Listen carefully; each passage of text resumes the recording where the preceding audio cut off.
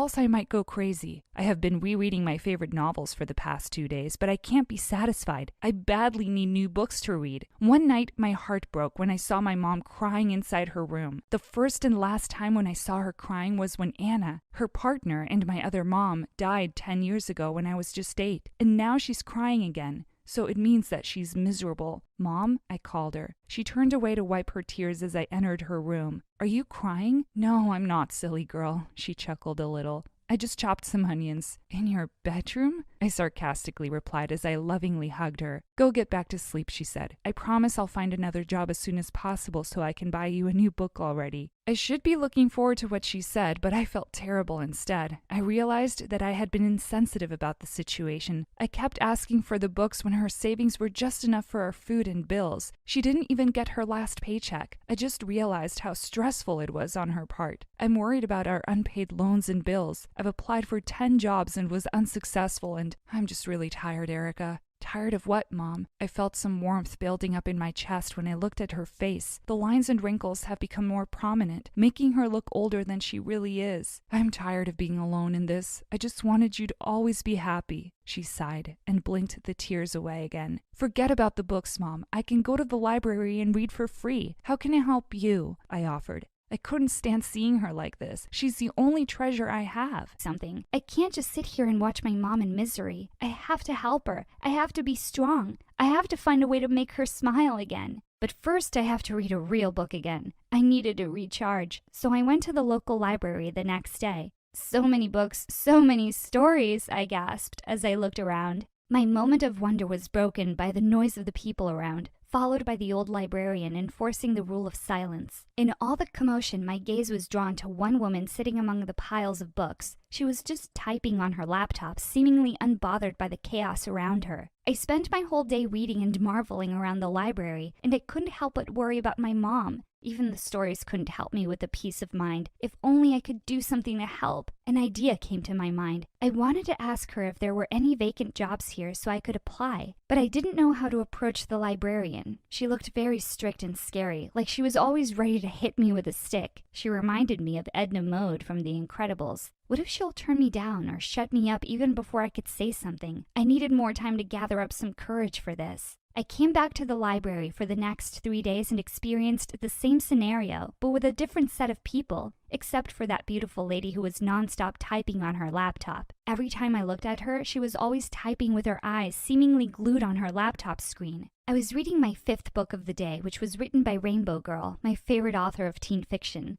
Reading 5 novels in one day is quite impressive. It was Mrs. Anderson, the librarian. I didn't notice her presence approaching me. How did you get such passion? I rarely meet people like you nowadays. Most people now are all over the internet and prefer ebooks. There was a smile on her face as she spoke, so I felt at ease. It was my first time seeing her smile. I immediately stood up to answer her questions. It was my chance to inquire about the job. My other mom used to collect books, and I kept on reading them. It has become an addiction ever since. A bookworm, I see. She eyed me closely. I didn't know what to say next, so I awkwardly struck her up with some random trivia about books. Did you know that the longest title of a book has 3,777 words? She dropped her jaw in astonishment. You must be joking, my dear. No, I'm not. Then what is it? I bet you can memorize it. Yes, I do, but do you really want me to recite it here? It would take us years before I finish it. I could have read about 1,000 books by that time. You can check it in the Guinness World Records by yourself. To my surprise, she started chuckling. I think I like you. Why don't you help me manage this library as a part-time job? I suddenly saw some imaginary fireworks blasting right before my eyes. I couldn't be more relieved and thankful at her offer. They say don't judge the book by its cover. And I say, yes, indeed, Mrs. Anderson is one perfect example of it. She may be strict at times, but if you think about it, she was just doing her job. She actually seems nice. I think you're my fairy godmother. I was about to ask you if there was any vacancy here. My mom's lost her job and I really wanted to help her. Well, you can help her now and actually do what you like at the same time. Just help me around here. I think that's the best offer that I have ever heard in my life.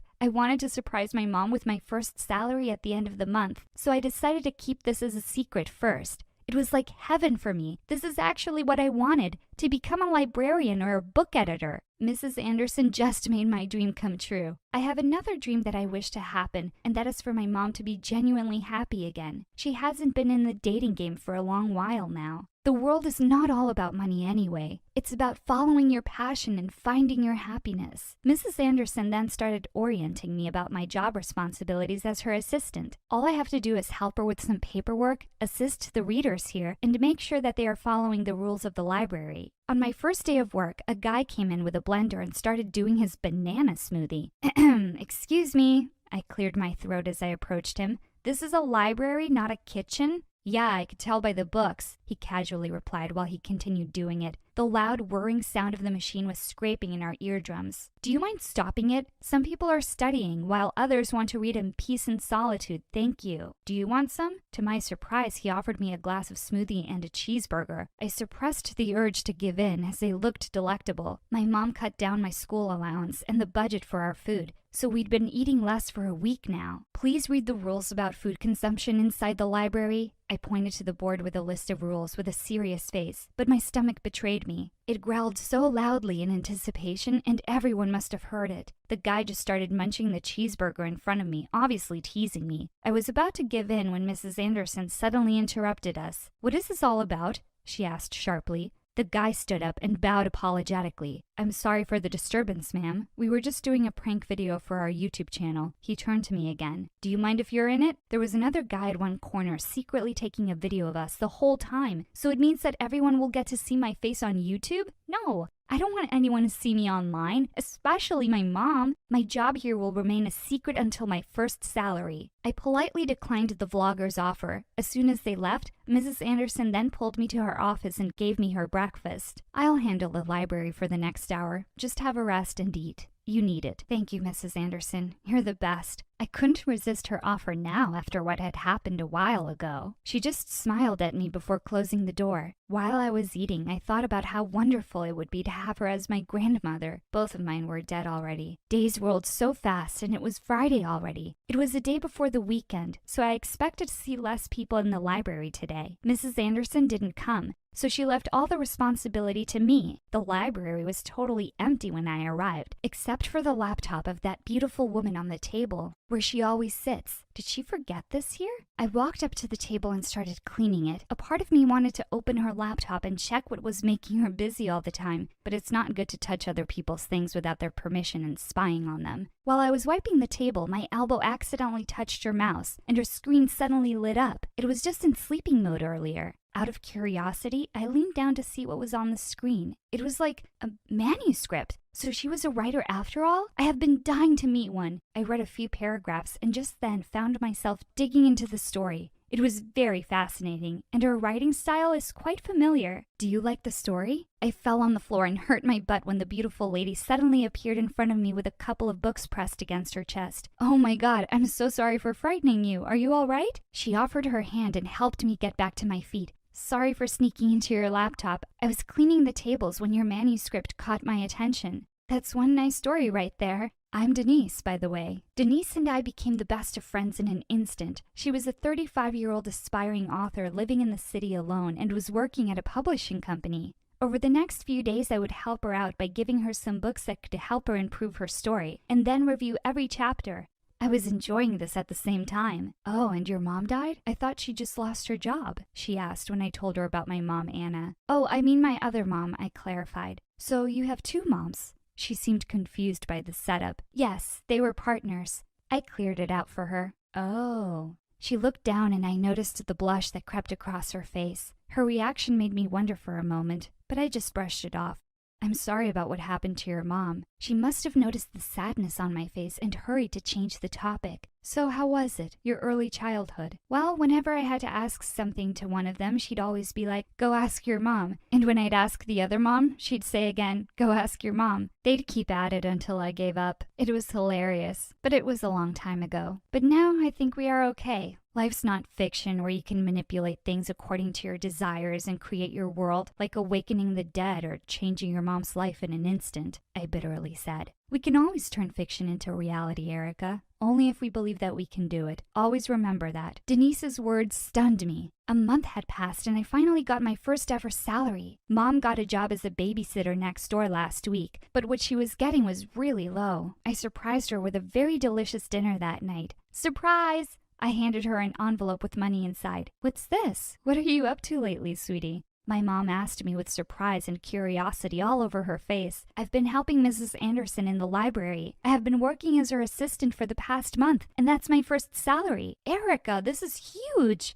Her eyes widened when she finally opened the envelope. It's just enough for our bills and food. I'll look for more jobs. I'm also helping out my new best friend, Denise, an aspiring author who I met at the library. Why don't you invite them here for dinner so I can thank them? That's a great idea! The thought of Mom meeting those equally wonderful women made me excited. It's time for her to meet new friends and have a social life again. The next day at the library, Denise finally submitted her first manuscript to her editor, and it got approved right away. But what caught my attention was her pen name written in her final manuscript. Rainbow Girl? Your pen name is Rainbow Girl? That famous teen fiction author? I couldn't believe what I was seeing. Was it just a coincidence? Since you're so special to me now, I wanted you to know it. But just keep it a secret, okay? She winked at me, and I almost fainted at the revelation. She really wanted to keep her identity anonymous so people could judge her stories without any bias. Oh my God, I can't believe it. You're actually her. I can't thank you enough for this, Erica. My work on this novel got easier because of you.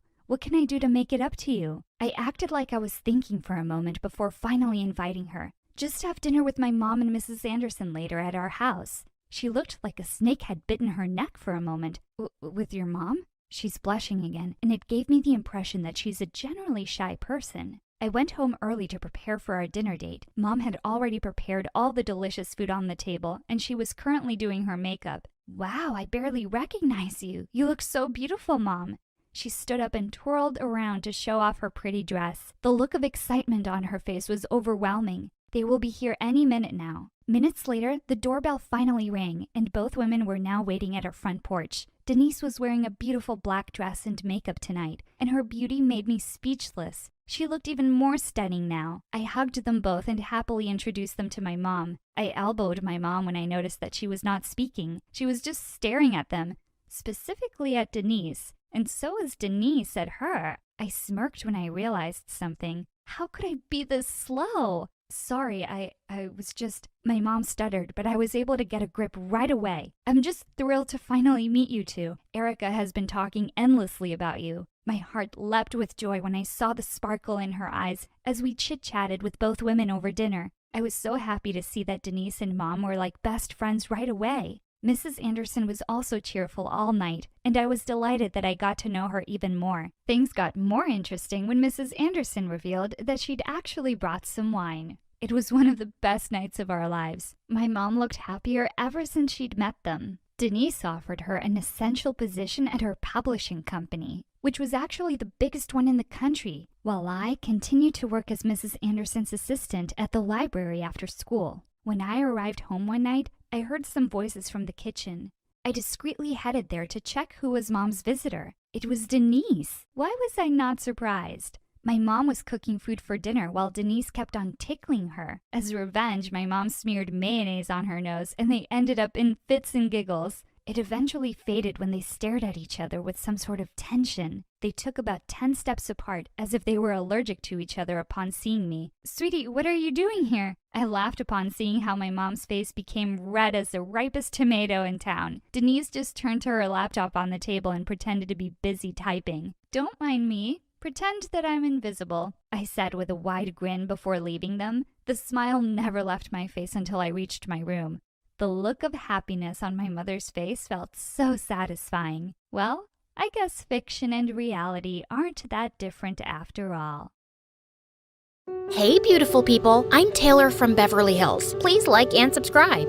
In a world obsessed with looks, I've always reveled in the glamorous world of beauty pageants. Mom got me started the moment I could walk, and with beauty, grace, and a bit of humor, I won every time. Even as a toddler, Mom gave me facials and painted my nails. She'd even squeeze my nose to keep its cute button shape. Ow, Mom! You're leaning too far forward, honey. Shoulders back and head held high. See these perfect dimples? Honey, suck in your cheeks like a vacuum cleaner, so you'll have perfect dimples.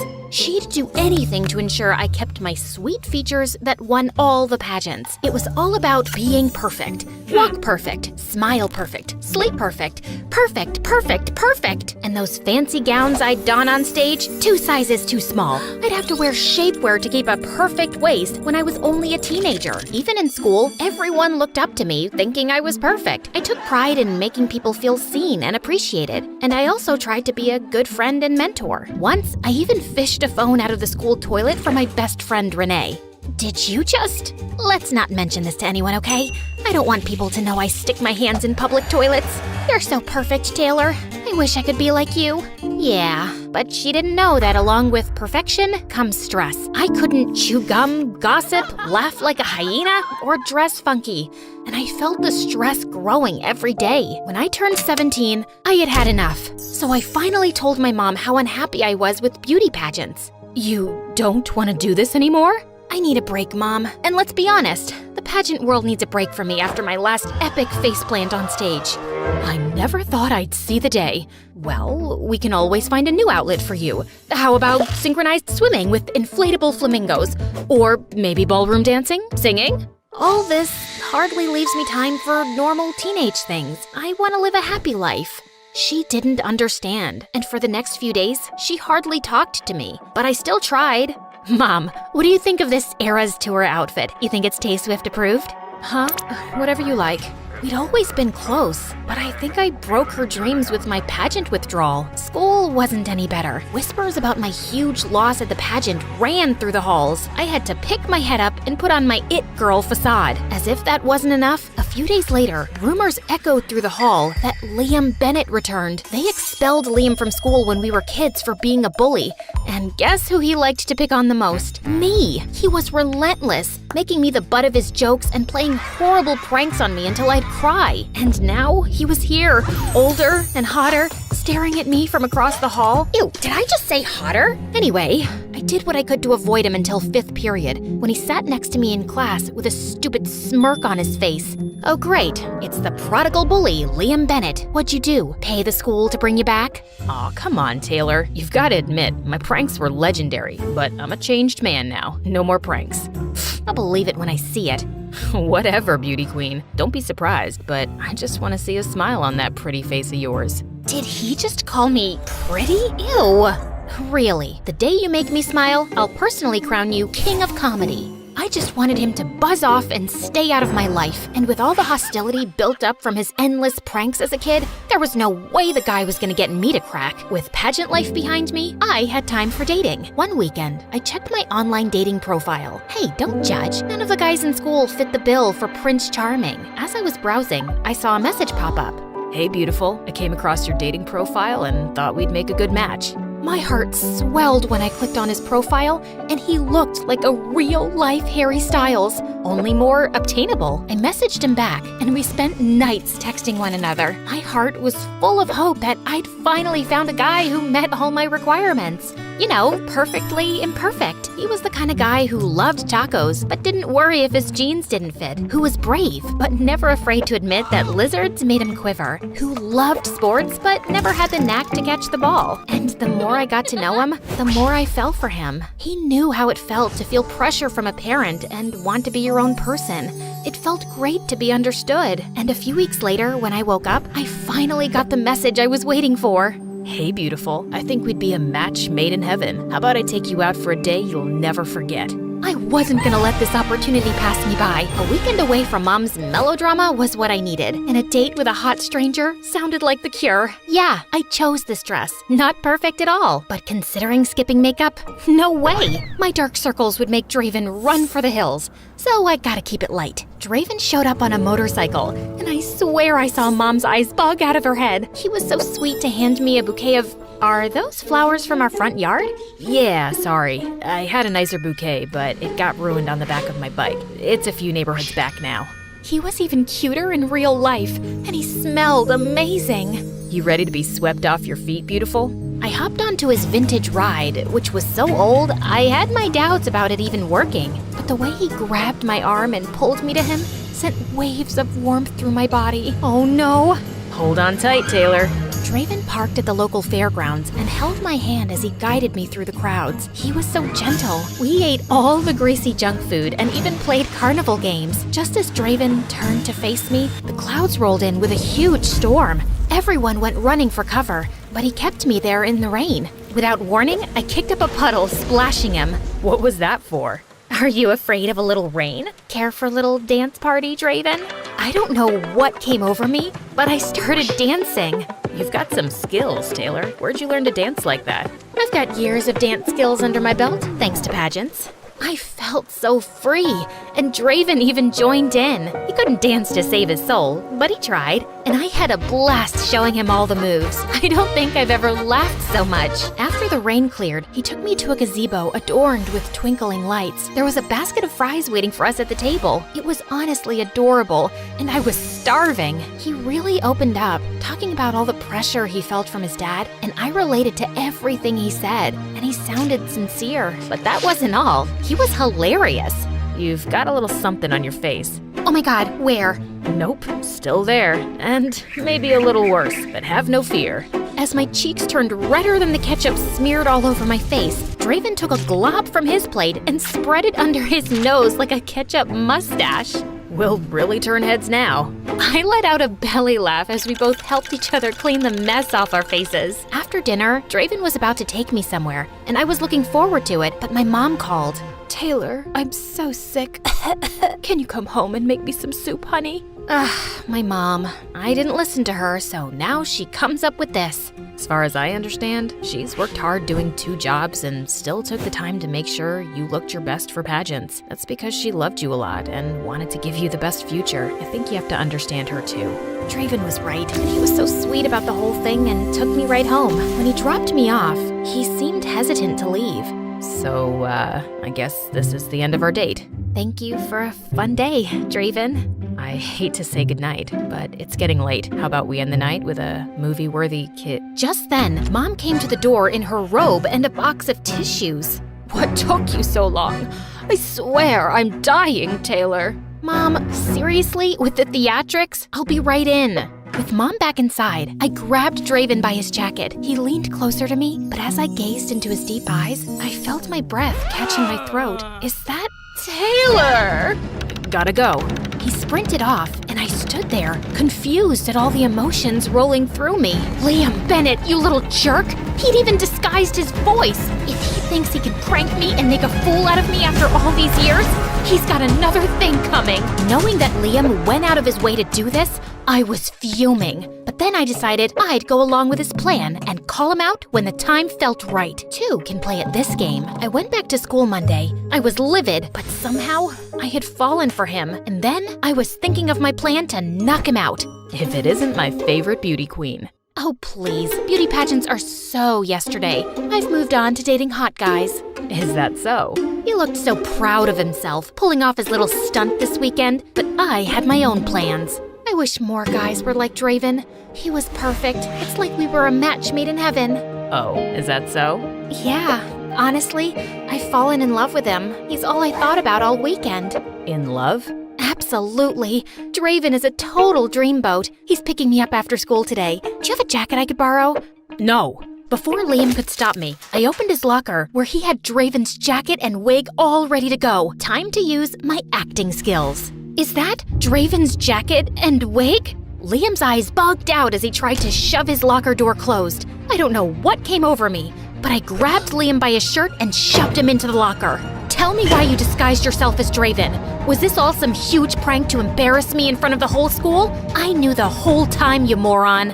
Liam didn't answer as a slow smirk crept up on his lips. And then he did the unthinkable. He kissed me in front of the entire school.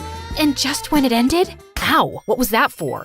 As if that wasn't enough, school security came over and started pulling me away, threatening to expel me for abusing a classmate. Let me go! You've got the wrong troublemaker! I was angry and deceived and headed for the principal's office. I could picture Mom pulling me out of school and making me endure countless hours of beauty treatments as if I were preparing for a never-ending beauty pageant. My whole life would be one big show. Hey, hold on a second. Let her go. This is all a big misunderstanding. Well, kind of. Liam, what's going on here? I need you both to resolve whatever issue this is, or you'll both get detention. I can explain everything. Leave me alone long enough with this creep, and I'll have his face rearranged. Miss Anderson, you are way out of line. It's okay. I deserve that. Come on, Taylor. Liam took me by the arm, leading me out of the office and into an empty classroom to talk. I know you're upset. Please, let me explain without rearranging my face or any other parts. Oh, I'm sure this'll be good. After they kicked me out of school a few years ago, my parents got me a mentor to help me turn my life around, and I really changed. The school gave me another chance on the condition that I don't pull any more pranks. Oh, really? Because it looks like you're still making my life miserable. It's not a prank, I swear. Then explain, Draven. I wanted to apologize to you, but you've been so hostile toward me, which you have every right to be. So, when I found out how sad you were feeling those days, and then I saw your dating profile online, I made up Draven. You're sick, Liam, and you're not very good at disguising yourself. I knew the moment I looked deep into your eyes. Really? You're such a... I can't even say the words out loud. I deserve that, but I wanted to make up for all the times I made you cry. I wanted to help you see the beautiful person you are on the inside, and I wanted to see you laugh, and Draven made you crack. I'm sorry for deceiving you. I wanted to be honest with you from the beginning, but the way you brushed me off made it impossible to get through to you. But Draven got through. He is me. We're one and the same. I felt confused, upset, and heartbroken that I fell for my enemy, and it took me a whole month to cool down and let Liam's explanation absorb me. But maybe Liam isn't my enemy. When he came up with ridiculous ideas to try and win back my forgiveness, I just had to roll my eyes. One day, when I entered the classroom, he came in with a guitar and started singing like a dying cat. And then the strings were snapping one by one. It was all I could do not to burst out laughing. And gosh darn it, those sweet eyes were doing me in. But that doesn't excuse the fact that you lied to me. You're right. I messed up. Seeing you sad broke my heart, and that's too much for me. Please. I could kick myself for caving, but all I could think about was how happy and carefree he made me feel. I liked being myself and not living up to anyone's expectations. We'd have a long way to go, but I guess I could forgive him. Do you think I could steal another kiss? You have a lot of making up to do first. What was that? A lot of making out? A lot of making up!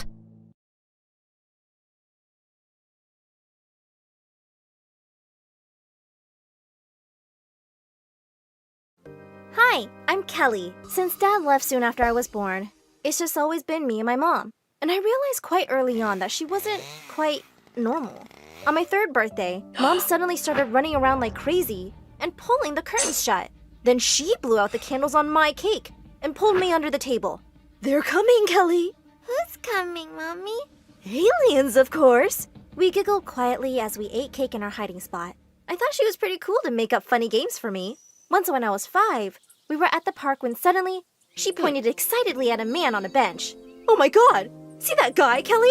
He's your dad! Go hug him! I was so happy that I ran and threw myself at him, but he freaked out when I called him Daddy and quickly left. Just then, Mom came running after me, screaming, "How many times have I told you not to talk to strangers? And you're hugging one? Are you stupid?" But, Mom, you just told me to. She dragged me home and I was so confused. What kind of a game was this? Well, things just got worse. Mom was getting crazier. When I was 14, I had a high fever once and she took me to the hospital. The doctor was about to give me an injection when suddenly, Mom went bonkers. Oh my God, are you trying to drug my daughter? I'm calling the cops right now, you kidnapper! And then she attacked him. He had to call for help and it took 3 people to calm her down.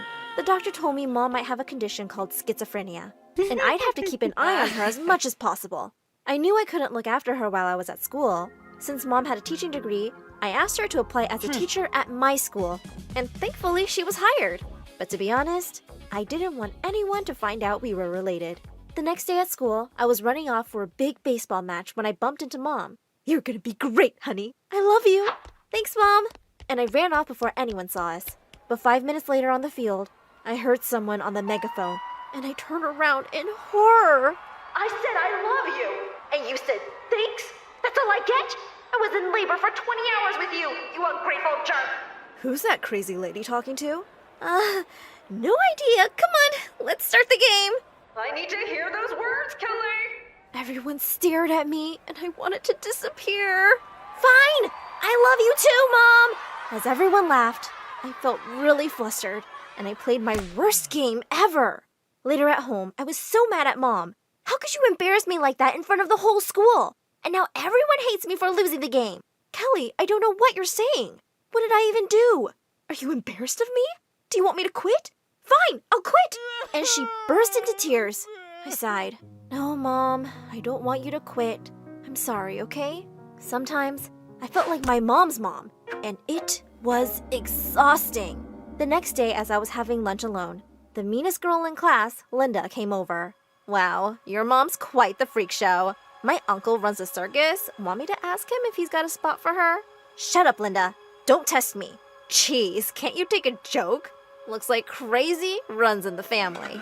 I pushed aside my tray and attacked her. But suddenly, someone literally picked me up and took me outside. It was a boy from my class, Jake. You should have let me break her teeth. Kelly, she's the principal's niece. She'd just get you and your mom in trouble. I just need a break from everything. Well, how about we get out of here and do something fun? I looked at his kind eyes and my heart raced a little. How had I not noticed he was so cute before? After that, we were hanging out together all the time, and soon enough, we started dating. One day, Jake and I were making out in the science lab when suddenly, Mom walked in on us. I was so sure she'd kill me, but instead, she smiled broadly. Oh, my baby girl has found such a cutie. I'm so happy for you. But anyone can walk in here, guys. The janitor's closet is a much better place. Wow, your mom's so cool. Let's go to the closet then. We'd only been there 5 minutes when Mom barged in with the principal. See? I told you they were up to something. Didn't your parents teach you any morals? Mom, what are you doing? Thanks to her, Jake and I were scolded by the principal in front of everyone and given a week-long suspension. But Jake had a party planned at his place the next night, and nothing was stopping me from going there. I sneaked out, and my jaw dropped at the size of his mansion. It also looked like he'd invited the whole school. But as I walked through the crowd looking for him, I saw something even more shocking. Jake was dancing with Linda, and they were looking deep into each other's eyes. What's going on here, Jake? He suddenly pushed Linda away. Kelly, you're here, babe. I didn't know if you'd be able to come.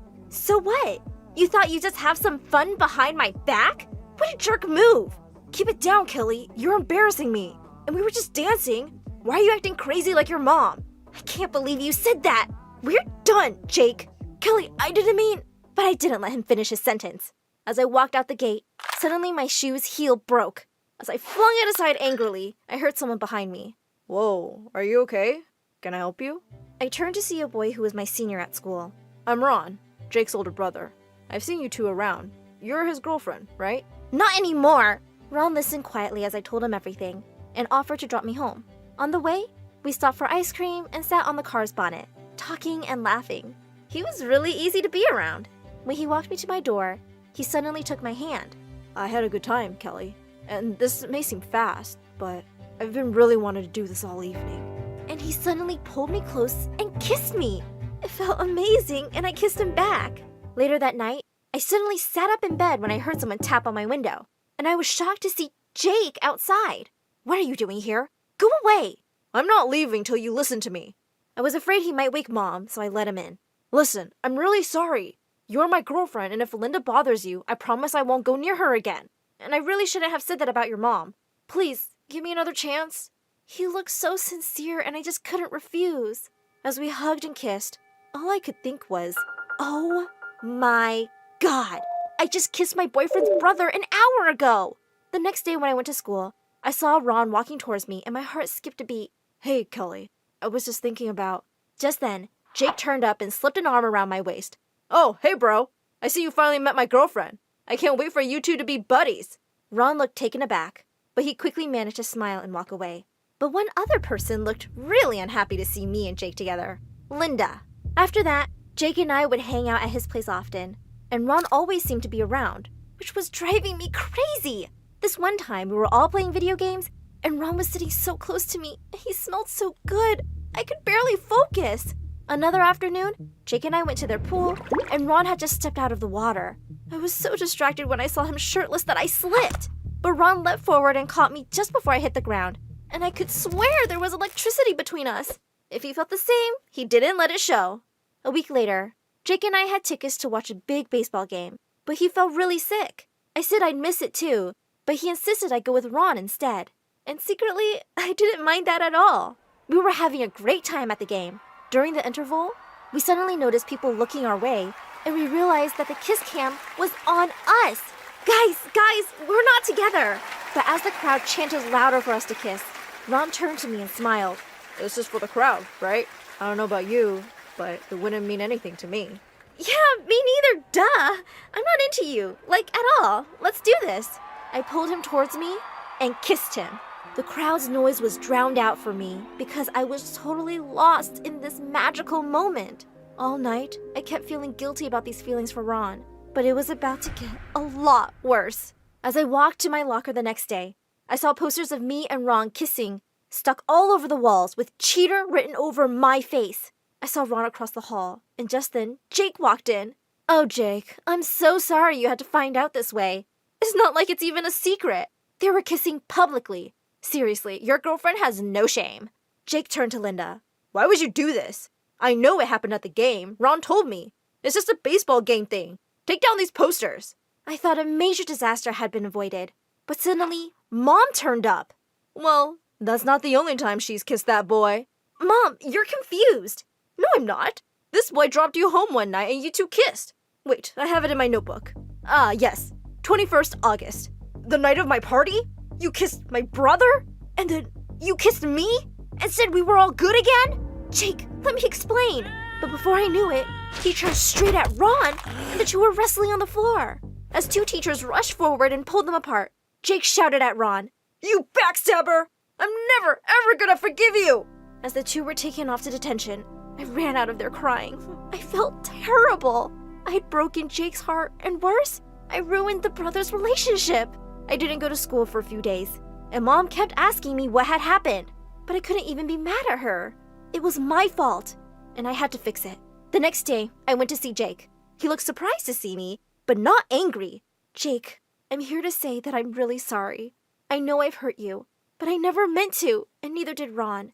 It was a stupid thing we did, but please, don't let it come between you guys. And then, Jake said he'd had time to think about everything, and he didn't even love me. He only felt competitive with his brother at first, but now he just wanted to end things himself. I know you're pretty, but you are crazy, just like your mom. And I am kinda into Linda. I gave him a hard slap on the face and left. The next day, I skipped off to school happily, looking for Ron everywhere. I finally found him, and I ran straight towards him and kissed him. Suddenly, we heard Mom speaking into the megaphone. You didn't even invite me to your wedding? You ungrateful jerk! Well, Ron and I are dating now, and it's the happiest I've ever been. We also took Mom to the doctor together and got her onto meds. And she's doing a little better. Hi guys, I'm Lucy. Like and subscribe to hear my crazy story. Growing up, I had a happy life, and I basically had it all. Only one thing was missing: siblings. And since my parents were always busy, I felt lonely. So I came up with new ideas every time. Once when I was 4, I asked my driver to push my life-sized doll in a stroller to my dad's office. Oh no, she pooped. Dad, can you please change my baby sister's diaper? Oh, honey, I can't do. Remember when you cleaned my bum in the middle of the forest with a leaf? My dad looked horrified. You've got this. You can imagine my dad's embarrassment in the middle of the meeting. When I turned 8, I'd grab the neighbor's kids and beg my parents to bring them home, but they weren't convinced. So I did everything to let them stay with me as long as I could. Until, stop trying to kidnap my kid. Put down that Prada bag filled with jelly beans and get your butt home now. As they left, I started bawling, and my parents had enough embarrassment. So the next month, they adopted 6-year-old Harrison from foster care. I was ecstatic.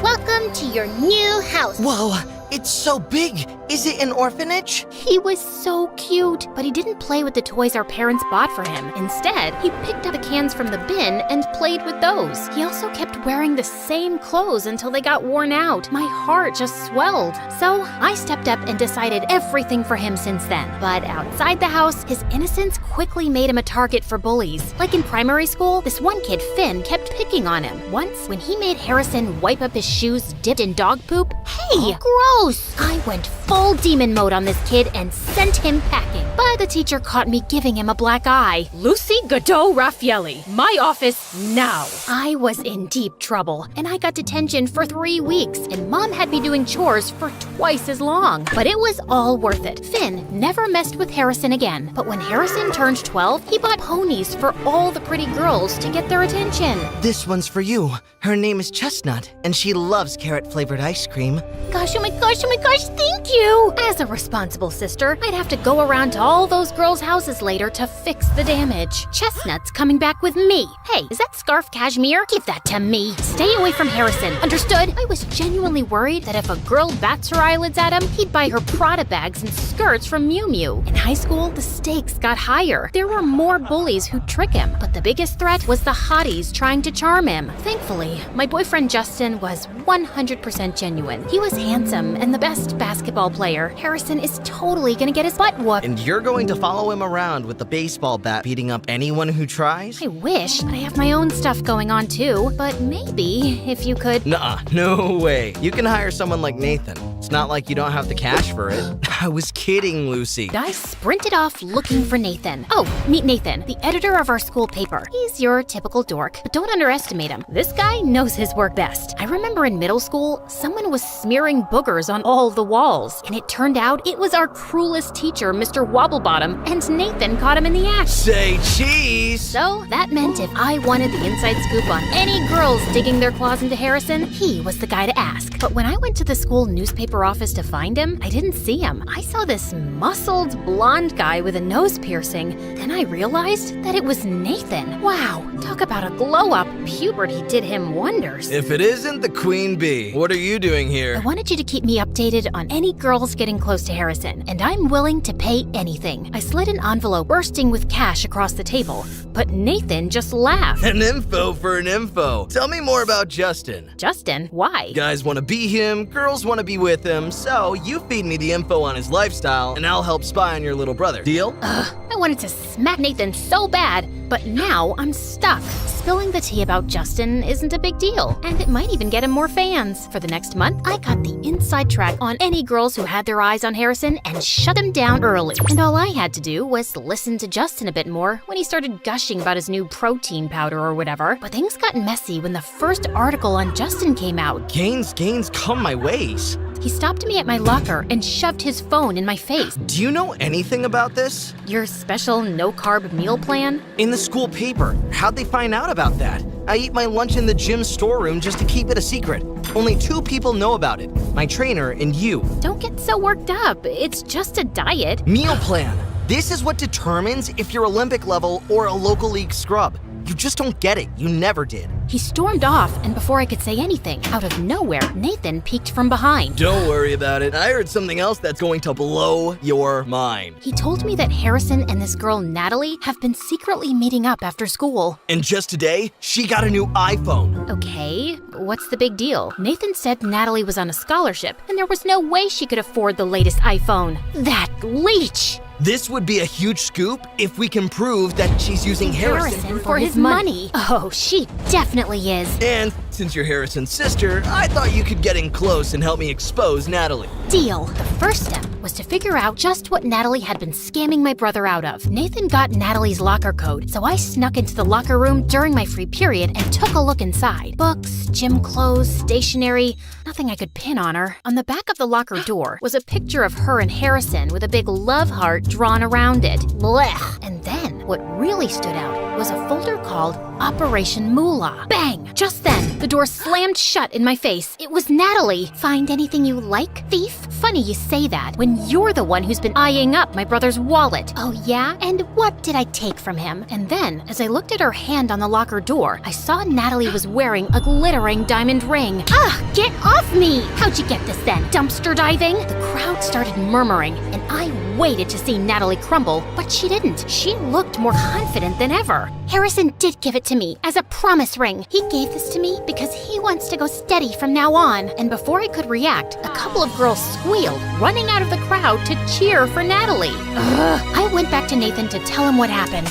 Not gonna lie, this is still great stuff for me. Not helping, Nathan. I need a new way to expose Natalie. Just then, he pulled out a drawer filled with cables, microphones, and cameras. How do you have all these? My friends lent it to me in exchange for information. So this was how he got his info for the gossip column. Over the next week, we tried to follow Natalie wherever possible, but she wouldn't let us get close at all. Until one day, we saw her and her friends go to a primary school's playground. We brought a long-distance microphone with us. He helped me with setting it up. I can really hear them. Wow, what's that? I threw the headphones off before my eardrums burst. Some snotty kid was yelling right into the microphone. Go away from here. It's not cotton candy. I immediately realized my mistake. The kid started bawling his eyes out. Natalie and her friends went around at the voice and they started walking towards us. Oh God, what should I do? They kept walking closer to us. So I pulled Nathan close and kissed him. I can't have her thinking I'm following her, can I? Ugh, get a room. I pulled away from Nathan, startled. Just then, Natalie and her friends turned around and walked away. Wow, that was great. Not another word. I was bewildered as I was still with Justin. So when I got home, I texted and called Justin, but he didn't respond or return any of my calls. But it's not like I wanted it.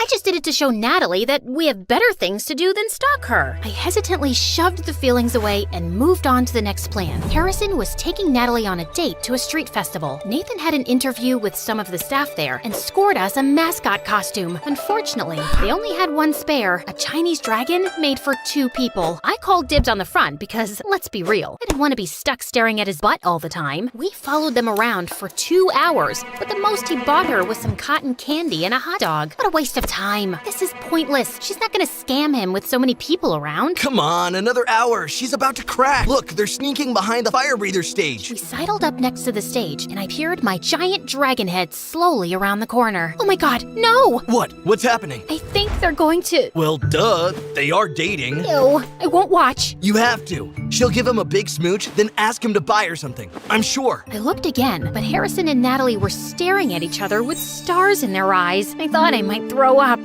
Harrison put his hands on Natalie's waist and pulled her in closer. It was too much. I jumped back suddenly, tripping over Nathan. Watch it. And just then, we crashed into the fire breather's tent pole, knocking down his backdrop. The whole thing came down just as he spit out a huge plume of flame. Get up. We need to get out of here. Ah, get it off!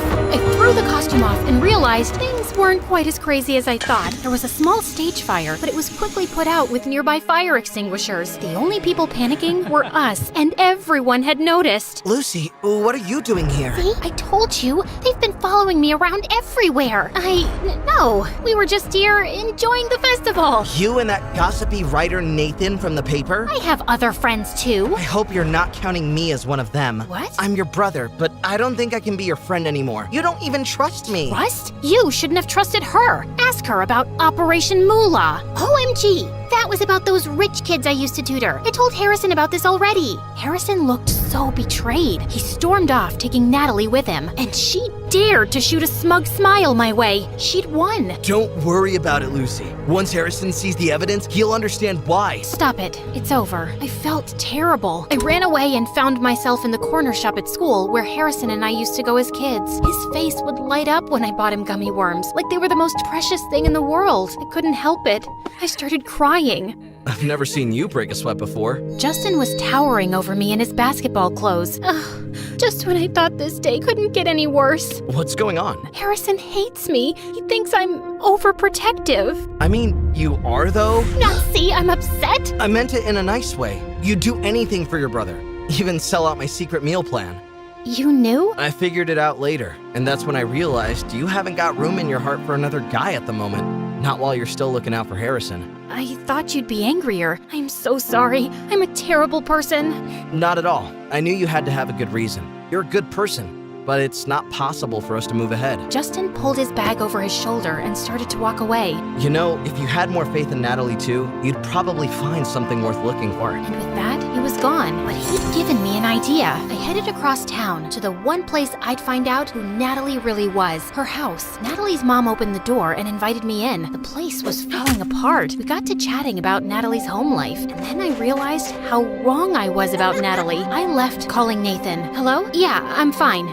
Don't worry. I need you to do something for me. Consider it a payment for staring at my butt all day. I'll text you through the deets later. Gotta go. I rushed home and started planning the event. It took a couple of weeks to get everything together, and Harrison was giving me the cold shoulder and was dead silent at family dinners during that time. It'll all be worth it. I gathered everyone in the front yard of Natalie's house, including Natalie's mom and Nathan. And when I saw Natalie and Harrison coming around, hit the cannons! Confetti drifted through the air as hundreds of people started cheering and waving. What's all this? When I visited the other week, your mom told me everything about your dirtbag dad walking out on you and taking everything you had and then leaving you in this place. No offense, but it's held together with crazy glue. So I wanted to do something for you, and I put together a fundraiser, with your mom's permission, of course. I don't understand. They're buying us a new house. Natalie was speechless. The first time I had ever seen her without the smug, all-knowing smile on her face. Who are all these people? I put the word out on my network about Natalie's situation. Everyone was more than happy to pitch in. I didn't even have to blackmail anyone this time. I elbowed Nathan in the gut. Not the time. So, Natalie, I want to apologize. Natalie's eyes started to well up, and she ran around the back of the house. Harrison followed right after her, and I couldn't help but see if everything was okay. I found them sitting on the rusty swing set, Harrison comforting Natalie. Hey, I'm sorry if I stuck my nose where it wasn't wanted. No, not at all. I really appreciate it. It's just, I don't deserve it. The truth is, when I first started seeing Harrison, I knew you were rich, like mega rich, and I thought if I got close to you, maybe I'd get some of the things I knew Mom could never afford for me, like that phone. And the ring? No, Harrison just got that for me, and I wanted to wear it and feel rich for once, to not be looked down on because I don't have as much money as everyone else. Actually, that's something Harrison and I bonded over. He got picked on for having so much money, and me for not having enough. I thought we had something deeper than that. We do. Once I saw how amazing you were, I felt guilty, and I couldn't possibly think of asking for money, gifts, or anything. I just wanted you, your big, innocent eyes and your charming smile. Harrison and Natalie locked eyes, and maybe I should have seen it sooner, but they really did like each other. Harrison, I'm sorry I didn't trust you. You just need to let me make my own mistakes sometimes and meet new people. You don't have to worry. I only have one sister, and that's special, no matter what. Harrison gave me a big hug. I didn't want to let him go again. Not so tight from now on, okay? I'll try. I let go. Room for one more? Not now, Nathan. Aw, come on. I got all these people here. Oh gosh, I need to go thank everyone. Natalie and Harrison ran off, leaving Nathan and I on the swing set together. You know, this fluff piece stuff never sells nearly as well as juicy gossip. How do you plan to make it up to me? Well, maybe we can make some juicy gossip of our own. I put my hand on Nathan's, and he blushed. For once, his cool guy attitude had cracked, and I thought maybe I have another innocent guy to look after from now on.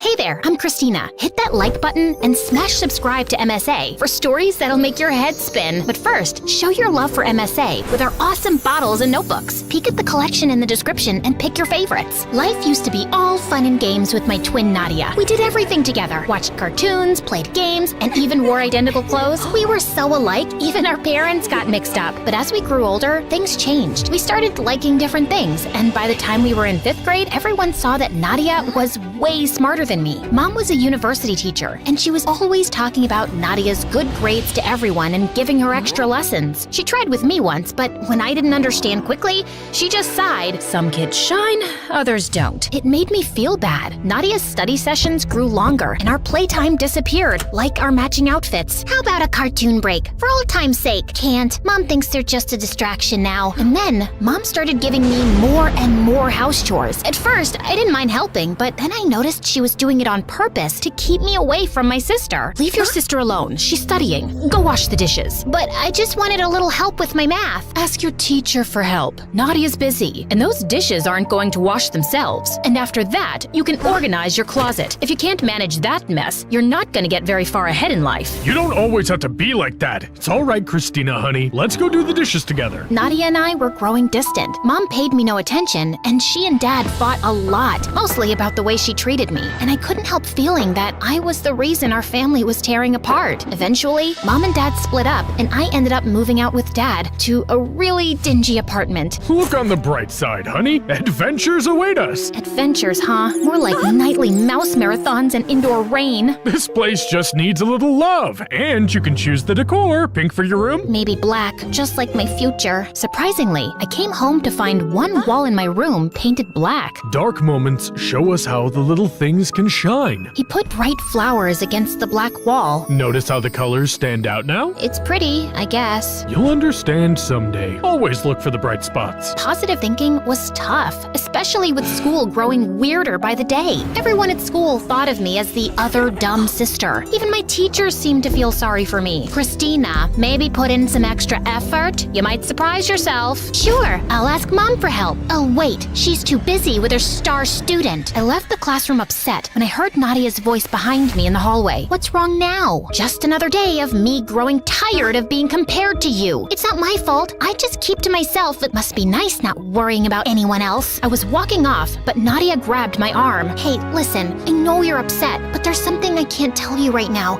It's why I am the way I am now. Please trust me. Or maybe you're just self-absorbed, and that's some stupid, mysterious lie you made up to make yourself sound more interesting. Well, it's not working, 'cause not interested. Later, Nadia went to a fancy school for smart kids, and things got quiet. I missed her a lot, because even though we drifted apart, she was still my twin after all. And after that, I hardly saw her anymore. Even when I visited Mom's place, Mom was always too wrapped up in her own world, and I couldn't help but notice that among the family photos on the walls, there wasn't a single one of just me. On my 15th birthday, Dad had a big grin and said he had a surprise for me. Guess what? I've got a girlfriend! She's Italian and she owns a pet shop. Let's go see it. Vanessa's super cool. You'll see. We walked into the pet shop, and it was like a jungle. Instead of puppies and kittens, there were snakes and big bugs. Holy moly, what is this? Vanessa had a big snake around her neck and smiled. That's just Ziggy, my whip scorpion. He's nice once you get to know him. Vanessa was full of energy and made the scary animals seem cool. And this majestic creature is Mr. Bean, the python. He's quite the gentleman. I thought I was the man in your life. Oh, you are. But Mr. Bean here is the silent type, and he never complains about my cooking. The way they were flirting with each other was so cringy. On the drive back, Dad wouldn't stop talking about Vanessa, and it was too much. Dad, I like Vanessa, but I'm not ready for a new mom. He looked sad, but I had to say it. Next time he invited me out with them, I said no. It felt like everyone was moving on except me. Dad had Vanessa, Nadia was busy being smart, and here I was feeling stuck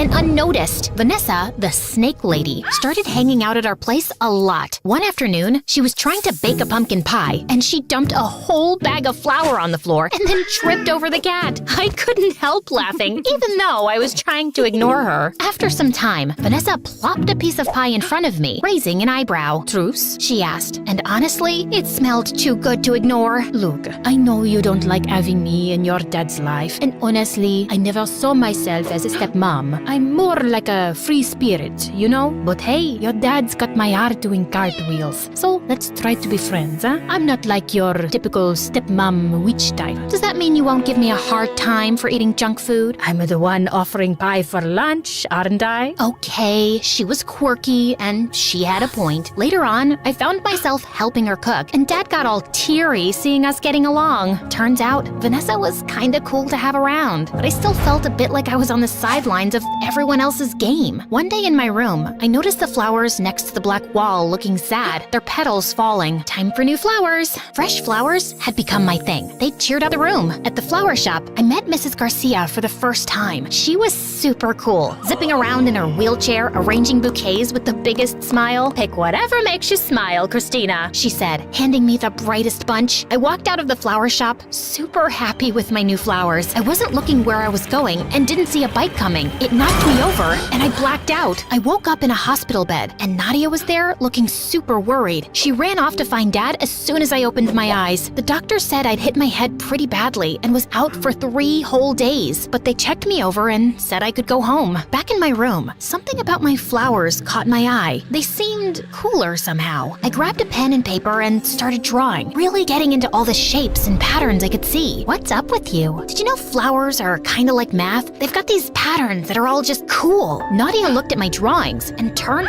white as a ghost. No way. Here, try these math problems. Stuff that used to look like alien code suddenly just made sense. I even solved the complex equations. Did my brain just level up or what? We gotta tell Mom, like she'd care to check on me. She's not heartless, okay? She was actually worried. Don't defend her. You don't know everything. Then tell me. I told you, I can't. Ugh, then just go ahead and leave. I don't even want to know your stupid secret. Later, when Mom popped by, she barely glanced at Dad and Vanessa and came straight to me with a stack of papers. Time for a little test, Christina. After I finished, she examined the papers and just said, pack up. You're staying with me now.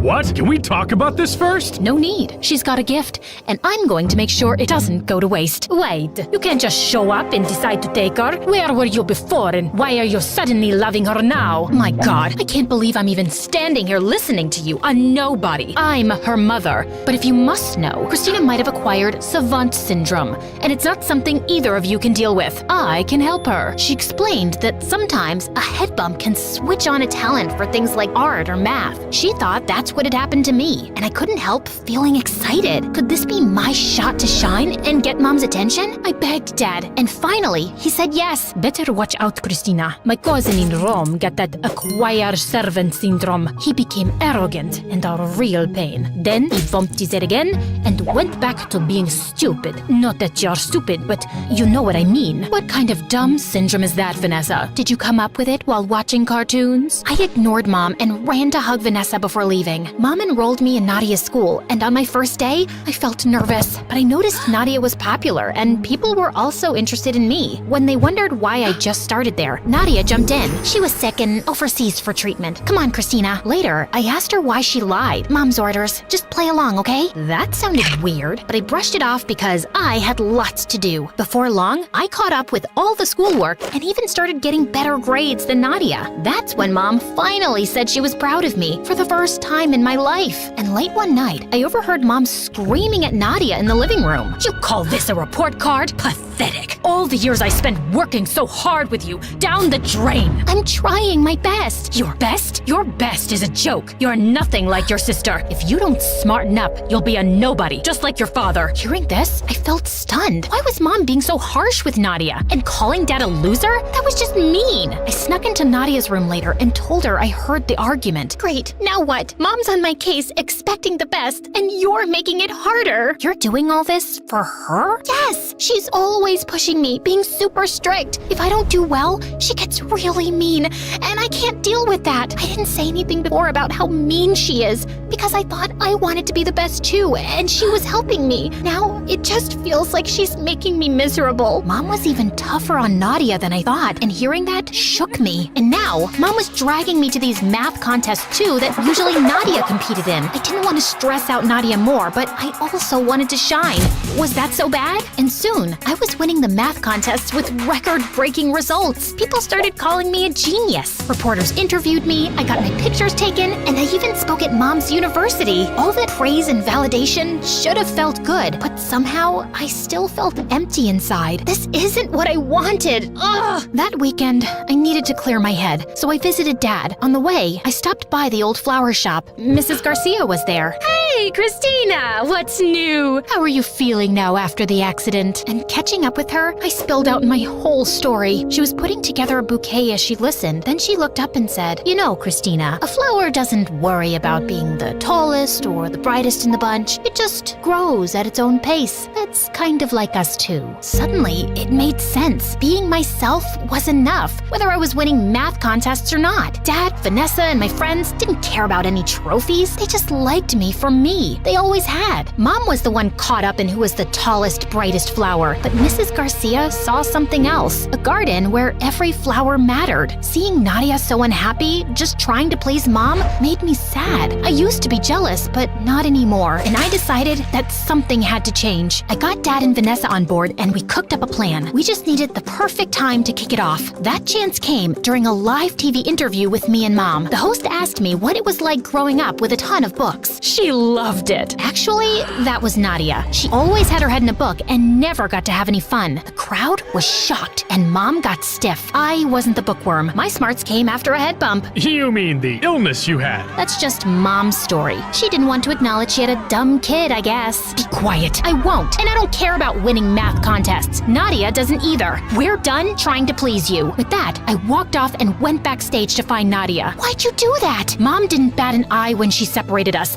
ruined her marriage, and used you to become popular. She ignored me all my life, and now she's using me. Nadia, we deserve better. Aren't you tired of being Mom's puppet? Come with me. We bolted before Mom could stop us. Dad was outside, ready to whisk us away. You can't take my kids! They're old enough to choose. Or do you want to take this up in court? Mom looked furious, but she stayed quiet, and we went home. Vanessa had a lovely dinner waiting, and it felt like a fresh start. And Nadia started helping Vanessa with the snakes, and it seemed to be her calling working with those slimy creatures. As for me, I'm still figuring things out, but for now, I'm just happy with the good stuff around me.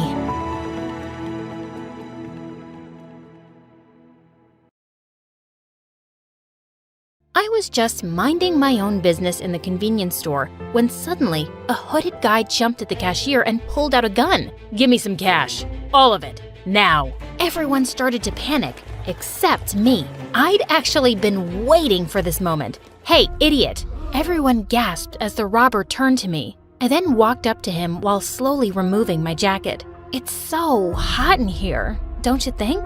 Back off, sweetheart. I have a gun.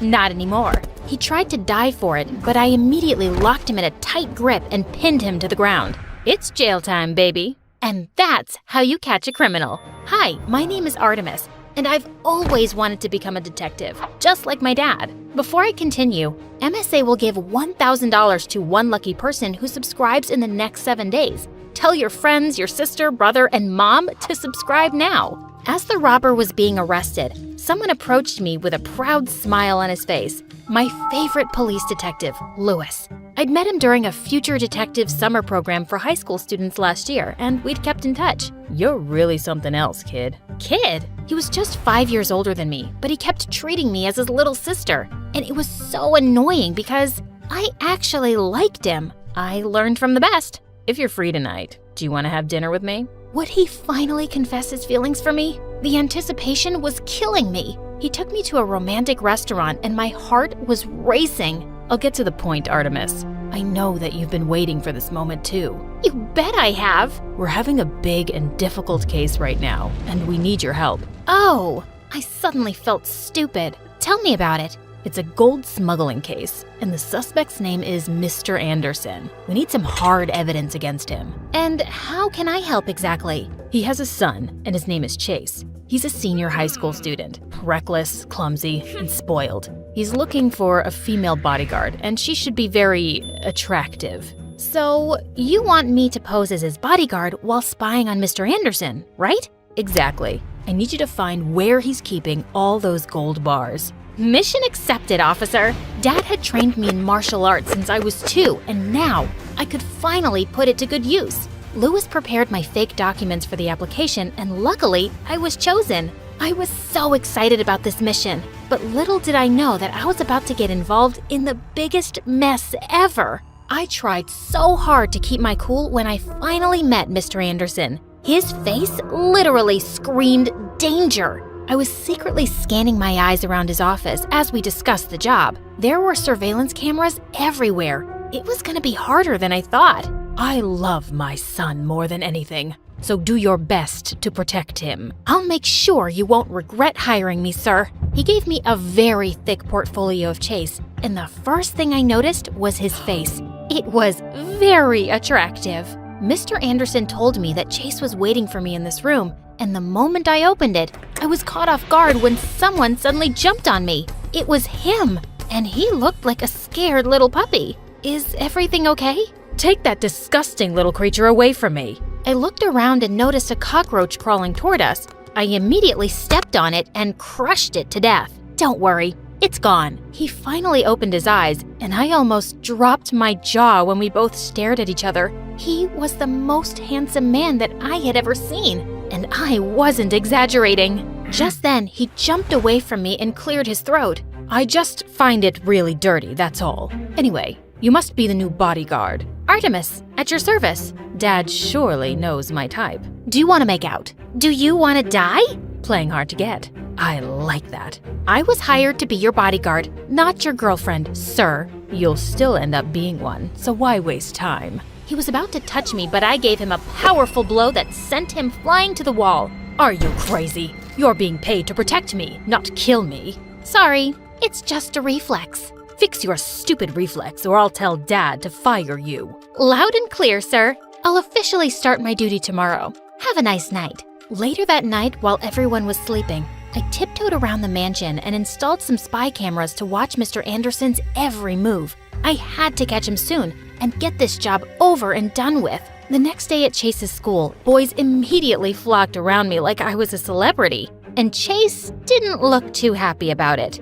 Just then, he started throwing some dollar bills at them. $1,000 for each of you to back off and stop looking at my bodyguard, losers. And with that, they all closed their eyes and ran away like rats in the dark. Excuse me, sir, but why did you do that? I can take care of myself. I want you to focus on me. Those idiots will just distract you. There's no need to do that. I'm not usually distracted by stupid things. But he just ignored me and continued walking. Suddenly, he slipped on a piece of tissue paper, and before he could hit his head on the ground, I caught him in my arms. Our faces were so close, and for a moment, I felt lost in his beautiful blue eyes. Just then, a pretty girl came running and screaming, "Hubby Boo! What is the meaning of this?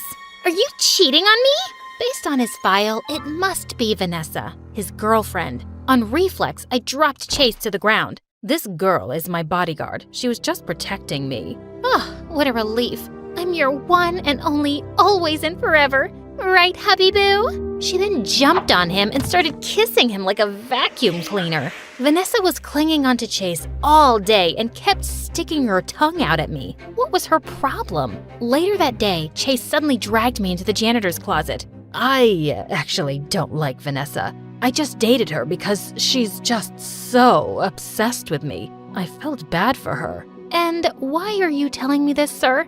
Don't be jealous. Huh? I'm sorry, but I really don't get you. Forget it. I already broke up with her many times, and she's like an annoying leech. From now on, I want you to keep her away from me. Make sure she doesn't come near me. Copy that, sir. Later that day, I snuck into the bathroom to check the surveillance video on my phone and saw Mr. Anderson enter the mansion. And then he went straight into his room.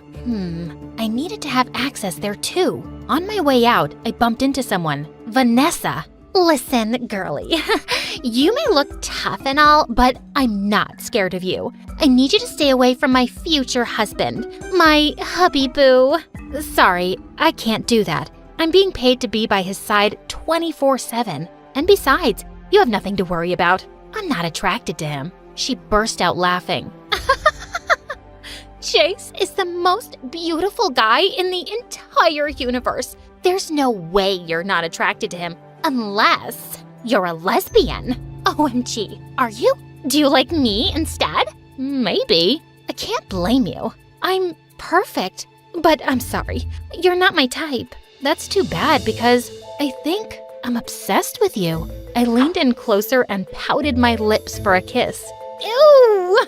Get away from me! My little stunt was effective because anytime Vanessa came close to Chase, I made pouty lips at her and she ran off. But I wasn't exactly celebrating. It had only been a week, but I wanted to give up already. Chase was a total pain in the butt and such a big baby. He would complain over the smallest things. One time he was making a huge fuss about a mosquito bite. How could you not stop it from sucking my precious blood? I thought you had great reflexes. See? It's swollen. You're not gonna die from it, sir. Relax. One time, he decided to skip school just to go shopping for a new yacht.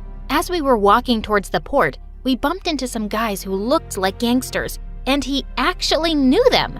It's a perfect day to break some skulls, don't you think, Chase? What do you want, Brody? Your girl. She looks like my next girlfriend. He was about to touch me, but suddenly, Chase jumped in and shoved him to the ground. Don't you dare touch her, dummy. Brody went berserk. You stupid dirtbag. He was about to punch Chase, but I was able to block his fist just in time. I'd run home to mommy if I were you. I twisted his arm and he went screaming in pain. Get her, boys. The minute the history teacher walked in, a sudden hush fell over the classroom. She was an absolute terror. That day, she announced a flash quiz and immediately turned her beady eyes to me. Annette, when was America's Declaration of Independence signed? Oh, thank God. I knew that one. 2nd of August, ma'am. Are you stupid? Everyone knows it's the 4th of July. Oh, actually, that's not true. Everyone thinks it's the same as Independence Day, but she slammed her book on the table. Enough. If you keep making things up, your nose will grow longer. I never make things up, ma'am, and that's not true. Otherwise, all grown-ups would have very long noses. She looked like she was about to blow a fuse. You listen to me. I'm big and you're small. I'm smart and you're dumb, and that's the truth. Do you have any objection? Yes, ma'am. I don't think you're very smart. As soon as the words were out, I clapped my hands on my mouth. I knew what was coming up next was the nightmare of every kid at Fairview School. I was immediately sent to the principal. She was worse than Miss Trunchbull in the movie Matilda. Miss Una turned around in her high chair, and I shuddered. She was only 5 feet tall and always wore the most hideous pink clothes, and we all knew she was absolutely vile. So, Annette, why did you do that? Do you think your teachers are dumb? Do you think I'm dumb? I really didn't want to answer that. Yes, kinda. She walked over to me slowly, and I could see the fury in her eyes. Do you want to know a secret? I really hate children. I don't know how your mother can stand you. I'm calling her now. When Mom arrived and found out what had happened, she turned to me angrily. Are you out of your mind? You can't talk to your teachers like that. Mom, I only told the truth, and you should defend me. That's what good mothers do. Oh, you think I'm a bad mother now? Sometimes. Hi, I'm Annette, and no, I promise I'm not a rude kid. I just have a medical condition that makes it impossible for me to tell a lie. But before I continue, click like and subscribe. Mom scolded me all the way home, but as soon as we got there, we were both shocked to see police cars outside. What seems to be the problem, officer? Seems like your husband's mixed up with some really shady people. Have either of you seen this man around the house? Oh, no, sir, never. I've seen him. I was horrified. Suddenly everyone's eyes were on me. I saw him last night in Daddy's study. He gave him some papers, and Daddy put them in his safe. And before I knew it, Dad was taken away in handcuffs. Mom dragged me inside the house. You think it's funny to say the first thing that comes into your stupid head? You just sent your dad to prison. Mom, I didn't mean to. You know I can't tell lies. I've had it with your nonsense. Everyone can tell lies. And with that, she flung herself onto the couch and sobbed loudly for the rest of the evening. I snuck off to my room, feeling like the world's worst daughter. I quietly crept out of the house early next morning and headed off to school. I really needed to see my best friend Janet. When she saw me, she came over and hugged me tight. Hello, Miss Popular Overnight. Everyone's talking about you. Everyone heard about how you talked back to the cranky witches. You're practically our new hero. And everyone was giving me fist bumps and high fives in the corridors. Was I cool now? Usually it was just me and Janet at lunch, but today it seemed like everyone wanted to sit at our table. A little while later, Monica, the principal's niece, came over.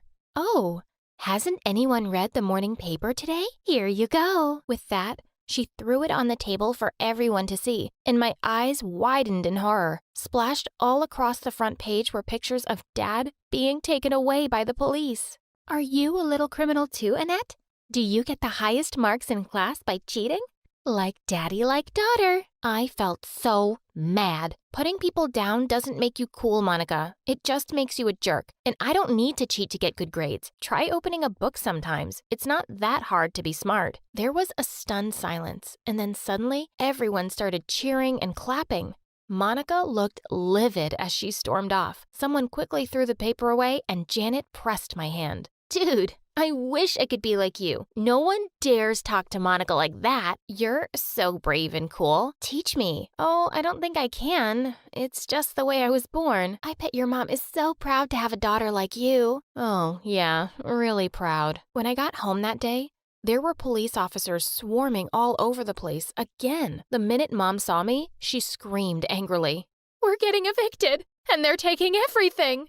And before I knew it, we'd lost our home and moved into the tiniest apartment. I even had to share a bed with Mom. She kept kicking me in her sleep all night. The next morning, she threw another bombshell on me. "If you want to go to college, Missy, you better get a scholarship. There's no way I can afford your tuition fees now." Things weren't great at home, but I'd suddenly become the most popular person at school. Janet said that the teachers treated me nicely now because they didn't want to get themselves insulted by me. Everyone at school thought I was a legend. Since that day, the principal was after me with a vengeance. She just seemed to be everywhere, ready to punish me over the dumbest thing. One day, Janet was showing me this cute boy on Instagram who worked at the same coffee shop as her. As we were swooning over his pictures, suddenly, Miss Una's shrill voice nearly made me drop the phone. "Boys and girls must always be 2 feet away from one another. Do you see any boys around, Miss Una? Don't try to be oversmart. Detention for you both." I started to spend a lot of time in detention. I could only look forward to getting out of here soon. I started working on my college applications and scholarships, and all the teachers were helping me out. Except one, of course, the history teacher. When she returned my last assignment, I was horrified to see a big fat D on it. "But ma'am, this assignment was really well researched and..." She just stuffed her fingers in her ears. "La la la la la la la." And with that, she just walked away. I was never going to get a scholarship without perfect grades. One day when I was studying in the library, I heard someone say, "Psst." I turned around to see that it was Monica. "What do you want?" "Oh, nothing. But I have something you want." When I looked at the paper she put on the table, I gasped. Final history exam. OMG, this is the exam for tomorrow. Where did you get that? Are you trying to get me expelled? No, I'm helping you get the perfect grade you want. I don't need your help. Take this back. What's going on, girls? What's that you're fighting over? I turned around in horror to see Miss Una, and before I knew it, she'd snatched the paper from my hand. Oh my, look what we have here. In my office. Now, I couldn't believe the two had actually set me up. Miss Una closed the door behind her and turned to me. The apple never falls too far away from the tree, does it? Just like your dad, aren't you? When word gets to all these colleges that you stole a final exam, you can kiss all your dreams goodbye. I was absolutely horrified. You know I didn't steal that. You can't do this. Of course I can. I can do anything I want. There might be a way out for you, though. And what's that? You'll be competing in the Maths Olympiad tomorrow. The participant we have now is an idiot, and you're a stupid genius. I need that trophy while I'm principal. You better win it for me, or else. How can I be ready for it by tomorrow? That sounds like your personal problem. And with that, she just shoved me out of her office. I spent the whole night cramming volumes of math books. The next morning, my heart was pounding when we made it to the competition venue. I really had to do well. My whole future was at stake. After a series of grueling oral and written exams for hours, the results were finally announced. And first prize goes to Fairview School. No one was more shocked than I was. I walked onto the stage in a trance, while Miss Una had already flown up there to receive the trophy, and she kept hugging me and saying how proud she was. The announcer turned to me and said, "We've never had a participant win by such a huge margin. Is there anyone as smart as you in your school? Oh God, I really didn't want to answer that. I would sound like a pompous butthead. No, I'm the smartest. Amazing! We can't wait to see what you do at the state championship. Wait, what? I thought this nightmare was over. On the car drive back to the school, Miss Una turned around to me. Start prepping for the state competition next week. There will be so many important people there, including the mayor.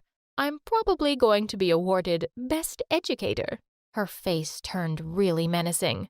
You'll win it for me, won't you? And you'll keep that mouth of yours shut next time, if you know what's good for you. Janet was horrified when she found out the principal was blackmailing me, but I told her I had to do what she said, and she helped me study day and night till the day of the big competition. Our school was hosting the event, and the place was buzzing with excitement. I was just shaking in my boots. Hours later, the whole school had gathered in the auditorium to hear the results, and the crowd erupted into loud applause and cheers as my name was announced. I went onto the stage to receive my trophy and was asked to sit down for a few questions. Annette, you must be so proud to win this for your school, and it must be amazing to have someone like your principal to encourage you. Would you like to say a few words about her? Oh my God, telling the truth would ruin me. I saw Miss Una glaring at me with a stiff smile on her face. I had no choice.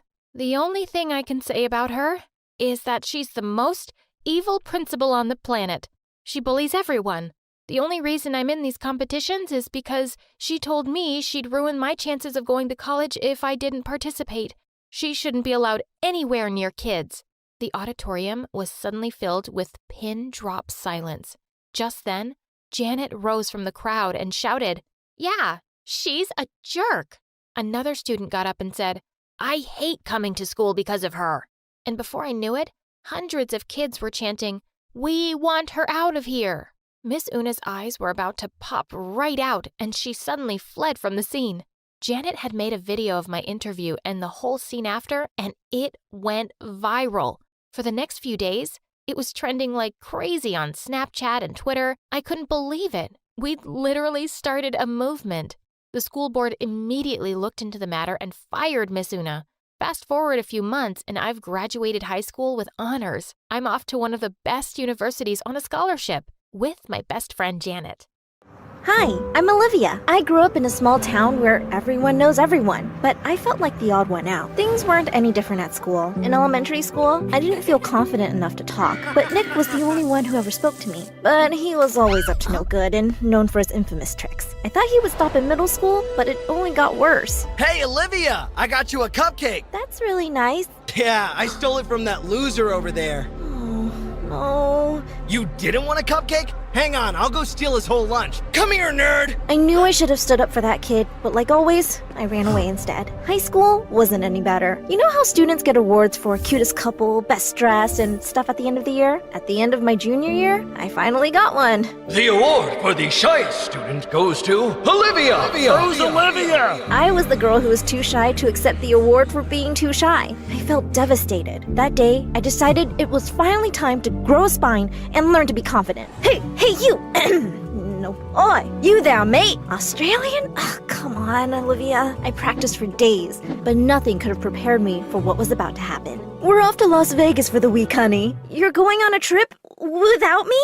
It's a short trip, Olivia. Just call if you need anything. Oh, but not after 5 p.m. or before lunch. Ciao! Well, I guess a giant mansion isn't too bad to be alone all week. I spent the first few hours writing a super boring essay for school, but the silence was creeping me out. So I decided to watch The Notebook in our home theater. I was mid-sobbing over the love story when I heard the back door swing open. I froze like a statue. Do I do stop, drop, and roll? No, wait, that's for a fire.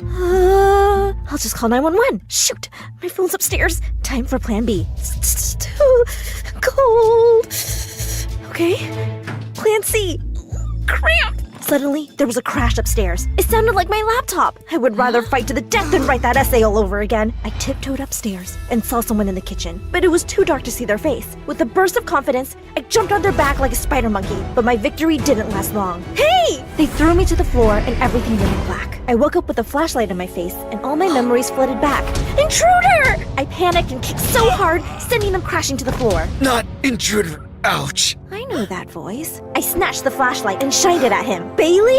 Oh no, that's not happening. Bailey was my insanely hot neighbor, and I just beat him up. We went to different schools, but I could see straight into his room from my window. Listen, I'm no stalker, but it seems the universe wanted me to know him. I mean, how else could I have seen him shirtless or dancing in his room when he thought no one was watching, right? Bailey, are you okay? He's so strong. He was already standing up. I'm okay, but what about you? The pain came rushing back, and I almost fainted. Here, lie down. Thanks, but what are you doing here? I heard a crash, so I came to check on you. Did you catch the intruder? Bailey held my hand, and I felt my stomach full of butterflies. He got away, but don't worry, the police are on their way. I told the officers everything that happened, and Bailey's family said I could stay at their house until my parents got back. Bailey was so sweet that he even brought me tea before bed. Do you want to ride into town with me tomorrow? Oh, I don't want to mess up your plans or anything. Don't worry, most of my friends are at camp. Meet me in the garage at 10. We went off to bed, but I spent the whole night imagining our wedding. The next day, I went to meet him and saw the car was unlocked, so I got in the passenger seat and waited. Oh, we're not driving, we're biking.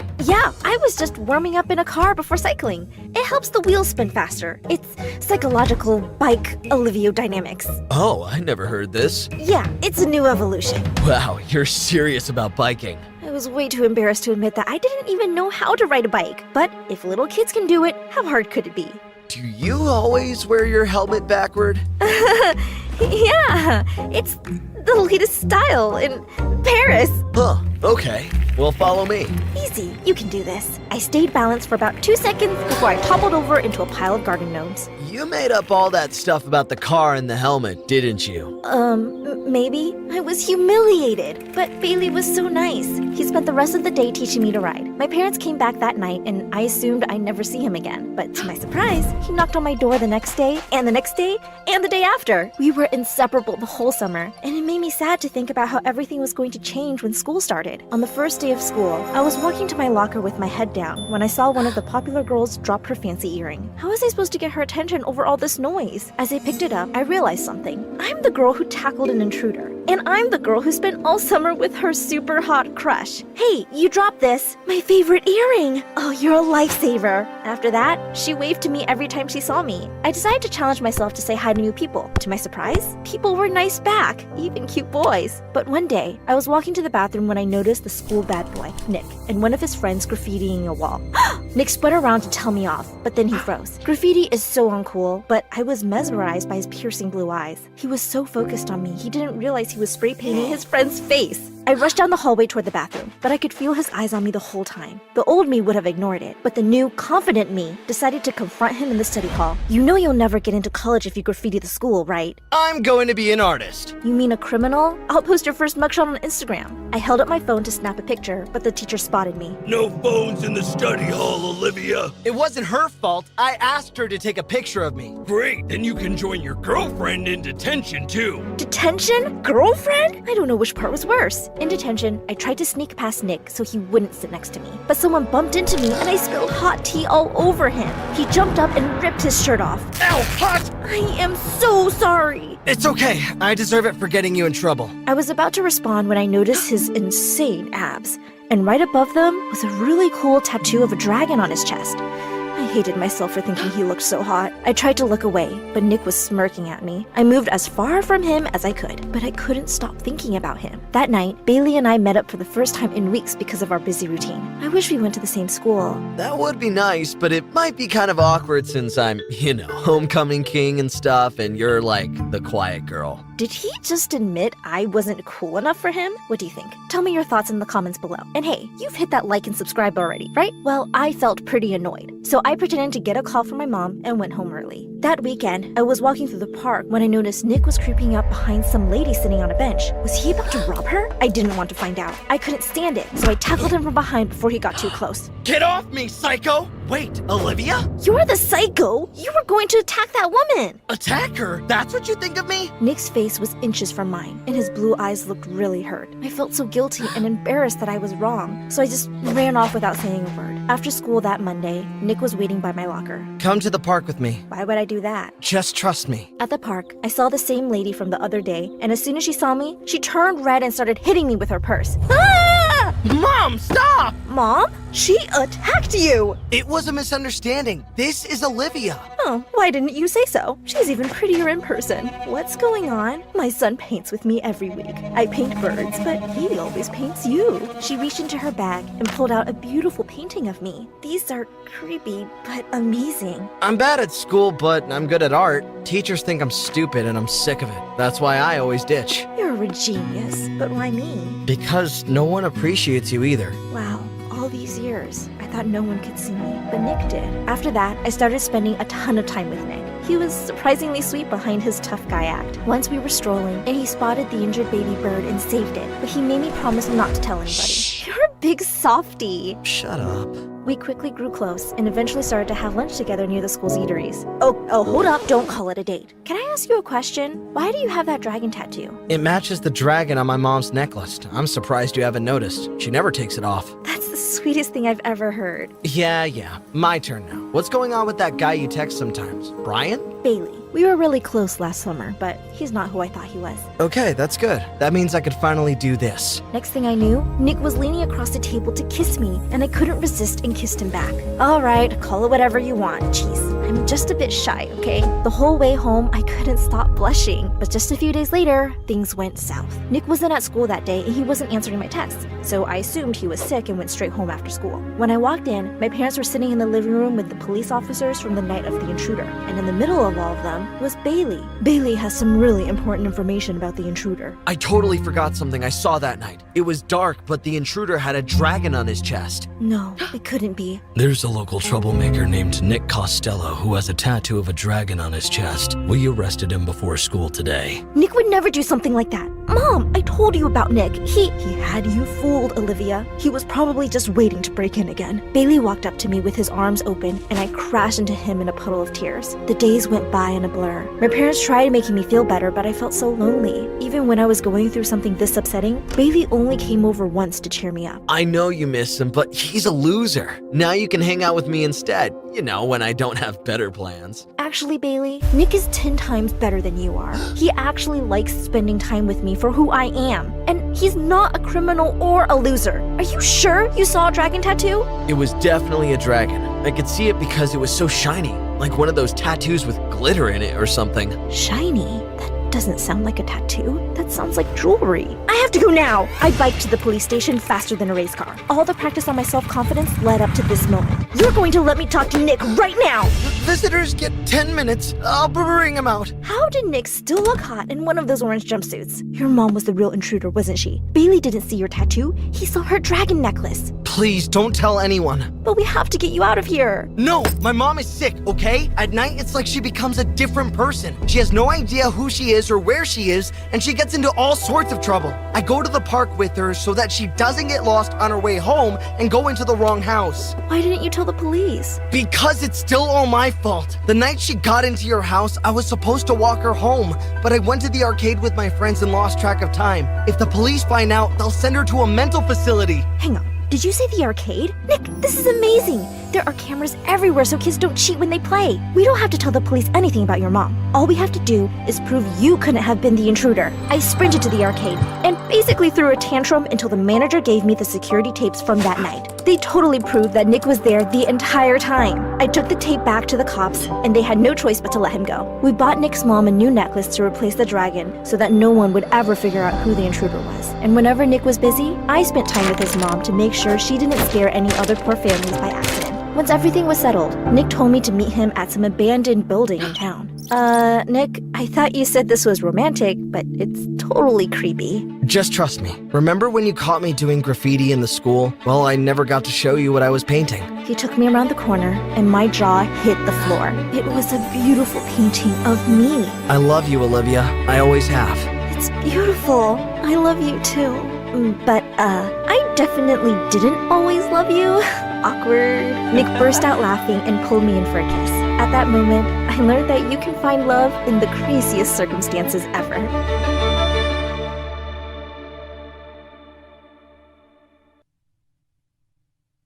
Hi, I'm Jody from North Dakota. Please like and subscribe, and you'll be able to fulfill all your New Year's resolutions. Ever since I can remember, Dad made me and my younger brother Josh compete for everything. This teddy's mine. I grabbed it first. So what? I saw it first. Don't fight, kids. The one of you who burps the loudest gets it. Josh's burp was way louder than mine, and the teddy went to him. So annoying. On our way back home, Josh and I fought over the window seat. And again, Dad had a weird solution.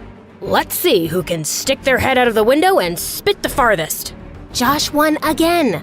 But I accidentally spilled some orange juice on the window seat, so his butt ended up all wet and sticky. Josh usually won these crazy competitions, and he and Dad were a team. But Mom adored me, and we spent hours baking together. And unlike Dad, she didn't make us compete for stuff. The purple cars for Josh and the red ones for you, Jody. Why buy 2 cars? They could have shared one. When will you understand that money doesn't grow on trees? Dad left the office looking upset, but Mom turned to us with a huge smile. I got you guys 2 packs of crayons too, but don't tell Dad, okay? You're the best, Mom. But Josh broke all his crayons in minutes, then grabbed mine and flushed them down the toilet. He really was a top-grade jerk. Other than that, my life was good.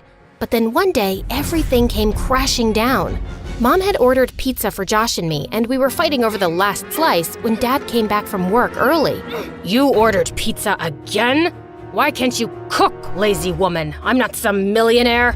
They had a huge fight that day, and suddenly, Mom was packing her bags to leave.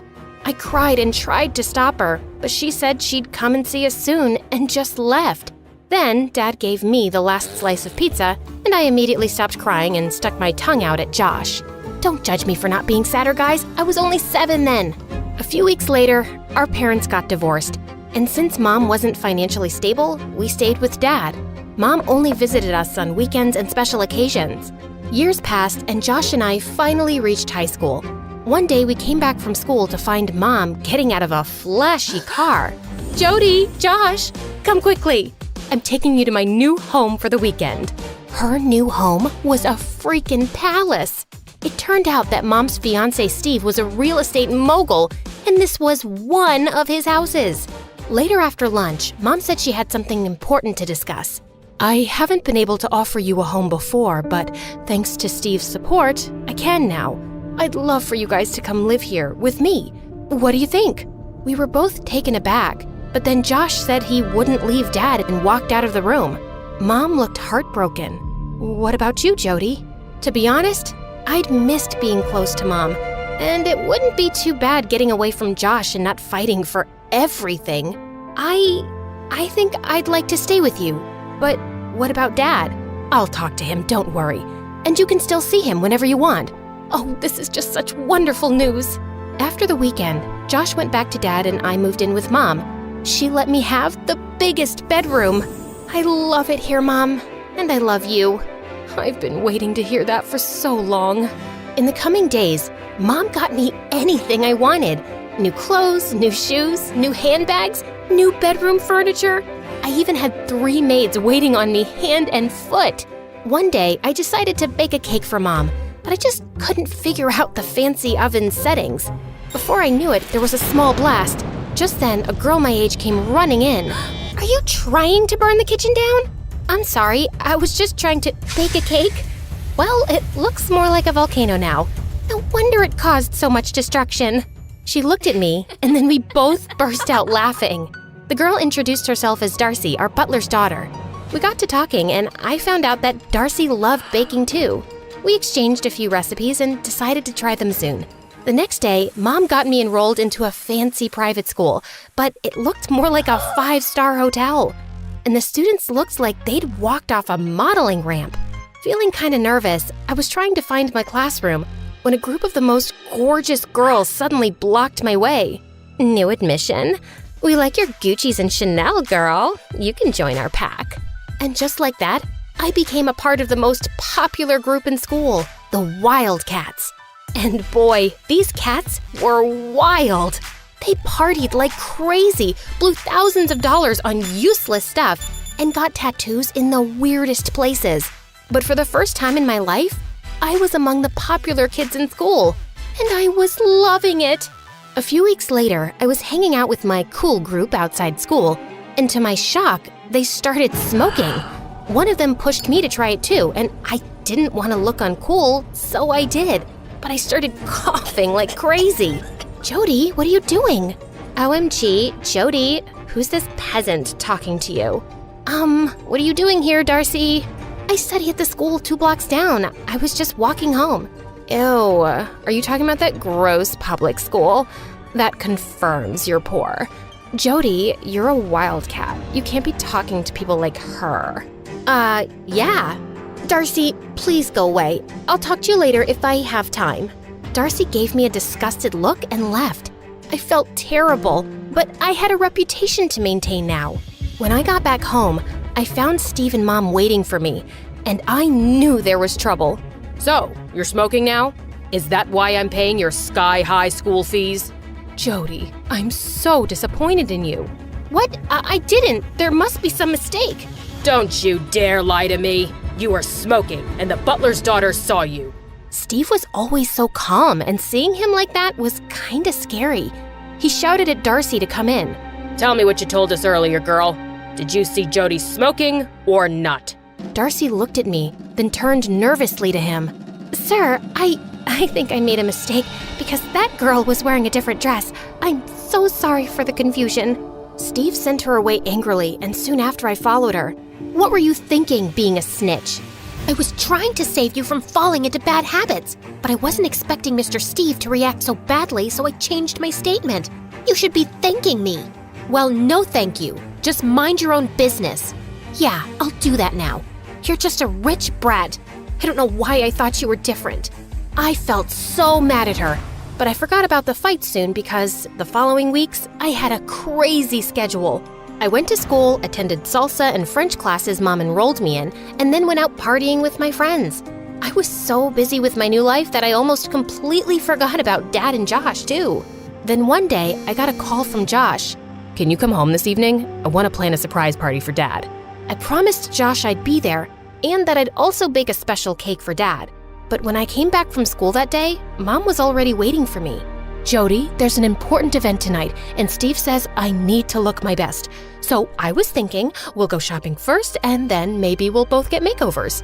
That sounds cool. By the time we came back home from the mall, I was so exhausted that I took a short nap.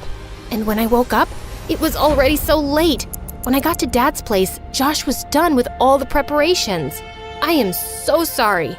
No problem. At least you turned up. No need to be so snarky. I was just tired. Yeah, I know how exhausting shopping can be. I saw you at the mall with Mom. You've changed, Jody. No, I haven't. Really? Then where's Dad's birthday cake? That's when I realized I'd completely forgotten about it. Seems like life with us wasn't good enough for you. That's why it's so easy for Mom to buy your love with all this fancy stuff. That's not what she's doing. And maybe I like it that I don't always have to share things with you. And Mom and Steve never scold me for buying something I want. They aren't stingy like Dad. Just then, I realized that Dad had walked in. Oh, Dad! Happy birthday! I know that I'm careful with money, Jody, but I've always worked hard and tried to give you a good life. I know that. I didn't mean it. Yes, you did. You just didn't mean for me to hear it. Dad said he was tired and just wanted to go to bed. And Josh was so mad at me for ruining everything. Back at home, I tried falling asleep but kept feeling terrible. I didn't mean to hurt Dad. And was it true that I'd changed, like Josh had said? A few days later, Mom and Steve were out at some party, so I invited some friends over. We were having a great time, dancing, till one of them started a food fight, and the next thing I knew, they were all going crazy. Can you stop, please? My parents won't be happy about this. What? We're just having fun. And I'm sure you have plenty of servants to do the cleanup. Look, there's one. She pointed at Darcy, who just walked in with drinks and got hit by some food. just then, one girl jumped on the couch, knocking over a large crystal vase and smashed it to bits on the floor. That's it! Enough! You guys don't get to disrespect anyone, and you don't get to act like spoiled brats in someone's house. Leave, all of you! You can't talk to us like that. We made you one of the most popular girls in school, and we can end that instantly by kicking you out of the Wildcats. Sounds amazing! That's exactly what I want. Now get out! The girls stormed off while Darcy and I stared at the mess. I'll take care of this. You don't need to help. You'll never get this done alone before Mr. Steve's back, so let's not waste time. We worked our butts off for the next 2 hours and finally sat down exhausted. Hey, I'm sorry my friends acted like jerks. I don't care about them, but I hadn't expected you to be like that, or even have such friends. I know. I don't even know who I am these days. I've been trying so hard to fit in with these people I don't even like. And also, I forgot my dad's birthday and hurt his feelings. And my brother, he thinks Mom's trying to buy my love by giving me all these gifts. Do you feel the same? Maybe. She hasn't spent much time with me ever since I moved in here, but she does get me whatever I want. Darcy suggested I tell Mom how I felt. So later that night, I walked up to Mom's room to talk when I heard her and Steve arguing. Steve, I changed myself completely for your sake. I tried my best to be a good partner, but I can't tolerate you cheating on me. Do you have another option? Do you want me to throw you and your daughter out of this house? No. There's nothing I wouldn't put up with for my daughter's happiness. I finally have her love after all these years. I wouldn't be able to bear it if she leaves me. Then stay quiet and don't interfere in my matters. I slid behind a statue as Steve marched out of the door. When I peeked into Mom's room, I found her crying. And just then, reality hit me. Mom wasn't trying to buy my love. She was just showering me with hers. Mom? Oh, Jody! I think I have something in my eye. I heard you and Steve talking, Mom. And I want you to know that I love you, whether you have money or not. But on my own, I don't even have enough to give you the kind of life you were living with your dad. I was just a waitress, and I met Steve. I don't care, Mom. It's you I want to be with, not your house or the stuff you can give me. You know what? I've always wanted to start a small baking business. Maybe we should do that together. The next day, Mom and I moved out of Steve's mansion with our hands empty, but our hearts full. We rented a tiny apartment and started our baking business from home. And I took the time to reconnect with Dad and Josh and even kept in touch with Darcy. In a few months, our business took off with massive help from Josh. Cake number 17 delivered. Thanks, bro. Aren't you the best? I know. That's why I want these headphones. What? No! Mom got those for me. Some things never change, do they?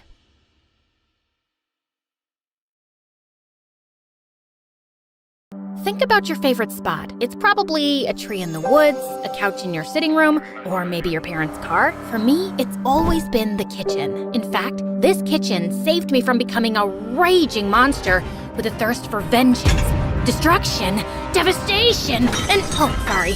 I didn't mean to scare you. I'm Lily, and before I continue, please like and subscribe. You see, my parents were amazing chefs who owned a popular restaurant in town. My grandmother was a baker extraordinaire. Dad's bread literally made grown men cry, and Mom's pasta won a dozen awards. I'd clearly inherited their love for cooking, and they started teaching me when I was really young. But the cooking gene entirely skipped my twin sister Mia. The poor thing couldn't even boil an egg right. She burned everything she baked, and once she got so frustrated that she threw a pot out the window. Cooking sucks. After that, she was banned from the kitchen for life. In middle school, Mia was the absolute worst. On my parents' anniversary, I baked a fancy cake. Then Mia burst into the kitchen on her skateboard. She banged into me and I fell face first into the cake. Oops, sorry, didn't see you there. That night, I stormed up to Mia's room, grabbed her precious laptop, and smashed it to pieces. Mia went ballistic. We fought like a pack of hyenas. Mom and Dad grounded us for a month. The summer before our freshman year, our parents sat us down and told us they wanted us to help out at the restaurant. I was so excited. I can't wait. This is gonna be awesome. Meh. But on our first day, my parents gave me the worst news. They said Mia would work in the office while I'd be a waitress. What? I can't be a waitress. I'm a chef. I've been training for this for years. My parents gave me a dozen reasons why they needed me to be a waitress, but I can't remember one. As I looked out onto the busy restaurant floor, I felt sick to my stomach. I forgot to mention, I'm terrified of crowds. I mean, it's bad. Like, one time I was in a school play. I only had one line. The moment I saw all those beady eyes staring at me, I got so nervous I fainted, fell backward, bumped into a backdrop that smashed into a light, and then the whole stage came tumbling down. Lily, are you listening? I don't think this is a good idea. You'll do just fine. My first shift was the worst. I screwed up 2 orders, I spilled a drink on the floor, and then one of our biggest customers, Mr. Spinster, yelled at me. My order isn't right. Did you leave your brain in the sink? Just as I was about to burst into tears, this gorgeous boy named Wyatt came to the rescue. He was a waiter at the restaurant, and everyone loved him. Wyatt calmed the customer down, fixed their order, and had them smiling in seconds. They even gave him a big tip when they left. Ignore Mr. Spinster. He's a jerk. This is for you. Wyatt handed me a $100 bill. I can't take this. You did all the work. We were a team. Then Wyatt smiled at me and put his hand on my shoulder, and my heart raced like it had just entered the Indy 500. Wyatt was my parents' best employee, and he took me under his wing. He taught me how to be a great waiter and helped me overcome my fear of crowds. There's nothing to be afraid of. Picture them as silly clowns with big red noses and floppy shoes. Soon we started dating. One time, Mia caught us kissing in the kitchen after hours. Gross, get a room. Wyatt and I had so much in common. We loved the same foods and MSA videos. He even wanted to own a restaurant someday. Wyatt was my first love, and even my parents adored him. It took some time, but Mia eventually warmed up to Wyatt after he fixed her laptop. But when school started, everything changed. Wyatt was my senior and one of the most popular boys in school. All the girls had a crush on him, but he only had eyes for me, which didn't sit well with his ex-girlfriend, Sophie. One day, Wyatt and I were talking near my locker when Sophie marched up to us. She was the most popular girl in school. Her father owned a dozen hotels around the world, and she was a social media star with millions of followers subscribing to hear about her ultra-rich life. And then Sophie shoved me to the side. Out of my way, nerd. Hey! I lost my balance and stumbled backwards. I marched towards Sophie so I could smack her in her stupid face, but then 2 huge bodyguards grabbed me and set me down 5 feet away. Sophie, why are you being a witch? Oh, Wyatt, that doesn't matter. Listen, I was thinking, breaking up with you was a mistake. I traveled the world and dated a dozen boys, but I could never stop thinking about you. I love you, Wyatt. Let's get back together and make it insta-official. Sophie pulled out her cell phone and started recording as she leaned in for a kiss. Wyatt moved to the side and Sophie fell flat on her face. She was so embarrassed. Sorry, I have a new girlfriend. What girlfriend? Wyatt marched straight up to me. Her name is Lily, and we're in love. Sophie took one look at me and laughed. That's your girlfriend? No way! I thought she was your mutant brother that lived under the stairs because his face was so ugly, he made your mother cry. I was so mad I wanted to throw a book at her, but then Wyatt pulled me close and kissed me. Come on, babe, let's get out of here. Sophie was so angry, she started screaming like a peacock. Yeah, peacock scream. I saw it on YouTube. It's actually pretty wild. That night, Wyatt and I were in my room studying and kissing when Mia barged in. Jeez, Mia, get out! Can we have some privacy, please? What did you guys do to Sophie? She's trashing our restaurant. Mia showed us Sophie's latest live stream on her phone. So I ordered their famous spaghetti and meatballs, and it was like I was eating rubber bands. And don't even get me started on their so-called gourmet burger. It was as dry as the Sahara Desert. I had to drink a gallon of water just to wash it down. Sophie made a dozen more posts just like it and got 1 million likes. The next day, people stopped coming to our restaurant, and it continued for weeks. The bills started piling up, and my parents had to lay off most of their employees, including Wyatt. They were devastated. I tried to reason with Sophie. I'm just being honest. Your parents' food is as disgusting as your gross face. By the way, has anyone ever told you that you smell like a rotten egg that ate a pile of poop? Sophie and her friends laughed like it was the funniest joke in the world. Then something inside me just snapped. I'll show you, disgusting. disgusting. I charged Sophie like a bull. I slipped past Sophie's bodyguards, punched her in the eye, and shoved her hard. Sophie fell and broke her arm. The next day, Sophie's parents filed a lawsuit against me and my family, sued my parents for a ton of money, and won. My parents' bank accounts were drained, and they were forced to close the restaurant. I felt horrible. I'm so sorry. This is all my fault. I don't know what came over me. You turned into a crazy maniac, and now we're poor. Everything will be fine. I've got this under control. Dad took all the money out of our savings account and started giving it away to charities. He invested in a ton of shady business ventures and even threw $500 into a wishing well. Dad, have you lost your mind? Don't worry, girls. The more money you put into the world, the more you'll get back. That doesn't sound right. We lost our car, then our house, and then we had to live with our grandmother. Mom got so pissed, she left Dad and moved to another town. A few weeks later, Dad and one of his shady business partners were arrested and sent to jail for fraud. My life was in shambles, but at least I had Wyatt. On Wyatt's birthday, I walked to his house to surprise him with his favorite cookies, but I caught him kissing Sophie on his front porch. Hey, loser, what's up? Wyatt finally came to his senses. He's no longer interested in trolls. I just stood there, speechless. I couldn't believe my eyes. If you're gonna stand there like a dummy, do you mind making yourself useful and taking a good kissing picture of us? I'm commissioning a world-famous artist to make some oil paintings of us as a couple. How could you do this to me, Wyatt? I thought we were in love. Things changed. I realized that I'm still in love with Sophie. Sophie convinced her dad to give me a new job at one of his restaurants. Isn't she an angel? I'm perfect. I can't help it. I'm irresistible, like cotton candy and gummy bears. Sophie and I never should have broken up. I didn't mean to hurt you, Lily. I hope we can still be friends. Or not.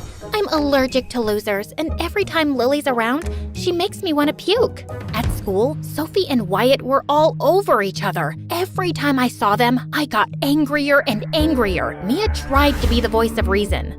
Forget those jerks. They're not worth your time. But I couldn't ignore them. I was furious. Sophie and Wyatt had to pay. I woke up early the next morning to dish out my revenge. First, I threw a rock at Wyatt's bedroom window. I slashed the tires on Sophie's car. Then, I showed up in disguise at Sophie's dad's fancy restaurant where I knew Wyatt was working. I had a bag of roaches hidden in my backpack. When no one was looking, I let the roaches loose on the floor. They jumped on tables, took a swim in a man's chicken soup, and a couple of them crawled into Wyatt's hair. The customers started screaming and ran toward the door. An old rich lady dropped her fancy purse.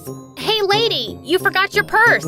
But the lady was so scared, she rushed right past me, hopped into her limousine, and drove off. The next day, the health inspector shut the restaurant down, and Wyatt lost his job. Mia caught me laughing in my room as I watched the whole thing on the news. I know you're behind what happened to Wyatt. You've got no proof. And even if I was behind it, why do you care? He's a jerk. You said so yourself.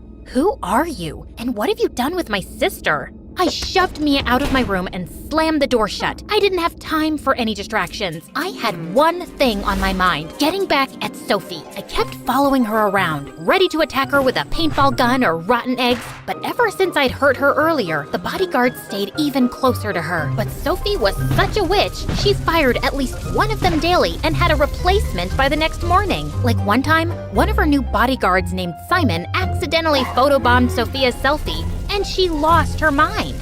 You stupid idiot! Your hideous face ruined my selfie! I'm sorry, ma'am. It won't happen again. Of course it won't, because you're fired! Simon begged Sophie to let him keep his job, but Sophie just laughed in his face. So the next day, I met Simon at a coffee shop. He was so pissed at Sophie that he wanted to humiliate her just as much as I did. Sophie's gonna be attending a really posh event at the National Museum tomorrow. Everybody who is anybody will be there. If you're gonna try something to humiliate her, that would be the place to do it. I was so pumped. I had the perfect time and place. Now all I needed to do was figure out how to crush Sophie in the worst way imaginable. Then the best thing happened. I was walking home when I saw this news report about how some old rich lady's purse was stolen at one of Sophie's dad's restaurants, and inside was a priceless diamond necklace. There was a $50,000 reward for anyone who returned it. The old lady's face popped up on the screen, and I immediately recognized her and her purse. I raced home and found the purse in my closet with the diamond necklace inside. Then I had an amazing idea. I could frame Sophie for stealing the rich lady's necklace and make sure she got caught at the museum event. The next day, I put on a disguise, and just as I was putting the necklace in my bag, I heard Mia behind me. You better be returning that necklace to get the reward money, because if you're planning what I think you're planning, you've lost your mind. It's none of your business. I pushed past Mia and headed toward the front door. Then a salt shaker hit me in the back of the head. Ouch! Step away from the door, sis. I can't let you do this. Mia grabbed a huge wooden spoon. I grabbed a rolling pin. I'm leaving. Then you'll have to go through me. Mia lunged toward me, and we sparred like Jedi. I knocked the spoon out of Mia's hand, then Mia threw a plate. I dove for cover. Then I grabbed a bunch of muffins off the counter and threw them at Mia one by one. Mia picked up a cutting board and used it as a shield. I grabbed a bottle of cooking oil and sprayed it in her eyes. I can't see! I darted out the door and headed straight to the museum. When I saw Sophie get out of her car, I walked up to her but was stopped by her bodyguards. Please, sir, I'm Sophie's biggest fan. I just want her autograph. I'm saving money to get plastic surgery to look just like her. Sophie heard that and told her bodyguards to step aside as she gave me an autograph. Dear whoever you are, you smell like failure. Wishing you well with your life as a loser. XOXO, Soph. While she was busy doing that, I slipped the diamond necklace into her purse, and then I stepped back and waited. Sure enough, the minute Sophie's bag went through security at the museum entrance, they found the necklace inside. She was immediately arrested and carried off by the police, kicking and screaming. I'm innocent, you morons! Take your filthy hands off me! On the day of Sophie's trial, I was over the moon. My revenge would finally be complete. But just as I was about to go to the courthouse to hear Sophie's jail sentence, my grandmother, Mia, and Mom confronted me. You stupid tattletale! Why would you tell Mom? I was worried about you. You've changed, Lily. All you think about is revenge. Sophie has to pay for what she did. She took everything from us. Dad made his own mistakes, and you can't keep living in the past and blaming yourself. You have to forgive, honey. Wyatt and Sophie don't deserve my forgiveness. We're not talking about them. You have to forgive yourself. Tears streamed down my face as the weight of the guilt I was carrying dropped down on me like a ton of bricks. We're here for you, Lily. You're better than this. You have to let this go and move on. I went to the courthouse and told the judge that it was all a misunderstanding. I explained how I'd found the diamond necklace and gave it to Sophie to return to the lady. Is this true? Sophie went along with my story, and the judge dismissed the case. Afterward, Sophie came up to me. Why did you do that? I ruined your life, and you could have easily ruined mine. Because someone reminded me that I'm a better person. After the trial, I apologized to Wyatt for what I did, and he said he was sorry for being a big fat jerk. I also started working on my anger issues. I went to counseling, started cooking again, and doing lots of yoga. Sophie's dad felt so bad about what Sophie did to me that he gave me a huge check. No, thank you, sir. Your apology is enough. Mia pulled me to the side. It's great that you're zen and all now, but don't be stupid. Mia was right. I ran to catch up with Sophie's dad. Excuse me, sir. On second thought, we'll take the check. I used the money to reopen our family restaurant. Dad even came to the opening since he got out early on good behavior, and it was the happiest day of my life.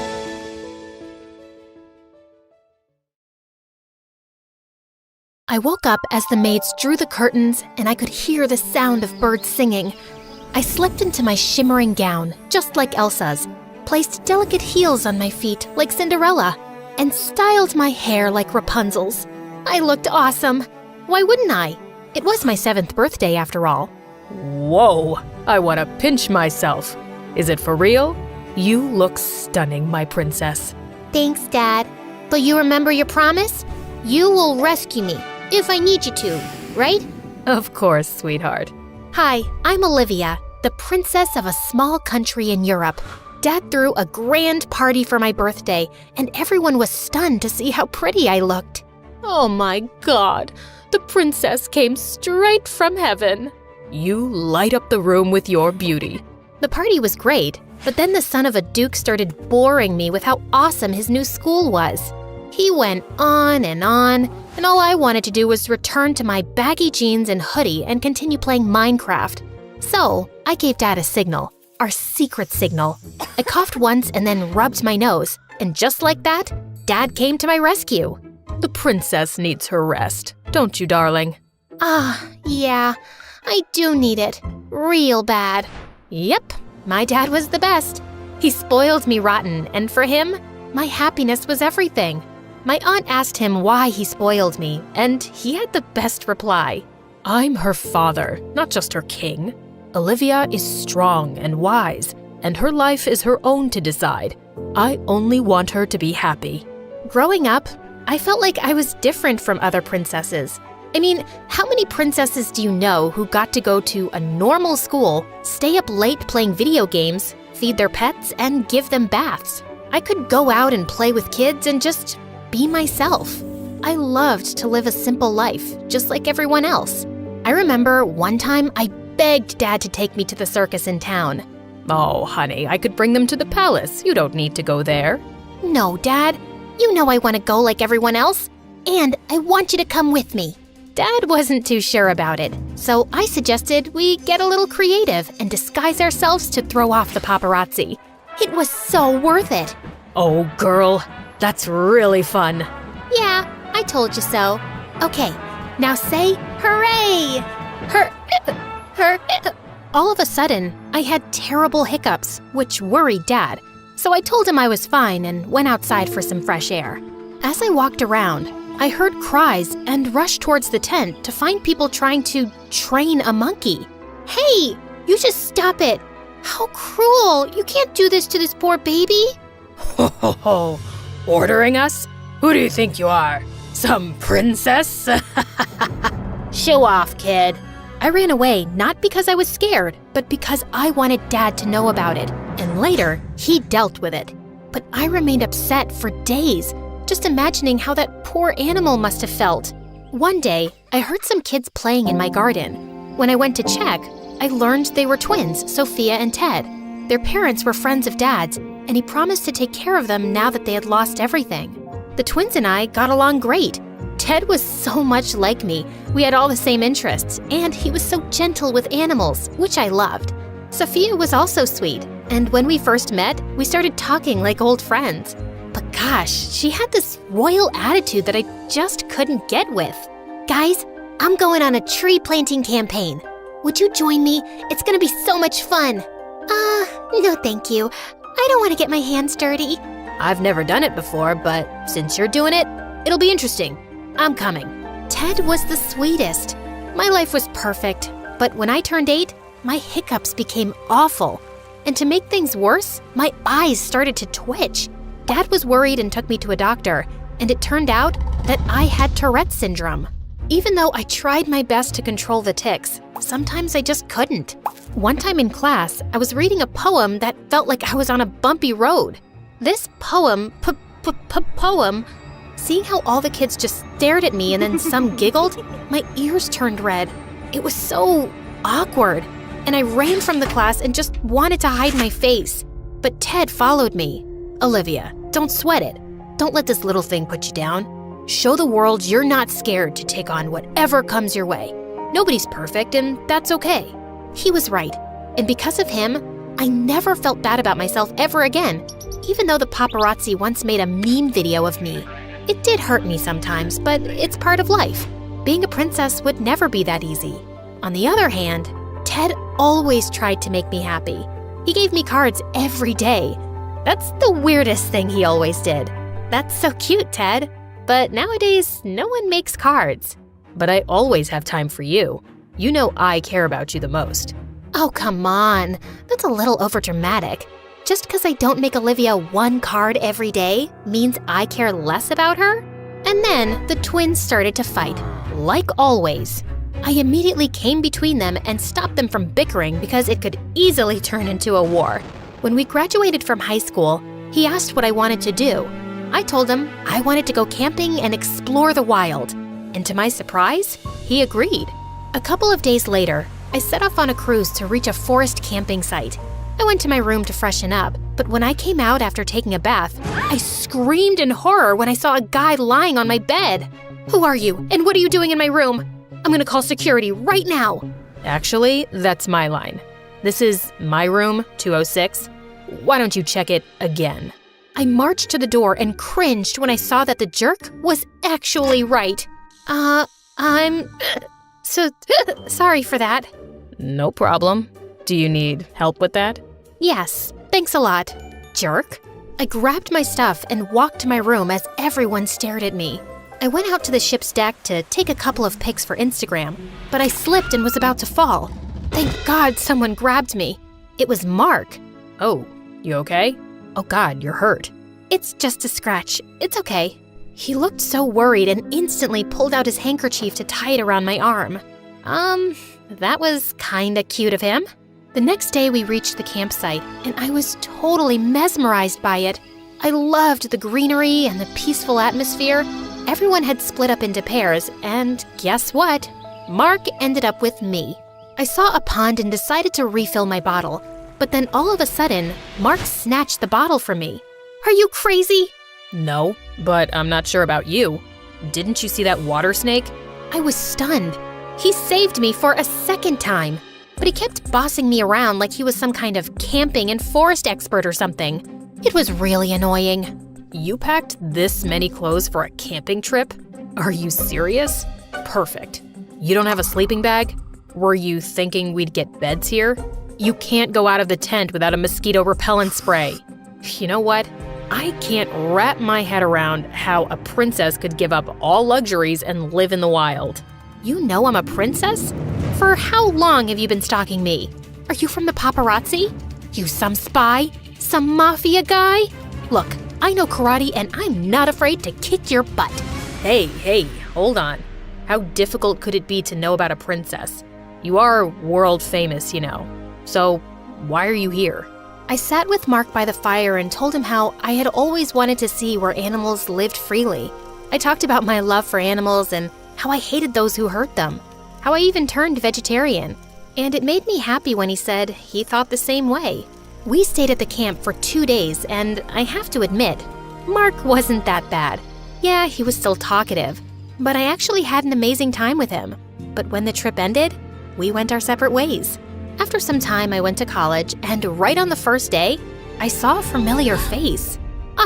You really are a stalker. So you followed me here too? Like, oh my God, this must be my lucky day. I'll get to see you every day. Ew, so cheesy. Is he bothering you? No, he isn't. He's just naturally annoying. After that day, Mark was always around. And Ted, well, it looked like he wasn't too thrilled. Hey, Olivia, just be careful around him, yeah? Just don't be too trusting of anyone, all right? Oh, come on, Ted. Don't worry. He's a nice guy and a good friend of mine. Oh, so he's your friend now too, huh? I didn't know that. Guess you've been spending a lot of time with him, huh? Whoa, someone was jealous. But it's not like I could help it because I really started falling for Mark. I couldn't figure out why I kept smiling when he was around. When we were in the second semester, we had the assignment to make an awareness campaign, and I chose Mother Earth. Mark and I worked together on it, and soon we even created a YouTube channel educating people about animal rights and plantations. It made me so happy to teach people about it. Just a couple of days later, Ted asked me to go with him to a big business award ceremony. I didn't want to go, but he begged, and since I didn't want to break his heart, I agreed. It was boring, until I spotted Mark and went to go talk to him. But I stopped in my tracks when I heard the announcer. And the award for Best Leather Supplier goes to... And then Mark went on stage with another guy who looked a lot like him. His brother. At that moment, I felt like my world had turned upside down.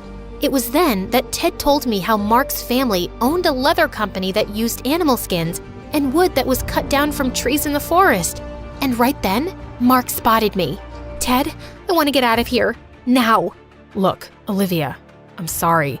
I know I kept the family business a secret from you, but I was scared to lose you. How could you do this? You were never honest with me. I held Ted's hand and left. I warned you many times to stay away from him. but she didn't listen to me. But don't worry, I'm always here for you. I'll never hurt you. He was right. It was me who acted stupidly and trusted Mark. Mark tried every possible way to contact me, but I shut him out. At college, he tried to talk to me, but every time he came, Ted was standing right next to me. I so wanted to hate Mark, but my heart wouldn't let me. Ted, on the other hand, tried everything to make me happy, but nothing worked out. Sometime later, Sophia and Ted made a plan for a family holiday in France, and right outside the Eiffel Tower, Ted suddenly got down on his knees and proposed to me with a ring. Holy moly, what is this? But my words were stuck in my throat. Right then, tons and tons of paparazzi came flooding in and flashed their cameras at us. Dad and Sophia looked at us with a smile. Ugh, it was like I had no choice but to take the ring. After that, it was like the whole country was talking about Ted and my wedding. The news spread like wildfire, and people even came out with merchandise with Ted and my faces on it. I was stuck. Seeing me look so worried all the time, Sophia asked me what the matter was. I lied and said everything was fine. You were never a good liar. Olivia, it's not Mark, is it? What? No. Maybe. Actually, yes. I can't get him out of my mind. Does it mean that you don't love Ted? Then why did you take the ring? But before I could answer, Ted entered. A couple of days later, we had a Christmas celebration at our palace, and when I went downstairs, I was shocked to see a familiar face. Mark. Apparently, he was Sophia's guest. With Mark and Ted both there, it was getting tense. So I ran to the garden to get some fresh air. And that's when I heard Mark. Olivia, can we talk? Look, I am so sorry. I should have told you everything earlier. But believe me, I left my brother's company a long time ago, when I first met you. You did? Then why were you there? It's 'cause I was invited to that award function by Ted. And when my brother won the award, he asked me to go up with him, then everything turned into a mess. I think Before he could finish, someone grabbed Mark. It was Ted. What's going on? What's going on? I'll tell you, sweet princess. You're out here talking to this jerk while being engaged to me. Oh, shut up, Ted. You are the real jerk. All this time, I thought Olivia liked you. But now I know she doesn't. I can't just stay quiet. Olivia, Ted wants to marry you just so he can be the next king. He took you to that award party on purpose. He manipulated both of you. I know I should have told everyone earlier, but I couldn't. He's my brother. But now, seeing how miserable you are, I just couldn't stay quiet. I'm sorry, Olivia. How could you? I did nothing wrong. You are a royal. You should marry a royal. You could at least be a little thankful after how much I did for you. Everything you wanted, I did, even if I hated it. I even touched those ugly pets of yours. Yuck. That did it. Nobody calls my pets ugly. I gave Ted a much-deserved slap. And the next thing I knew, the guards took him away. Apparently, Dad had seen everything. As everyone went back inside the palace, Mark and I stayed outside. Now that I knew everything, I had so much to say to him. I had to apologize. But before I could even say a word, he came up to me.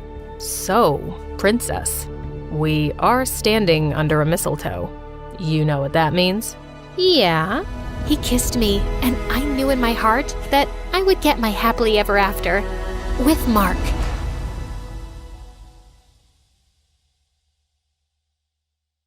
I was about to shoot my target when suddenly someone appeared from the shadows and snatched the apple away. It was the most popular guy in school, Travis, and lately he'd been flirting with me every chance he got. Let's play a game. If you miss the target, I'll have to kiss you. But if you hit it, then you'll have to kiss me. What do you say? Sure, why not? Everyone knew how good I was in archery, and as expected, it was a bullseye. Deal's a deal, cream puff. As he closed his eyes for the kiss, I called for the school cat Loki and whispered something to it. You can open your eyes now. Loki scratched his face like a wild animal as I walked away, in total satisfaction. Hi, my name is Bianca, and I'm incapable of falling in love. Well, that's what I thought. But before I continue, please like and subscribe. My mom owned a huge chain of hotels, and I was the sole heiress to the business empire. Our family name was well known already, but I'd really made us famous. Teen heiress seen kissing alleged gangster? Spoiled princess seen at archaeological site closed off for public? Princess Bianca announces to pay any amount to straighten the Leaning Tower of Pisa.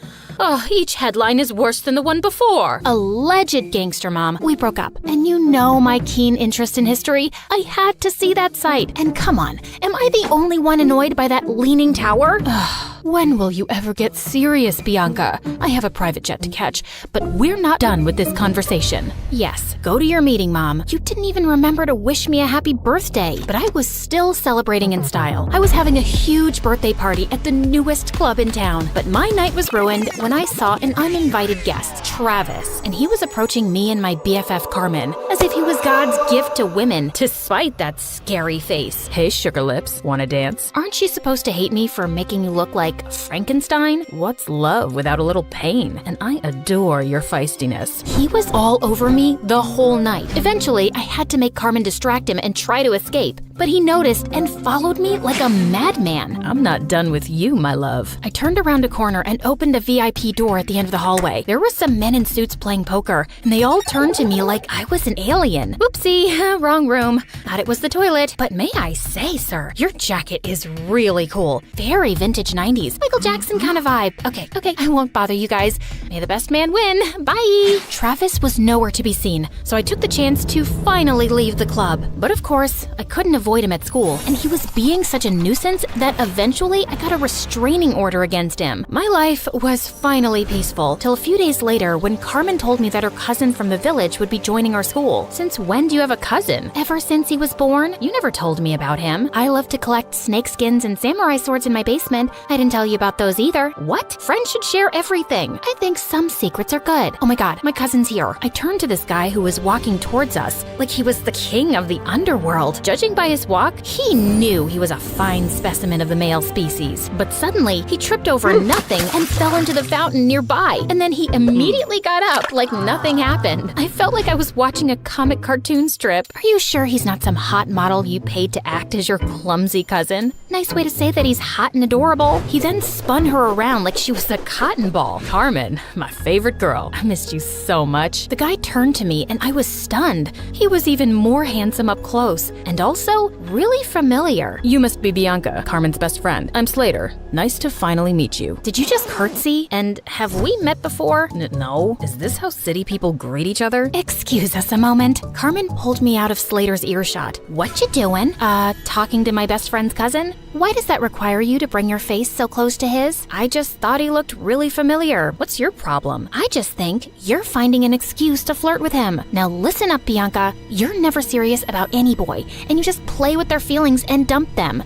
And you're not allowed to do that to my cousin. He's not even my type. Relax. Just don't get involved with him that way, or it's friendship over. Understood? Loud and clear, ma'am. Since then, the three of us started hanging out together, and I was having a hard time believing someone like Slater existed. Sheer perfection on the outside, but with the poorest balance a human could possibly have. He tripped, slipped, and stumbled everywhere. He even got a black eye while tying his shoelaces. But one night, while I was admiring one of the paintings at home, it hit me like a bolt of lightning. I remembered where I'd seen Slater before. You gotta trust me, Carmen. Your cousin's up to something shady. Mom and I attended this art exhibition downtown last month, and Slater was there. He was one of the artists. We even bought a painting from him. Only his hair and eye color was different, but it was him, and he wasn't clumsy. He must have been a lookalike. Slater has lived in the village his entire life and just got here last week, and he can't even draw a circle, trust me. I even showed Slater's picture to Mom, and she said it's him too. Now she's contacted the artist to buy more of his work, and he's coming soon, and I'll finally know the truth. You just need to give yourself something to be excited about. Do what you want, but you're wrong. A couple of days later, later, the artist called Mom to say that he had to go out of town and he'd come to meet her next month. How convenient. I decided not to say anything to Slater and try to get to the bottom of his secret identity. He was always hovering around me and Carmen like an annoying fly. He was sure to slip up at some point. I'd be watching him. But one day, I was spying on him at the gym, and after seeing him miss the 100th basket, I got really bored. I decided to skip the rest of school that day to get a manicure. As I was walking to my car, a van suddenly stopped next to me. "Good day, child. Would you please buy some apples from me? I run an orphanage, and I'd like to get some toys for the children." "Sure thing. Just give me a basket and I'll give you $100,000. I was about to take the basket from her when Slater suddenly popped out of nowhere and crashed into me. Hey, you, who do you work for? Show me your ID. The poor lady looked terrified and just drove away. What the heck was that? Didn't your parents ever tell you not to take candy from strangers? What if she was trying to poison you? Dude, those are apples, not candy. And who am I? Snow White? And that cute granny is trying to poison me because I'm the fairest girl in all the land. This isn't funny. You don't know how dangerous some situations can be. Oh, please. I swam with sharks last year and jumped off a hot air balloon when it malfunctioned. I laugh in the face of danger. And that lady just wasn't dangerous. I know you're from the village and probably think everyone in the city's evil, but please stop being a weirdo. But Slater just got weirder. Like another time, the three of us were at a restaurant, and as soon as the waiter served our order, he started sniffing mine. If you wanted me to completely lose my appetite, you succeeded. What's wrong with you? He also started sniffing his food and Carmen's. That's how we do it in the village. The first whiff of food tells you everything you need to know. About what exactly? About how organically the food was grown, if the farmer sang to his crops and cows. I ordered a giant brownie sundae with whipped cream and sprinkles. Are you insane? Just give me that. Just then, there was a loud crashing sound next to us, and Slater jumped towards me and brought me down to the floor, covering me like a human shield. He was looking down at me, and I was a little breathless. And then, I saw everyone else staring at us like we were mental. Apparently, a waiter had just dropped a tray full of glasses. Oh, my bad. I thought it was a gunshot and maybe some robbers had come in. I just acted on instinct.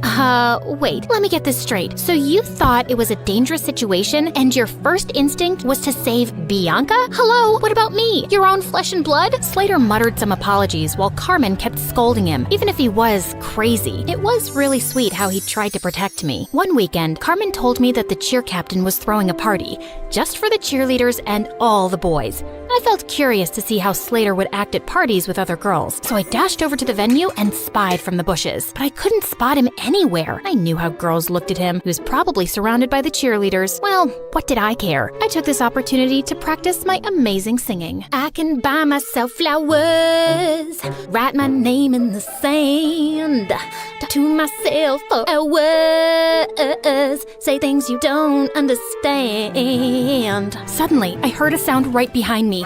Slater, what are you doing here? Same question for you. I came here to sing flowers, 'cause there are flowers here. Duh. What about you? It's too loud inside, and everyone was acting wild. It was scaring me. Just then, a huge bug came flying at our faces, and Slater tried to smack it away, but he ended up slapping me instead. Oh my god, I'm so sorry. My hand is so stupid. Bad hand. Gosh, Slater, why are you so freaking clumsy? I don't know, just born that way, but I get even clumsier around you, because attractive girls make me nervous, and you're the most beautiful I've ever seen. What do you mean? You know what I mean, Bianca. It suddenly hit me. He was attracted to me, and that could make things complicated. I had to avoid him from now on before Carmen could misinterpret things and unfriend me. But the very next day, I caught him in the janitor's closet with his butt stuck in a mop bucket. Jesus, what have you done this time? Can you just help me, please? I think I got a cramp. As I pulled him up, our lips accidentally touched, and my tummy fluttered. Just then, someone gasped from the door. Carmen! Girl, it's not what you think. I followed her to an empty classroom and tried to explain. I swear, there's nothing romantic going on between us. He's too dumb and clumsy for me, and I'm certain he's a liar. Excuse me? That's my cousin you're insulting. And you say these things, but I feel like you're attracted to him. Just don't get attached to him, okay? He's not right for you. Of course, duh. I already knew that, but I was a bit bothered by what Carmen said. Why did she think he wasn't right for me? A few days later, I was practicing archery alone when suddenly an arrow came flying from somewhere and almost hit me. I turned around and saw someone behind a tree. I dashed over and found Slater. What are you doing here? Trying to kill me now? No, what? What just happened? You happened, Slater. You nearly sent an arrow straight into me. You're a hazard to society. Oh God, I'm so sorry. sorry. I didn't realize my arrow came your way. I mean, I didn't even know anyone was here. I would never hurt you, I swear. But let me make it up to you with an ice cream shake. Come on, let's go. I wasn't finding his act convincing. Why was he always around me? He was beginning to seem as obsessed with me as Travis. And what if he tried to hurt me on purpose with the arrow? By the way, are you free tonight? I want to talk to you about something. Just you and me, alone. Okay, sure. But we're alone right now. You can't tell me over ice cream shakes? What ice cream shakes? Oh, yeah, that. No, tonight's better. I'll send you the pin location. Driver, I'll get off here. Thanks. See you later, Bianca. And then he just jumped out of the car and walked away. This dude was so weird, but I was really curious about what he had to say. Later that night, I was surprised to learn where he was taking me. The rooftop of an old building. There was no elevator, so we had to climb 8 flights of stairs, and he was holding on to my shirt like a kid. Wait, what if he tried to push me down? Can you move away? I need some personal space. But what if I trip and fall down the stairs? You know how clumsy I get. Why would you invite me to a rooftop then, idiot? You'll see. When we finally reached the top, I was surprised to see a candlelit dinner. What's all this? Obviously a date. Were you expecting a crime scene? Didn't your cousin warn you about me? She did, but I just don't see why she's so against the idea of you being my girlfriend. You're beautiful and amazing. She was trying to protect you because I have a history of not being good with relationships. May I know why? And before I knew it, I just found myself opening up. Growing up, I saw how my dad broke my mom's heart and left her for another woman. Since then, mom's not even the same person. She just buries herself in work. And dad kind of broke my heart too. Leaving like that, I'm just afraid to let anyone come close. I know that you don't trust me, but I hope that someday you will, and I'll get to know you better. I feel like you're someone worth knowing. He looked at me earnestly and then started leaning in. I found myself closing my eyes, and when his lips touched mine, I felt something electric. Wait, that was a mistake, Slater. I care a lot about my friendship with Carmen. I can't. Okay, I understand. But later that night, all I could think about was Slater and that kiss. Maybe I could talk to Carmen and she'd come around, but I still couldn't shake off the idea that Slater was lying about himself. As luck would have it, Mom told me the next day that the artist was back in town, and he was displaying his work at a gallery that night. Well, Slater wasn't going to be the only one in disguise. I went dressed up as someone completely different, and I was thrilled to see him. He might have a different style, but I was certain it was Slater. And as I was walking past him, I accidentally tripped and fell forward, scraping his arm with my pen. I'm so sorry. I'm not very good with the walking. Clumsy, like you people say. Oh, it bleeds. It's fine, miss. Eventually I did, but only on the condition that she'd tell me who my real parents were. I needed to go see them, and they deserved to know what happened to me. My real parents were overwhelmed with joy to see me. I stayed with them for a few days, and they seemed like lovely people. They could give me the life every girl dreamed of, but something kept bothering me. I'm sorry you went through all this, but I have only one mother, and she's waiting for me. Smile, please. Click.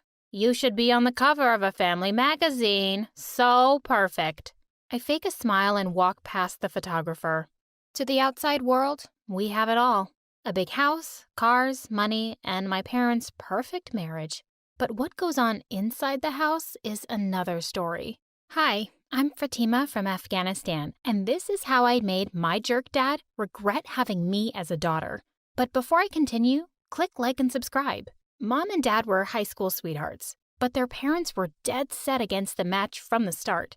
Dad took a stand and got married to her anyway, cutting off all ties with his family. Mom was so blindly in love with him after this because she thought he was her real-life Romeo. But sadly, it didn't last. Dad was pretty mean with me and my elder sister Sasha when we were growing up. Once, I ran up to him excitedly to show him my report card full of A's. He tossed it aside without even looking at it. So what? Anyone can study and get good grades. It doesn't make you special. He never let me participate in any math international competition, saying, "You can't leave the country. Girls should be raised to be good wives. Period." Once, the principal called my parents and told them I should be transferred to another school for gifted students. Dad lost his mind and started yelling at the principal. "You all feminist women, trying to poison our daughters." As soon as we hit our teens, Dad made our lives a living hell. Suddenly, we weren't allowed to do anything or go anywhere on our own. Soon, he started criticizing the clothes we wore and said they were too revealing. Once, we were getting ready to go to a wedding. When our dad came to our room to see if we were dressed properly, he took one look at us and lost it. "Go, wash your face. You look so ugly." We were angry, but we did as he said. When we reached the wedding, though, once again, he became the doting father. What a hypocrite! Men and women are separated in these weddings, so I told Sasha that we could put our makeup on again and enjoy our night. And so we did. My brother didn't have these problems. He was Dad's little pet. God, he even got a cell phone at 8. Dad kept telling him he was the man of the house, and he had to keep us women in check. It seemed like Dad was getting more paranoid by the day. He shifted our computer in the lounge so he could see what we were doing. He threatened to kick us out of the house if we even mentioned having social media accounts. One day, when Dad wasn't home, I decided to set up a Facebook account. I wanted to join all the math groups on Facebook, but as soon as Dad entered, my stupid brother ratted me out. Dad went from normal to the Hulk in less than 5 seconds. "How dare you? I told you to never make a Facebook account. Are you that desperate to find a boyfriend? No one will want you anyway because you're ugly." "Dad, I'm old enough to have a Facebook account." Dad got mad and disconnected the Wi-Fi. I tried talking to Mom about it, but it was pointless. She never saw any fault with anything he did. "He's your father. He knows what's best for you." The next thing we knew, he pulled us out of school and enrolled us in an all-girls institution. I couldn't believe it. This is so unfair. All my friends are here.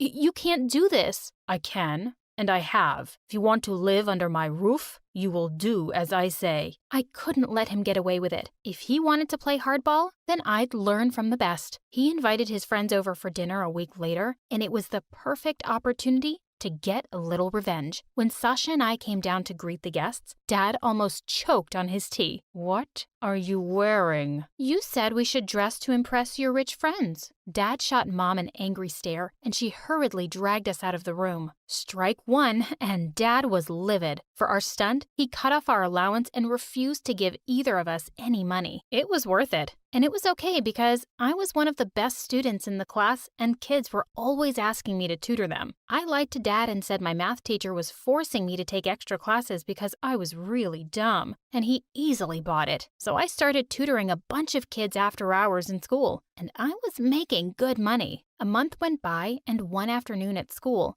right in the middle of a lesson, the door suddenly burst open. I turned in horror to see it was Dad, looking mad as a raging bull. "You take me for a fool, girl? Pack your things this minute." I felt humiliated in front of my classmates, and I didn't want to make things worse, so I left with him. When we got home, he screamed at me some more and insisted I give him all the money I'd made tutoring, but I refused. "Fine, but make sure it lasts, because there's no way you'll be making any more." Dad kept a strict eye on me after that to make sure I got home right after school. At first, I thought there was no way I could teach anymore, but then I came up with a brilliant idea. Dad was always away hanging out with his friends in the evenings, so I decided to sneak students into my basement. I told Sasha all about my plan, and it was her job to make sure Mom and my brother wouldn't find out, and I was back in business. A few weeks later, while I was teaching, the door suddenly opened, and my brother was standing there. Sasha was right behind him, crying and saying that she was really sorry. My brother took one look around the room and said, "Just wait till Dad gets home. You'll be in so much trouble." I ran after him and grabbed him by the shoulders. "Listen here, you little idiot. What will it take to keep your mouth shut?" He thought about it for a few moments and then told me I had to give him half of whatever I was making. As if I was going to tell him how much that actually was. I agreed to it, and he kept his mouth shut. But I was always a little afraid he'd rat me out. A few days later, when the kids were entering the basement, I saw a boy staring at me. He was a few years older than me. He stepped closer and was about to say something when my brother jumped out from behind him and said, "Are you lost, kid? Need any help?" He was so annoying. The boy looked embarrassed and left. That night, I knew a new family moved in next door, and I was excited to have new neighbors. That evening, they came over to introduce themselves. With them was the boy I'd seen earlier. He was their son. Mom and Dad were so warm and welcoming with the neighbors. I smiled at how nice it felt to have a normal moment, but it didn't last. The moment the neighbors were out the door, Dad was at my throat again. "I saw the way you were looking at him. We know nothing about them. He could be a criminal." The next thing I knew, Dad was boarding up the windows in my room. He really was a lunatic. After that, things just kept getting worse. I'd saved up enough money to buy myself a phone, and I was so excited the day I got it. I snuck into my closet and took it out of the box and started browsing and downloading apps. I was finally able to access my Facebook account too. My excitement was short-lived though, because I came across a page that made my heart stop. Dad was on Facebook, and his profile was just pictures of him with strange women. The things on his page and his friends list made me cringe.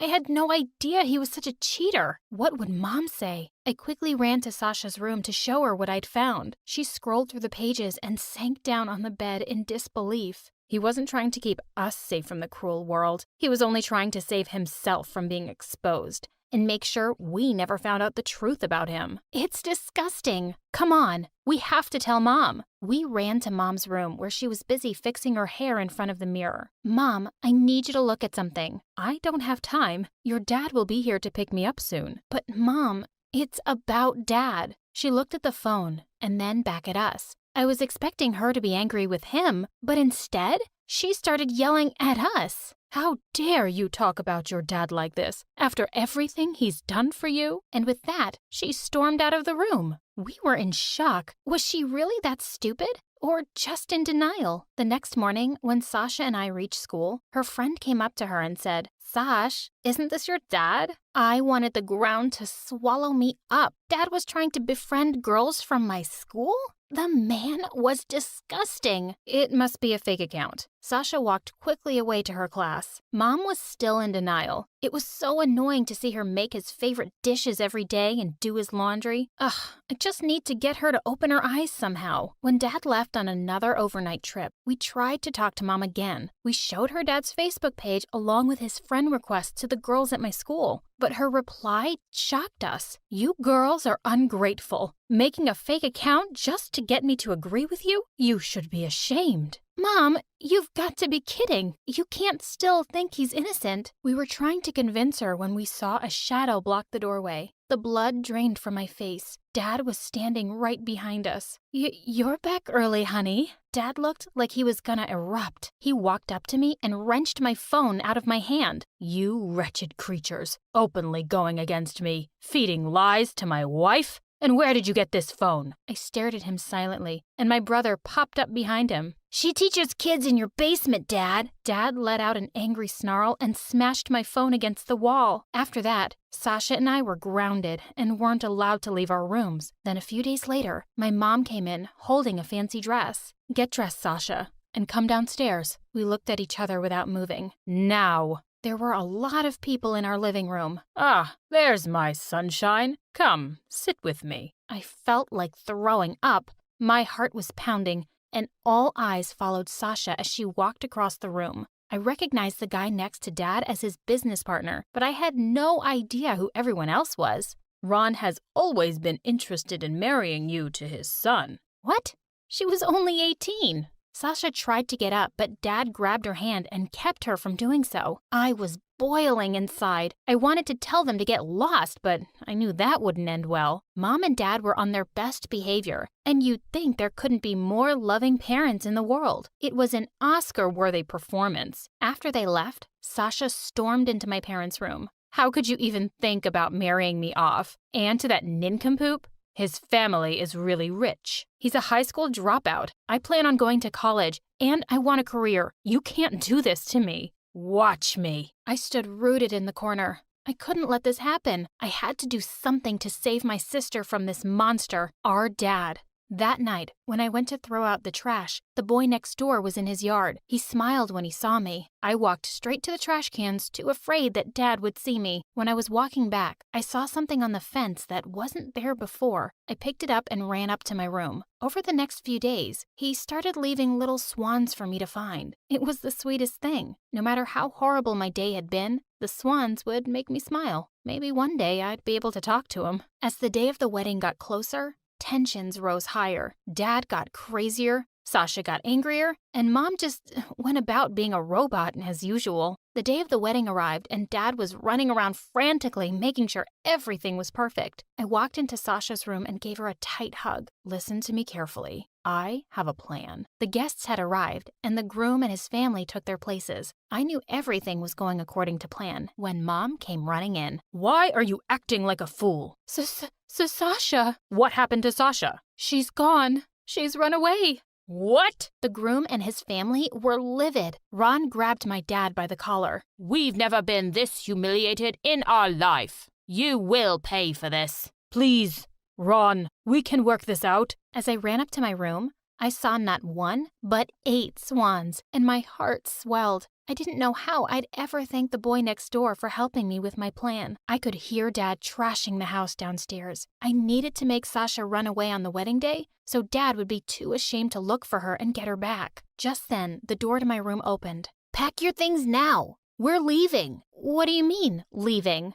You two have destroyed his reputation. Dad's lost his business partner, and you're asking why we're leaving? With that, he slammed the door and left. Dad followed every move of mine like a hawk. I wasn't allowed to go to school on my own either. One day when I came back from school, Mom was sitting in the lounge, but she looked different. Dad walked in and sat on the couch. Make me a cup of tea. Mom didn't move. Didn't you hear me? Make me a cup of tea. I didn't know what was happening, but I was loving it. Get out of my house, you cheater. Dad was shocked. That's when I saw his phone in her hand. All this time, I thought the girls were lying. But this? Get out. Get out. Now.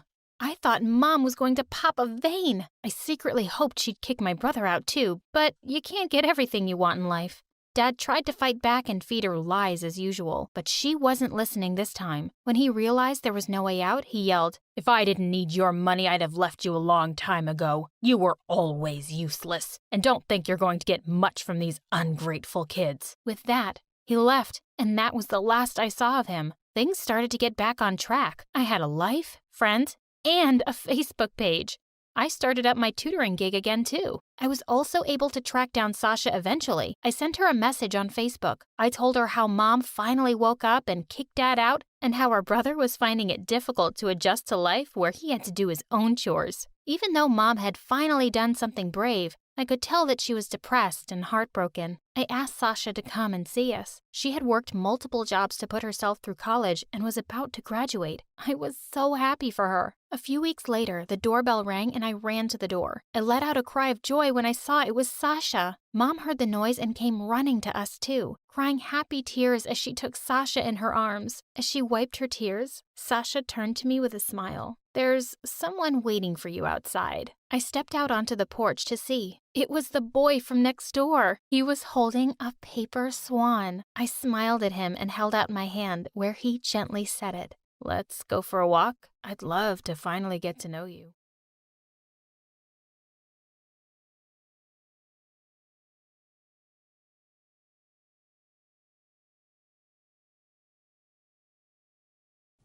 When I was 5 years old, I was playing alone near the road when suddenly, a bus full of kids stopped next to me.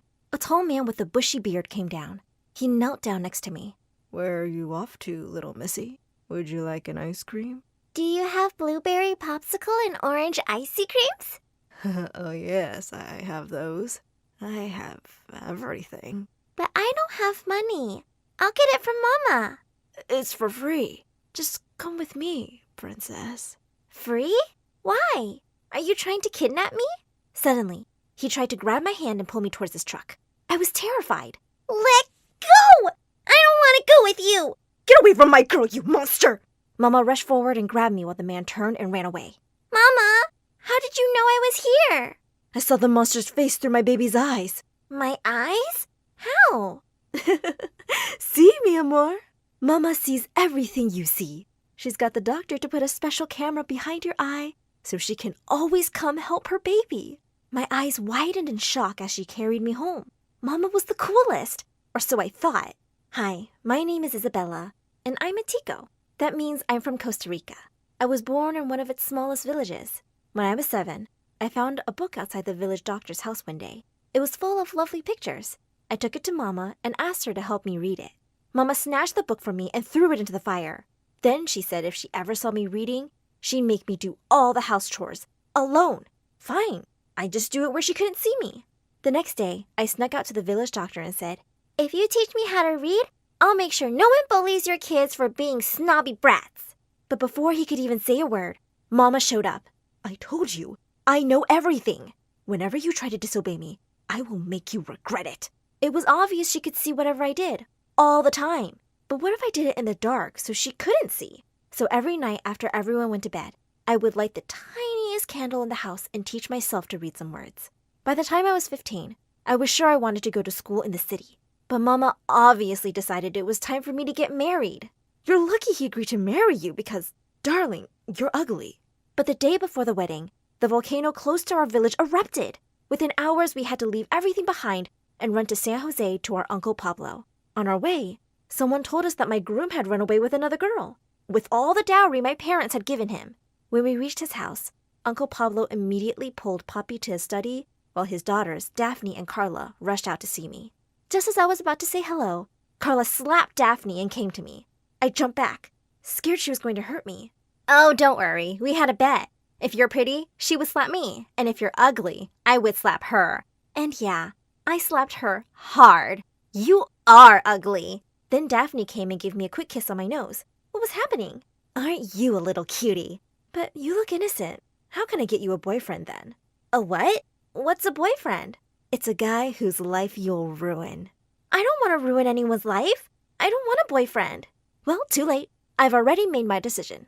They both burst into laughter at the exact same time. Suddenly they stopped laughing and glared angrily at each other. Ooh, sisterly drama. It turned out that Carla had stolen Daphne's boyfriend last year, and they'd not spoken to each other properly since. Then their mama said one of them had to share her room with me. Immediately, Daphne grabbed my arm and pulled me to her room. "I'll take good care of her, Mama." Then she said loudly so her sister could hear, "I need someone to take my revenge from this witch so-called sister." Once inside, I put my pillow on the floor and was about to sleep. But Daphne insisted I sleep on the bed. "But I can't sleep on your bed. Mom will get mad. She put a little camera behind my eyes and she can see everything." "Are you crazy or something? What camera? Just sleep on the stupid bed, you stupid village girl." Wait, Mom was lying about the camera thing all this time? And I believed her! I felt so dumb. In the middle of the night, I woke up to a strange sound. I sneaked a peek and almost passed out. There was a guy in the room, and he was kissing Daphne. Just then the door flew open and Carla charged at them. "You little backstabbing, good-for-nothing witch! You're making out with my boyfriend! What kind of a sister does that? I'm just giving you a taste of your medicine. Remember when you stole my boyfriend? Besides, I thought he should date the prettier twin." "Prettier? You're literally a copy of me." "There's two of you? What's going on? Which one of you is my girlfriend?" "I am." "No, me!" Suddenly they were both pulling the poor boy and trying to kiss him. One of them threw a shoe which came flying at me. "Ow! Keep me out of your drama, you psycho Humpty Dumpty!" All three of them turned to me. The boy's eyes met mine, and my heart started beating like crazy. He pushed them both off him and stepped towards me. The twins looked from him to me and were immediately one team again. "Get out of here!" They pushed the boy out of the window and high-fived each other for getting their fight. But the next second, Daphne spat on Carla's face. "I hate you. Don't think we're friends just because we both hate this cow." The next morning, I ran downstairs and found Mama crying. She said that since we were poor, we would have to work as their servants. Carla pinched me. "You hear that? From now on, you're our maid, Cinderbella." Just then, Papi spoke up and said that Uncle Pablo had generously decided I would start school with Humpty Dumpty. "What?" As soon as we got to school, the twins turned on me. "Listen here, loser. Don't you dare tell anyone you're related to us." "Yeah, and don't forget, you're still our maid." Then each one went with a boy, like a different boy from yesterday. As soon as I sat in class, I noticed everyone was staring at me, especially the boys. One of them instantly asked for my number. When the teacher came, she spotted me as the new kid immediately and asked about my previous school. I gulped, suddenly nervous. I learned to read and to write." "She's lying. She's never been to school. She's our maid." "No, that's not true. I mean, it's true I am their maid, and I've never been to school, but..." "Never been to school? I can't believe they put you in 9th grade. You should be in 1st grade." And within the hour, I was sitting amongst itty-bitty 1st graders. As soon as the teacher would turn to the board, someone would pinch me or pull my hair or throw spitballs. If you were in the village, I'd have you all running to your mamas and puppies. A small mousy girl, Mindy, threw a paper ball straight at my face. Yeah, but you're not in the village now, are you, you Dumbo? Oh, how I wished I could fight these rich brats. A few days later, the principal came to our class and found me sleeping. You made a huge mistake by putting me in the first grade. Just let me take some tests and you'll see. Finally, she agreed. Then the principal took me to the 9th grade.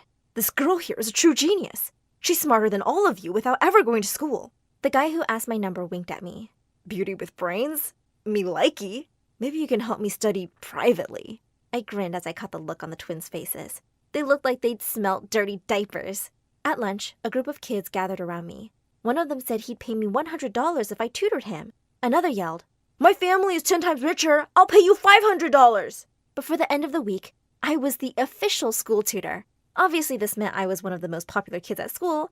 And best of all, money was rolling in. My parents also got extra jobs at a fancy restaurant, too. One day after school, a woman stopped me and said she'd give me $100 an hour if I helped her kid with math. A little later, I was at her home, waiting to meet her little angel. It turned out to be Mindy, the first-grade bully. The minute she saw me, she ran out screaming, I'm not studying with this ugly village cow. No amount of money was worth teaching this brat. Just as I was leaving, someone called me. It was the boy from the twins' room. He looked just as shocked to see me. Well, say something. What? Oh, hi. I'm Juan, and you're beautiful. You are the evil twins' shared boyfriend. Ugh, don't even remind me of those psychos. They both still show up here and peek in through my curtains sometimes at night. I'm Bella, their cousin. Bella, I know this might sound a bit much, but ever since I've seen you, I can't stop thinking about you. Would you like to go on a date with me? I would, but I can't deal with the twins' drama right now. I just want to study and save up for college. They'll never know. No one will. Till you want them to. I really wanted to date him, so I said yes. In a minute, he was with me and kissed me intensely. Suddenly, someone started banging on the door. I see him. He's kissing someone. I can't see her face. Open up, Juan. We just want to talk to that witch. Juan helped me escape his house through the backyard while he held them off. I ran home to find the twins were there before me, and they looked pissed. Why are you grinning like you've got a hanger stuck on your mouth, moron? Why do you look like you're about to die? She threw a shoe at me while I ran upstairs. The next few months were amazing. Juan and I snuck around whenever we could. All the while, the crazy twins were hot on our tail. Once he came to the house, and just as he leaned in to kiss me, the twins appeared. I ended up pushing him into one of the bushes. Another time, I decided to wear a wig and huge glasses to one of our dates, and the next day, wanted posters were up all over the school. But it all came crashing down soon enough. One day, Juan surprised me by taking me to a very fancy restaurant. To my horror, it was the same place Mom and Dad had started working at. But thankfully, they acted like they didn't know me. But then out of nowhere, the twins showed up. Juan, babe, you want to meet your in-laws? Shut up, Daphne. What my parents do is none of your business. Yeah, but it's Juan's business, you gold digger. Babe, that's her parents. And she's our maid. Well, guess what? I knew all that. I don't care. I love her exactly as she is. She's so much better than you bimbos. Mom and Dad heard the commotion and came to us. And Carla started making fun of them and their clothes. That's when I really lost it. I'm so tired of you two. Ever since we've come here, all you've done is act like you're much better than us. Just because you're born in the city. But that doesn't make anyone better. It's kindness and generosity that makes people better and worthy of love. And all of you've been till now is mean and cruel. If that's what city people do, I'm so glad I was born in the village. Suddenly, everyone around me started clapping. Some kid from the table next to us threw a poached egg at the sisters, who screamed and ran away. That evening, I went to Mom and Dad's room and said I had saved enough money to move out. With your income and my tuition, we can totally leave this hell. The day after we moved, I was shocked to find out someone had put up a video of my little rant, and it was going viral. Everyone said I was brave and smart, while the twins were just awful bullies. They even got suspended from the school for a month, and they were banned from the prom. But I quit that place anyway and joined Juan's school. Life eventually turned normal. Best of all, not only did Mom and Dad join my classes to study, they became my best students.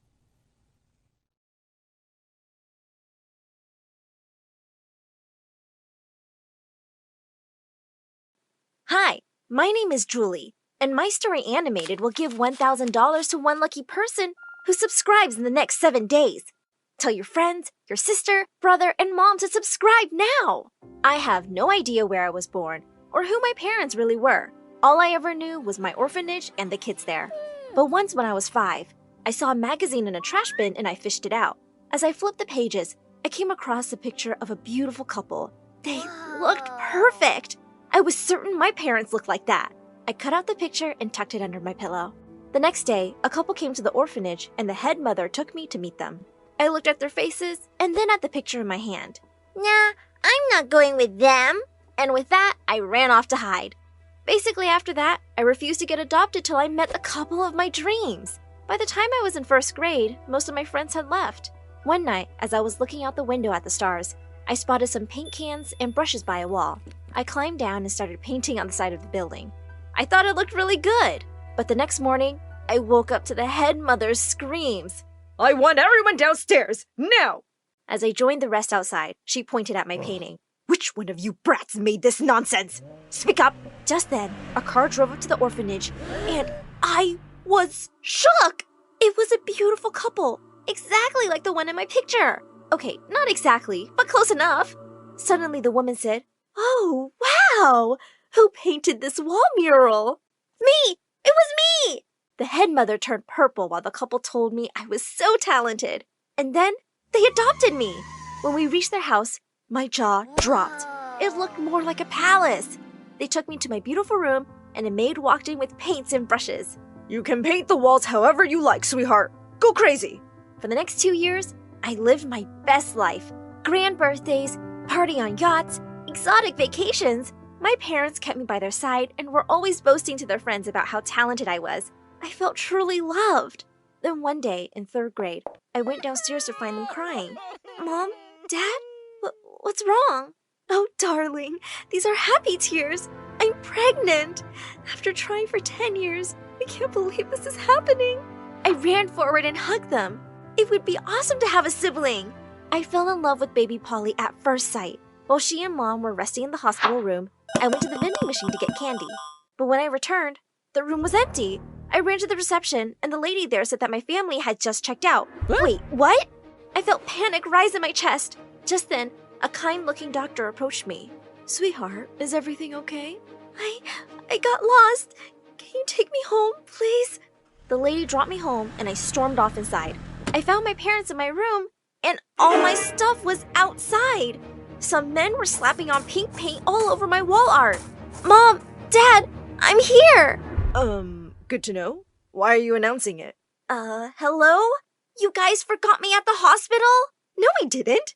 Did you hit your head somewhere? And can you please pick up your stuff? Turns out my parents had decided to convert my room to Polly's nursery, and I was shifted to the room in the other wing of the house. As Polly grew older, she had my parents wrapped around her little finger. She could do no wrong. Once when she was 2, we were having dinner when she jumped onto the table and pushed my bowl of hot soup onto my lap. "Gosh, Polly, what's wrong with you?" Don't talk to her like that. She's just a baby. She doesn't know what she's doing. As I stormed off to change, I didn't feel too sure about that. By the time Polly was 4, my parents felt worried because she still only spoke in her baby language. One time when I was watching TV, she suddenly climbed onto the couch and brought her face close to my ear. Julie, I hate you. You're disgusting. What? What did you just say? You heard me. And with that, she smiled and started watching TV. Just then, Mom and Dad walked in and I shouted, "You won't believe this! Polly can talk! Like proper words!" "What? Oh, my baby, I missed it!" "What did she say?" "She said she hates me, and I'm disgusting." Wow, Julie. Really? She just started talking and she's saying words like disgusting? What rubbish! I swear! Oh, be quiet. Polly, if you can talk, say, "I love you, Mommy." Baba Mumuka. You've got us excited over nothing, Julie. I don't know why you're turning into such a brat. Oh my God! I was convinced my baby sister was a psychopath. One night, I looked at the symptoms of psychopaths online, and they were usually highly intelligent and used big words from a young age. Polly seemed to fit the description perfectly. She started talking properly in front of everyone soon, but that just made things worse.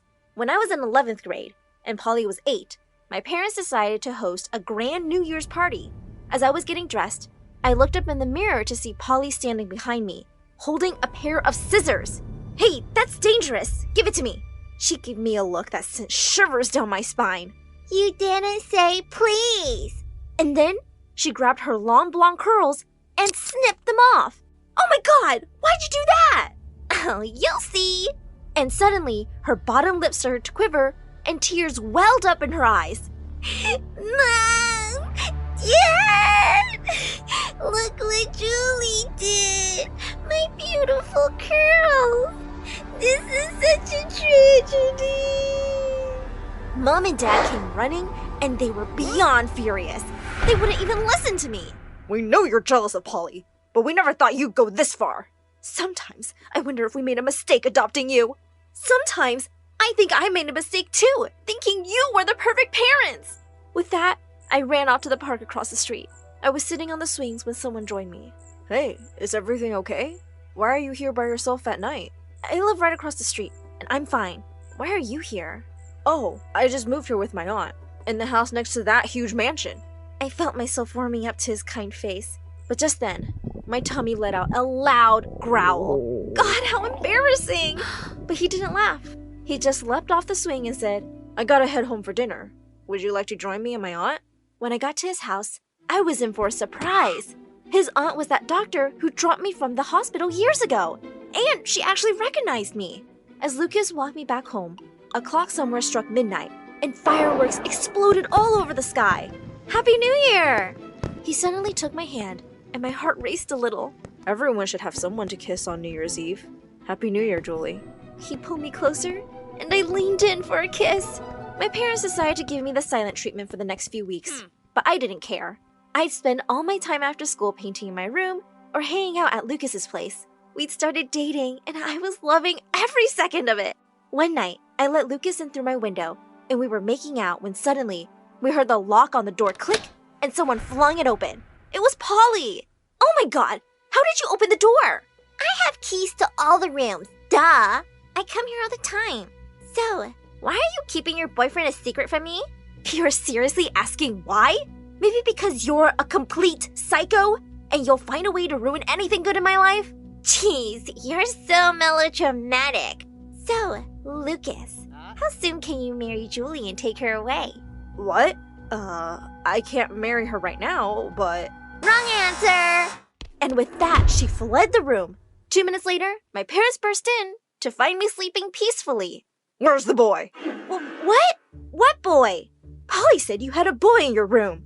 Well, I was sleeping, so I don't know what crazy Polly saw. Go ahead and look. My parents searched my room and the servants searched the grounds and found nothing. After they finally left, I lifted the loose floorboard in my room and Lucas crept out from under it. That Polly thought she knew everything, but I'd been here longer than her. But to my horror, the door flung open again, and my parents and Polly were standing there. See? I told you he was still here. How did she even know? All hell broke loose as my parents called over Lucas's aunt and threatened to hand him to the police for breaking in. Please, sir, it won't happen again. You bet it won't. Do you even know who I am? Stay away from my house, or you'll regret it. As Lucas's aunt dragged him off, Dad turned to me. You're grounded for eternity. God knows what kind of people your parents were, because you seem like a really bad egg. Well, by that logic, your parents must have been big jerks. How dare you talk like that? After everything we've done for you, you're just an orphan no one wanted, and we saved you from that miserable place. No, you took me because you just wanted a talented child to show off. But since Polly came, you've reminded me every day that I'm not your kid. As I paced around my room furiously, my eyes fell on a stuffed teddy bear on the shelf. It was the only present Polly had given me once. And suddenly, I had a realization why. I pulled out the teddy bear's eyes, and I saw what I'd suspected. There was a tiny camera behind one of them. Polly had been using it to spy on me. I looked straight into the camera. Polly, you're a creep, but this is the last time you'll mess with me. And with that, I ripped it out and smashed it with my foot. That night, I packed my paintings and climbed out the window, leaving that house behind forever. And it felt good. But I didn't go to Lucas. I went back to the orphanage. Well, I just knew you'd be back one day. You can stay, but you'll have to earn your keep. I started teaching kids in the orphanage, and I felt happier than I had in ages. One day as I was going to class, a car drove up, and I was shocked to see Lucas and his aunt. Lucas ran to me and gave me a bear hug. His aunt took my hand next and said, "Julie, Lucas and I were wondering, would it be okay if I officially adopted you? Thank you for that, but I don't need a parent. I can take care of myself. I'm just happy to have you as my friend." I kept dating Lucas while I worked my way through college. Soon after my graduation, he went down on one knee with a ring.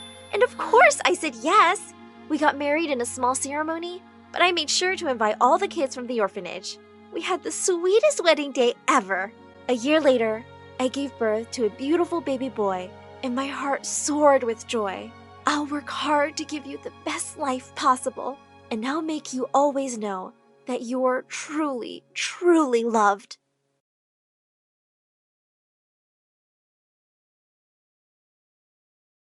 I couldn't stop yawning. We were having an orientation program at our school auditorium, but everything was so boring. I put on my earphones and listened to an upbeat song to wake myself up. Soon, I just found myself singing along with it. My milkshake brings all the boys to the yard and they're like, "It's better than yours." Yeah, right? It's better than yours. Suddenly, I stopped when I realized that everyone was looking at me like I mercilessly kicked a puppy.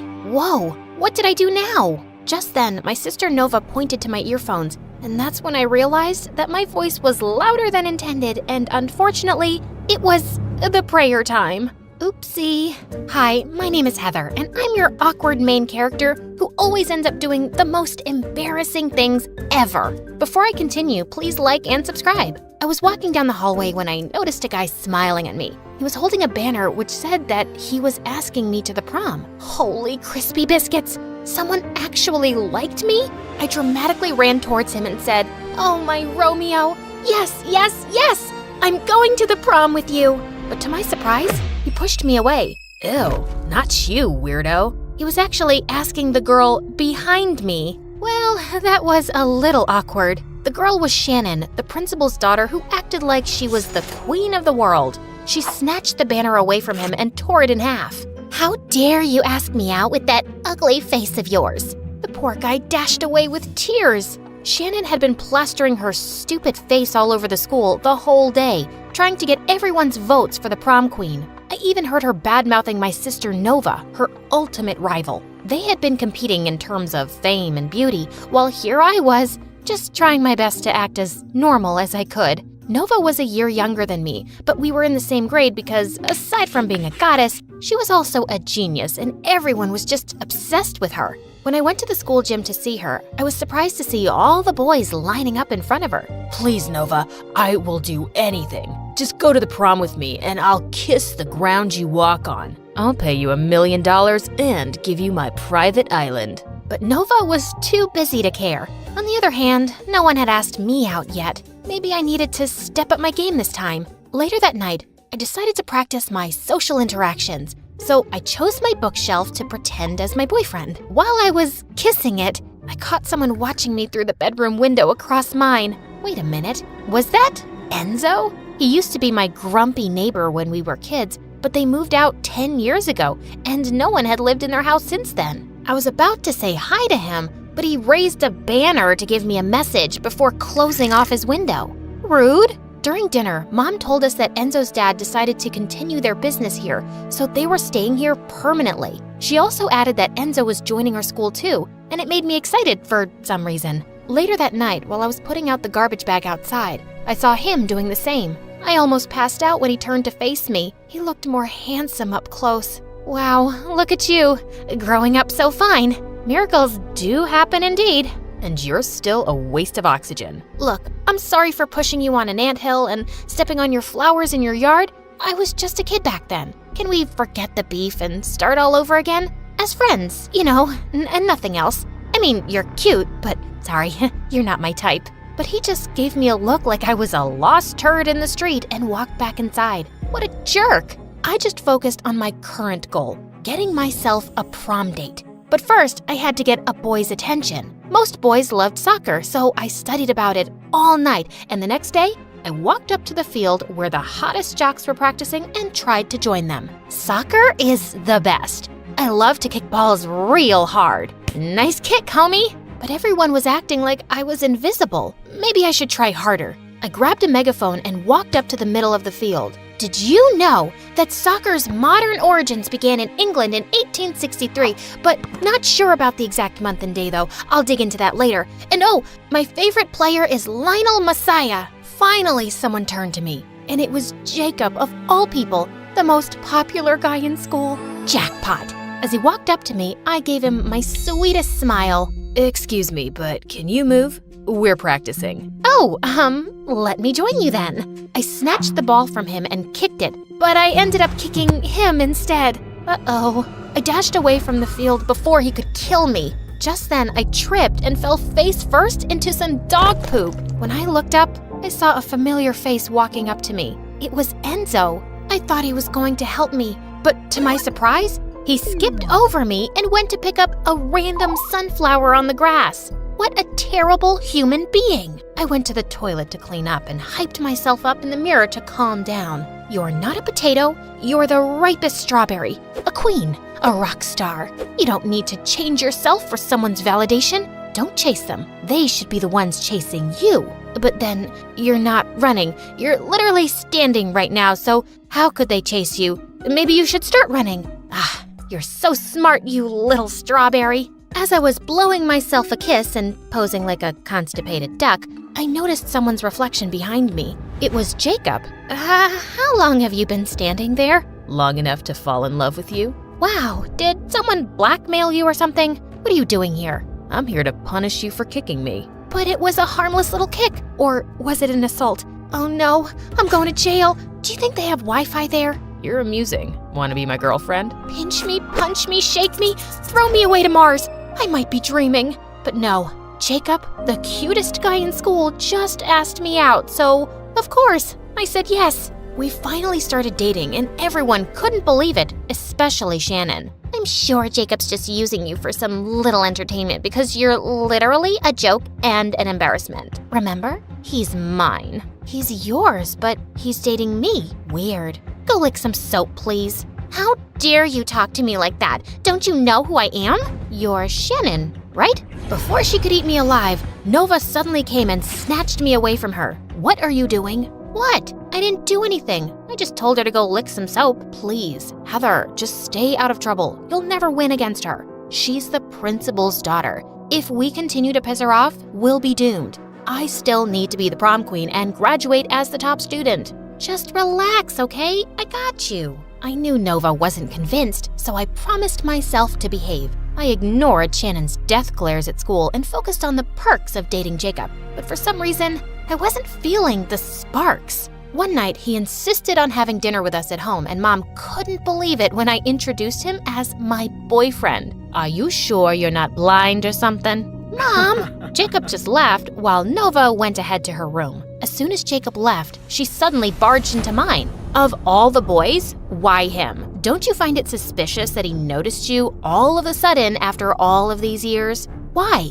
You find it impossible for a guy like him to actually like a nutcase like me? It's not like that. I just don't really trust that jock. I started to realize Nova's warning over the next few days. Whenever Jacob and I were together, he would always ask me to do some weird things like talking to a dog and eating without using my hands. He and his friends would then laugh at me like crazy, and it was very insulting. One time after lunch, I had a little food crumb near my nose, and he didn't tell me about it. Everyone thought it was a booger, and he'd been laughing with them all day. I finally had enough. I needed to break up with him, so I followed him to an empty classroom, only to witness something that shook my world. He was trying to kiss a girl, and it wasn't just any other girl. It was my sister. I hid behind a wall to listen to their conversation. Get off me, you jerk. Come on, Nova. Don't you get it? I only dated your sister just to get close to you. I don't care. Just leave me and my sister alone. She slapped him before storming off, leaving me totally stunned. His revelation didn't break my heart, but what he did to us was so low of him. I had to teach him a lesson. That weekend after their successful soccer game, I snatched the announcer's mic and dropped a bomb on them. Hi, hello, excuse me. Jacob, first of all, congratulations on the win. Yay! And second, we're done, okay? This is a breakup, and it's not you, it's me. Just kidding. It really is you because you're boring, your breath is stinkier than poop, and your abs are not hard enough for me. So, bye!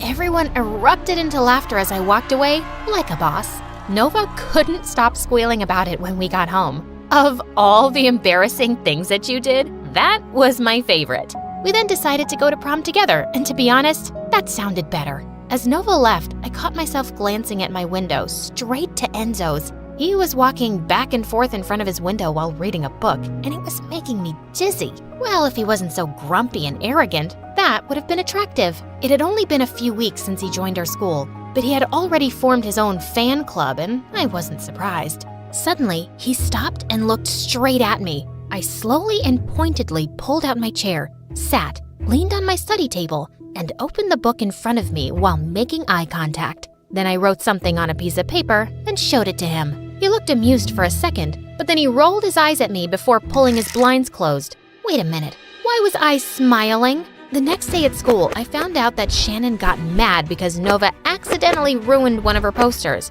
And now they were having the cat fight of the century.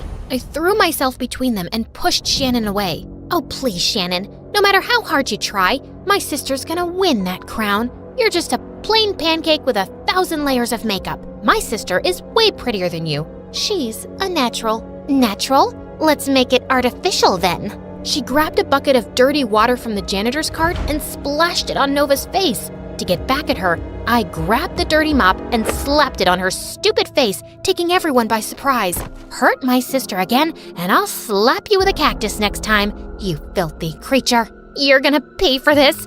You'll see. That's right. Run home to mommy, because that's all you can do. As expected, the principal suspended both Nova and me for 2 weeks, and that also meant that we couldn't attend prom. Nova tried to negotiate with the principal, but of course, she'd side with her awful daughter. If my sister couldn't be the prom queen, then Shannon shouldn't be either, and I had to do something about it. After carefully planning my revenge, I put on a mask, gloves, and a hoodie, and some props before heading to Shannon's mansion at midnight. I hid behind some bushes as I waited for their front porch light to be turned off. Suddenly, someone popped in beside me. Fancy seeing you here. Holy puppies, what are you doing here? Did you follow me? Judging by your outfit, I knew you were about to do something stupid again, so I just came to warn you that trespassing is illegal, and we should just go home. Why do you care anyway? You're just my grumpy neighbor. Just then, 2 scary black dogs started barking behind us. Oh no, I know I'm not exactly pageant material,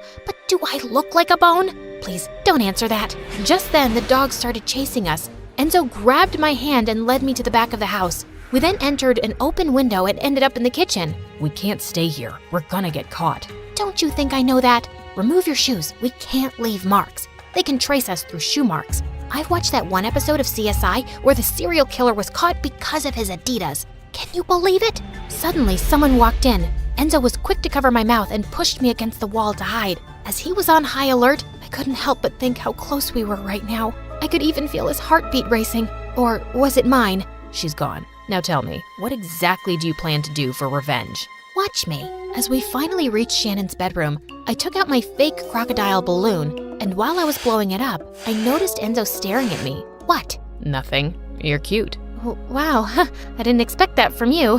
Sorry about being grumpy. Those were just the times that I had my period. I continued blowing up the balloon to hide my blush, and when it was huge enough, I threw it beside the sleeping Shannon, waking her up. I started taking Polaroid pictures of her as she screamed her heart out, making sure I got her worst angles. Enzo and I were chuckling as we fled the scene. We then headed to the school to put up all Shannon's ugly, no makeup pictures all over the school. I got home still on a high about what we just did. Enzo was an amazing accomplice. Speaking of him, I turned to look at his window and my jaw dropped. He looked like he had just had a bath, and then I realized he was shirtless and I could see his abs. His very defined abs. Holy yummy macaroni! Just then he turned to me and caught me drooling all over him. I immediately pretended to be doing exercise by the window. Exercise is important, you know, especially at midnight. Not that you need that information. Like, look at your body, you obviously work out.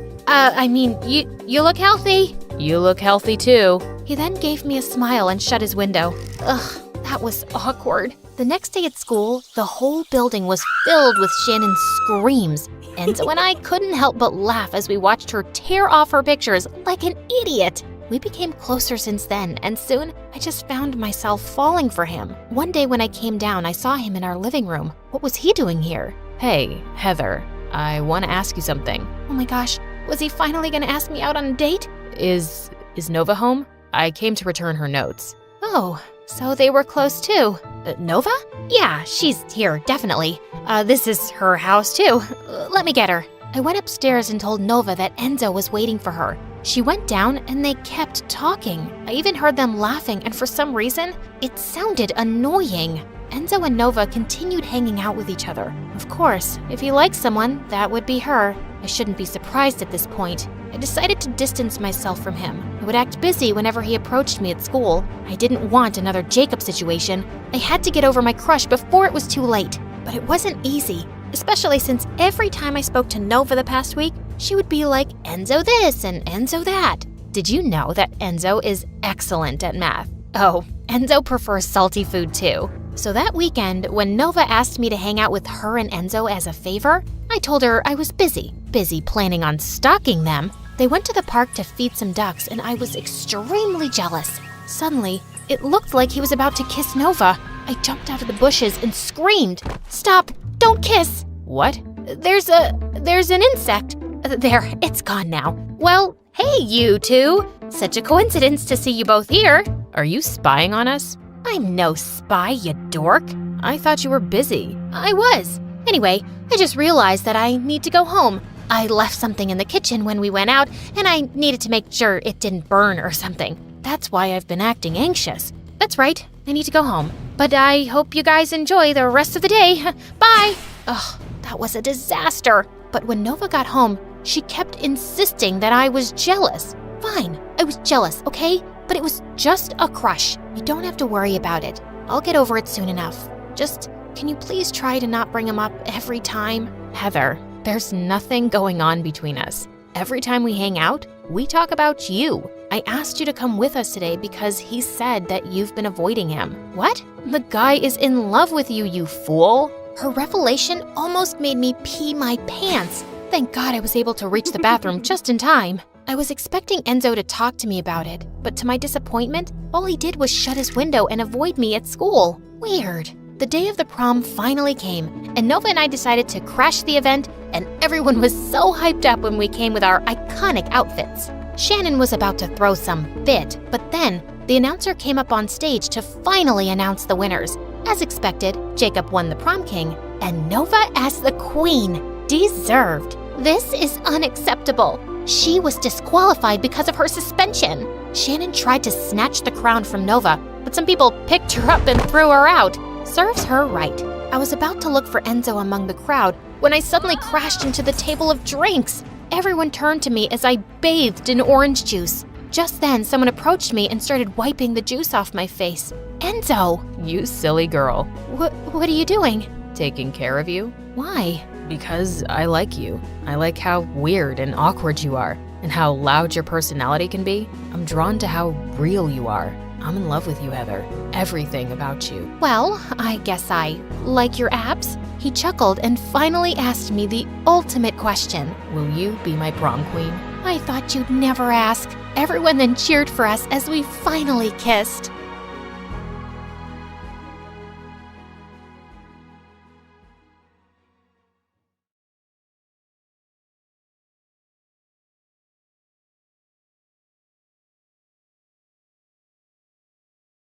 Hi friends, I'm Abigail and this is my story. Please like and subscribe. I was born to one of the biggest rock stars in the country. My dad was super famous and was known as Richard, the king of rock. After my mom left him, Dad was always in the news for his dating life. He literally had a new girlfriend every month. Growing up, Dad gave me everything, except his attention. He was too busy touring the world and breaking hearts while I was looked after by the household staff. Once in first grade, our school took us on a day trip to the beach, and I was having a great time making sandcastles when suddenly I started feeling really dizzy. I don't feel so good. You don't look so good either. Ew, just don't puke on me. I tried walking to the teacher, but before I could, I landed straight into a sandcastle and everything went black. I woke up to find myself in the hospital with Dad by my side, and I was diagnosed with diabetes. The next few days, I was just really happy to have Dad at home, fussing all over me. He was busy looking for a live-in nurse who'd make sure I took my meds properly while he was away. Too old, too grumpy. She looks lazy. Man, she's got a big nose. Oh, look, Abigail, she's cute. Let's call her. Her name was Bridget, and Dad hired her the minute she walked in. Although I could tell that she was no good. After Dad left, she just spent the whole day watching TV or talking to her friends. Hey, lady, isn't it time for my medicine? Oh, sweetie, I don't know how to read the time. I'm dyslexic. Are you even a real nurse? Yeah, I did go to nursing school for like 2 months, but I dropped out. Sick people are gross. I just took care of my medicines myself because I couldn't trust her one bit, and I was gonna get her fired soon. My 10th birthday was around the corner, and I decided not to have a party for my classmates because I wasn't really close to anyone. I knew they were just friends with me because I was rich. Dad promised me he'd come home and we'd celebrate, just the two of us, but he never came. Call him. He promised he'd be here. What am I, your maid? And he's not gonna come now, so just eat something before you start feeling sick. Nuh-uh, you can't make me. I was beginning to feel dizzy, but I still refused to eat. Just then, a girl my age entered the room with a cupcake in her hand. Listen, you, this is my daughter Percy. She just came from the village today. She'll celebrate your birthday with you, okay? I honestly didn't want to, but then the girl suddenly shoved the cupcake in my mouth. Yummy, isn't it? There are more downstairs. Whoever reaches there first gets to lick the frosting. After that day, Percy and I became best friends, even though her mom sucked. I loved Percy and didn't want her to leave, so I never got Bridget fired. But when we were close to graduating high school, Percy dropped a bomb on me. She was going to Oxford University. That's freaking expensive. And without you, I'll fade into Bolivia. You mean oblivion? And I saved money from all my summer jobs. Plus, I got a student loan. Can you imagine? I'll be the first in my family to go to Oxford. It's like a dream come true. Oh, what if I come to Oxford too? Come on, you can't tell the difference between Bolivia and oblivion. It's not like you can clear the SATs. They're super hard. But I did clear them. Actually, I barely cleared them after working my butt off for a month. The day my Oxford acceptance letter arrived, I felt like my heart stopped for a second. Yes!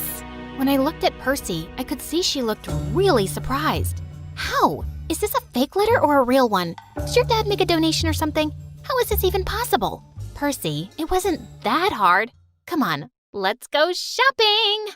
I was so pumped for London, but there was only one thing. My fear of flying. I'd never been on an airplane before, but I so wanted to do this. When we boarded the plane, Percy and I had seats in different aisles. That wasn't good. I knew I was gonna panic. I got a seat in the middle of an old man and some young guy. When the plane started moving, I felt like I was having a heart attack. Oh God, save me please. I think I'm drowning. Yep, my heart's sinking. I just want to get off this plane. Just then, the young guy next to me took my hand and he gave me a dimpled smile. Hey, calm down. You'll be okay. Just look at me and take deep breaths. And we're not drowning, we're flying. By the way, I'm Ryan. I'm Abigail. Okay, so the moment of truth? We've taken off. I used to be frightened of flying too when I was a kid, but my aunt would distract me until the plane took off. Always worked like a charm. Your aunt sounds amazing.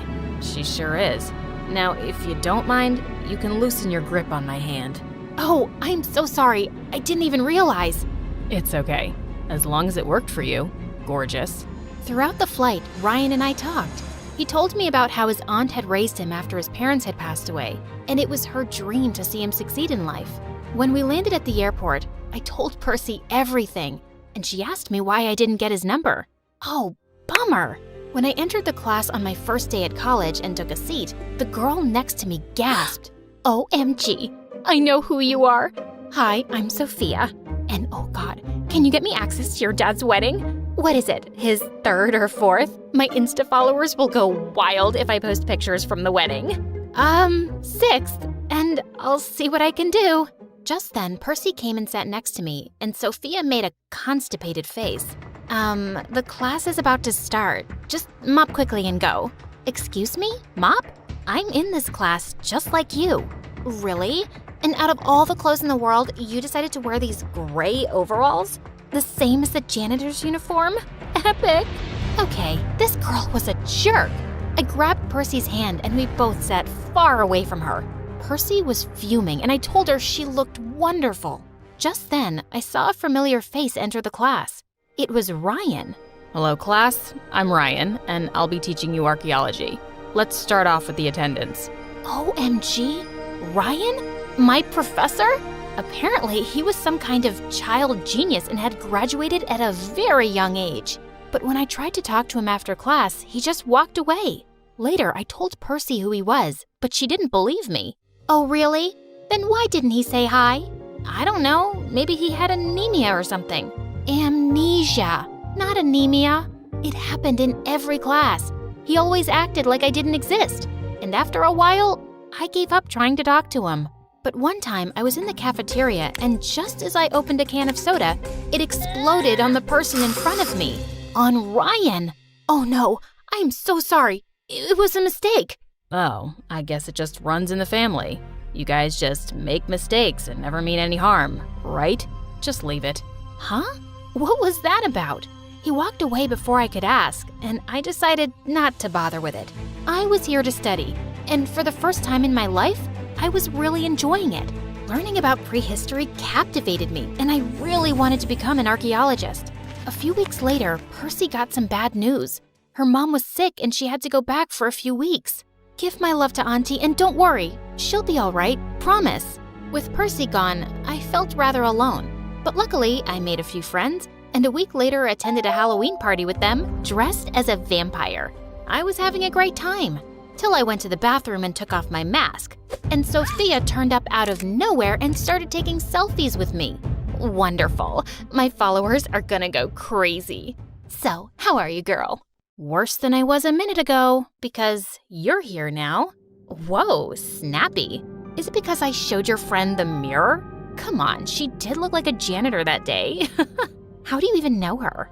She's my nanny's daughter, and we've been best friends since we were kids, and no one deserves to be here more than her. So please, don't talk trash about her if you don't want me to punch your face.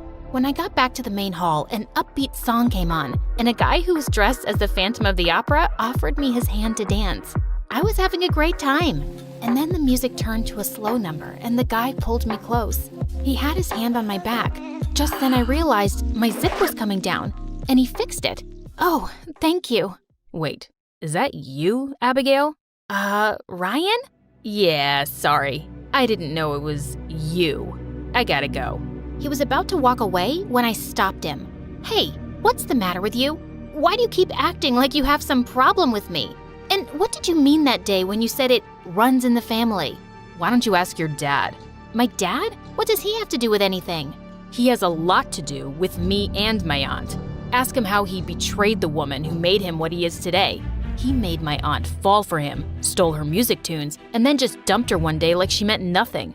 Seeing her crumble after your dad's betrayal was the hardest time of my life. I'm sorry, Ryan. I know my dad isn't a saint, but what do I have to do with his past? It's not fair to judge me for something he did, and I never knew about it. Trust me, he wasn't really around for me much either. And I don't deserve your hate. Saying that, I just left the dance floor as quickly as I could. The next day in class, I was ecstatic to see Percy was back, but she looked really worried because Ryan had given her an F for low attendance. Abigail, you gotta help me. You say you know him, right? Ask him to give me an A or maybe a B, please. What? Percy, this isn't some lame high school. I can't just go to a teacher and ask him to change my friend's grades. Wow, you sure have changed, Abigail.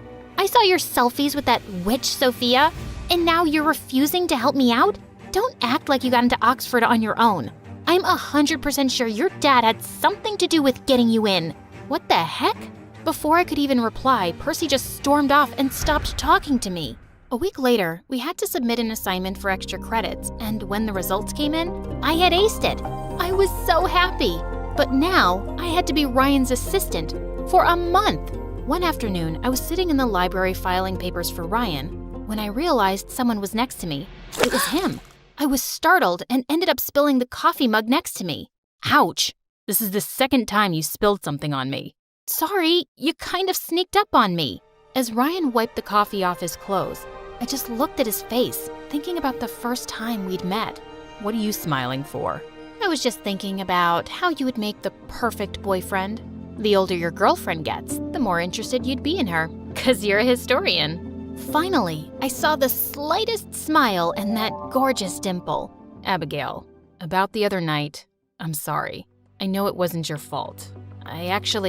Without finishing his sentence, Ryan took my hand and just looked into my eyes. He was leaning in like he was about to kiss me. But right then, there was a sound near the window and Ryan jolted up to check it, and the moment was gone. But the next day when I entered my class, all eyes were on me. Whoa, if it isn't the teacher's pet. No wonder you're soaring so high these days. What do you mean? You don't follow me? Oh geez, you should. I now have a blue tick on my account thanks to you. Look what I received anonymously. It was a video of Ryan and me sitting really close in the library. I was furious. Don't be so happy about that blue tick. I snatched the witch's phone and smashed it on the floor and walked off. But Percy caught up with me. Oh, so this is how you get extra credits? Some of us actually worked really hard to be here, but people like you will do just about anything to get ahead, like flirting with the teacher. And when I ask you to put in a good word for me, you refused. Are you crazy? I really am studying hard, Percy. I know you liked him, but this is disgusting. I had my suspicions, but seeing you two in the library that day, I understood everything. Wait, so you made this video? Couldn't you have at least asked me what the truth was? I'm your best friend. Yeah? Is that why you've been going around telling people like Sophia that I'm your maid's daughter? Some friend you are. That's not what I said. I didn't mean it that way. And yes, I do like Ryan, but I would never use him to get ahead. I can't believe that's what you think of me. I'm done. With you, with Ryan, this Oxford dream, all of it. I ran off, and right outside, Ryan was waiting to talk to me, but I needed to be alone. So I ran out of the college toward the forest park. Ryan caught up with me, and just as I tried to push him away, we both fell with a thud, and then everything went dark. When I woke up, I found myself in Ryan's arms. Oh, thank God you're all right. Am I? I don't feel all right. Where are we? We fell into a pit and there's no signals here. It's been hours and I've been screaming for so long, but no one's come. I felt my head spinning and knew my blood sugar was low.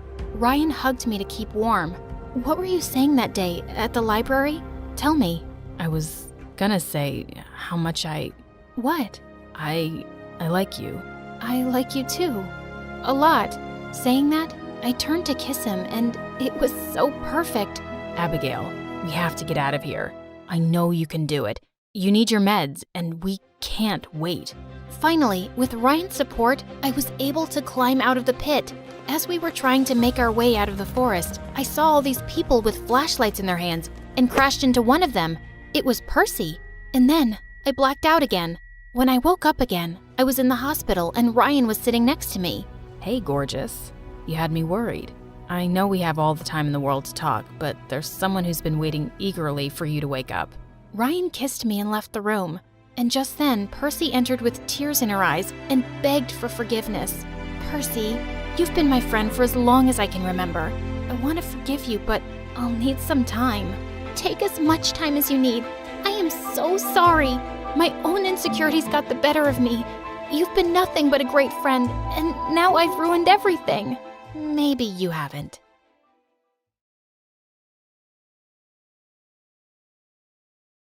Hi, I'm Mona. I'm one of the smartest girls you'll ever meet. Please like and subscribe. I was 5 years old when I was playing hide and seek with the neighbor's kids, and I got stung by some bees. My skin immediately started to swell, and moments later, I fainted. When I woke up, I found myself in the hospital. Your daughter has anaphylaxis, which is an extreme allergic reaction to bee stings, but that may not be all she's allergic to. You'll have to monitor her closely. After that, Mom was terrified and she wouldn't let me play outside. She also decided to homeschool me. During our lessons together, she always told me I was a genius. I still felt sad about not going to a real school, Till she told me the big secret. School's gonna take away your genius and make you dumb like the other kids, because that's what the government wants.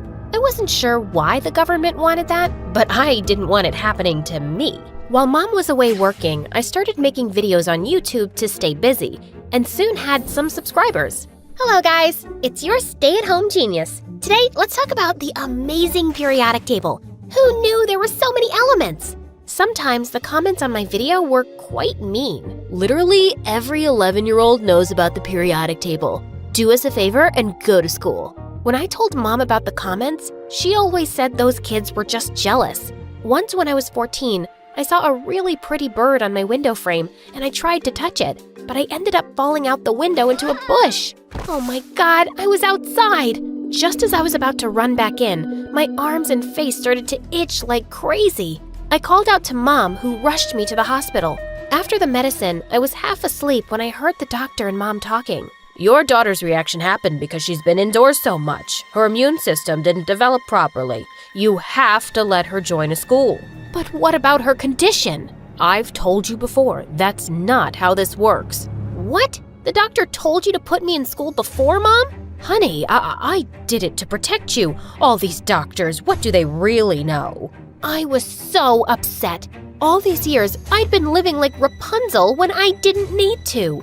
On the drive home, she continued to rant about the government. Mom, just stop it with your lies already. And guess what? I'm going to school.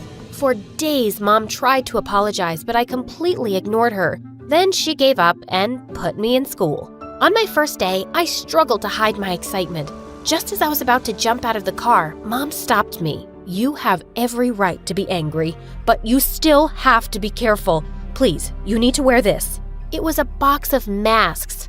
Ugh, I didn't want to be some masked weirdo on my first day, but I also didn't want to get some bad reaction again. So I put one on. When I walked into my class, the teacher hadn't arrived yet, and I had the perfect opportunity to introduce myself. I climbed onto one of the tables. Greetings, my fellow classmates. I'm Mona, but some of you may know me as the stay-at-home genius. They all stopped talking. Great, I had their attention. As I start this new journey with you, I hope that you do not feel intimidated by my intelligence, and I look forward to helping you all. Shut up, weirdo. The entire class burst into laughter. Everyone was still snickering when the teacher walked in. They were all jerks, but I was going to show them. Who can tell me how many planets we have in the solar system? Me, sir. 9. 8, actually. Pluto isn't a planet anymore. What? Since when? Since forever, Miss Genius. And I soon discovered the strangest thing. I seemed like I was behind in every subject. I was dumb. At the end of the day, one of the teachers called me aside. We've observed that sometimes homeschooled students struggle to keep up. You may need to be placed in another class more suitable for your abilities. But this is the class I should be in. Yes, but you have to take a performance test at the end of the semester so we can be confident you can cope.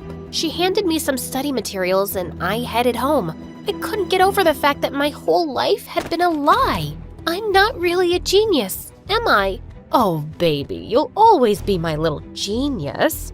You've ruined my life, Mom!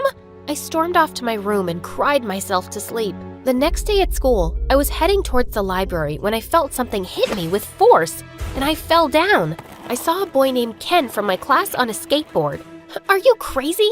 Who uses a skateboard in the hallway? Oh, look, it's the genius. If you hadn't stayed home your whole life, you'd know that all the cool people skate in the hallways. I just ignored him, but from that day on, Ken started joining me at lunch without an invitation. He was a mess who spent half his time in detention, but he was kind of funny, and I didn't mind not eating alone. The next few days, I spent every spare moment in the library preparing for the test, but I just felt lost. One day, I got so frustrated over some math equations that I started to cry. I was going to be sent to a class with kids half my age. Suddenly, I felt a hand on my shoulder and I jumped. Sorry, I didn't mean to scare you. Is everything okay? Seeing this handsome stranger being nice to me made me cry all over again. I can't seem to figure any of these out. I'm so stupid. Hey, don't worry. I'll help you. His name was Brad, and he was a senior. He became my guardian angel as he helped me study every day, and I just couldn't help having a crush on him. But Brad had some strange rules. We could only talk or meet after school, and at other times, he'd act like I didn't even exist. One day, we ended up studying till quite late, and the school was empty as we were leaving. Suddenly, he took my hand, and my heart skipped a beat. But then, I pulled away. Why do you act like you don't know me in school, Brad? Are you ashamed of being seen with me? It's not like that, Mona. My friends, they're not the nicest people. They don't even know you right now, but if I introduced you to them, I'm afraid they'd be rather mean to you. They usually are to anyone who's a bit different. You mean odd? Weird? Different. And I like that about you. Suddenly, he pulled me close and said he wanted to see the face behind the mask. Wow, you're even prettier than I imagined. He kissed me softly on the lips, and it was wonderful. One afternoon, I was sitting alone and watching Brad with his friends when Ken joined me. If you stare hard enough, you'll probably dig a hole in his back. I don't know what you're talking about. If you insist. You want to hang out later? Nah, I'll pass. Maybe some other time. I had decided just then that I was tired of only watching Brad. I had to show him that I was cool enough to hang out at his table. The next morning, I woke up super early to do my makeup. And when Mom dropped me off at school, I took off my mask. Mom had lied about a lot of things, so who said I really needed the mask? And I could feel all eyes on me as I walked in. Even Brad kept staring at me during recess, and he was so lost that he accidentally spilled juice on himself. Could this day get any better? Well, well, who do we have here? Mona 2.0. Interesting. She's pretty. That day, Ken and I didn't eat alone. Other people joined our table and everyone seemed keen to talk to me. And the best part was, my allergies weren't acting up. Just then, a girl offered me some chips. And a moment later, my worst nightmare came true. I could feel my throat closing up. I felt the entire school watching me as I fell to the ground. I could hear panicked voices all around me. But just then, someone jabbed me with my EpiPen. Ken had taken it from my bag and saved me. He helped me up and I immediately felt better. Till I noticed Brad. He hadn't even moved from his spot. What the heck? I felt really disappointed, so I returned to school with my mask the next day. I couldn't make Brad care about me, and hiding behind the mask just felt more comfortable now. But later that day, Brad bailed on me for our lesson at the library, and I felt really mad. I stormed into the gym where he was playing basketball, and I didn't care that people were watching. You just sat there and watched me struggle to breathe yesterday, and did nothing. Do I even know you? Stop pretending, Brad. You've been my friend for months. More than that. You even kissed me the other day. What? Me kiss you? In your dreams, loser. Why would I kiss you when I have the prettiest girlfriend ever? Girlfriend? It finally made sense. He was always hiding because he didn't want to be seen by his girlfriend. I was so upset and slapped him real hard. You are a terrible person. But the next day, everyone was calling me a crazy liar. I was really beginning to hate high school, and I just wanted to go back to my old homeschooled life. I thought Mom would be delighted to hear, but to my surprise, she refused. Listen, Mona, when I was younger, I lost my best friend to a condition like yours, which made me so scared when you got it. I thought hiding you away was going to protect you, but I was wrong. Running from your problems never solves them. You're so selfish, Mom. You just make me do whatever you want, when you want. Sometimes, I think I hate you. I took the picture of us on the fireplace and flung it at the wall. Mom yelled at me after that, but I just stormed off to my room. And I refused to go to school the next day. But later, as I was watching MSA videos in bed, someone tapped on my window. It was Ken. Get off your butt, princess. I'm here to quiz you. What do you mean? You're not gonna hide out here. You're gonna take that test. And you're gonna stay in my class. Because I find it really hard to make friends. You got that? Ken really was an amazing friend. And I thought about what Mom said too. Why should I quit school? I was gonna show everyone I deserved to be there. At school, I didn't really care about the stares and whispers anymore, but I still couldn't stop feeling stupid about Brad. Why did he do that to me?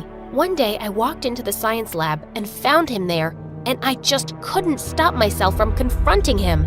And he laughed. Look, I was just bored. None of the girls pay attention to me because I've been with the same girlfriend forever. But you didn't know, and I thought I'd have some fun with that. We still can, you know. I wouldn't mind kissing you again." Just then, his girlfriend entered and gave him a tight slap. Soon the entire school knew his girlfriend had dumped his butt for being a jerk. I was totally focused on my tests now, and studying with Ken became a routine. One day when he was over, I asked him, "What would you do if you had the chance to be anything?" "Join the Riker skateboard competition. I don't care if I win, I just want to be there. It's so cool." "Then go for it." My dad won't let me. He says it's a pathetic waste of time. The day of the test finally came, and after completing it, I nervously watched as the teacher graded it. "Wow, this is impressive, Mona. Congratulations. You passed." I gave the teacher a big hug and ran to find Ken. I had a special thank you gift for him, but when I found him, the principal was yelling at him in the hallway. "Your continued disregard for the rules has brought nothing but disgrace to me." "Yeah, no kidding, Dad." "Dad?" I followed him outside and found him sitting under a tree. "So, the principal is your dad?" "Yep, and you just saw for yourself what a disappointment I am to him." "Listen, I gotta tell you something. Don't be mad, but I applied to the Rikers competition on your behalf. I sent them that crazy stunt video you have on Facebook, and they want you to participate. You've been watching out for me since I got here, Ken. Let me help you talk to your dad. Can we try, please?" I could see tears in his eyes as I spoke, and then suddenly, he held my face and kissed me.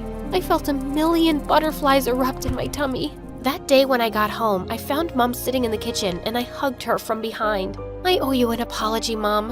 I was a jerk. Thank you for not letting me quit. I'm just trying to make things right, honey. You're on the right track."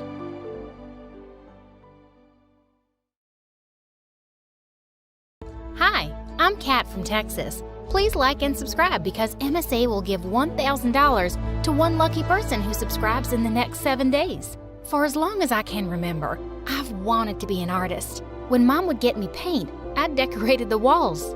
Mama, look, my new masterpiece. You like it? Oh, good Lord, Kat. We just got the walls painted. Now I have to clean this up before the guests come. No matter what I did, I never seemed to impress Mom. She grew up in Luxembourg, and when her rich best friend moved to town, she became totally obsessed with her son and how perfect he was. I just have to say, I've never painted on the walls. Kat, you can learn a thing or two from Jacques. Mom always told me how art schools were expensive and pointless, and I should choose something better like Jacques, who wanted to be a doctor. If that wasn't enough, boy, was he annoying. Hey, why did your parents name you Kat? You look more like a hippo to me. Go away already. When no one was looking, he would pull my hair out of nowhere. Ow! You had something in your hair. You are such a liar. Urgh. If that wasn't enough, he would get weirdly protective of me. One time, we went to the water park and I was playing with some boys. It was all fun, but then Jacques came out of nowhere and pulled me out as if I was drowning. What was that? You looked like you were drowning. Are you all right? Moron, I was fine. The guy drove me nuts. I was so relieved when Jacques and his family moved back to Luxembourg.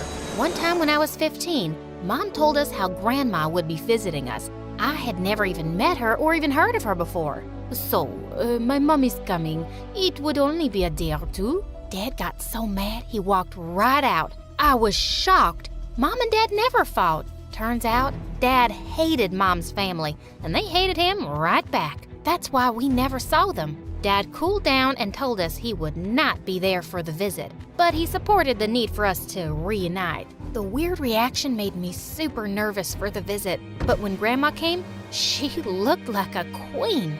Bonjour. I am so happy to see you all. It's been too long. Whose fault is that?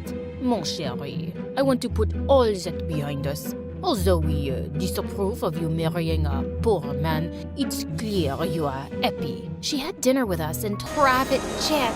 When I got to the huge mansion she lived in, I was mesmerized. My room was the size of my parents' entire apartment.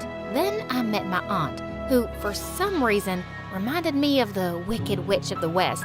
Perhaps it was the nose. Maybe her eyes. Remember, I've got eyes on you. I then realized she was the complete package. A witch. At dinner, my aunt's daughter Adele sat next to me. She looked really cute, and I hoped she was nicer than her mom. It's nice to meet you. Out of nowhere, she knocked my glass out of my hand.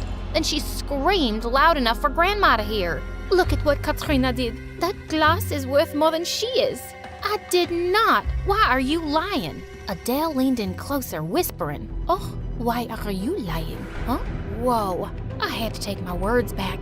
She wasn't cute. She actually reminded me of Dudley, Harry Potter's cousin. The wicked mom-daughter duo could be mean to me all they wanted to, but I wasn't gonna let them scare me off. This was my only ticket to art school. Living with those two nasty witches under the same roof was a nightmare. The two would constantly make me do chores when Grandma wasn't around. I so wanted to talk to Mom, but decided not to tell her because I knew she'd be worried. One time, my aunt told me to pick some flowers for the dinner table. But not the blue ones. She is allergic to them. And then Grandma started sneezing like crazy. I told you to get the blue ones, you careless girl. She is allergic to pink. Bring my dinner in my room. I can't breathe here. When she left, Adele and my aunt gave me the most wicked grins. Gosh, I hated them so much. Once summer vacation ended, I started school and was completely overwhelmed when I saw all the strangers. But then I saw a familiar face. It was Jacques, and he looked so different. Gone was the short boy who pulled my hair. I hugged him tightly, and after small talk, he said, "Are you here for the art school?" "How did you know?" "Duh.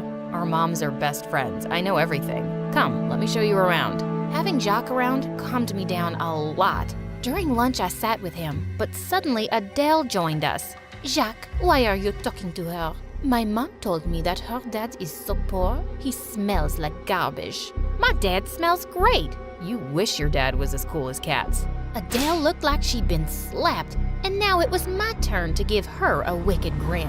That kind of backfired because after that day, Adele made all the kids say mean stuff to me like, "Ew, she's poor, get away." Though I ignored them, I was getting so tired of it all. She even made crazy stories about me, how my parents ran off to be in the circus, and that I was on the Discovery Channel for having abnormally large feet and whatnot. I did my best to spend time with Jacques and ignore that witch. He was actually being adorable. He would pick me flowers and tell me about what a struggle it had been moving back to Luxembourg and how much he missed his parents, who were free from all the drama here. It made me miss them too.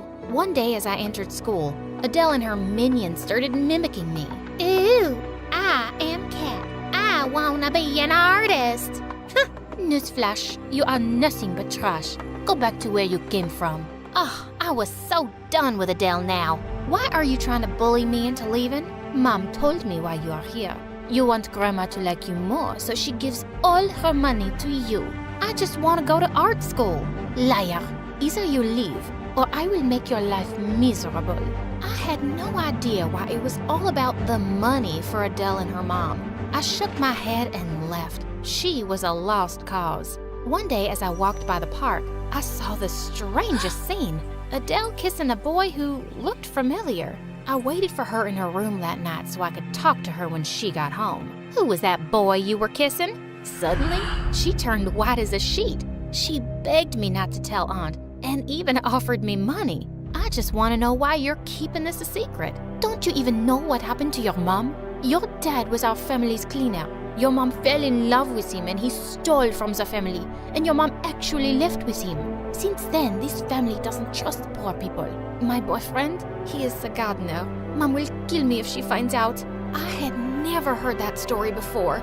I never thought my dad would do something like that, and I wondered if it was true. Well, I promised Adele that her secret was safe with me. The whole family drama and the Adele thing had me so occupied that when Jacques asked me out, I was completely caught off guard. He took me to the nicest restaurant, and there I told him everything happening at Grandma's place. I wanted his opinion on everything, and he told me not to worry. But suddenly he smiled at me and leaned forward to wipe off ketchup from my chin. Gosh, you are still the girl I had a crush on.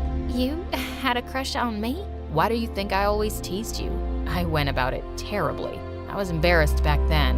What can I say? I was a stupid kid. I had no idea you liked me. But, I kinda like you now. Jacques then leaned in and kissed me. It was an amazing night. But when I got home, the whole family was waiting for me in the living room. Who were you out with this late? It was that boy, wasn't it? I looked over at Adele and realized she hadn't said anything. She knew I was keeping her secret and she wouldn't rat me out. Her mom was just determined to make me look bad. I don't see how that matters. Her awful dad stole from us. This girl is probably as stupid as her mom was. That's when I heard Jacques' voice behind me. You forgot your sweater. Kat, is this the boy you are seeing?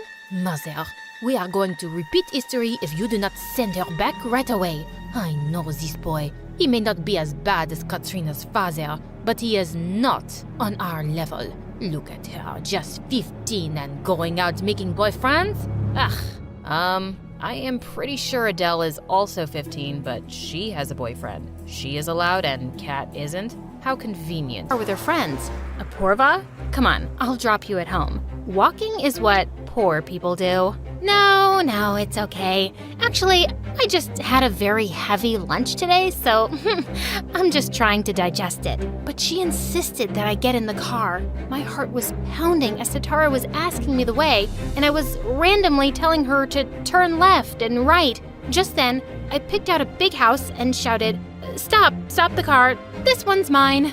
Ooh, nice home. But it looks like it's locked. Oh, actually, I'm all alone at home today, so I locked it when I went out. Gosh, where are my keys? Never mind, I'll find them. You mean these keys? And Sitara fished some out of her bag. I have them, because this is one of the 6 mansions my family owns in the city. I was always suspicious of you, Apurva. And I was right. You're a liar and a fraud. How dare a poor beggar like you befriend me and date my brother? Just look at her, shameless moron. Sitara, let's beat her. And as this girl came closer, I pushed her hard away from me. Hey, back off. I'm not scared of anyone. I don't live on your charity, so I'm not gonna put up with any of this nonsense from you. I stormed off, but by the time I got home, I was in tears. I felt so mad, not because those girls had insulted me, but because I'd been so stupid pretending to be someone I wasn't. I thought these were the people I needed to be friends with, but I was wrong. And I was done. I thought I'd call Rocky and tell him everything, but he was out of town for a few days, and I decided to wait for him to return. The next day, as I entered the school, I saw everyone staring at me like I was some kind of criminal. Of course, Sitara had told everyone about me. Just then, a ball hit me in the head. I turned to see Sitara and her minions. How can anyone be so shameless? I didn't think you'd be able to show your face now. But gosh, you just have no self-respect. Just then, I spoke loudly in the hall so everyone could hear me. Everybody here? Attention, please. I'm poor. What am I? Yes, poor. And I'm not ashamed of it. I'm here because I'm smart. Not like these morons whose parents paid bribes for them. Hearing that, Sitara charged me and we broke into a big fight. And we both landed detention for a month. But the only thing I cared about was Rocky finding out. I was afraid he'd think I'd fooled him with my lies and he would dump me. And I really didn't want to lose him. The next day, I saw a poster for some acting auditions on the bulletin board. They were for a role in a TV series, and I immediately signed up. But just then, Sitara pushed me aside and signed up too. Oh, look who's aspiring to become an actress. Babe, these things are meant for rich people with connections. Don't even bother. If you don't want a bruised face right before the audition, better shut up and keep walking, Sitara. I'll see you on the stage. The next couple of days, all I could do was practice for the auditions. Even Mom was excited to come see me. But when I got there on the day, I was taken aback to see Rocky there, next to Sitara. I warned you about Apurva, Rocky. I know poor girls like her. When they can't get rich, they find a rich boy. Why else would she lie about it? I just couldn't make eye contact with Rocky and started walking away. But he caught up with me. Apurva, you're not even gonna talk to me now? You think I care if you're rich or poor? I love you for who you are. You'll always be the same for me, no matter what anyone else says. I stared at him in shock, and then I hugged him tight. Rocky, are you crazy? She's no match for us. Get away from her poor butt. But Rocky totally ignored her, and Sitara angrily stormed off. Rocky wished me luck, and the audition went well. When the results were to be announced, I could hardly breathe. So, the winner is up. Just then, a guy ran onto the stage, whispered something into the announcer's ear, and then turned to the mic again. So, the winner is Sitara. The ground under my feet slipped while Sitara screamed out for joy. I couldn't believe it. I really thought I had it this time, but I just wasn't rich enough to buy myself the part. As Mom and I stepped out of the venue, Rocky joined us and offered us a ride home. After he dropped us off and drove off, Mom said, "Wow, this boy is a catch. Isn't his dad a famous film director? Good job on trapping someone like him, Apurva. With connections like these, I promise you'll become a successful actress one day, just like you always wanted." Mom, you are... But just then, the door opened and Rocky walked in. Apurva, you forgot your bag in my car. Oh, thanks, Rocky. Come, sit with us. I can't right now. I'm in a rush. I'll see ya. And he left. The next day in school, as I looked for Rocky, I walked into the cafeteria and found him sitting with Sitara's group, while she was standing on the table, busy making fun of me. Oh, you should have seen that beggar's face when she didn't win. I'm sure she went home and cried like this. And then she dropped down to the floor and started kicking and screaming while everyone laughed. Wow, Rocky. So you're just gonna sit there and watch her mock me? Yeah, I think I will. It's what you deserve. And he walked away as I stared in shock. But then I went after him. What have I done that you're behaving like this? Isn't being poor a good enough reason? Sitara was right. I'm way out of your league. He walked away and I was left in angry tears. How could I have been so wrong about him? He was just like his sister. He stopped loving me because I was poor? Well, I would forget the jerk too, ASAP. Soon after, I found out that the TV series Sitara was selected for was filming the first episode in our school. I joined the crowd and had gathered to see the shooting. On the director's cue, Sitara started saying her dialogue, but she immediately forgot them. And even after 100 takes, she couldn't deliver one line of dialogue properly. The director was so frustrated that he banged his head on the desk, and I laughed out loud. Who laughed? Who is that? Come out. I raised my hand. How dare you laugh at my shooting? You think acting is easy? Yeah, I think it is. Oh, really? The director snatched the script from Sitara and gave it to me, thinking I'd make a fool of myself. But when I delivered the dialogue perfectly, he looked stunned. Oh my God, you're so talented. I know. The emotions, dialogue delivery, everything was just amazing. I know that also. Thank you so much, sir. Team, take up this girl. She's gonna be my lead actress. And throw this good-for-nothing Sitara out. These rich people think they can buy anything with money. Gosh, was I dreaming? Was I finally becoming an actress? I immediately called my mom to give her the news, and from that day onwards, my dream life began. I graduated from school soon and worked in many TV series, and soon became a celebrity. And I had the life that I'd always wanted. Years passed, and one day when I was being interviewed on TV, the host asked me, Miss Apurva, our audience really wants to know more about your love life. Are you dating someone? Oh no, I just try to stay away from love. I did love someone very much once, and I thought he was a good person. But I wasn't rich back then, and that's why he rejected me. So now I really can't trust anyone. I'd spoken lightly about it in the interview, but it was true. Later that night, I was in my room when I got a call from an unknown number, and I nearly dropped the phone when I heard the voice. Apurva, please, don't hang up on me. It's me. Why are you calling me, Rocky? Because I saw your interview, and I realized I'd been the world's biggest fool. All those years ago, I overheard your mom saying you'd planned to be with someone rich, and that just broke my heart. But when I heard you say you loved me once, I couldn't help calling you. I was speechless. All these misunderstandings had kept us away all these years. Rocky, it's been a really long time since I've seen you. Can we meet tonight? I'll be right there, Apurva.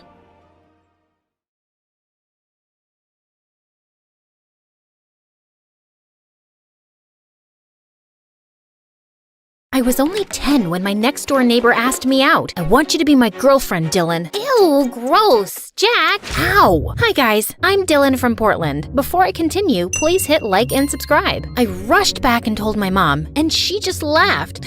You're a smart cookie, Dylan. There's no hurry to date boys. He apologized and we made up because I didn't want to lose my only best friend over some silly thing. My life was amazing. I had my mom and Jack, but everything changed after that summer. Mom surprised me with a packed suitcase and a brochure. What's this? I thought it would be good for you to get away and meet new people, since we can't afford a vacation this summer. No, I don't want to go. Jack and I already have plans, Mom. If you send me there, I'll just call you every day, every hour, or every second until you come and pick me up. Mom had made up her mind, and she wasn't changing it, no matter how hard I begged. The day had arrived, and I wasn't ready to leave Jack. He pulled something out of his pocket. It's a leather friendship bracelet. Mom let me buy it at the mall. I thought maybe you'd think of me while you had it on. Yeah, it's a bit flimsy, but we girls love it, right? He tied it on my wrist, and I was just adjusting it when, snap, it broke. Whoops.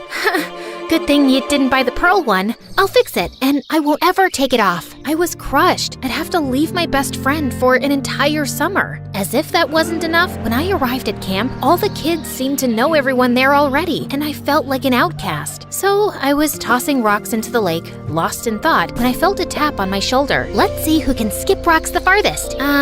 No thanks. I guess I thought she was there to pick on me too, but she plopped down next to me and smiled. Oh, come on. It'll be fun. I'm Molly, by the way. Hey, Dylan, we go to school together, right? Yep, and you look like you could use a friend. So what do you say? Ready for a little friendly competition? Are you ready for me to kick your butt? I'm the best rock skipper known to man. Ha! We'll see about that. We had a blast, and I laughed my lungs out. From that day on, Molly and I became joined at the hip. Molly was more social than me, which helped me break out of my shell. I got to know other kids, and I felt like I fit in. I no longer called my mom to pick me up, and I felt myself changing. Until swimming day. No one had a clue that I couldn't swim, and I was too embarrassed to admit it. I tried, but it was like I was Titanicking without a lifeboat. Of course, a few jerk boys figured it out and started to poke fun at me. Imagine being 10 years old and having a bunch of kids laugh at you because you can't swim. I wanted to run off, but then Molly spoke up. Whoopsie daisy.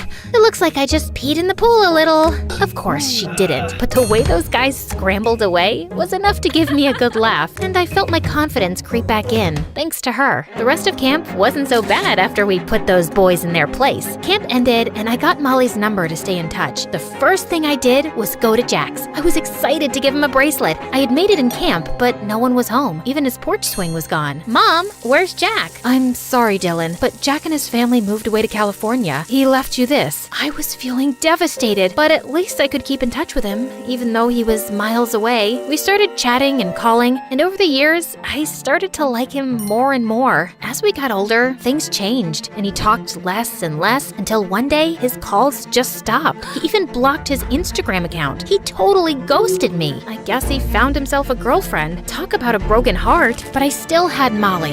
At 16, we vowed to make our junior year the best ever, and maybe find ourselves some boyfriends. Did you talk to the new guy, Kyle? No, why would I? He keeps to himself. He's really cute. You're right, he's quiet, but I think I can get him to open up. You do have a knack for that. The final bell rang, but Molly continued gushing about Kyle. She always made me late, so we split, and I ran to class and I was about to sit, but I missed my seat.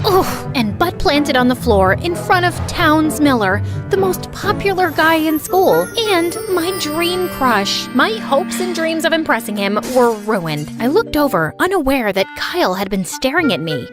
Hey, Kyle. My face was beet red, but he ignored me anyway and turned his attention to his phone. Such a rude dude. I didn't tell Molly this, but she wasn't lying. Kyle was hot. After school, I went to the mall with Molly to look for dresses for our upcoming formal. Neither of us had a date, so we decided to go with each other. We both slipped the glamorous dresses on. I felt so pretty in mine, and despite the price tag, I was convinced I'd wear this gown to the formal. When I came out, Molly was already waiting for me and twirling in front of the mirror. Dylan, look at us. We look like the popular girls. Screw the popular girls. I feel like a princess. It felt magical. But as I looked in the mirror, I spotted Kyle standing outside the store, staring at us. OMG, Molly, look! And just as we both turned to look, my foot snagged my dress and ripped it right off my body.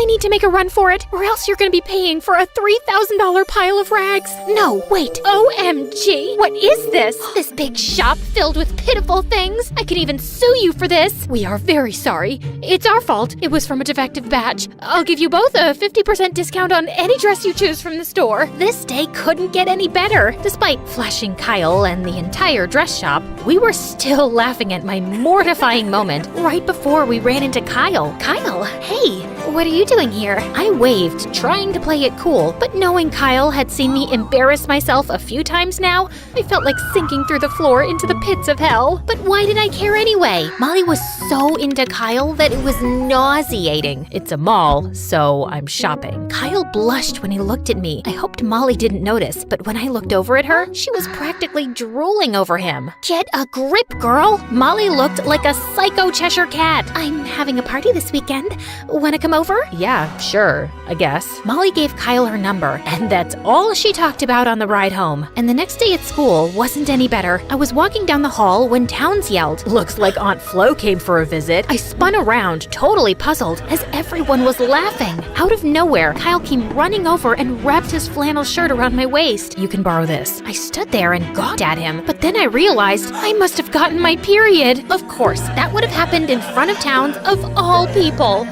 Thanks, Kyle. He was so sweet, but I was bummed that Towns made fun of me. I talked to Molly, and of course, she made everything better. But before we left, she pointed to my waist. "This is Kyle's. I'm so jealous. I wish I had my period instead of you." She was like a lovesick puppy. Later that day, I found Kyle looking inside his locker.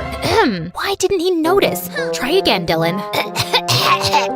He peeked out, but I felt myself sweating when he turned his familiar gaze toward me. Thanks for this. It's okay. Then he left, and I slammed my locker shut without realizing my hand was inside. Like always. Ouch! That weekend, Molly had her party, and Kyle was there. I gotta give the girl credit. She always went after what she wanted. The only problem was, I liked Kyle too. Ugh, why do I have to like the same guy my friend does? I stepped inside, and surprisingly, Towns walked right up to me. It turns out she also invited him. I know he made fun of me, but he was too handsome, so he deserved a chance. You have a date for the formal, Dylan? I'm going with Molly. No, you're not. You're going with me. I am? Towns moved his head close to mine, and I prayed I didn't have bad breath. Yes, you. Molly's going with Kyle, so you're going as my date. Wait, what? Hearing Towns admit that he wanted me to go to the formal with him was amazing, but I was hurt that Molly made plans without telling me. Should I be mad? But why should I when we're both going with our crushes now? Molly was busy, so I walked over to Kyle since he was the only other person I knew there, and Towns was busy talking to his friends. So, you and Towns, huh? I nervously tugged at my old bracelet, something I've always found comforting since I was a kid. It's nothing official. We're just going to the formal together. Molly probably had to bribe him to go with me. What makes you say that? I'm not exactly Miss Popular, and Towns is like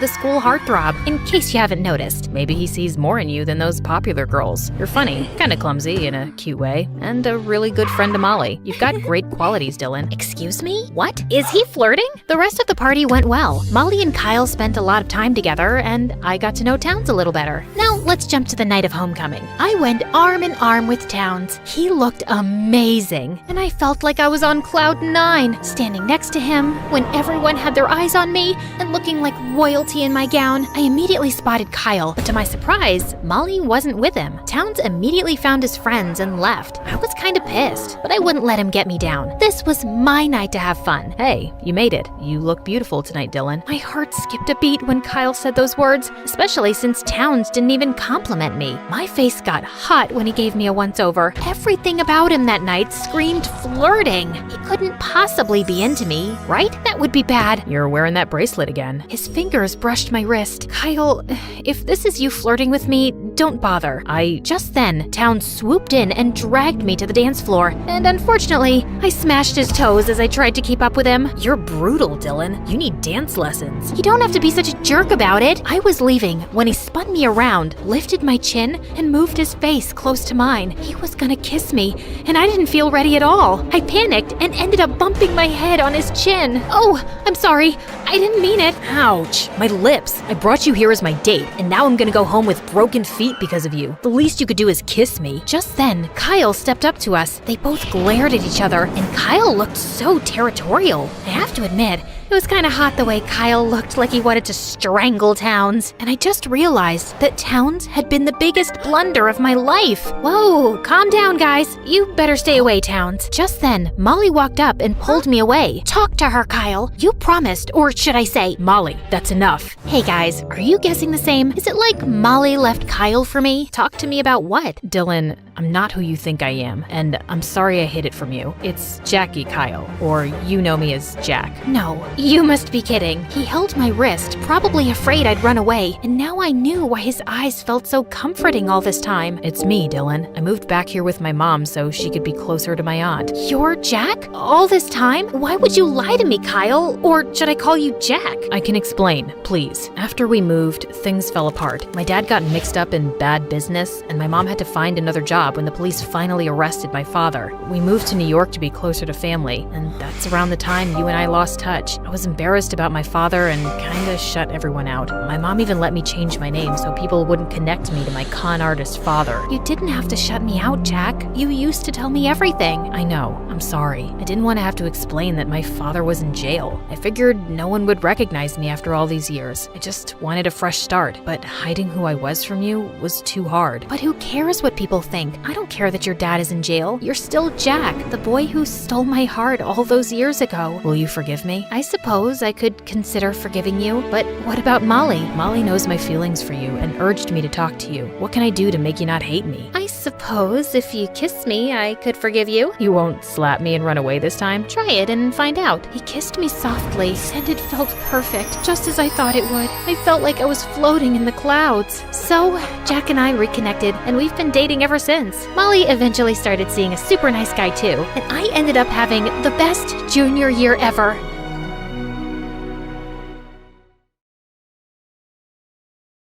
Hi, I'm Nellie from San Francisco. Please like and subscribe. My mom worked as a caretaker at a rich old man's home, and Dad was a street vendor who sold chocolates. My sister, Jenna, who was 2 years older, took care of me while our parents were at work. Once when I was 7, Mom took me and Jenna to the mansion where she worked, and it was massive. The old man who lived there couldn't move around much and had no family, so Mom did everything for him. Feeling curious, I sneaked into his room to see him. Just then, I saw him struggling to reach for the glass of water, and I ran forward to help. He smiled and asked, Oh, such a lovely girl. What's your name? Nellie, and what's yours, sir? You can call this old man anything you like, little Nellie. I started enjoying his company, and he loved mine. But Jenna never cared to meet him. She would just come to watch TV at the mansion every day. Once in the 5th grade, I was asleep when Jenna poked me awake at night and said she had something to show me. To my shock, it was a really expensive-looking watch. Oh my God, where'd you get this from? I found it in the drawer at the mansion. Isn't it cool? No, it's not cool, dummy. It's stealing. But no one's ever going to wear this. Think of the stuff we could buy if we sell it, Nellie. No way! You have to put it back, or I'll tell Mom and Dad and the old man. She made an annoyed face, but the next day she took it with her to return it. When we got to the mansion, though, we received some shocking news. The old man was gone. I was heartbroken to hear it. Soon after, the old man's lawyer showed up, and Mom sent me and Jenna away while they talked in the study. The minute the lawyer left, we heard screams, and we found Mom and Dad dancing. We're billionaires! The old man left all his money to us. This is the happiest day of our lives. We're rich? Nellie, can you believe it? It's all ours now. This watch? Mine. And before I knew it, we'd moved into his mansion. And my family went on a shopping spree. They were spending money like crazy. Nellie, buy some fancy clothes, please. We're joining the new school with all the rich kids. We need to look like them. No thanks. Designer dresses aren't my thing. We were enrolled in the best private school in town. Since both Jenna and I loved dancing since we were kids, I went to sign up for the school's dance club right away and found her there too. We auditioned, and I was excited when we were both selected, but Jenna was acting like she didn't even know me. The next day, I was sitting by myself in the cafeteria when a girl walked over and said, "Hey, get lost, kid. This is Amy's table." But there are so many other empty tables, and Who's Amy? I'm Amy, and Amy always sits on this one. She suddenly picked up my plate of spaghetti and rubbed it all over my shirt. There, your t-shirt is designer now. Original art by Amy. I was about to smack her when suddenly I saw Jenna marching over to my table with a glass of juice. But when she came close, she threw it straight at my face. Didn't you hear Amy the first time? Move it. As the two high-fived, I ran off to wash the juice out of my eyes. What was wrong with Jenna? As I washed my face and looked up, I saw Jenna standing behind me. Do you want to explain what just happened there, super jerk? Yeah, I'm here to explain it, so listen closely. You want to be a loser? Fine. But I want to start over with my life, and I'm gonna be popular. So you better not tell anyone that we're sisters, okay? And with that, she just walked off. Which? She and Amy kept bothering me in school, but I tried ignoring them and focusing on getting better at dancing. And within a few years, I was officially a part of the school's dance team. The studio was my happy place. But I couldn't say the same about home. Jenna and Mom were too busy partying and attending fancy events, while Dad was always out driving his luxury cars, and I was often all alone. At least we spent some time together before we got all this money. But to my surprise, I found out that Mom was throwing a huge party on my 15th birthday. When I stepped out into the pool area that evening, I was really surprised because I couldn't spot anyone from my class. They were all Jenna's friends. And standing next to the cake, all ready to cut it, was freaking Amy. What are you doing, weirdo? It's my birthday. Your birthday? Oh my God, I completely forgot. Well, looks like you and Amy have the same birthday. Jenna asked me to throw a big party for her gorgeous friend. Maybe you can both cut the cake together? No thanks, Mom. I'm good. Yeah, Amy's not sharing space with this poorly dressed loser. The photos have to go up on my Instagram. Yeah, sure.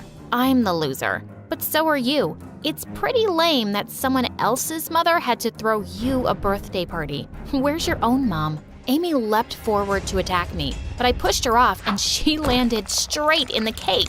She pounced at me again, and as we wrestled, we both ended up falling into the pool. Amy started to scream and cry because her look was ruined, and Mom and Jenna started screaming at me. Ugh, they were all unbelievable. I just stormed off, cleaned up, and snuck out to go to school, to the dance studio. I turned on the music, but suddenly I saw a strange figure behind me in the mirror, and I screamed. Who are you? Why are you sneaking up on me, creep? Hey, relax. I'm Daniel. My parents donated this dance studio to the school. I come here every evening to practice. You're the one interrupting. I couldn't think of a reply, so I just walked out, but he followed me. I didn't mean to offend you, and you don't have to go. Maybe you could dance with me? I looked straight into his dreamy blue eyes, and I couldn't refuse. Yeah, why not? We danced and then talked for hours. I found out he was my senior in school and already part of an established dance group. We grew close and always met at the studio. It was our spot. And soon, I had a pretty big crush on him. Once Jenna saw me talking to Daniel on the playground, and as soon as he left, she ran to me. Hello, my little sister. Little sister? Aren't you afraid someone will hear you? Oh, you're funny.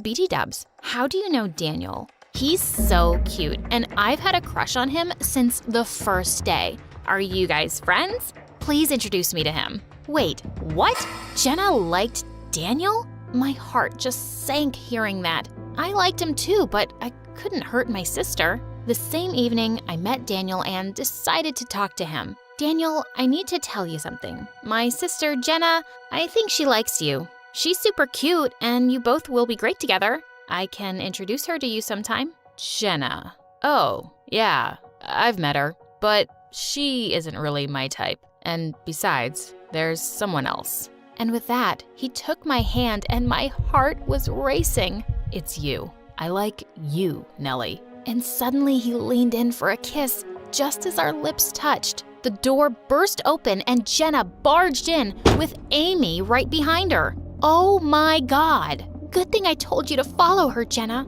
Amy's always right about people. Jenna stared at me with pure rage. Wow, my own sister stabbing me in the back? You act like you're so innocent, but you're such a snake. Jenna, this isn't what it looks like. I didn't mean to. What, did you just fall on his lips? I'll tell you what it looks like. I told you I liked someone, and the next thing I know, you're in his arms? Just to get back at me, huh? Jenna, I kissed her, and I'm sorry, but I like her. Oh, shut up. Do you even think I care about you? I care about my sister betraying me. Jenna, please. I tried talking to her so many times after that, but she didn't listen to a word, and I felt terrible. Even at home, she would act as if I was invisible. And soon after, I found out that as the dance team captain, she'd kicked me out of the team and replaced me with Amy.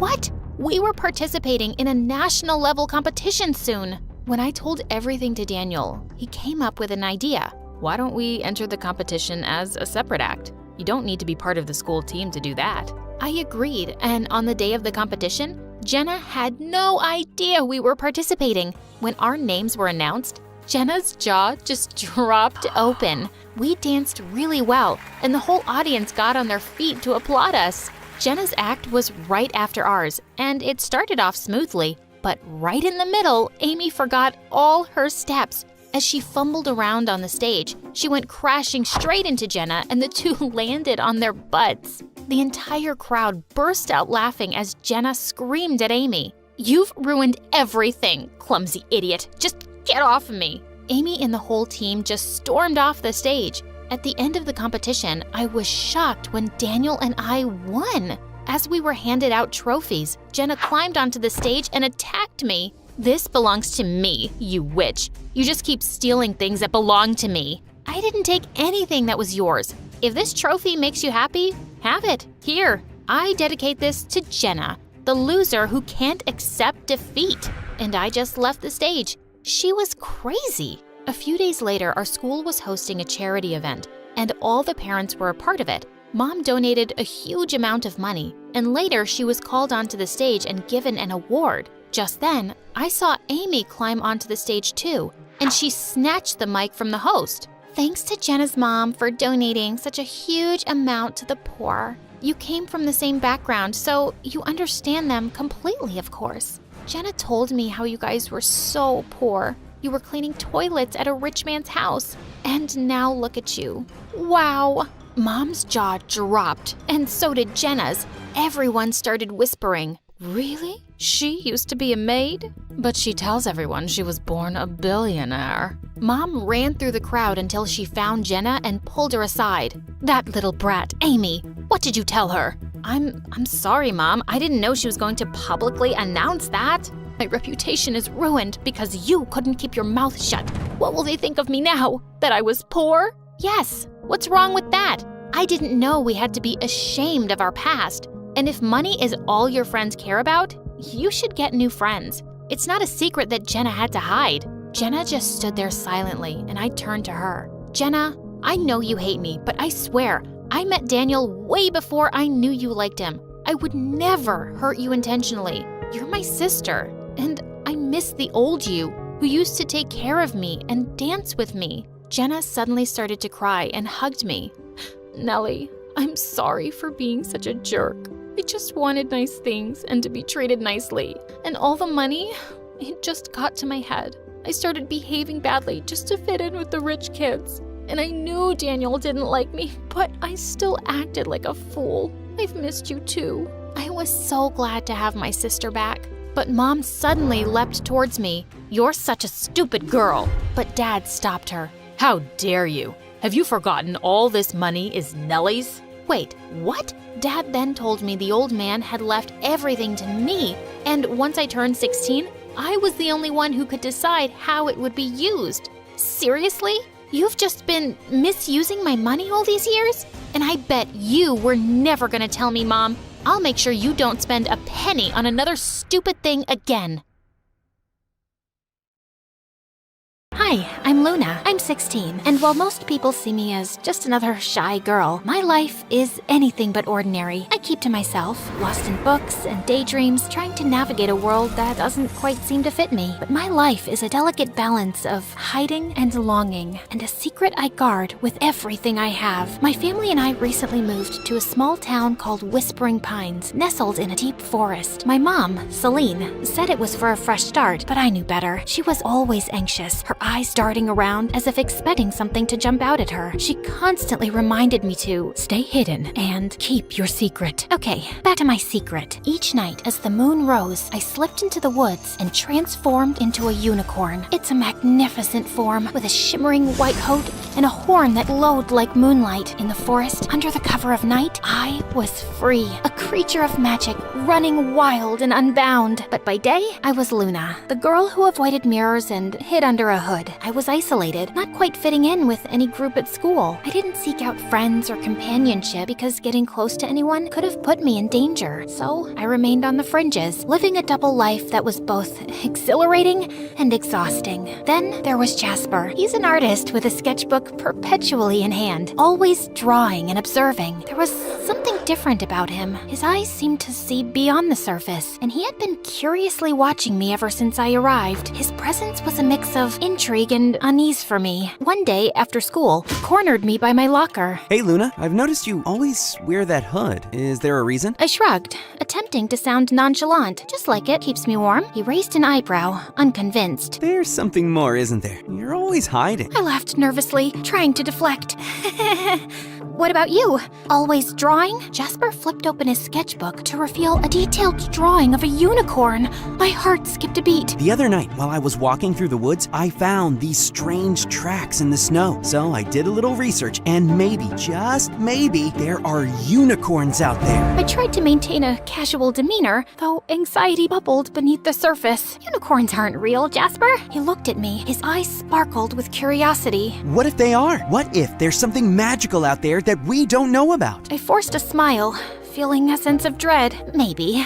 But I wouldn't worry about it. Despite my attempts to dissuade him, Jasper's curiosity didn't wane. He continued to question me, probing with a mix of genuine interest and persistence. His questions, though innocent, hit too close to the truth and made me uncomfortable. The next day, while I was walking to the local bookshop to get a new journal, I saw 3 men and 2 women exiting a large black SUV, all wearing the same black suit and tie. As I stayed hidden in the shadows, I got close enough to hear them speaking to Whispering Pines local sheriff, Marty Luca. They told him they belonged to a government agency of environmental researchers, but their high-tech gadgets and probing questions suggested otherwise. It was clear that they were searching for something, and I couldn't shake a feeling that it might be me. Later that night, I told my mom about the mysterious group of strangers that had arrived. Immediately, my mom's anxiety reached new heights. I watched as she ran to the closet and pulled down an old photo album from behind a row of hat boxes. She flittered the pages until she stopped at an old newspaper clipping with a photo of the same people I saw earlier that day. Luna, we have to be extra careful now. The OSS is here, and they're not what they seem. I looked at her, confused. What do you mean? Who is the OSS? She gripped my shoulders, her voice trembling. Office of Supernatural Sightings. They're looking for magical creatures. If they find out what you are, they'll capture you and use you for their own purposes. You must stay hidden. But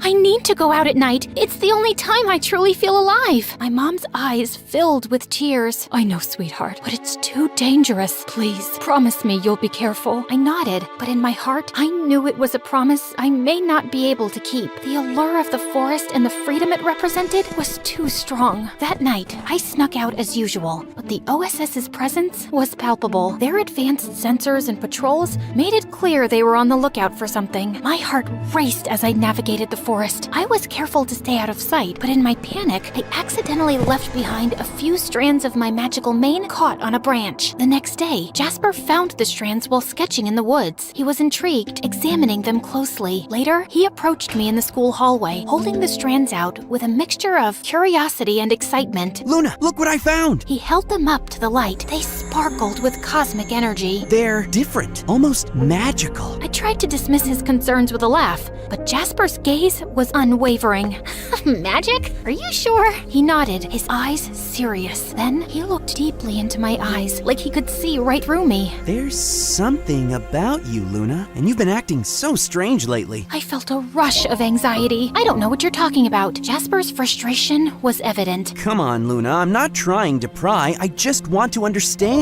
Is there something you're hiding? I hesitated, torn between fear and the desire to confide in someone who seemed to care. But the moment was interrupted as my mom approached and pulled me away from Jasper. What's wrong? The OSS is intensifying their search. They set up traps in the forest. They're using tracking technology, and they're questioning the townspeople. My mom's fear became even more apparent, urging us to leave town immediately. Luna, it's getting too dangerous. We need to leave before it's too late. I crossed my arms in defiance. I'm not leaving. I've been running all my life. I want to stay. Mom looked over my shoulder at Jasper. You can't risk everything over a boy. You don't understand how serious this is, Luna. I do understand. And Jasper is my friend. I trust him. My mom scoffed and walked away, clearly frustrated. I approached Jasper and took a deep breath, my heart pounding in my chest as I looked into his eyes. Jasper, there's something I've been hiding from you. Something I thought you could never understand. My hands twisted nervously. I took Jasper into an empty classroom so we could talk in private. I'm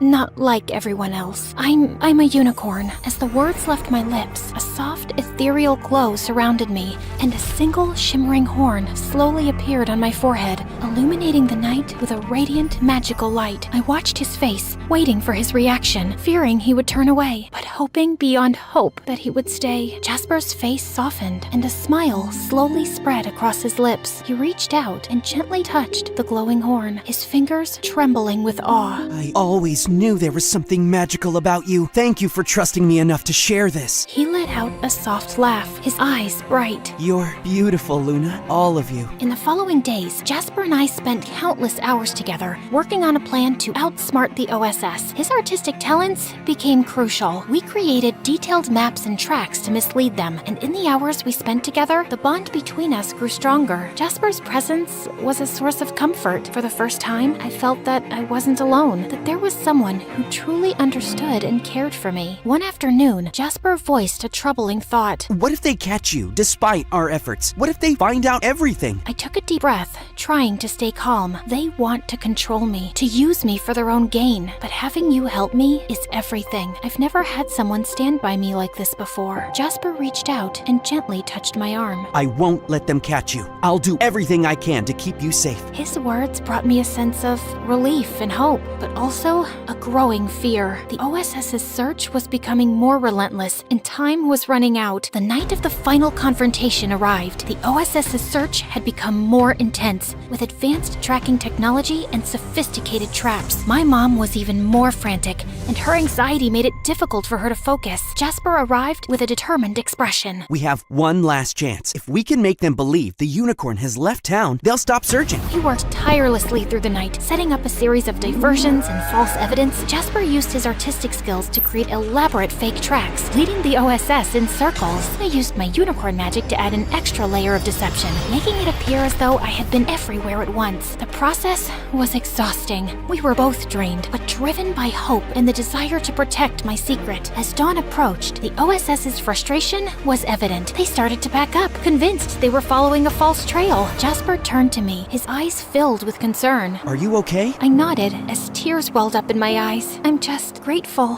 Thank you, Jasper, for everything. He smiled, though there was a hint of sadness in his eyes. I'd do it again, in a heartbeat. You deserve to be free. As the OSS retreated, I felt a sense of peace I hadn't known in a long time. The weight of my secret was lighter, and I was comforted by the knowledge that I wasn't alone. Jasper had been a beacon of hope in my darkest moments. With the OSS gone, my mom's fear slowly subsided, though the threat of their return lingered in the air. As the weeks passed, the town returned to a semblance of normalcy. I continued my life as Luna during the day, but the nights were still mine. Jasper and I maintained our secret meetings, and our friendship grew deeper with each passing day. He became a confidant, someone who understood both my human and unicorn sides. Then, Then, one evening, as we walked through the forest together, Jasper turned to me. Luna, what do you want for the future? I thought for a moment, the weight of my dual existence heavy on my shoulders. I want to find a place where I can be both Luna and the unicorn. A place where I don't have to hide. Jasper smiled, his eyes shining with determination. We'll find it together. We continued our walk in companionable silence as the moon cast a gentle glow on the path ahead. There was still uncertainty, but there was also hope. Jasper's presence was a reminder that I wasn't alone, that there was someone who cared about me and believed in my future. In the days that followed, Jasper and I continued to navigate the challenges of keeping my secret while building a life in a small town. We shared our dreams, fears, and hopes, and our friendship deepened. Jasper's sketches were a chronicle of our journey, capturing the magic and struggles of our shared experiences. One night, as we sat together by a small stream in the forest, Jasper asked, Luna, what's the most important thing you've learned through all of this? I reflected on the journey, the challenges, and the moments of connection. I've learned that even in the darkest times, there's always a light. It might come from unexpected places, like a friend who believes in you, and sometimes the magic we seek is within ourselves.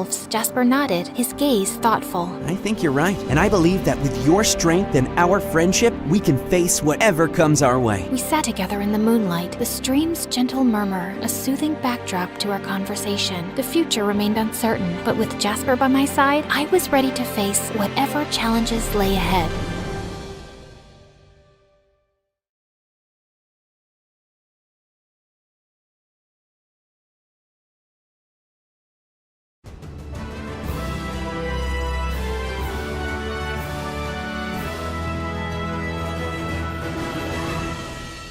Relaxing in a beautiful hotel in Paris with the cutest French boy smiling at you from across the pool is just perfectly splendid in every way. My personal assistant / best friend Lexi rushed towards me while holding a letter. She read it out loud. Fancy a date on my yacht tonight? Meet me at 7 on the harbor. The boy across the pool winked at me. That night, I learned that his name was Pierre, and he treated me like a princess. But our splendid date was interrupted by a panicked call from Lexi. Your dad's secretary called, and he's just sent the jet for us to leave right now. Ugh, he must have been mad because I'd been absent from school for a week now. I so didn't need school. I said my goodbyes to Pierre, who said he wanted to see me again, but I just smiled and left. Oh, hey there. My name is Blair, and I have an almost perfect life. I'm as smart as Einstein himself. There's only one little problem. I'm dyslexic. But it's no big deal because I have Lexi to read everything for me. I used to be #1 in literally everything, but things took a wild turn when a foreign exchange student joined our class. Please hit that subscribe button before I tell you my whole story. The next day, my limo dropped Lexi and me off at our school, a very expensive private one, where only families with a net worth of at least $1 billion can attend. Blair, watch out! I screamed when I saw an angry dog charging towards me. What was it doing here? Pets aren't allowed. Francesca, my arch nemesis, picked it up while laughing at me. Good boy, she whispered, but I heard it. This insecure brat always found a way to ruin my day. Oh, hey, Blair. I'm giving out our newest luxury product, this $1 million perfume, for free.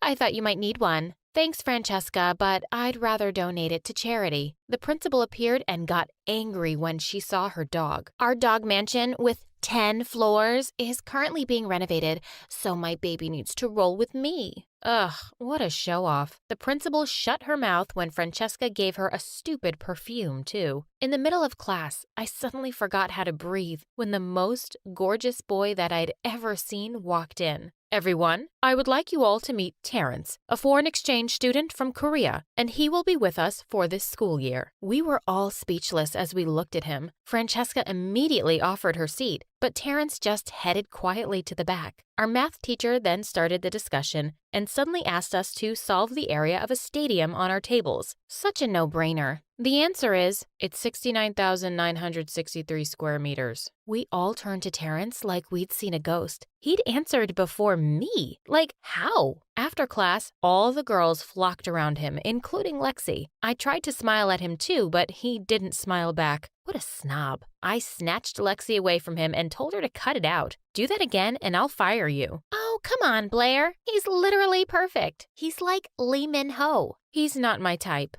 Terrence might have heard that because he turned to me, but so what? He snubbed me, and first impressions last. Every year, our principal holds an auction party, and this year, all the proceeds would be going to poor children in Africa. The last item to be auctioned was a beautiful pearl with a special history. It cost around $50 million. As expected, Francesca and I started the bidding battle. 100 million, 200 million, 500 million.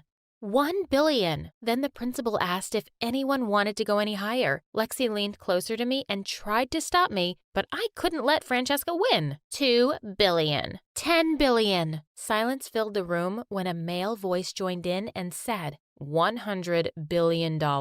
Everyone turned to the back. It was Terrence again. He really was something else. The principal declared, "Wow, that's a new record. Sold." My eyebrows shot up when I saw Francesca offering him a handshake in a flirty way. Lexi said, "I think you two look better together." Ew, stop that, Lexi. He's a snob and only loves his phone. During our finals week, as usual, I took a special oral exam because of my reading condition. When the results came back the next day, the blood drained from my face when I didn't see my name at the top spot. It was Terrence. He hadn't even been in our school a full year. Then Francesca appeared from nowhere and said, "Just accept the fact that you're a loser now, Blair." I asked Lexi to do some research on Terrence. I needed to know what was up with him. He seemed like the love child of Einstein and Bill Gates. One day, while I was rushing to the toilet, I bumped into him and tripped over. Jeez. His chest was as hard as a tree. I looked up at him and met his cold, brown eyes. I was expecting him to offer his hand, but the jerk skipped past me like I was trash on the floor. I'd never felt so humiliated. It was the first time a guy had ignored me. Lexi came to the rescue and helped me to my feet.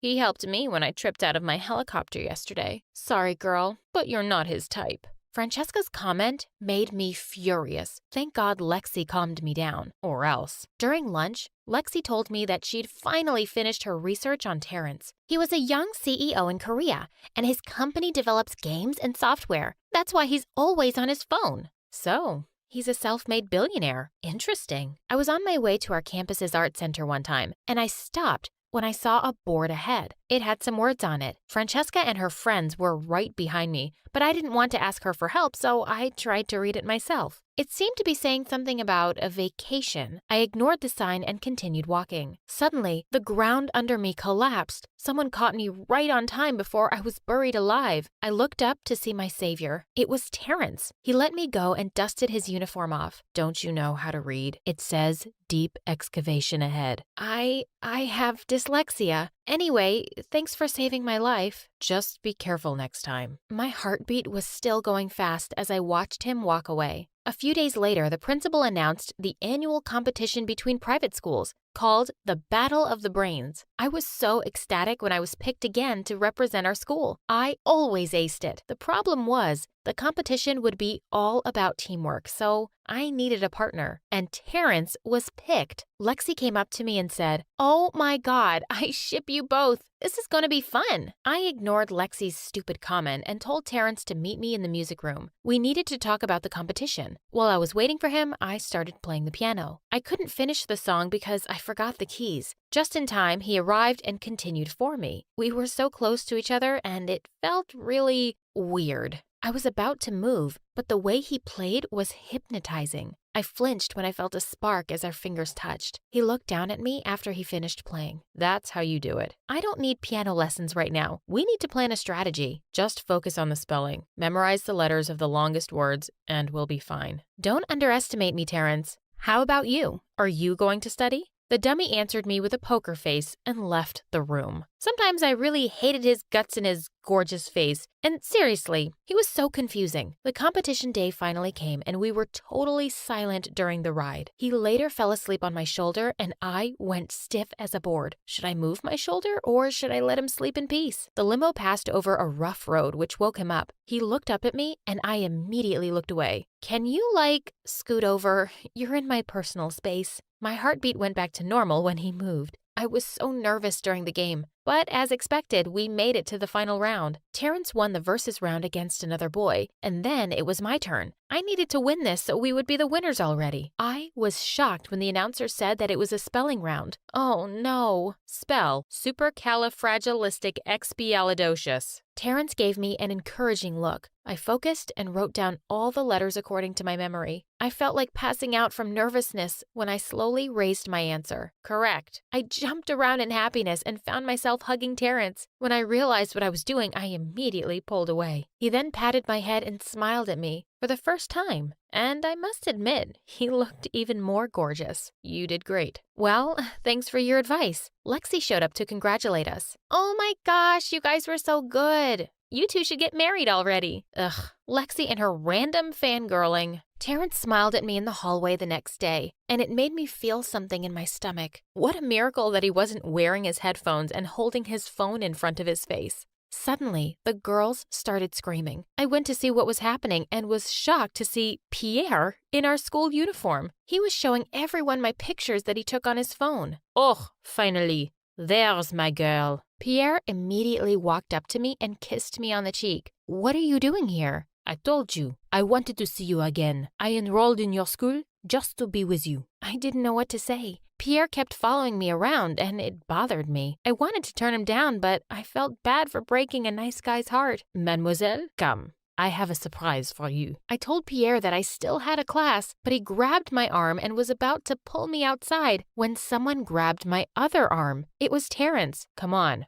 we're running late already. Everyone stopped in their tracks to watch. Terrence and Pierre were glaring at each other, and there I was, looking like a statue between them. Neither of them wanted to let me go, and it was so awkward. I caught Lexi's eye and gave her the signal to help me. She acted like she sprained her ankle and purposefully fell on Pierre. Lexi then winked at me as Pierre turned to help her. She was the best. I didn't know how to get rid of Pierre over the next few days. Terrence started avoiding me too. Once, when I went into class, Pierre winked at me and told me to come and sit next to him. I said, Pierre, I just want to be clear that you're not my boyfriend. Yet. That night, Francesca threw a party on her own private island and invited everyone. I didn't want to go, but Pierre was so persistent. During the party, he was telling me about his plan to buy a resort in Paris. He was talking nonstop while all I could think about was Terrence. I wished he was here. I signaled Lexi to start our plan. I excused myself to the restroom as she came over and I let her entertain Pierre. I sneaked out and found myself in a beautiful garden.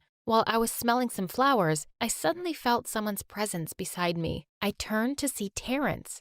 You're here. I didn't think you'd come. Francesca came over to my place yesterday and invited me. What? I wanted to ask him what else she did at his place, but I chickened out. He was looking up at the sky and suddenly a snowflake dropped on his forehead and he slowly closed his eyes. It was a beautiful moment, and I just found myself staring. It's the first snow of the year. Oh. Is it? He seemed to be so happy about it, and I wondered why. Where's your boyfriend? He's not my boyfriend. I just met him in Paris last time I was there. I'm relieved. What do you mean? The snow continued falling over us. He stepped closer and suddenly kissed me on the forehead. I like you, Blair. I wasn't expecting that. My heartbeat was so loud I was shaking. Moments later, I finally gave in to my attraction. I think I like you too. Let's get out of here. I told him that only my dad had access to our helicopter, but he just gave me a smug smile and said, That's not a problem. Did he plan ahead or what? The helicopter flew us to a beautiful place, and while we were enjoying the marvelous view beneath us, I felt his hand holding mine. It gave me an electric feeling. I'd never felt this way before. After our helicopter date, he brought me to this Korean restaurant and made me taste their delicious specialties. We fought over the bill, and he won and paid for it. I then gave the waiter a tip, a key to a car. That's very generous of you, but I prefer giving tips like this. He gave the waiter a business card and told him that his secretary would assist him in enrolling in the school of his choice. Education is more important, Blair. Oh, he was wiser than I thought. It was almost midnight when we strolled in the park. When I complained about my high heels hurting my feet, he gave me a piggyback ride. This man had never failed to surprise me. We were inseparable over the next few weeks, while Lexi always ended up distracting Pierre. One day, Terrence was teaching me Korean when Lexi kept calling me. I was enjoying our session, so I ignored ignored her calls. Later that day, I was on my way to my locker when I saw Francesca's dog again. It started chasing me and I ran into the nearest room. While I was catching my breath, I was surprised to see Pierre in there too. Bonjour, mademoiselle.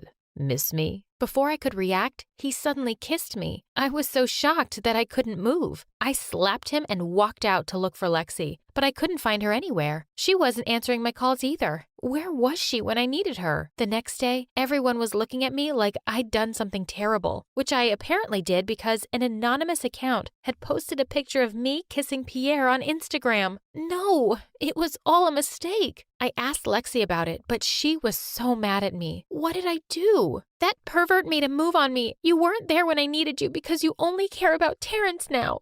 Lexi, I'm so sorry. Please don't do this to me. You're my best friend. No, Blair, I'm just your personal assistant. Oh, not anymore, because I'm resigning. I was crying as she left me. I looked for Terrence and found him in the music room. Terrence, it's not what you think. Let me explain. I don't deal with cheaters. I tried to convince him, but my heart broke when he said, "Get lost, Blair. I don't want to see you again." I was totally miserable after that. My best friend and boyfriend were ignoring me, and everyone was calling me a cheater. One day, I passed out in my room because I hadn't eaten all day. When I opened my eyes, the first thing I saw was Lexi. Thank God you finally woke up. You had me so worried. Are you okay? How can I be okay when you hate me now? Oh my God, stop. I'm not used to seeing you cry. Lexi then told me that she overheard Francesca and Pierre talking about their plan to set me up. I knew it. I need to talk to Terrence. She then looked away and said, "He went back to Korea this morning." What? Are you freaking serious? I felt like someone had thrown cold water on me. She just bowed her head and avoided my eyes. Why so soon? Is this a prank? I'm so sorry, Blair.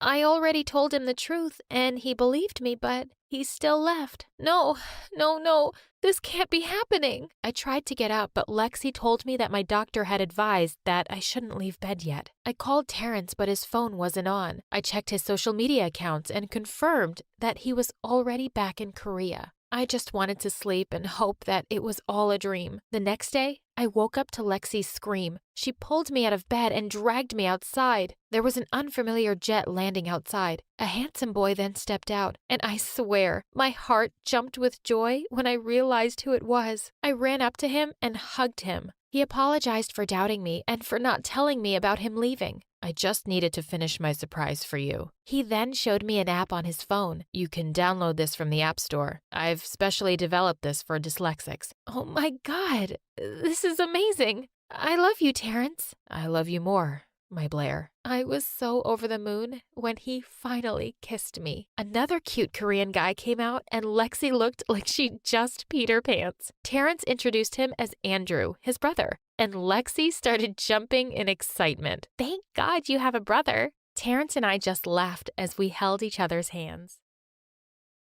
Pounced at me, but just then a boy stepped in and grabbed her hand. You should be scared, because the three of us can really kick your butt. They both pushed Claire away and sat near me. How sweet! That's how I first met the twins, Chris and Lisa, who soon became my best friends. Years passed, but since that day, Claire was our sworn enemy. She was such a pain in our butts, bullying us all the time. Luckily, I had Lisa and Chris by my side, and we had the best times together. One evening in 8th grade, I was just hanging out with the twins at their treehouse, and I was the last one to climb down the rope ladder. Just as I had started to, the rope suddenly snapped. I went screaming to the ground, but before I could hit it, Chris caught me. I got you. You're okay. Chris, you just saved my life. You're my hero. Just then my phone started ringing and it was my mom. She was crying. I told Chris I had to go, and I ran home to find Mom in tears.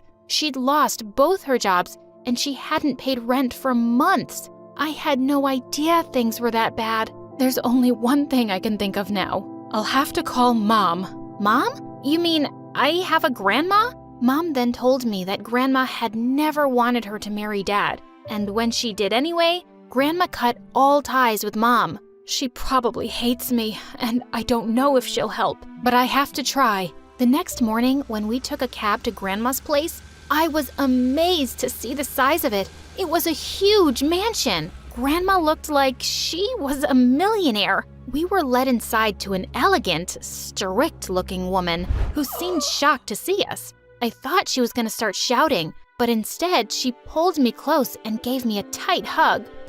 Oh, how I've longed to see you. You're so beautiful and all grown up. Mom, I'm sorry I kept her away from you, but Grandma pulled her in too. We've been apart for way too long, darling, and I've been much too lonely. I'm sorry I was so stubborn too. I'm just so glad you're back. Wow, Grandma was cool. And just like that, my life completely changed. We moved into the mansion right away, and Grandma treated me like a princess. She took me and my mom to a fancy salon and then to amazing malls and restaurants. It was the best weekend of my life. The weekend just flew by, and it was time to get back to my own school. No, literally. Yeah, my grandma owned it. When I entered the school, everyone stood for a second to stare at me and the limo. And my classmates, their jaws dropped when they saw the different me.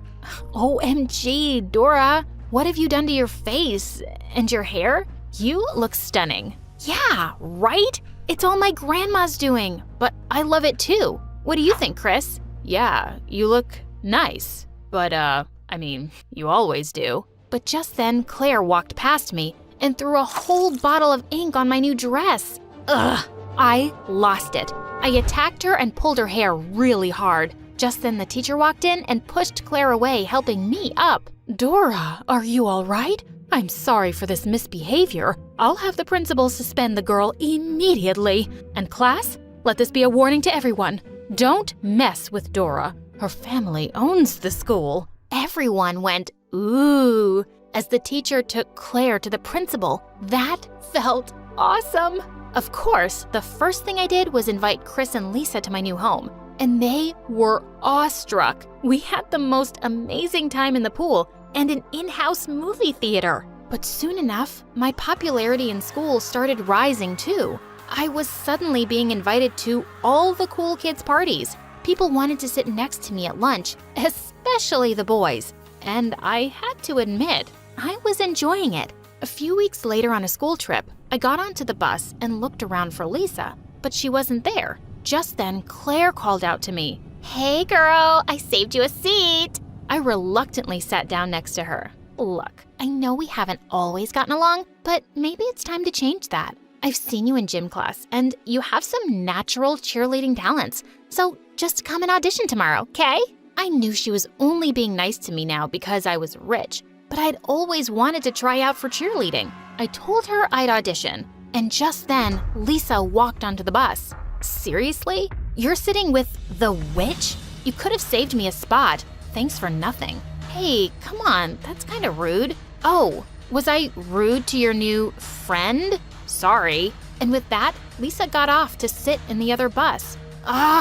It took 2 days for us to make up after that. I was having fun being a cheerleader, but with the practices and the games and after parties, I got less and less time to hang out with Lisa and Chris. One day, I was sitting with them in the cafeteria when the most popular jock in school, Dave, slid right next to me and grinned. Hey, so I've got this awesome party at my place this Saturday. Think you could make it? You'll break my heart if you say no. You can bring your friends too, if you want. I said yes and turned to them excitedly, but Chris muttered he had to go somewhere and left, and Lisa glared at me and stormed off too. I followed her. Hey, what was that? Someone invites you to a party and that makes you mad? No, you make me mad. Flirting with that jerk and going to this stupid party this weekend? I mean, who are you? A few months ago, we were making fun of these rich, spoiled kids, and now you're one of them. Oh, really? What's bothering you, Lisa? That I'm rich or that I'm popular? That you're pretending to be someone you're not, and you can't even see who really cares about you? What is that supposed to mean? And I care about you guys. I want you to go with me. No thanks. You used to be pretty cool, and now I don't know who this pathetic loser is. What did you just call me? I pulled her back by her shirt and she started walking, and she turned around and attacked me. As we wrestled on the ground, Claire came running and pulled her off of me, but Lisa pushed her aside and left. And suddenly, I just felt really bad. Lisa and I had never fought like this before. I kept trying to call both her and Chris on Saturday, but neither of them replied. And then I was mad. So I went to the party that evening anyway. I was having a great time, especially since Dave was being so attentive and dancing with me. I went to use the bathroom, and when I returned, I found Dave with Claire and a few other kids, and they were talking about me. Listen, how long do I have to dance with the deaf girl? I mean, yeah, she's hot, but it's not like I'd ever date someone like her.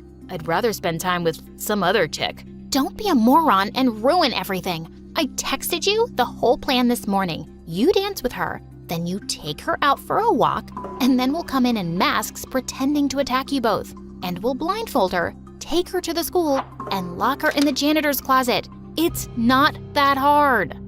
I don't know, man. Don't you think it's a bit much? No, it'll be fun. We're not hurting her. It's just for the weekend. The janitor will find her first thing on Monday, but her Richie Rich grandma will go bonkers in the meantime. It'll probably be on the news. Or maybe we should hide her somewhere for longer and ask for reward money. Oh my God, what? Thanks for letting me in on your plan, you psycho. I'll make sure you all pay for this. Babe, it was all Claire. I was telling her it's wrong. She wouldn't listen. But I gave him a hard slap across the face as I ran off to my car. I could hardly believe it. But instead of going home, I told the driver to take me to Lisa's. She'd been right. I'd been a fool to think these people could ever be nice. I already had amazing friends, and I couldn't lose them. But when I reached their house, I nearly died when I saw balloons at the gate. Oh my God, it was the twins' birthday today. That's why she was extra mad at me. How could I have forgotten it? I found Chris sitting on the porch outside, and he didn't look happy to see me. Chris, I'm so sorry. I feel like such a fool. I should have never gone to the party. I can't believe I missed your birthday. Dora, you don't have to be sorry. You're beautiful, rich. You're surrounded by the most popular guys, but I've loved you ever since I met you. What? What did you just say? You heard me just fine. I've tried telling you before too, but you just never took the hint. It's okay if you don't like me that way. I'm sure there are better guys out there for you, but you do need to start being a better friend again. He got up and walked inside, leaving me in tears. He was the best guy. How could I have been so blind? The next day, our school was competing in a big baseball game, but I had something more important to do. Lisa was having some of her amazing photographs displayed in a small gallery, and I had to be there. As I was admiring a photo, I heard her behind me. Wow, didn't expect to see you here. You're so good at missing things. Also, isn't there a big game today? What's the team gonna do without their star cheerleader? I don't care. I'm just sorry for being a terrible friend, Lisa. You were right about everything. Those people are awful, and I was so stupid for not seeing that. I'm sorry for hurting you. Please forgive me. And let me join the cool kids club again? Lisa slowly grinned and then hugged me so hard I nearly fell down. And when I told her all about the party, she was angrier than I was. Oh my God, that witch is so gonna pay for it. The next day during the last lesson, the teacher walked in and said the principal was calling me, Lisa, and Claire into her office. Claire looked shocked as the three of us made our way. And sitting there already was Grandma and Dave. What's going on here? You said my grandma would go bonkers, Claire. And she really did when she found out about your plan to kidnap me. What are you talking about? What plan? Didn't you say you texted the whole plan to Dave? And with that, Lisa whipped out Dave's phone that she'd stolen from his locker earlier. And luckily, the moron hadn't deleted the text. The principal was horrified, and they were both immediately expelled. As Lisa and I jumped around and hugged, I said, "Just got one more thing to take care of now." I ran down the corridor to see Chris walking out of the school building, and I caught up to him. As he turned around, I put my arm around him and gave him a kiss. Whoa, what was that? I was just curious. Listen, can I ask you out for dinner this weekend? Without Lisa, of course? I think I'd really like that, Dora. And we kissed again. Hey everyone, I'm Bella, and I get crazy when I'm angry. How crazy exactly? Well, you have to stick around to find out. And please, like and subscribe to MSA. My parents were stinkin' rich. We lived in a huge mansion, had tons of servants, and every spring break we'd go on the most luxurious vacations. I was one of the most popular girls in school, and my life was literally perfect. But as I grew older, things started to change. Dad got busier at work and hardly came home. Mom suddenly had tons of committees and parties to manage, and the three of us didn't spend much time together. But I was busy with my school and social life too, and at least we'd still have the annual family vacation on my birthday. I was really looking forward to my 16th in Tokyo. But then, my parents ruined it by dropping a nuclear bomb on me. Bella, your mom and I have decided to separate. Separate what? Honey, we're getting a divorce. What? Why on earth would you do that? Because I haven't been happy in a while, and neither has your dad. What do you mean you're not happy? You literally own every piece Prada makes before it even hits the runway. And Daddy, what about all your yachts and sports cars? We have great lives. We're happy people! We're not happy with each other, and we don't want to continue like this forever. It's better if we part ways now. No way! I won't let you! That's not up to you, sweetie. This is what your dad and I want. I don't care what you want, okay? I want things to stay just as they are! Don't you see how badly this will affect me? How can you be so selfish? I threw my dinner plate to the ground and ran to my room. I heard Dad call after me, but I just slammed my door shut. I thought my reaction was enough to talk my parents out of their separation. But the next week, Dad moved out and they filed for divorce. The next few months were the most difficult of my life. But thank God for my best friend Eloise, who was always there to console me and keep me sane. I kept thinking about how I could get my parents together. But then one day, Mom had told me that Dad had already met someone else. He wanted to introduce us to her over dinner at his place. I hated the idea, but Mom had already agreed, so I didn't really have a choice. That night, when we reached Dad's new place, my heart dropped when I noticed an elegant woman at the door next to him with a girl my age. Hi, you must be Bella. Your dad has told me so much about you. It's funny how he's never even mentioned you. Not once, not ever. I mean, he did mention this morning that he had a girlfriend, which I thought was weird since he already has a wife. But other than that, nothing. Bella has a weird sense of humor. You'll get used to it. Don't get used to anything. I don't see you being a part of Dad's future too long. That's enough, Bella. It's okay, Dad. It's a lot to get used to. I'm Keisha, by the way, and I've really been looking forward to meeting you. Come, I'll show you the house. Did this girl just call my dad Dad? Before I could even speak, Keisha pulled me in. She showed me around, and I noticed how all the trophies in the house belonged to her. Even at the dinner table, Dad couldn't stop talking about how talented Keisha was, and it made me furious. Keisha is not just great at studies, but she's an amazing piano player. Oh, and you should hear her sing. It's like a symphony to the ears. Oh, Dad, you sound really needy calling him Dad. And literally everyone these days is a singer. What's so special about that? I'm a great gymnast and can do the perfect cartwheel. And with that, I jumped from the chair and did a cartwheel. But I lost my balance and ended up crashing into the dining table. My parents rushed to my rescue, and I was embarrassed. But then I noticed Keisha giggling in a corner, and it made my blood boil. I wanted to give her a piece of my mind, but I'd hurt my hand, so Mom excused herself and we left for home. And the next day, things took a turn for the worse when I walked into my school and saw Keisha in the parking lot. Are you stalking me? No. Dad just got me enrolled in your school. By the way, how's your arm? You crashed pretty bad last night. I was also a gymnast in my previous school, so if you're really interested in perfecting a cartwheel, I can help you. I don't need your help. Also, he's not your dad, and you can fool everyone with your sweet smile, but I won't fall for your tricks. You're evil, and soon everyone will know that. I walked off before she could even reply, and I was so annoyed because everyone seemed to be instantly in love with her. Girls couldn't get enough of her style, and boys were tripping over each other to talk to her. She's so fake. Look at her with her fake smile and fake bag and fake attitude. I just want to knock her teeth in. I understand why it's bothering you having her around, but I think you're giving her way more attention than she deserves. You're far prettier and smarter than her. Eloise was my BFF, and she was right. I didn't want to waste my energy on Keisha, so I decided to take the high road and move on. But then, I was passing through the girls' locker room when I saw Keisha giggling with some girls. It would be easier for everyone if she could at least play nice. I mean, it's not my fault if her mom and dad didn't want to live together, right? Totally. She's being a weirdo, but you're so sweet.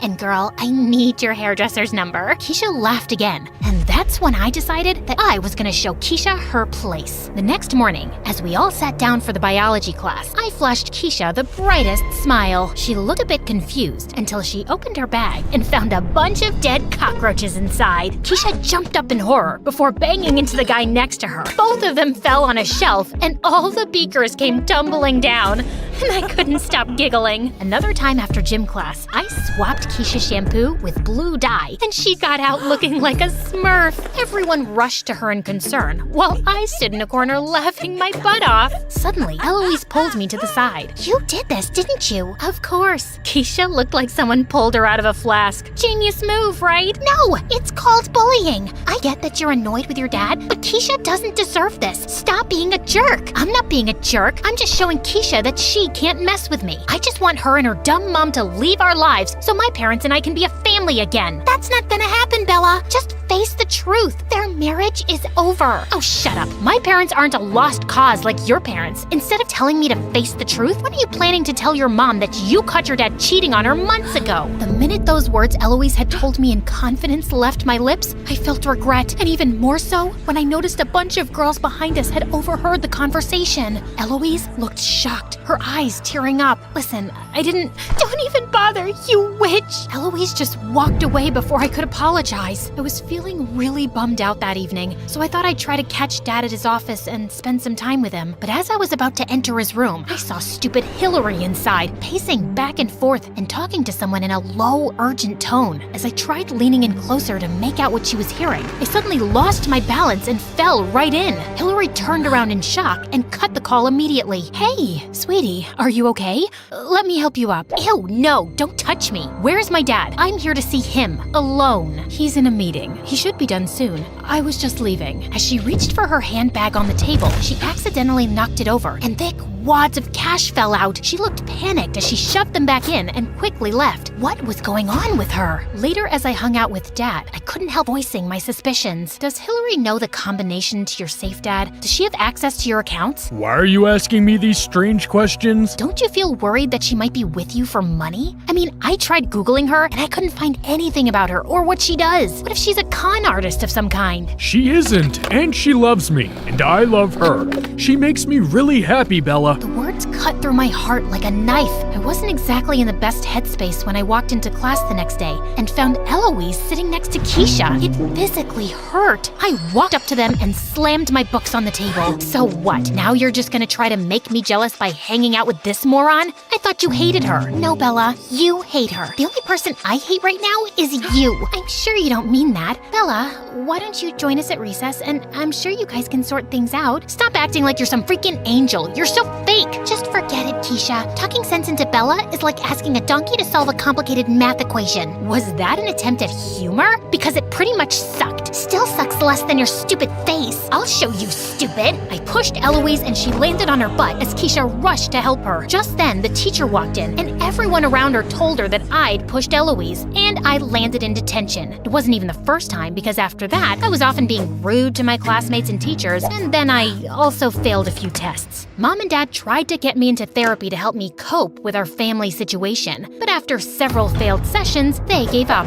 If they thought I was just gonna forgive them and move on, they had it all wrong. And at school, the more I saw Eloise and Keisha hanging out together, the more determined I felt to get even with Keisha. And I found an opportunity when Dad invited me for Keisha's 17th birthday party, to which half the school was invited. Now all I needed was to find a way to humiliate Keisha, and I'd finally have my revenge. I was trying to figure out what to do when suddenly I noticed Hillary sneaking through the back door holding a thick envelope. I followed her outside, only to find her talking to a big guy wearing a hoodie. And suddenly, I noticed the gun he was holding. I quickly whipped out my phone as I inched closer to listen, my heart pounding. I told you not to come home. You weren't answering your phone. I had to make sure you guys were okay. We're fine. You're here for the money, right? There. Thanks. And just so you know, you can't hide the truth forever, Laura. I don't have a choice. No one can find out my real identity. identity. So do me a favor, take this money and just zip your mouth. The guy nodded and left. Just as she turned around, Hillary saw me and nearly screamed in shock.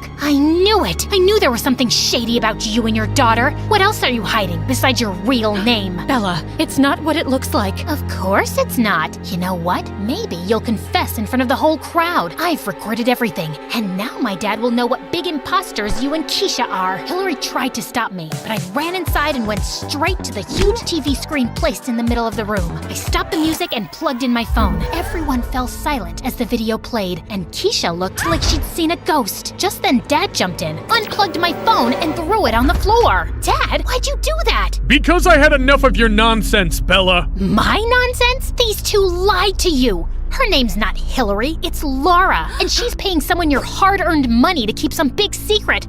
Aren't you even curious? No, because I know the truth, and the money you're talking about is Hillary's, not mine. And that's when Dad told me the whole truth. Apparently, Laura, or Hillary, was married to some mafia guy, and Keisha was their daughter. I didn't want to bring up my child with a criminal, so one day when Keisha was 4, I stole money from my ex-husband's vault, grabbed Keisha, and just ran away. I changed my name, made a few investments, and things started picking up, but I was always afraid of being found out by Keisha's dad. And lately, I've been feeling more paranoid. The man you saw is an ex-FBI agent I hired to protect me and Keisha. But you told me my dad was a surgeon, that he died before I was born. Baby, I said that to protect you. By lying to me all these years? And this is how I find out thanks to you, Bella. You ruined my party and you ruined my family. This must be the best day of your life. Keisha, I'm so sorry. I didn't know. You know what? I tried to be nice because I could see you were having a hard time dealing with your parents' divorce. But now I know that you're just a vengeful, horrible person, and I can't stand your face. I felt so ashamed as Keisha cried and then ran to her room. I wanted to apologize, but Dad called the driver and sent me home. I couldn't sleep a whole night, and I kept thinking about how horribly selfish I'd been. I was so blinded by my hatred for Keisha that I crossed all lines. I just wanted to apologize and make up for my behavior. But the next morning, Mom told me that Keisha and Hillary were leaving for London. For good. I couldn't let that happen. So I rushed to Keisha's place and ran up to her room as she was zipping up her last suitcase. What are you doing here? I don't want you to leave. Listen, Keisha, I was stupid and jealous, and I thought you were stealing everything from me. My dad, my best friend, my life. You were right. I've just had a lot of trouble accepting my parents' divorce. But I know Hillary makes my dad really happy, in a way that I haven't seen him happy around Mom in years. You know, all my life, I felt really alone because Mom was always moving from place to place, and I never had siblings or friends. I really did get excited thinking I'd finally settle down and have a family. I wasn't trying to steal anything from you. I'm sorry. I don't know what else to say, except that I want to make this work because this is the version of family I have now. It includes you and your mom, and I don't want to keep fighting this. You really mean it? I do. And then we hugged, and it felt nice. Great. Now that we have that sorted, I have to go and apologize to someone else too. Hi, I'm Adley from Boston. Please like and subscribe, because my story animated will give $1,000 to one lucky person in the next coming 7 days. My mom got pregnant many years ago after she married my dad, and they were both overjoyed to have a daughter. After my birth, they were waiting anxiously for me when the nurse walked in, looking nervous. I'm not sure if you want to see her. Oh my God. Is she ugly? I'm going to have a heart attack if she's ugly. I think she's a dwarf. Mom leapt forward and took me from the nurse, and Dad stared at me in horror. I was really tiny and ugly, like a frog. I'll have you fired, you moron. I don't care what my daughter looks like. She's mine, and she's beautiful. So what if she's a bit small? But as years went by and my progress was monitored by doctors, I was diagnosed with slower growth than most people, which meant I'd always look younger than I actually am. Mom didn't care, as long as I was healthy, but Dad couldn't handle it. How is it even possible? Everyone in my family is practically a basketball player. Be honest with me, woman. Is she even mine? Mom started screaming and throwing things at him, and he went running out of the door, and that's the last I ever saw of him. Once, when I was 6, Mom took me to a birthday party at her boss's house. I was really excited to meet other kids, but the minute they saw me, they all started staring and then laughing. OMG, just look at it. It's so tiny. With that, the birthday girl Brenda took my hairband off. Hey, give it back, you jerk. Catch it if you can, shorty. Come on, jump a little higher. Suddenly, I lost it. I climbed onto a chair and pounced on her, and we went crashing into the pile of birthday presents, which landed straight in the pool. As Brenda screamed, Mom's boss came running and went ballistic. Who is this out-of-control toddler? Where did she come from? That's my daughter, Adley. But you said your daughter was 6 years old. I don't know who this child is. I'm calling the police. Her boss just picked me up and started carrying me away. Oh my God, she's mine. But her crazy boss wouldn't let us go till the cops arrived. Of course, Mom was able to prove I was her kid, but she was so furious. She flung a piece of cake at her boss's face. I'm not working for you, psycho. I quit. Even though Mom was struggling to find a new job, she soon enrolled me in the best school around. On the first day, I was about to go inside the building when a giant limo almost bumped into me. Hey, are you blind? You could have hurt me. A girl got down from the car, and it was that awful Brenda. Ow, shut up. You're hurting my ears. It's not our fault you're as tiny as an ant. Who can even see you? She spat on my shoes and walked off. And when I went to my classroom, I discovered she was in my class. Ugh! And all the kids were flocking around her like she was the queen of the school. Over the years, Brenda never failed to mock me. But it wasn't just her. It felt as if I walked into school every day wearing some ridiculous costume because someone was sure to point and laugh. Where's your lower half, shorty, buried in the ground? Which dwarf are you, sleepy, mopey, or grumpy? I was so sick of it all. So, in the 7th grade, I decided to do something about it. I Googled how to increase your height, and there were so many tips. One of them was hanging. I didn't have a pull-up bar, so I decided to stretch from a tree branch. But just as I stepped on it, it snapped under my weight, and I fell to the ground, hurting my leg. Oh, Adley, what are you doing? I just want to grow tall, Mom. Everyone else just keeps getting taller. What's wrong with me? Honey, there's nothing wrong with you. So what if you're not as tall as everyone else? It doesn't make you less smart or kind or beautiful. I waited so long to have you, Adley, and I wouldn't change a thing. You're perfect. Mom's words really stuck with me. It was okay to not be like everyone else. A few days later, when I was heading out for home, I suddenly saw the school bus leaving without me.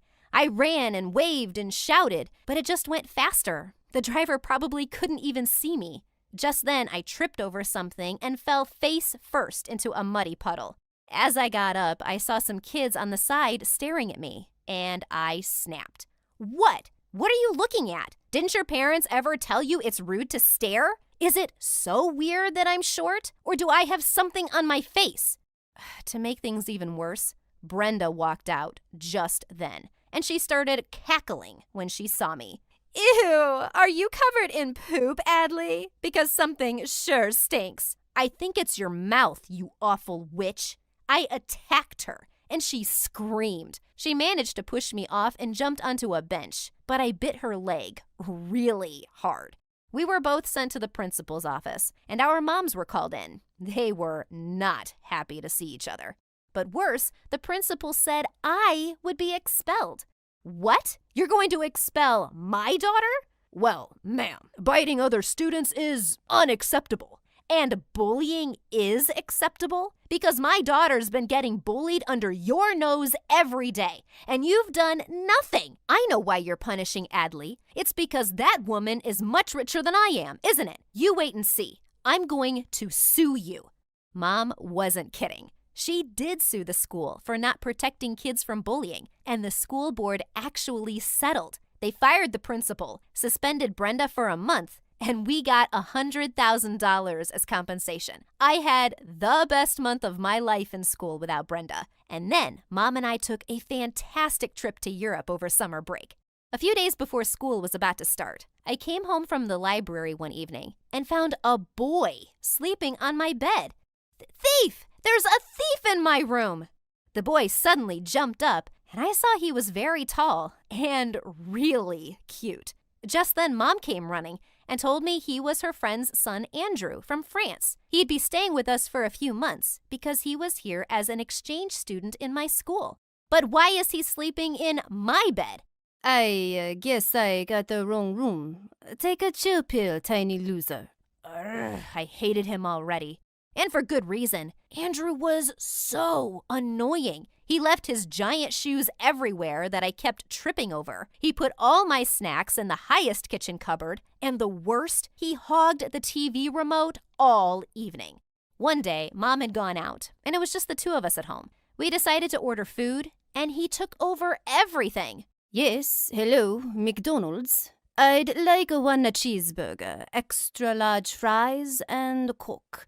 And for my little friend, one Happy Meal. It comes with a toy, right? I stared at him furiously as he just hung up. And then he switched on the sports channel. Hey, no, we're not watching football again. It's my turn. I want to watch my show. Oh, that's not happening, dwarf girl.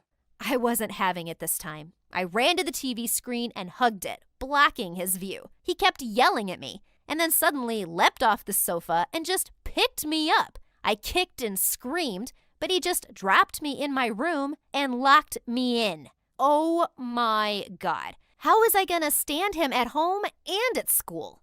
On the first day of 8th grade, I walked in with newfound confidence in my European wardrobe. Of course, Brenda gave me death glares all morning, but the rest gave me plenty of compliments.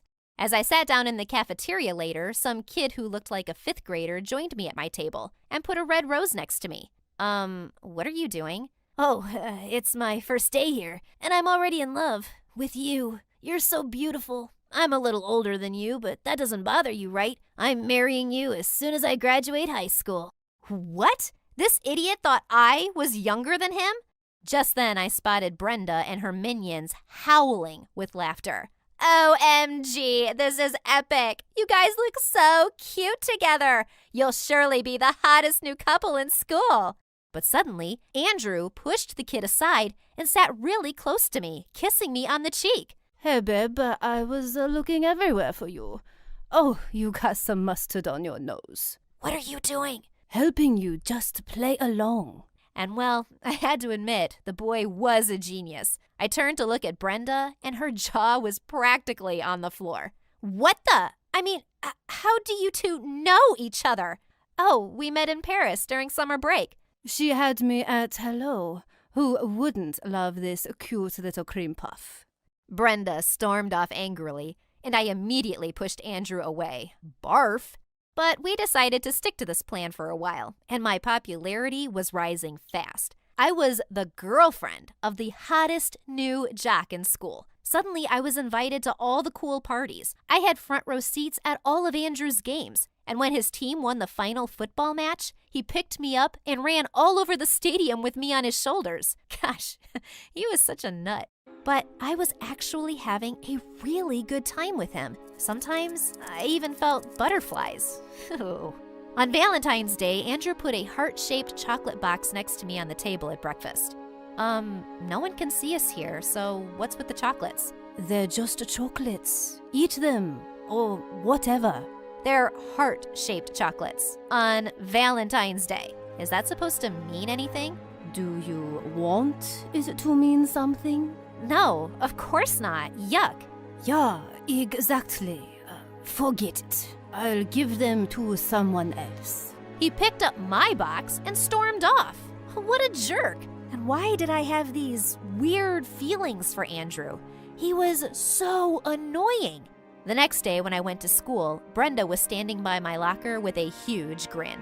I just knew it was too good to be true. What are you talking about? You and Andrew. I just didn't get it. This makes more sense. And with that, Brenda turned her phone to me and showed me a picture of a blonde girl with her arms around Andrew. And I felt a pang of jealousy. I just turned and started walking away. Aw, is your itty-bitty heart broken? He was obviously playing around with you. Everyone could see it. Why would someone like him want to be with a dwarf like you? You look like his kid. Maybe I'll ask him out. I'm prettier than this blonde girl.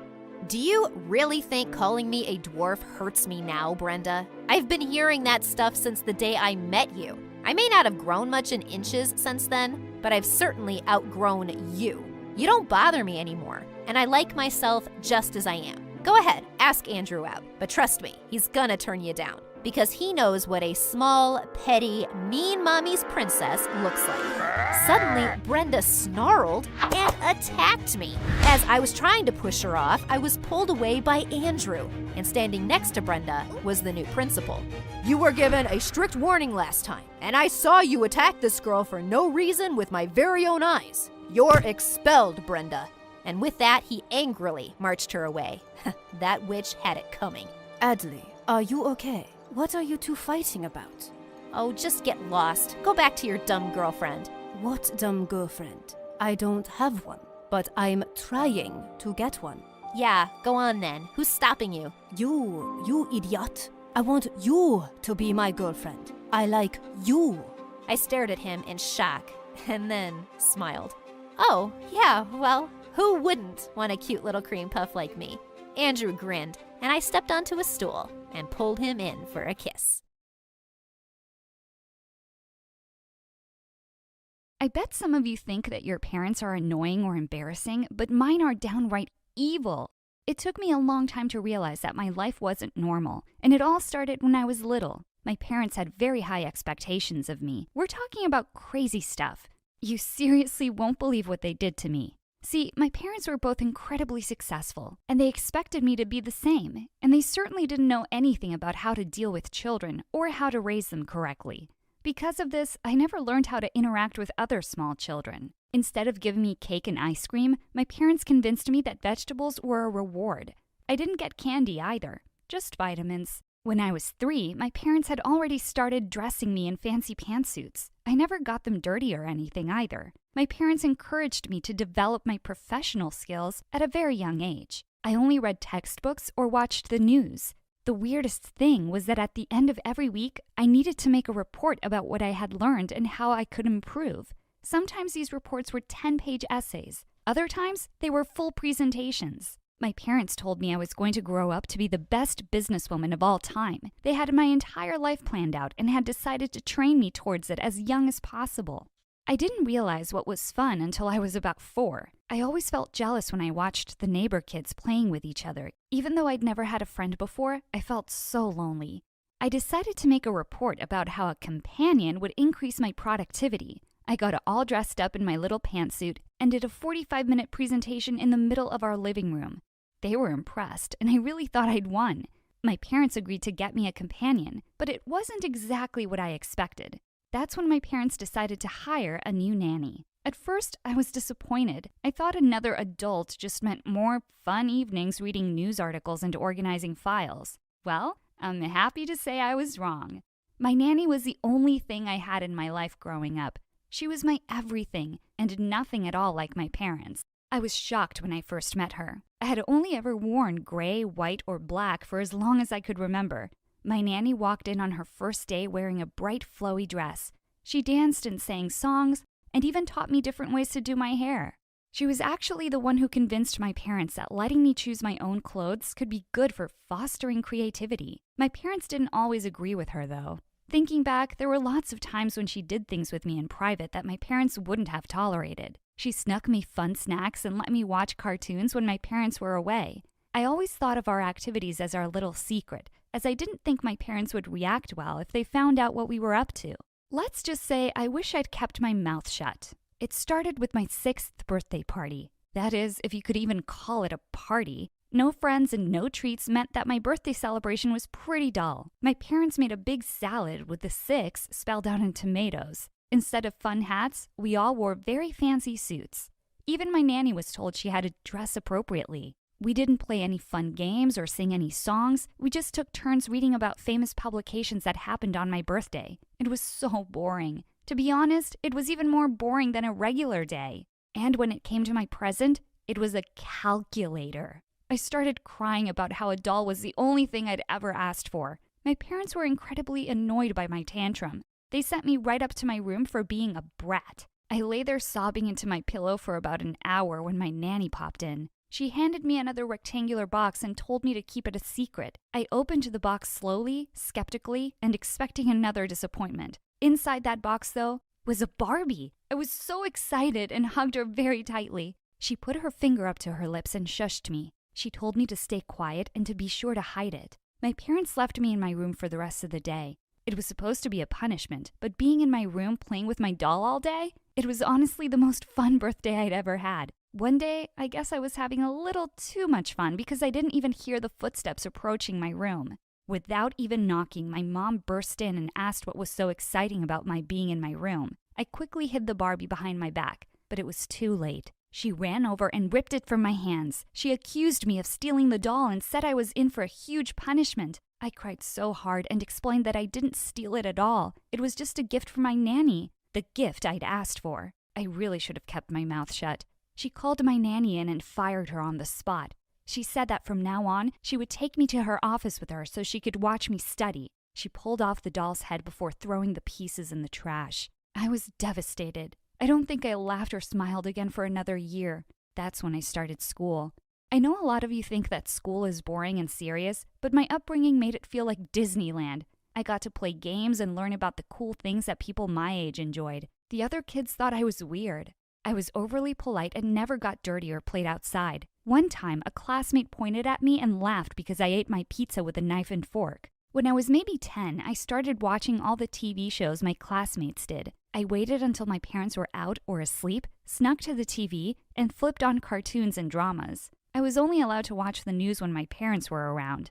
My mom caught me once and screamed so loudly. She took away my phone and my TV privileges and grounded me for a whole month. That wasn't the worst of it, though. One day when I was crying in my room over how unfair it all was, she decided to take away my bedroom door. "Privacy must be earned," she said. I never got that door back. I wouldn't say I completely obeyed my parents from then on, but I got better at hiding stuff. I would go on regular study sessions with friends where we would just stay up and play video games.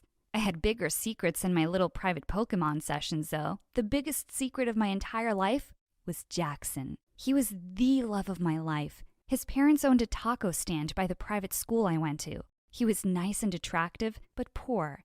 Money didn't matter to me, though. He took me to the movies and snuck me into parties. Best of all, he introduced me to painting. He would spend hours in the studio with me while my parents thought I was earning credits to diversify my application. He was my greatest supporter, and I truly loved him. We dated for about 7 months before my mom caught us kissing at school. We were normally very careful, but I didn't expect my mom to actually show up on time. She dragged me into the car and didn't even acknowledge him. I was crying so hard, but my mom let me know that it was over. "You can date who we tell you to date," she explained bluntly. She took away my laptop and my cell phone as punishment. She said that from now on, she would be monitoring me much more closely. I told her that she couldn't stop me from dating somebody I loved. I was almost an adult. She said that was true, but good luck trying to date with all of these restrictions. She drove me to and from school and made it almost impossible for me to spend time with anyone she didn't know. The few times I did try to kiss Jackson goodbye, she just glared at him from the car window or made rude comments about how he didn't deserve me. It would ruin the moment. Eventually, he stopped showing up at my school altogether because he was so uncomfortable. The only time we were together was at the painting studio, which my mom still thought was for school credits. But even that was ruined when my mom decided to become a member and accompanied me to the studio. We tried to keep our romance blooming, but without my laptop or cell phone, it naturally faded away. Jackson said he didn't want to date someone whose mom hated him so much. I ran to my friend's house and wept for hours that day.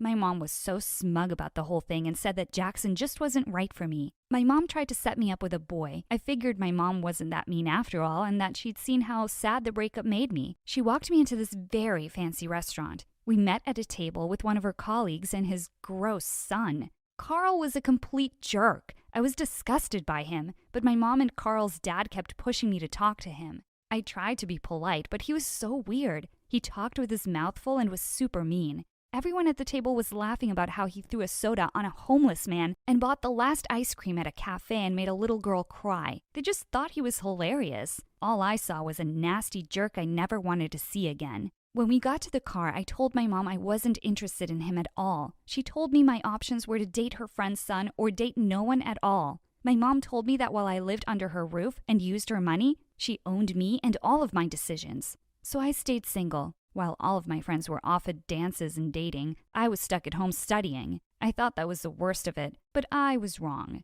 It all started again when the topic of college came up. My parents were incredibly excited. I applied to 10 schools and got into every single one of them. I got to choose literally whichever I wanted. The more I thought about it, the more I realized that business wasn't for me. In fact, I hated business. I wanted to do something that made me happy. I actually wanted to go into art. When my final acceptance letter came in the mail telling me I got a full scholarship to the most prestigious art school in the world, I was so excited. I thought my parents would be excited too, you know. Apparently, my dreams didn't actually matter though. After I received an award for my academic achievements, my parents took me out for a big fancy meal with all of their colleagues. I should have been happy too, but something didn't feel right. I slouched deeper and deeper in my chair as they continued to talk about how much better I was than everyone else and how it was all because of their excellent parenting. Worse, when all of their colleagues started asking them what their big secret was to raising a perfect daughter, they talked about how I studied all the time and they enforced strict rules. They even laughed about how they broke up my relationship with some bum. I was going to talk about my big plans privately with them, but they were being unbearable. I got so angry when they started making fun of how sad they felt for the parents of pathetic art students. In fact, I was so angry that I decided now was a better time than any to share the great news. Actually, I shouted over the voice of my mother boasting, I have something I'd like to tell all of you. I've never seen my mother flip around so quickly in my whole life. She had an evil glare on her face that almost made me change my mind, but I felt I had to do it.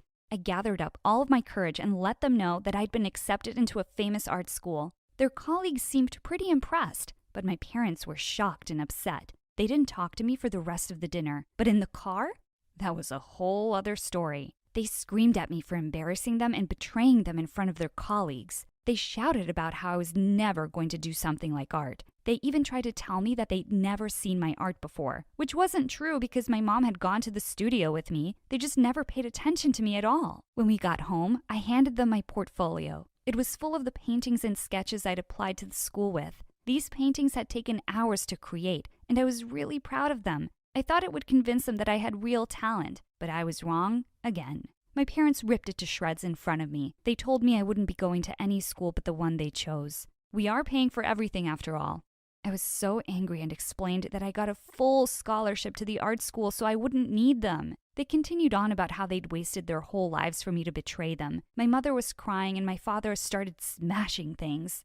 They threw me out of the house. I stayed with a friend and explained everything. I had nothing with me at all. I called up my parents and they asked if I had changed my mind about school yet. When I said no, they told me I wasn't welcome back. I asked if I could at least come and pick up some of my stuff. I was stuck wearing the same elegant evening wear from the dinner before. They agreed, but I felt as though they had an evil plan. When I showed up, they handed me a little plastic bag full of paper. "What's this?" I asked. My parents laughed and explained it was the art I loved so much. I told them it wasn't funny and pushed past them to run to my room. It was completely empty. They explained that they'd sold all of my belongings to make back some of the money wasted on me. They'd literally sold all my possessions just to get their revenge, only because I wasn't interested in business. All of my furniture, clothes, and even priceless gifts and photographs were gone, and they said that I would regret everything. I went to art school in the fall. I had to rely on food and clothes from my friends. Luckily, my scholarship covered most of my supplies, and I got a job pretty quickly thanks to a little help from my friends. It wasn't all bad in the end. During my first day working at a grocery store, I ran into none other than Jackson. He was surprised to see me working at a place like that. I broke down and explained everything, and he invited me out to dinner to celebrate my newfound freedom. Jackson and I reconnected, and things have been going great with us. He now owns his family taco truck, and even if he's not rich, he's very happy. In fact, I just posted about our proposal on Instagram. We plan to get married in a couple of months. It was a lot of work, but I have to say it was completely worth it. I'm a successful artist now, living my dreams. In a way, I'm happy my parents pushed me like they did, as it gave me passion, but that doesn't mean I'm grateful to them. My parents never apologized to me for anything. In fact, they did something even worse. Without any warning or hello, they called me and demanded money. They explained that they'd heard how successful I was and that I should now be able to pay them back for all the money they'd wasted on me at private school. Plus, they said I owed them for embarrassing them for bringing that taco boy back into my life. They told me I had 1 week to break up with him, or else. I don't know what else means, but I don't think I ever want to find out. Jackson said that my parents are just being dramatic, but I know my mom, and whatever she has planned can't be good. Hi, I'm Isla from Turkey. The night I was born, Dad held me close and said tearfully, God, she's so beautiful. I will name her Isla, my moonlight. Just then, the doctor came in with a grim face and told my parents that they couldn't have any more children. Dad immediately dumped me in Mom's arms. You mean this is all I get? I won't have any sons, ever? This is the darkest moment of my life. Growing up, Mom adored me, but I knew Dad thought I was a burden. The nicest thing he ever said to me was, You're just a stupid girl, but thank God you're pretty. Dad owned a small tea shop in the city. Once when I was 10, he came down with the flu, and he was being such a big baby. No one knows my suffering. If only I had a son to run my tea shop, but no, I got a dumb daughter. He buried his head in his blanket and started to cry. Mom and I just rolled our eyes and went to the shop that day, and I thought we were doing great. Sometime later, a foreign-looking woman sat down at a table. When I asked her what she'd like, she said with a tired smile, Why don't you surprise me? I skipped off and brewed my favorite mixture of lemon and saffron. I make it for Mom when she's tired. It'll make you feel better too. And you don't have to pay for this. The woman's eyes flew open as she tasted it. My God, this is really special. And so are you. Thank you for this tea of kindness. She tried to pay me, but I refused, and she left. But a few days later, Dad came home from the shop and threw a newspaper at me. What is this stupid tea of kindness that everyone's been asking me about? It turns out the woman was some big journalist, and she'd written an article about the amazing tea at our shop.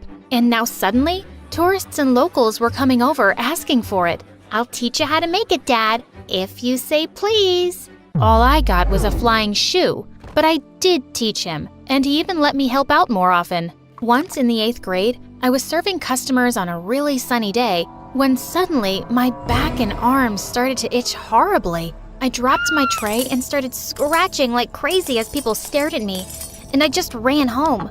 Mom, what's happening to me? My skin was all red and peeling off. Mom quickly took me to the doctor, and he said I had a condition called desquamation. My skin started flaking when it was too irritated by something. There wasn't a cure, but he gave us some expensive cream to soothe my skin. Don't tell your dad about this, okay? I'll get the money for the cream somehow. A week later, Mom came home with some great news. She'd gotten a janitor's job in a fancy high school, and even better, I could go there for free. But it was so much fancier than I'd imagined. The minute I entered the classroom, I knew I was being scanned from head to toe, and everyone was judging my clothes and shoes. And turns out, no one even wanted to sit with me at lunch because I didn't look a certain way. But I didn't care. I had a chance to study at a great school, and I wasn't wasting it. One day, I went into the bathroom, and I found some girls from my class there. And the meanest one, Zara, was screaming at Mom. You moron! You spilled all that dirty water on my shoes. I get that you're a janitor because you're stupid, but are you blind too? I pushed her up against the wall. No one talks to my mom like that. Do you hear me? Mom? Finally, it makes sense why someone like you is in this school. She pushed me back and pounced on me. As Mom ran forward to pull us apart, she slipped on the wet floor and fell really hard. Oh my God, Mom! The school staff rushed her to the hospital, and after hours of waiting, we found out that Mom had injured her back and she couldn't walk. I was devastated. It was all my fault. If I hadn't been fighting with Zara, none of this would have happened. The principal said I could still attend school at half the fee, but I couldn't afford that either. One evening, as I was working at the shop, I came across the journalist I'd met years ago. Wow, look how lovely you've grown up to be. But sweetheart, why do you look so sad? I broke down and told her everything. After I was done, she said, I have an offer that might solve some of your problems. You could become a model. I could connect you to all the right people, and it pays really well. Me? A model? The woman told me to think about it, and I did. It could mean I'd still be able to go to school and even save money to get Mom better treatment. I decided to bring it up at dinner that night. Dad, I'm taking up a modeling job, and he suddenly spat out his food. Modeling? Where did you even get such a stupid idea? What's wrong with it? It's for morons who don't have any brains, and it's disgraceful. Well, I do have brains, so I'm not gonna be stupid enough to waste this chance. I can make our lives better, especially Mom's. I said no! I already said yes! And with that, I angrily smashed my plate on the floor. Dad looked shocked, and I stormed off. I called up the woman and said I was taking the job. I put my cream all over my skin before going to the shoot. I couldn't let anyone know about my condition, or I'd never get the job. Everyone on set welcomed me warmly, and I was surprised that I was kind of a natural at this. 2 weeks later, I was on the front cover of a teen magazine, and Mom was delighted when I showed it to her. But of course, Dad still wasn't talking to me, and I found the magazine torn up in the trash later. But I'd been paid good money. I was able to buy some new clothes for Mom and myself, and I was back in school. And suddenly, it was a different place. People who acted like I hadn't existed before were smiling at me like we were best friends. And at lunch, I had a lot of company. A boy even asked me for my autograph. Of course, none of this was sitting too well with one person, Zara. I could see smoke coming out of her ears from a mile away. Soon after, we had a fundraiser modeling contest in school, and I was excited to participate. But as I was getting ready, I suddenly saw Zara come and sit in the chair next to me. What are you looking at? One magazine cover and you think you're the princess of this school? How hard can modeling be anyway, if you can do it? Turns out, pretty hard for her. Zara was so bad at it. She walked like a monkey and kept waving her arms like a freaking robot. And then suddenly she tripped on her dress and landed flat on her face. I ran forward to help her, but she just pushed me away.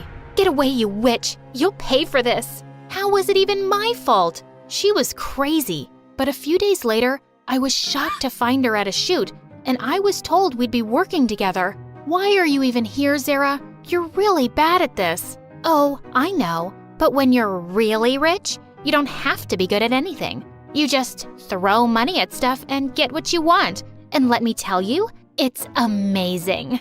Ah, this girl. Also, she was so awkward, the shoot took us 6 hours.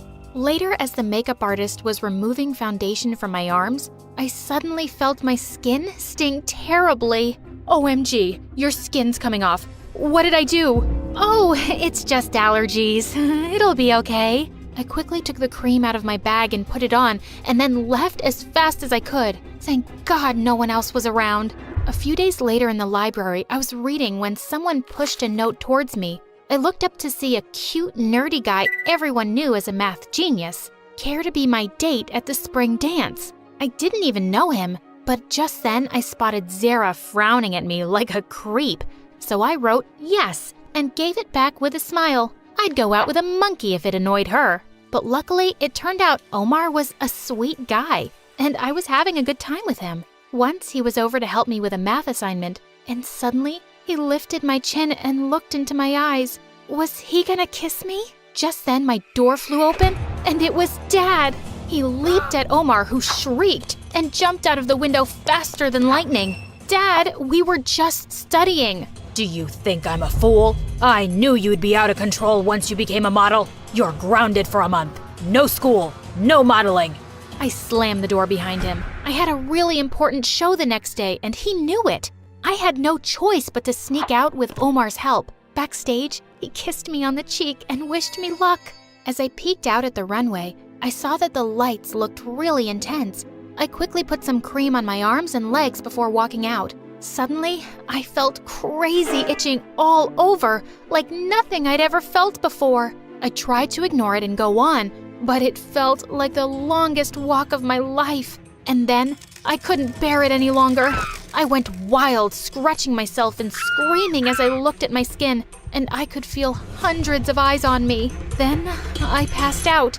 I woke up hours later in the hospital to Dad's worried face. Oh God, Isla, are you okay? The doctor came in holding my cream and asking me if I'd applied it before the show. We tested it, and it had some unusual chemicals which made your condition 10 times worse. What? But I'd been using this cream for ages.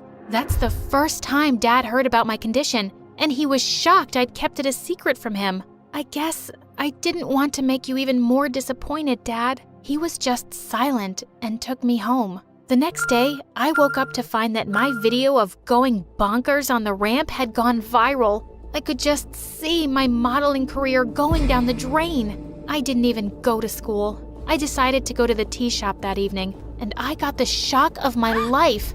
I spotted Zara on a table with Omar. Oh, hi, Isla. Back to being a waitress? Well, my brother and I will have some of your special tea, please. Brother? Yeah, brother. And I may have found out about your condition, and I may have asked him to mix something in with your cream. What? Are you guys absolutely insane? Why would you do that? Because someone needs to show you your place. Let me tell you something I discovered. Our dads are brothers. Yeah, we're cousins. Ugh, yuck. Cousins? You're making that up. I wish. But there's a big difference between us. I'm the daughter of a millionaire businessman, and you need to remember that you're the daughter of a loser tea seller and a crippled janitor. I was about to leap forward and attack her, but suddenly some of our customers jumped in. Hey, we love this place and the owners. You can't treat them like trash. They all started shouting and booing, and Zara and Omar fled from there. Dad had witnessed the whole scene, and I asked him about these secret cousins. I've never seen them before myself. My brother and I haven't spoken in 20 years. He cheated me out of all my wealth and left me penniless. I had to start from scratch with this tea shop. That's family for you. For the first time, I felt really sorry for him. I took his hand. But that's not your family anymore. Mom is, and I am. And for the first time, Dad actually smiled at me. I thought my modeling days were numbered, but none of my agents cared about what had happened at the show. They said I was one of the best models they'd worked with, and I'd never let my condition hold me back before. So why should it matter now? Hey, I'm Emma. Please like and subscribe. I was born to Indian parents in New Jersey, but we moved to New York when I was a kid. I wouldn't say my family was rich, but we did get by without trouble. My dad was an accountant, and my mom was a makeup artist. I loved watching Mom put on makeup, but I never understood why people wanted to put makeup on themselves. Mom, why do you put makeup on people? Because they want to look pretty, honey. Pretty? I thought it was all like face painting to be a clown. Like, why would having your cheeks and nose so red make someone look pretty? When you grow up and try it on, you're gonna love it. My life seemed perfect. I got good grades, had tons of friends at school, and was loved by teachers. But when I turned 14, everything turned upside down. I had just returned from India after spending an amazing summer vacation with Grandma, and it was time for me to start high school. I was pretty excited for it, but this excitement didn't last long because high school wasn't exactly like I'd imagined. I thought I would be fine as long as I didn't make eye contact, but things didn't go my way. In the first week of school, I was fixing my favorite lucky bracelet on my wrist when I walked into someone's back and heard a scream right after. Oh no, it was Becca, our school's self-proclaimed queen bee. She was one of those I hate drama, but I start drama kind of people. Ugh! My phone! Look what you did, you freak! I am so sorry. I didn't see you. Oh, save it. You didn't see me? Are you blind? That was a brand new iPhone. Now you'll get me a new one. Got it? But why would I?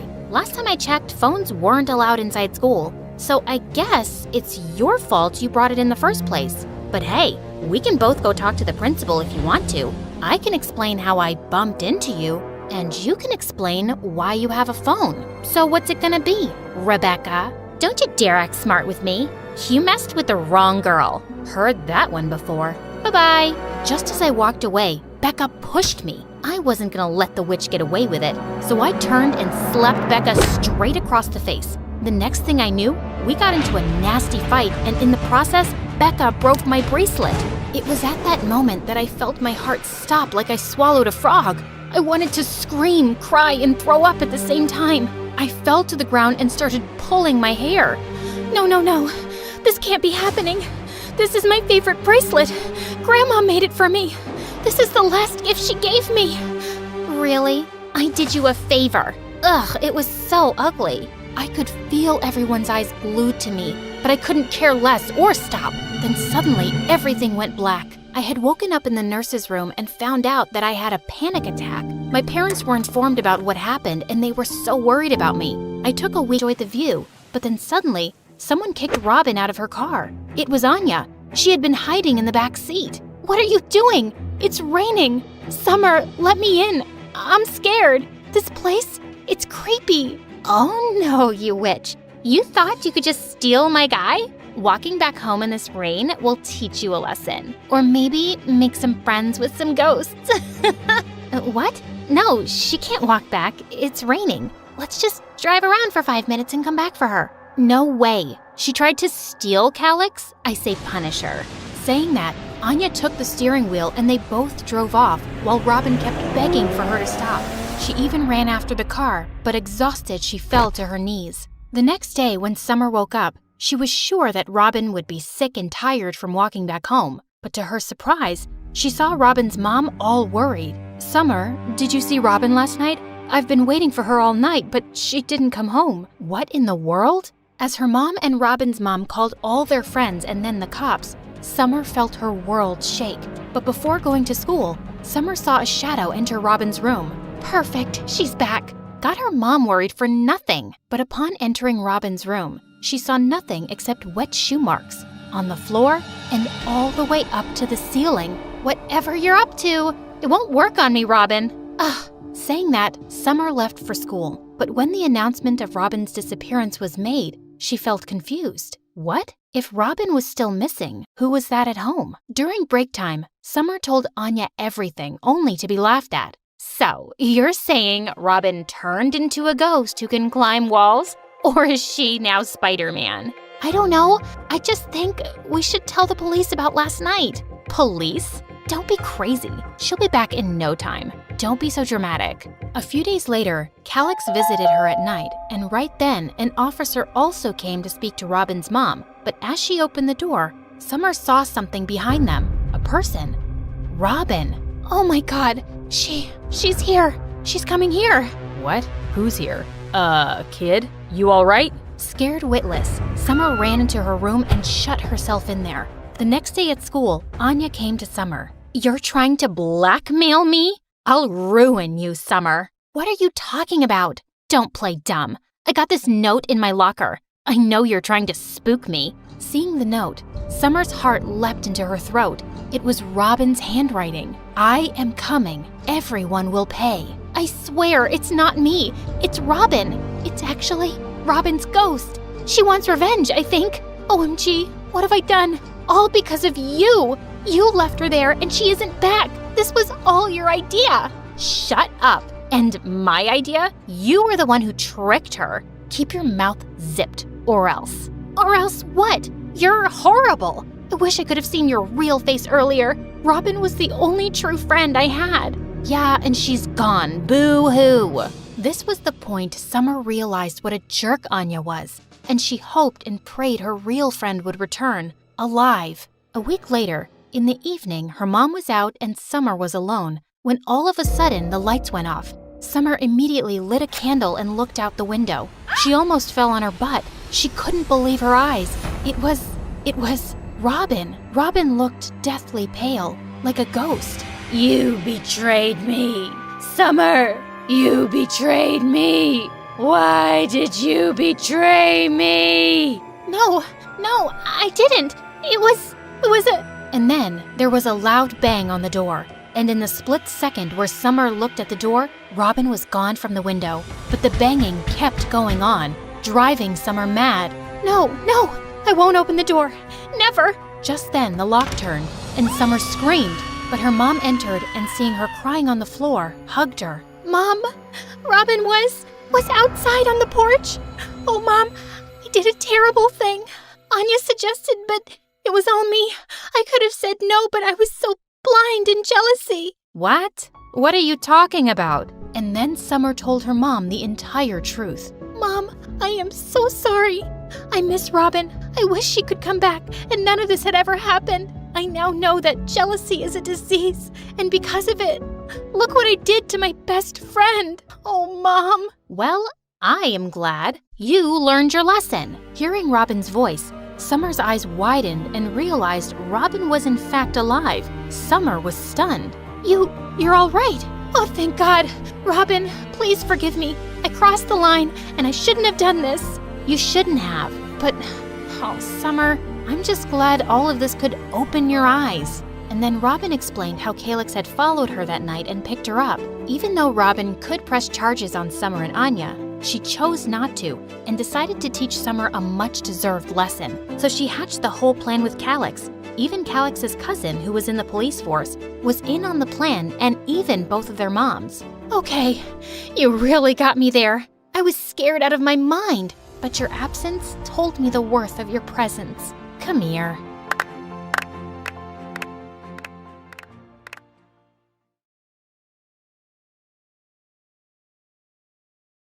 I saw my boyfriend Walker holding his guitar and I nearly burst with pride. We'd come so far to get here, especially me. Finally out in the real world again. I felt like my old self again, confident, happy, and free. Walker pointed at me and spoke into the microphone. They say that when true love comes for you, you won't know what hit you. My girl Lacey came at me like a freight train. Babe, this song is for you. Every girl in the club turned to me with their eyes popping out of their sockets and their jaws wide open, like they thought I didn't deserve him. I don't care what anybody thinks about Walker and me. Well, that's not exactly true. I did care about what one person thought. Bex, Walker's little sister, and my best friend. When Walker and I got together, I was sure I'd added a boyfriend and subtracted a best friend. I should probably start at the beginning, but first, please like and subscribe. It all began on the day we were born. Yep, we. Bex and I were born on the same day in the same hospital. Our parents lived next door to each other, and our moms were inseparable. Soon, they were pregnant at the same time. I can't believe we're so close to meeting these little ones. I know, they're gonna be the best of friends. It's as if Bex's mom had a crystal ball because she was spot on. Bex arrived 17 minutes before me, and we've been BFFs since. She's always been kind of motherly to me, and she took her job as the oldest seriously. We should clean up these toys and get a snack. But I was still playing with that. Did you pack your raincoat? It looks like it's gonna rain. When I say we did everything together, I do mean everything. We went to dance class together. Lacey, how are you so flexible? I feel like a statue next to you. Double jointed, I guess. We were each other's biggest cheerleaders, and we told each other everything, too. My parents were fighting again last night. I'm worried they won't make up. Don't worry, babe. Your dad'll get a new job, and that stress will just go away. But then, one day, when we were 13, life as I knew it changed forever. Bex and I were walking home from school. We were on the crosswalk when suddenly a car came screeching through the red light at high speed. All I remember was the sound of metal and glass and the smell of burnt tires before I was hit with a huge force, and then everything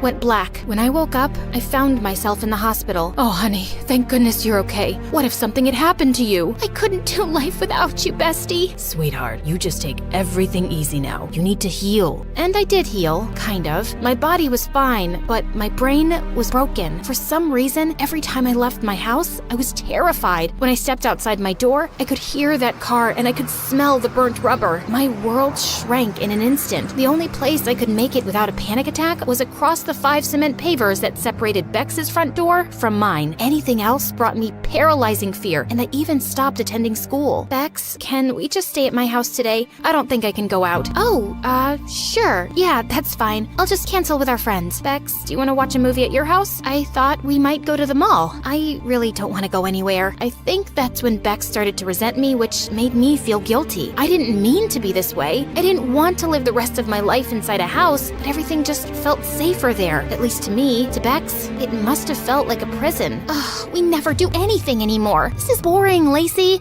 There's so much out there to see and do. I was ashamed. Why was it so hard for me to just go outside and act like a normal teenager? Bex, you can go to the party if you want. I'm gonna stay here. Are you sure? You could try coming, right? We can leave early. Couldn't you just try today for me? Who knows? It might not be as bad as you're imagining it. A party sounds sounded about as much fun as scrubbing tiles with a toothbrush, but I decided to make an effort for Bex. I was sweating bullets, and my heart was pounding by the time we made it to the party. My friends from school seemed happy to see me, though, and I started to relax just a bit. I sat down in a corner, not ready to join the dancing crowd yet. Maybe Bex was right. This wasn't so bad. But just then, a waiter carrying a tray of drinks suddenly tripped, and everything went crashing to the floor. The sound of the smashing glass sent me into a panic.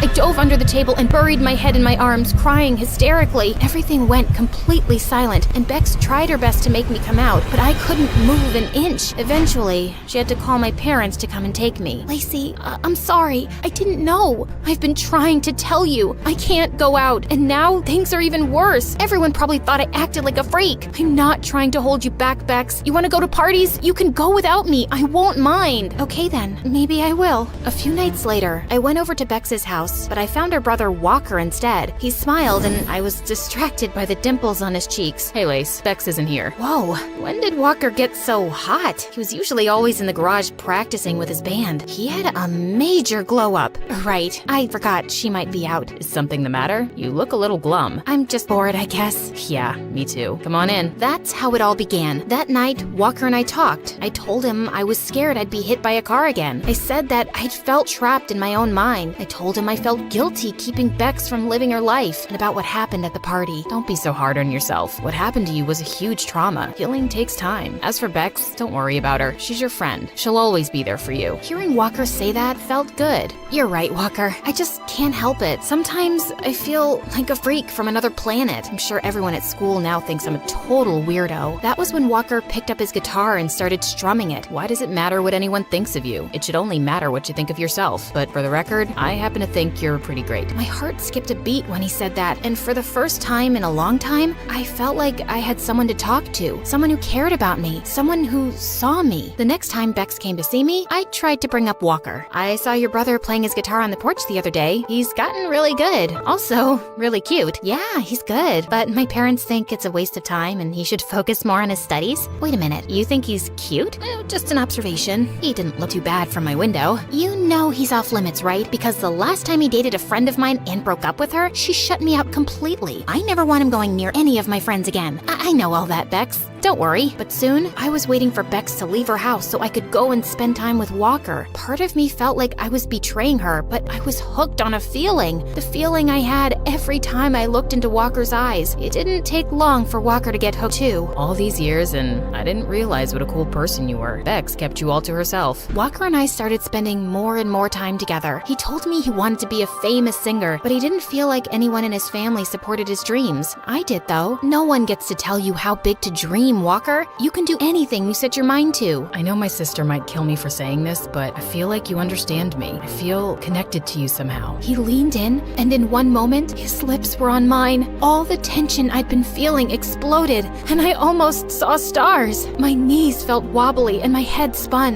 Whoa, you're perfect. But I could only think about one thing. Bex was gonna kill us. Walker, we can't do this. Bex is my best friend. So what? Don't give up on something that could be really good between us. Don't you feel it? His hand brushed my cheek, and soon I was lost in his eyes again, leaning in for another kiss when, what's going on here? I pulled away from Walker like he was fire, and I'd just been burned. Bex, I can explain. Explain what? Your spit-swapping fest with my brother? I told you, I would never be okay with this. Oh no? It looks like I was just betrayed by the two of you. I don't want to look at either of you again. Bex pushed her way past us, and I swear I felt my heart break. I stared at Walker, but with my chest so tight, I couldn't find any words, so I ran. I ran home to the safety of my bedroom, and that's where I stayed. For days, weeks, I missed Bex terribly, and even though I didn't want to admit it, I missed Walker too. Honey, this isn't healthy for you. You need to leave the house. I don't want to leave the house. I want to stay in bed and let my blankets swallow me whole. No, go outside in the yard and get some fresh air. That's not a request. It's an order. Her tone told me she wasn't messing around, so I headed to the yard with my phone, a blanket, and a grudge. That's when I spotted Bex dressed in workout gear and running shoes, her attention focused on her phone. She stepped out onto the crosswalk, and that's when I heard the car. Then I saw it. Bex, look out! Huh? The idea of me getting hit by a car paralyzed me with fear, but the idea of Bex getting hit by a car was unthinkable. I tackled Bex to the ground so fast that we both just stared at each other, shocked and breathless. Lacey, you saved me. Of course I did. I can't do life without you, bestie. You're my best friend too.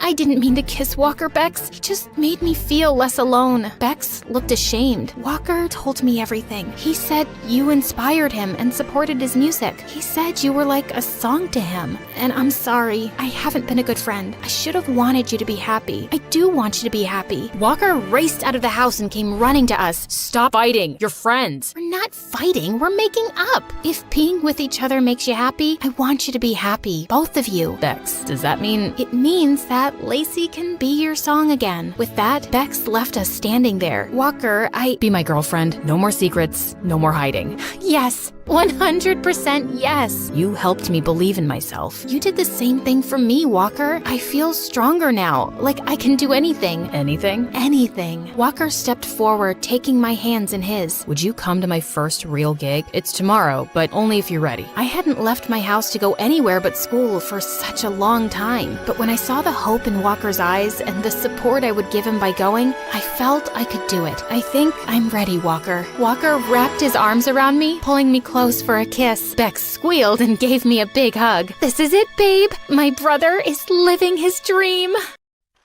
Hi, I'm Milo. Please, like and subscribe, because my story animated will give $1,000 to one lucky person in the coming 7 days. When I was 4 years old, all I wanted was a huge family. Dad, why don't I have a mom? All my friends have moms, brothers, sisters. How dare you say that to me? Am I not enough for you? Just go away. My dad was always like this, angry and irritated. He never got along with anyone, and he got fired from every single job he took. We were so poor that he pushed me to school in a stolen shopping cart. No way we could afford a car.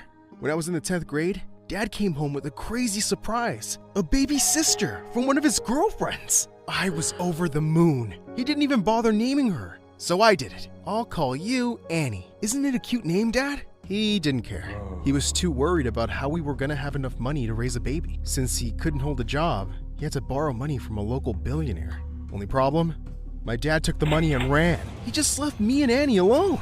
The billionaire was furious when I told him we couldn't pay him back. I gave him thousands of dollars. I'll have to call the police, and you two will be sent to foster homes. No way! They'll separate me from my sister. Please don't call the police. I can pay you back. I can work for you. You're only a stupid boy. What will you do? I'll clean the pool, do the dishes, mow the lawn. You can slowly take your money out of my paychecks. Please, just give me a chance. It actually worked. The billionaire let me work for him in exchange for a small salary and a place to live in his pool house. This pool house was way bigger than any apartment I'd ever lived in, so I was thrilled. I went to school every morning with Annie strapped to my chest and worked at the mansion all evening. Everything was going well until one night, when I was just about to sleep, someone started screaming outside. Papa, I'm scared. Stay here, sweetheart. I've got this. I ran out to see a strange, beautiful girl jumping into the pool. Woohoo! Cannonball! Intruder! Intruder! Someone's breaking in! Wow, you're cute. Wanna jump in? I pulled the pool cover over her head to trap her. Ah! What are you doing? I'm keeping you here while I call the cops. Stop it! I'm Zoe! This is my house! Liar! I've never seen you here. That's because I just moved back in with my dad, you idiot! I lived with my mom before. Now get me out of here before I get you fired! She crawled out of the pool angrily and showed me pictures of her phone with the billionaire. Believe me now, pool boy? My name's Milo. I don't need to know your name if you don't work here anymore. I'm sorry, I just never seen you before. Please don't tell your dad about this. I need this job. I'll do anything. She got so close that I thought she was gonna kiss me, but she said, anything? Sure. What do you want? Apparently a lot. Zoe was wild. She partied a lot and stayed out late every day. I had to help her sneak back in each time. One time, she had a huge fight with her dad and ran away to spend the night with her mom. I had to lie in her bed and pretend to be her. So embarrassing. I did all of it for my sister, but as she got older, her needs started changing. Baba, when can I go to school like you? I want to play with the other kids. That made my heart sink. I didn't have enough money to pay for school, but I wanted to give my sister the whole world. I decided to ask the billionaire for a loan, and he said he'd think about it. But little did I know that Zoe was gonna wreck everything. It was a night like any other. She was sneaking back into the mansion at 3 a.m. and I was pushing her through the window when suddenly she fell right on top of their super expensive television. The screen shattered to pieces. Thankfully, Zoe wasn't hurt, but her dad was really mad. Who did this? Who? Milo was cleaning and he slipped. I could barely protest before the billionaire lost it. You? Do you have any idea how much this costs? There's no way I'm giving you a loan now. What? Wait, what loan? Please, sir. That money is for my sister. She can't go to school without it. No way. Figure it out yourself. I was so mad. I just stormed out of there, locked myself in the pool house. Minutes later, there was a knock on the door. It was Zoe. What are you doing here? Won't you be satisfied till you ruined my whole life? I didn't know about your sister or all these problems. Why should I tell you? You're just some rich girl who decided to make my life miserable. Please, just leave me alone. I slammed the door shut and stormed back in. If she wanted to have me fired, so be it. I avoided her completely. I just went to school and did my work like I used to. I applied for a few extra jobs to do over the weekend. I had to send Annie to school, somehow. It all changed when Zoe showed up at the pool house one night. Please, don't shut the door. I'm sorry I acted like such a jerk. I brought you something. She handed me a whole stack of money. It's my pocket money. Dad tries to buy my love with cash. That should be enough for your sister's school. I was numb with shock. I can't keep this. You better, pool boy. I saved up all month for you. No, take it back. You can't make me. She just turned and ran. Use the money. Thank me later. This girl was crazy. With her help, I was able to afford a decent preschool for Annie. I didn't have to get a second job, so I had free time to study. I even tried out for the school swim team, and I was so shocked to see I was the fastest kid there. I got in right away. Things at home were the easiest they've ever been. Zoe didn't ask me to help her when she was sneaking in anymore. She even babysat Annie while I was busy. One time, I came home to see Annie and Zoe wearing matching dresses. Zoe had shopped for her. I don't get it. Why are you being so nice to us? I'm making up for being a jerk. You don't need to spend so much money. You're already forgiven. Hey, I like Annie. She's super cute and funny. I'm not just doing it for you. Still, I have to give you something in return. Okay then, go out on a date with me. What? You're sweet, caring, and kind of adorable. I like you. What do you think of me? I was shocked. How could an heiress want to date someone like me? Before I could say a word, I heard a shout behind us. What did you just say, Zoe? It was her dad. Did you just tell the pool boy you like him? His name is Milo. Who cares?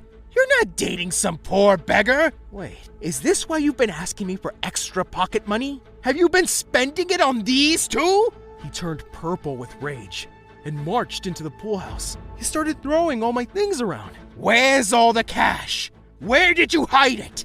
Give it back to me! Stop it! I grabbed him and tried to pull him back, and he shoved me away. Your sister is wearing a new dress. Did you get Zoe to buy that for you? You pathetic thief! He stormed towards my sister, and I lost it. I tackled him and threw him into the pool. How dare you charge at my sister? I'm gonna kick your butt! Just then, Annie started crying loudly, and in an instant, all my anger suddenly melted away. I grabbed her and marched into my house to pack all my things. I couldn't live with this monster anymore. I'm quitting. Don't you dare quit! You still owe me money! Then call the police. I don't care. I'm leaving. Yeah! Clean your own pool! I took Annie and got the heck out of there. I called up my swimming coach and explained my situation to him. Thankfully, he and his wife let us live with them for a while. I tried to focus on getting a new job, but I couldn't stop thinking about Zoe. I called her many times since that day, but she never picked up. I had no idea how much trouble she was in. Annie missed her all the time, too. I thought I'd never see her again, until the day of a very important swimming match. All the schools were competing, and our biggest donors were coming to watch. I was so focused on the match that I didn't see all the missed calls on my phone from Annie's school. I swam my heart out and won first place. After the award ceremony, I checked my phone and nearly had a stroke. Annie was sick. Her school had gone crazy calling me to take her home. I literally flew out of there and dashed off to her school, ready for the worst. But I found her playing games on the grass. Bubba, look who I called. Zoe was behind her, giving me the cheekiest grin. I couldn't believe it. Don't worry, Annie's fine. She just ate some bad food. I threw up on my teacher. I gave Annie a tight hug, and she gasped. Baba, you won gold. That doesn't matter. How do you feel now? I feel perfect because Baba wins. Yay! I knew you're the best. I turned around to thank Zoe, but saw her leaving. I grabbed her arm and pulled her back. No way you're leaving just like that. We haven't spoken in months. What's going on with you? Zoe revealed how her dad had become super strict since the incident. He never let her go out anymore, and she could only sneak away when he was busy at work. And he was setting her up with some rich boy to marry him. That's crazy. We're just kids. He thinks I need to be kept under control. I wish I could leave, but he has full custody. Then you should take him to court again. You need to stand up to him. If you want to be with your mom, fight for it. She knew I was right. She convinced her mom to call their lawyer, but she was scared of moving her stuff out of the house. I decided to help her and went to her mansion together. Her father had a total fit when he saw us. He tried to stop Zoe from packing, but I stood in between them like a wall. Move, or I will punch you. Why don't you try, old man? I'll knock you out right now. I'm calling the police. I have full custody, and Zoe cannot leave without my permission. Fine, do it. Mom's already talking to her lawyer, and she's gonna fight for me. And she will win after I tell the court everything you put me through. Just back off! She pushed him away, and we all stormed out. Her father kept screaming behind us, but we didn't care. When I finally got her to her mom's house, Zoe was literally jumping with joy. We could finally live our lives the way we wanted, and Zoe's dad tried to wreck that many times. He kept calling us for days till we had to block him. Then, he filed a police complaint against me, saying I robbed him and kidnapped Zoe. I was in jail for 2 whole days while the police investigated the matter. This was so crazy. They just believed his lies. Until Zoe showed up, she told the cops the whole truth. She wasn't kidnapped. I didn't steal, and her father was a lying jerk. They had no choice but to let me go. I wanted to make a graceful exit, but Annie turned to the billionaire and said, "Ha! Chew on that!" I was screaming from happiness outside. Thank you so much. You saved my butt. She was so cool, wasn't she, Baba? Coolest. Suddenly, Zoe threw her arms around me, and to my shock, she kissed me right on the lips.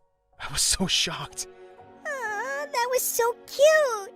Kiss again. Shut up, Annie. Kiss, kiss, kiss. Sorry, I couldn't help it. I was so worried about you. And I'm sorry about this whole mess, and I leaned in and kissed her. It was a quick peck on the lips, but she turned red. You kissed me. I'll do it again. I pulled her to me and gave her another kiss. It was perfect.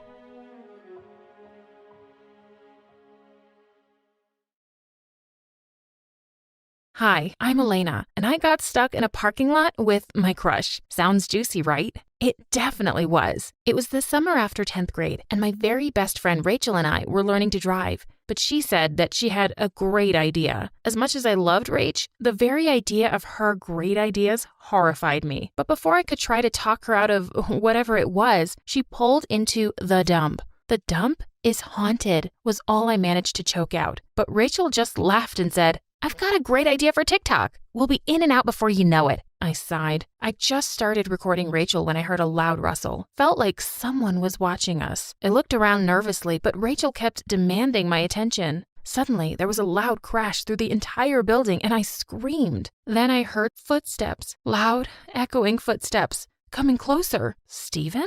Standing just behind me was the man of my dreams. As I stumbled away from him, he put his arm around my waist to stop me from falling. "Whoa, easy there," he said softly. My heart went wild. Did Steven just touch me? Steven had been my crush for forever. He told us he'd seen her car parked outside and wanted to check if she was okay. What an absolute sweetheart. She laughed and said our car had broken down. What? She winked at me. What was she doing? Then, Steven turned his glorious eyes to me. "Who's your friend?" he asked.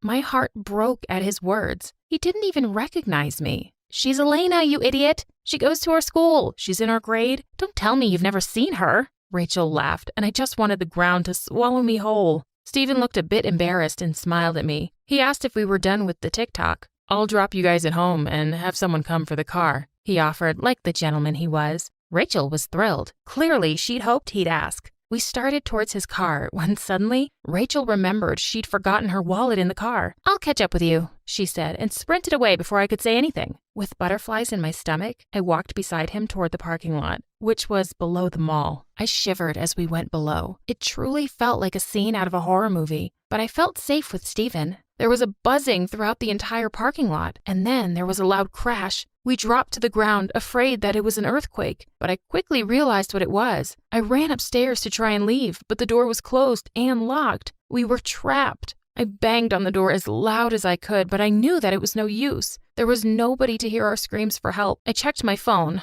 Of course, there was no signal either. Stephen checked his phone too. I can't call anyone. "What are we going to do now?" I asked. Now that the door was closed, it was even darker. If I didn't know any better, I would think the shadows in the corners were alive and coming for us. "It's going to be okay," Stephen said soothingly. Then he did something unexpected. He took my hand and led me away from the door. "Let's look for an escape." We started exploring. My heart hammered wildly, and electricity seemed to run up my arm from the hand he was holding. Yes, I was stuck in an awful place, but I was holding Stephen's hand. We looked for a way out, our hands clasped together the whole time. I wanted this moment to last forever, but then I saw a narrow ledge next to a window a few feet above us. "If we climb to that, we can yell for help," I said. Stephen wasn't sure, but we managed to pull ourselves up. There was an alley running just behind the mall, but it was too risky to jump. That's when I noticed a man sleeping next to the dumpster. He looked homeless. He had a thick beard and his clothes were torn. "Hey, you!" I yelled as loudly as I could. The man woke up, but he seemed very angry and started cursing. "We're stuck up here.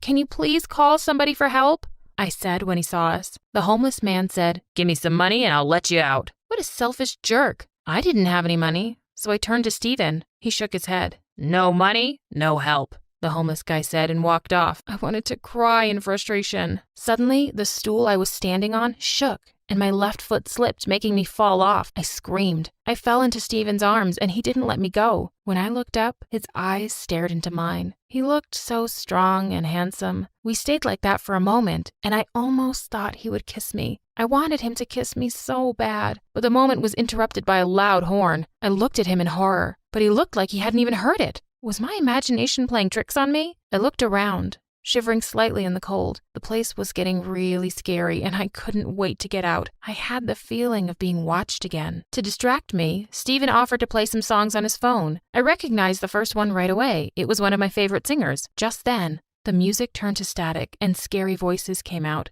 "That's weird," Stephen said, frowning at his phone. I clutched his arm tighter, terrified. Stephen told me to stay where I was, while he went to look for his car. We would be safer inside it, he assured me. I wanted to go with him, but my ankle hurt from falling. After he left, I sat on the floor when I noticed a shadow move.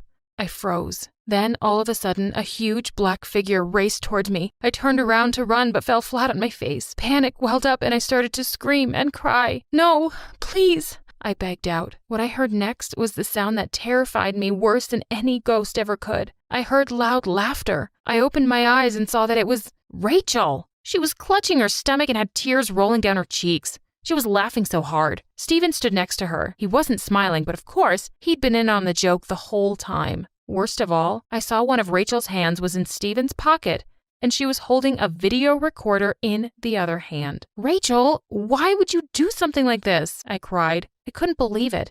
"You're such a loser for even falling for this," she said. I started to cry harder. I couldn't help myself. My best friend had betrayed me, and she seemed to be enjoying my misery. "Why did you do it?" I asked. "Don't take it personally," she said, rolling her eyes. "You were just easy bait because you're such a scaredy cat." I ran out of the parking lot in tears and called my older sister to come pick me up. There was no way I was going anywhere with those two. Before the day was out, the video was already on TikTok. By the next day, it had gone viral, and I was the school's laughing stock. While this was happening to me, Stephen avoided me like the plague.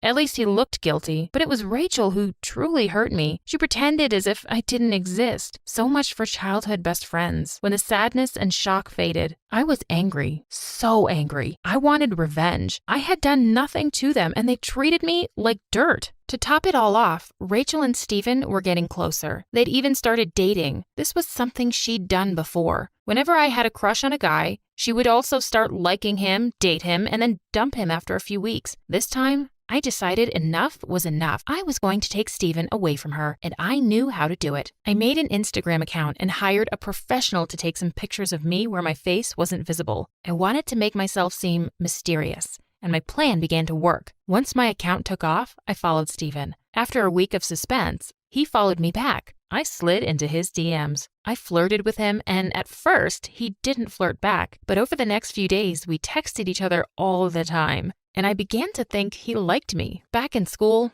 I was still a big joke, and Rachel encouraged the meanness. I couldn't understand why she hated me so much all of a sudden. I tried to find comfort in the fact that I was going to have my revenge soon. Steven texted me without fail every day, and soon enough, I realized he had feelings for me. He had told me literally everything about himself. The only problem was that I was afraid I would fall for him again. He was such a sweetheart. My heart fluttered every time he messaged. But this was revenge. No mercy. Then I decided it was time to test my power. When he was sitting with the other jocks and Rachel, I texted him asking him to meet me outside. He immediately left the table without telling Rachel or the others anything. I laughed for the first time in days. Revenge was mine. 2 days before the homecoming dance, the time I had set for completing my revenge, I was cleaning my locker when I saw Steven. The hall was empty. I ignored him, but to my surprise, he walked up to me to talk. "Hi, Elena," he said shyly. I had no intention of talking to him and walked away. That night, Mom peeked into my room and said, "There's someone here to meet you." But when I went to the door, there was nobody there, just a small note on the doormat next to a big, beautiful sunflower. It said, "I'm sorry, Elena, for everything that happened. I know it's no excuse, but I had no idea that things would go this far. I wish I had known you before. I know you will never forgive me now." Even though it wasn't signed, I knew immediately that Steven was the one who'd sent it. But why was he apologizing to me after all these months? My heart melted. I was pretty sure Rachel was the one who had convinced him to prank me. I could forgive him. The day before homecoming,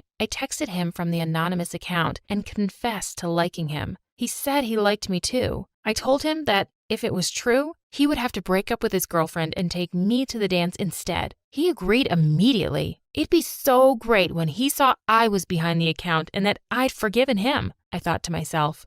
I was finally going to date him and Rachel would get what she deserved. It was the day before the homecoming dance. Today, all of my plans would come into play. First, I rushed to school and waited for the cheerleading practice to start. While Rachel was practicing, I emptied the shampoo bottle she carried and filled it with instant blue hair dye.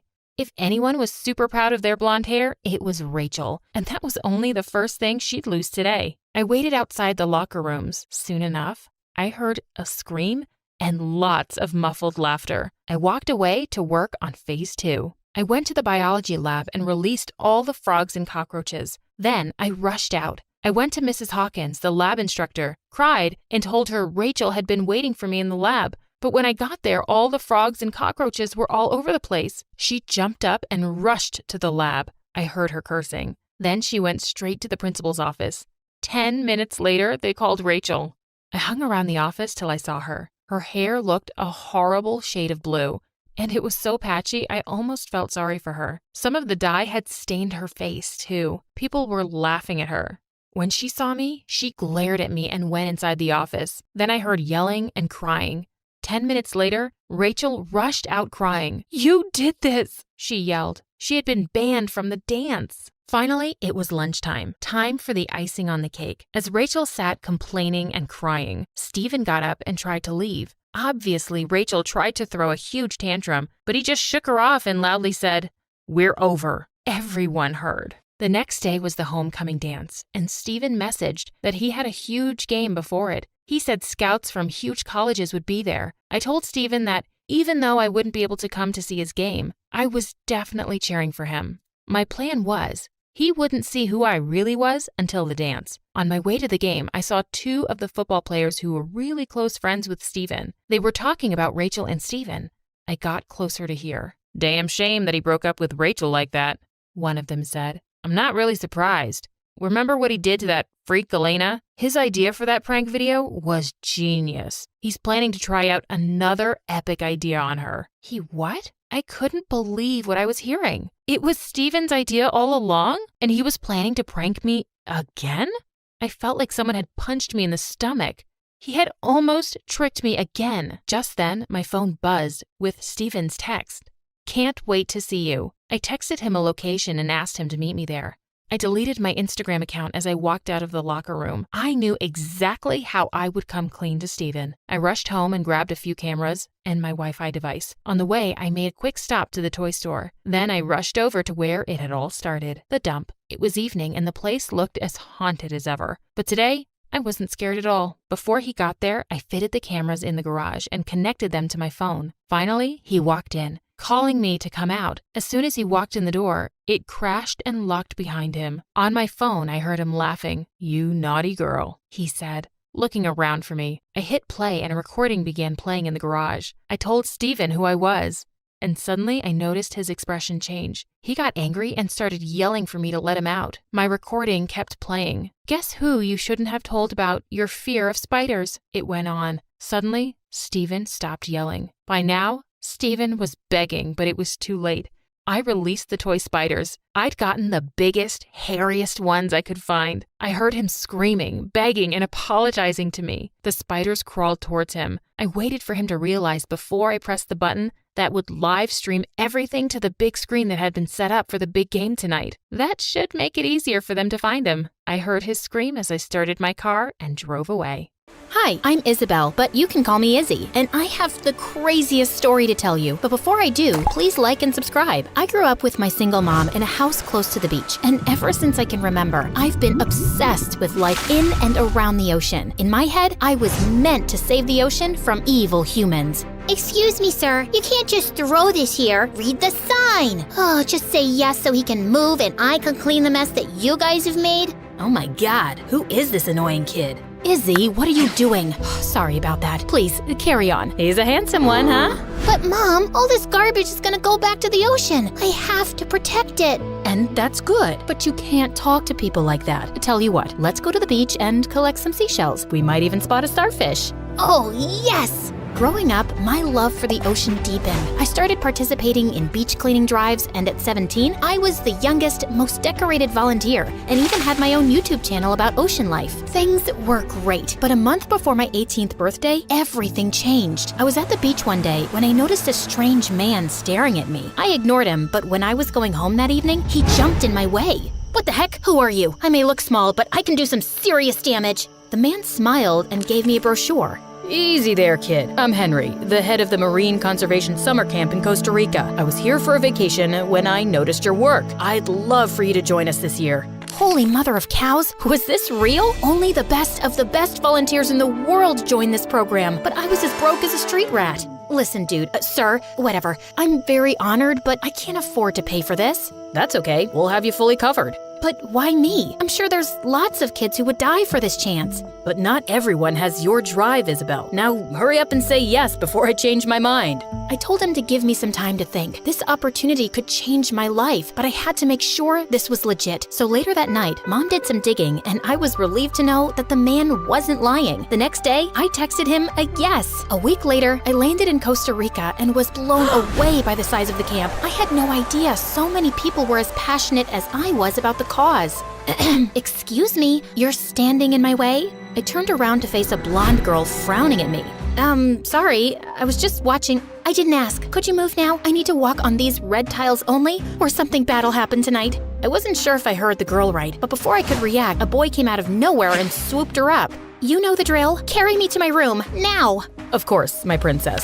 I was so confused watching the two of them leave, but just then Mr. Henry walked up to me and offered to show me around. As he led me to my room, he told me I'd be sharing with his daughter, Emma. I'd always lived alone, so I was excited to have a roommate, but my excitement turned to shock when I opened the door and saw the room filled with weird-looking dolls. What the heck was this? Don't touch my special dolls! I almost jumped out of my shoes hearing the voice. It was the same weird girl from before. That's my side of the room, so could you move your stuff, please? Legend has it that these dolls haunt you in your sleep if they don't like you, and I think they don't like you, girl. I'm Emma, by the way. You're Isabel, right? How did you know? The dolls told me. Told you, they're special. I'd never been this creeped out by anyone in my entire life, but since it was already late, I decided to ignore her and went to bed. By the time I woke up, she'd left. The first day of the program was set in the auditorium, but the place was too big and I had no clue where to go. That's when I spotted a guy. Hey, do you have any idea where the auditorium is? I'm a bit lost. Welcome to the club. I'm lost too, but maybe we can figure it out together. The guy introduced himself as Sam, and I noticed he was the same guy who carried Emma to the room yesterday. We got talking and were having a great conversation till Emma crept up from behind and started licking his ears like a puppy. Ew. Hey, sweetie, I know it's too early for you to take a shower, so I thought I'd lick you clean. Am I not the best girlfriend ever? Yeah, this is Isabel. She's my roommate. I know. Let's eat. I'm starving. See you around. Sure. That was awkward, but that was just the beginning. Over the next few days, I noticed that something was seriously wrong with Emma. She would wake up in the middle of the night laughing, and sometimes she would talk to her dolls like they were alive. And one night, I woke up to her staring in my face. What do you think you're doing? Watching you sleep. It calms me down. Please, go ahead. No way! Not with you watching me like a hawk. Don't be so dramatic. It's not like this is the first time this is happening. You do this every night? Gosh, you ask so many questions. Can you please go back to sleep? You're interrupting my meditation. I'd rather sleep on the beach than spend another second here, you freak! Emma looked at me blankly as I grabbed my blanket and left for the beach. But just then, my foot got caught in the sheets and I tripped. Gotcha. I looked up to Sam staring at me with his deep green eyes. Was he always this handsome? If you don't stop staring, I might get awkward. Sorry. Never mind. What are you doing here? Just watching the water. It's so peaceful. And you? Emma, I don't know what's up with her, but she's kinda... A lot? I know, but she's gone through a lot in life. After my parents left, Emma's dad, Uncle Henry, brought me up. We've grown up together, and she wasn't always like this. I feel bad for her. Is that why you date her? Because you feel bad for her? Suddenly, Sam's expression changed and he turned around to leave. I'm sorry, I overstepped, but I'm not sure if I can be around her. She's not that bad, and it's just your first day. Give her a chance and hang in there. I took Sam's advice and decided to be nicer to Emma. I even hung out with her and Sam more often, and it wasn't so bad, especially because Sam and I hit it off instantly. We had a lot in common and could talk all day, but I could tell it bothered Emma a lot. Like this one time during a cleaning drive, Sam was helping me detangle a net, and I accidentally cut my hand. He was helping me when Emma fell to the ground. Help me, Sam. I'm too soft to see so much blood. Take me home. She started crying like a banshee, and Sam had to leave to calm her down. That night, Emma didn't even bother checking up on me. A few days later, the instructor informed us that Mr. Beast was in town and he wanted to visit us, and Sam and I volunteered to help out with prepping the camp. Why couldn't the pirate learn the alphabet? Because he's stupid? Why else would he be a pirate? No, dummy. Because he was always lost at sea. Get it? Get it? That is too funny. Suddenly, I felt Sam's hand on mine, and my heart went racing. Step away from my boyfriend? Now! We turned around to face Emma, fuming in anger. Stop flirting with him! Jeez, relax. We were just talking. I'm not blind. First, I thought you were jealous because I'm smarter than you. But now I know that you have your evil eyes on my Sammy Bammy. And you! Stop staring at her and move it! We have a date! I'll see you around, I guess. But we still have work to do. You can't just leave. He can, and he will. And I'm putting her here to keep an eye on you. Okay, weird as ever. I got back to work and tried finishing up on my own, but there was just too much to do. Suddenly, I heard footsteps behind me and assumed it was Sam, but my jaw dropped when I saw Mr. Beast in the flesh. Too late for you to be up and working, right? How art thou? Sorry? I'm talking gibberish. I'm a huge fan. What you do inspires so many people. It must be tough.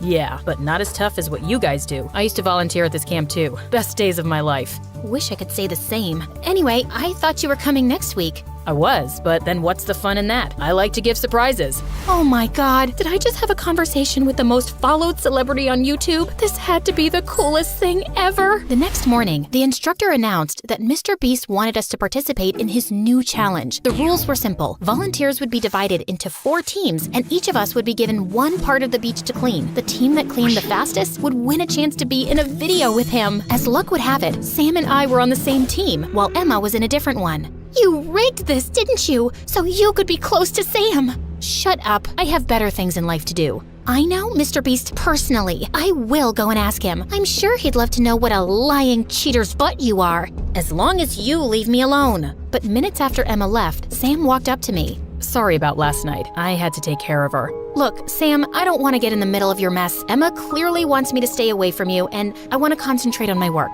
And I'm distracting you? Well, yeah, sort of. Fine, but tell me one thing. Don't you feel anything between us? Not even the slightest spark? It doesn't matter what I think. She's your girlfriend, and you love her too. So it's best you stay away from me. I don't love her. Uncle Henry has done a lot for me, and I can't disappoint him. Emma's happier around me, and I'm just in the relationship because I owe him a lot. I would have broken up with her a long time back if I could. My mind went blank as Sam came closer to kiss me, but just then, we saw Emma staring at us with tears in her eyes. How could you? Emma, wait. But Emma just turned around and ran away. Just then, the bell went off and the competition started. I could feel Sam's eyes following me, but I still felt horrible for Emma, so I ignored his glances. And then, in the middle of the competition, we saw Mr. Henry running toward us. It's Emma. We can't find her. Have you guys seen her? Not since the competition started. I'm sure she's around somewhere. I don't think so. Mr. Henry showed us the message on his phone. It said, "I'm leaving forever. Don't look for me." We frantically started searching the area, but Emma was nowhere to be found. I called 911, and soon we had a police search team looking for Emma too. Oh God, I hope she didn't go into the woods. That's the only place left that we haven't searched. Well, we have to look to be sure, but what about the competition? What about it? Emma's life is more important than anything else. Now hurry up. Sam dropped a text to Mr. Henry and we went into the woods. We tried searching the place, but soon it started getting dark. Disheartened, Sam and I went back to my room, only to find Emma sipping a milkshake. Oh my God, where were you? You know, just hiding. It was so funny watching you guys search for me like headless chickens. Best plan ever. Are you kidding me? We lost the competition. Your dad's a mess. We have the police going mad looking for you. And you're here sipping milkshakes and gloating over your stupid plan? Why? Because I wanted to teach Sam a lesson for betraying me and my dad. What? I never betrayed you. All I did was try and keep you happy, but nothing works for you. I'm exhausted trying to keep up with your crazy demands, and I like Izzy. No, you don't. You're mine for life. Izzy can eat bugs for all I care. You're literally the craziest person ever, Emma. Get help. And Sam, I like you, but you have to make up your mind. And yeah, take a stand for yourself before it's too late. No one should have that kind of control over your life. I stomped out of the room angrily, and after that day, I never spoke to Emma again. Sam tried to talk to me, but I just didn't want to deal with Emma's craziness anymore. Soon the camp ended, and we went our separate ways. I started working on my YouTube channel again, and within a few months, it started making me good money. After graduation, I had enough to start my own volunteer center. Things were going great, until one day after wrapping up a late shift, I noticed someone following me. Okay, come out, Emma. I know it's you. How did you know? Sixth sense. Also, that hideous hoodie of yours was enough to give you away. Now tell me why you're here. To apologize. After the camp, Dad got me into therapy for my erratic behavior. And what? Your stupid moves cost me the opportunity to be in a video with Mr. Beast. So unless you have a time machine and can bring that back, you may leave. Just then, Emma pulled out her phone and showed me an email. It said that Mr. Beast had agreed to visit my volunteer center and cover it in his next video. How did you? Told you I knew him personally. I know it's tough, but please forgive me. I'm trying to be a better person. I don't know. It might take me some time, but maybe I'll get there. Take all the time in the world that you want to. Also, I kinda have a surprise for you. If it's one of your freaky dolls, how about a freaky friend? Sam? What now? Wow! I like you, Izzy. I've liked you since the day I saw you, and I always will. You make...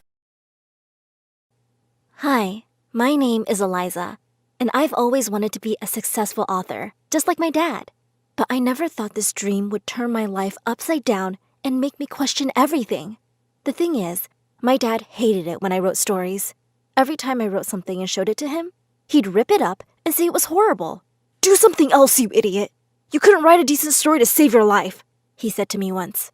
However, my teachers thought my stories were great, so I decided to find out what Dad's agent would say. I snuck onto his computer and secretly emailed my story to his agent. The agent loved it. I was thrilled, but there was one small problem. I had emailed him pretending to be my dad.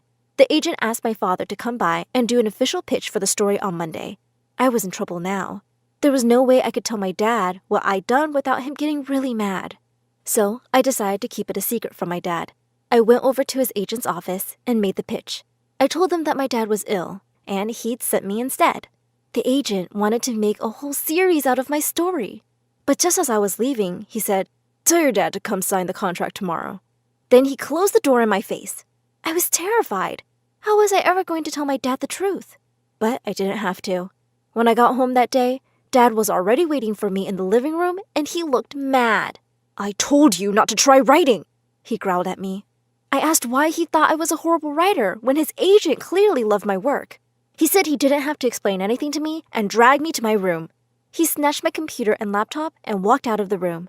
"I never want to see you write again," he said, and locked me inside. I banged and banged at the door, but Dad wouldn't open it. He said he wouldn't let me out until I promised not to write again. After 5 days, I agreed. He made me sign a piece of paper that said I would never write a book, and if I did, he would claim it as his. What? I was furious, but I had no other option. At least I could go back to school now. One day when I was looking for a book in the library, I bumped into someone. Our hands touched, and I felt electricity through my whole body. He said his name was Felix, and from the way he kept looking at me, I thought he liked me too. Within a few weeks, Felix and I were hanging out all the time. I even showed him some of my stories and told him about my horrible dad. He looked like he felt so bad for me and said he'd help me however he could. I was so happy. So what if my dad was a monster? At least one person in my life loved me. A few months passed. I spent all my free time with Felix and avoided Dad as much as I could. I didn't know what was going to happen. I was passing the local bookstore where a new book was being launched. I decided to peek in and was left shocked by the book I saw.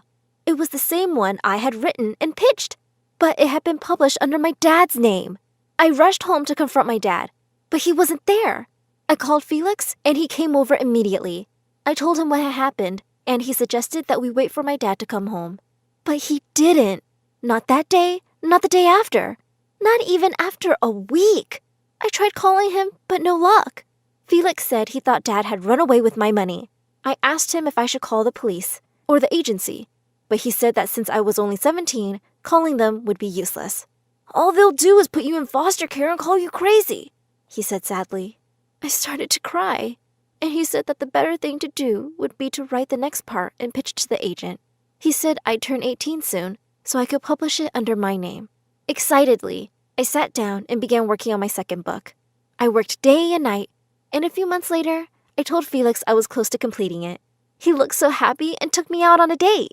When we got back, though, what I saw left me in tears.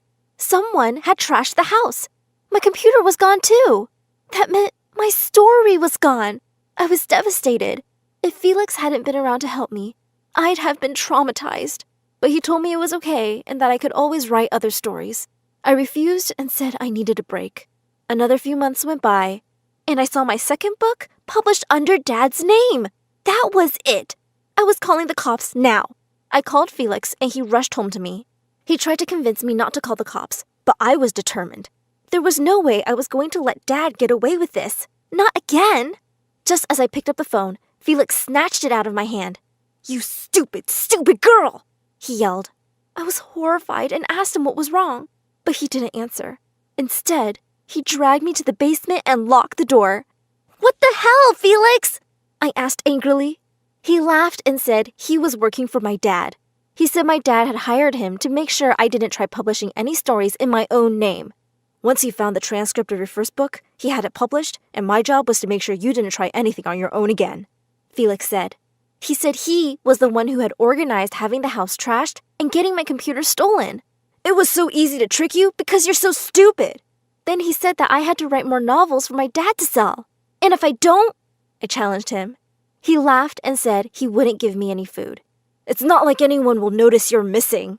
He'd stolen my phone and laptop, and I couldn't reach out to anyone. I begged him to let me out, but he drowned out my screams with loud music. Hunger came quickly, and I had no choice but to write the book. This would be the last in the series. For weeks, I lived in the basement, writing for Felix and my dad. Then, I had an idea that was sure to get me out. I had known Dad's agent since I was a kid. I knew if I left the right hints in the manuscript, he could probably find me. Sure enough, a week after I gave Felix the final draft of the novel, the police came banging on the door. Loud music was blasting in the house when 3 officers kicked down the basement door. I rushed out as fast as I could, relieved to be free. Felix, however, was nowhere to be seen. I was furious. I had to catch him, and I yelled at the police officers to work harder, but no luck. He was gone. In fact, He hadn't left any traces of who he was either. The only thing the police had was a sketch I had helped them make. They also couldn't trace my dad anywhere. As upset as I was also glad that they were gone from my life, and I could go back to being normal. But boy, was I wrong. Once they found out what Dad had done, the publishing agency gave me all the money, and since I was still a year from being 18, I was made to go and live with a distant aunt. She seemed very eager to have me. When I went to live with her, I was very nervous at first, but to my surprise, she was very welcoming. She would even make me cookies and soup and whatnot, and was always feeding me. She also kept bad-mouthing my dad. One day, my aunt said, "You know, kiddo, I think you deserve a vacation." And she insisted on taking me to a family lodge in the woods. I had a seemingly endless amount of money now, so I guessed we could go.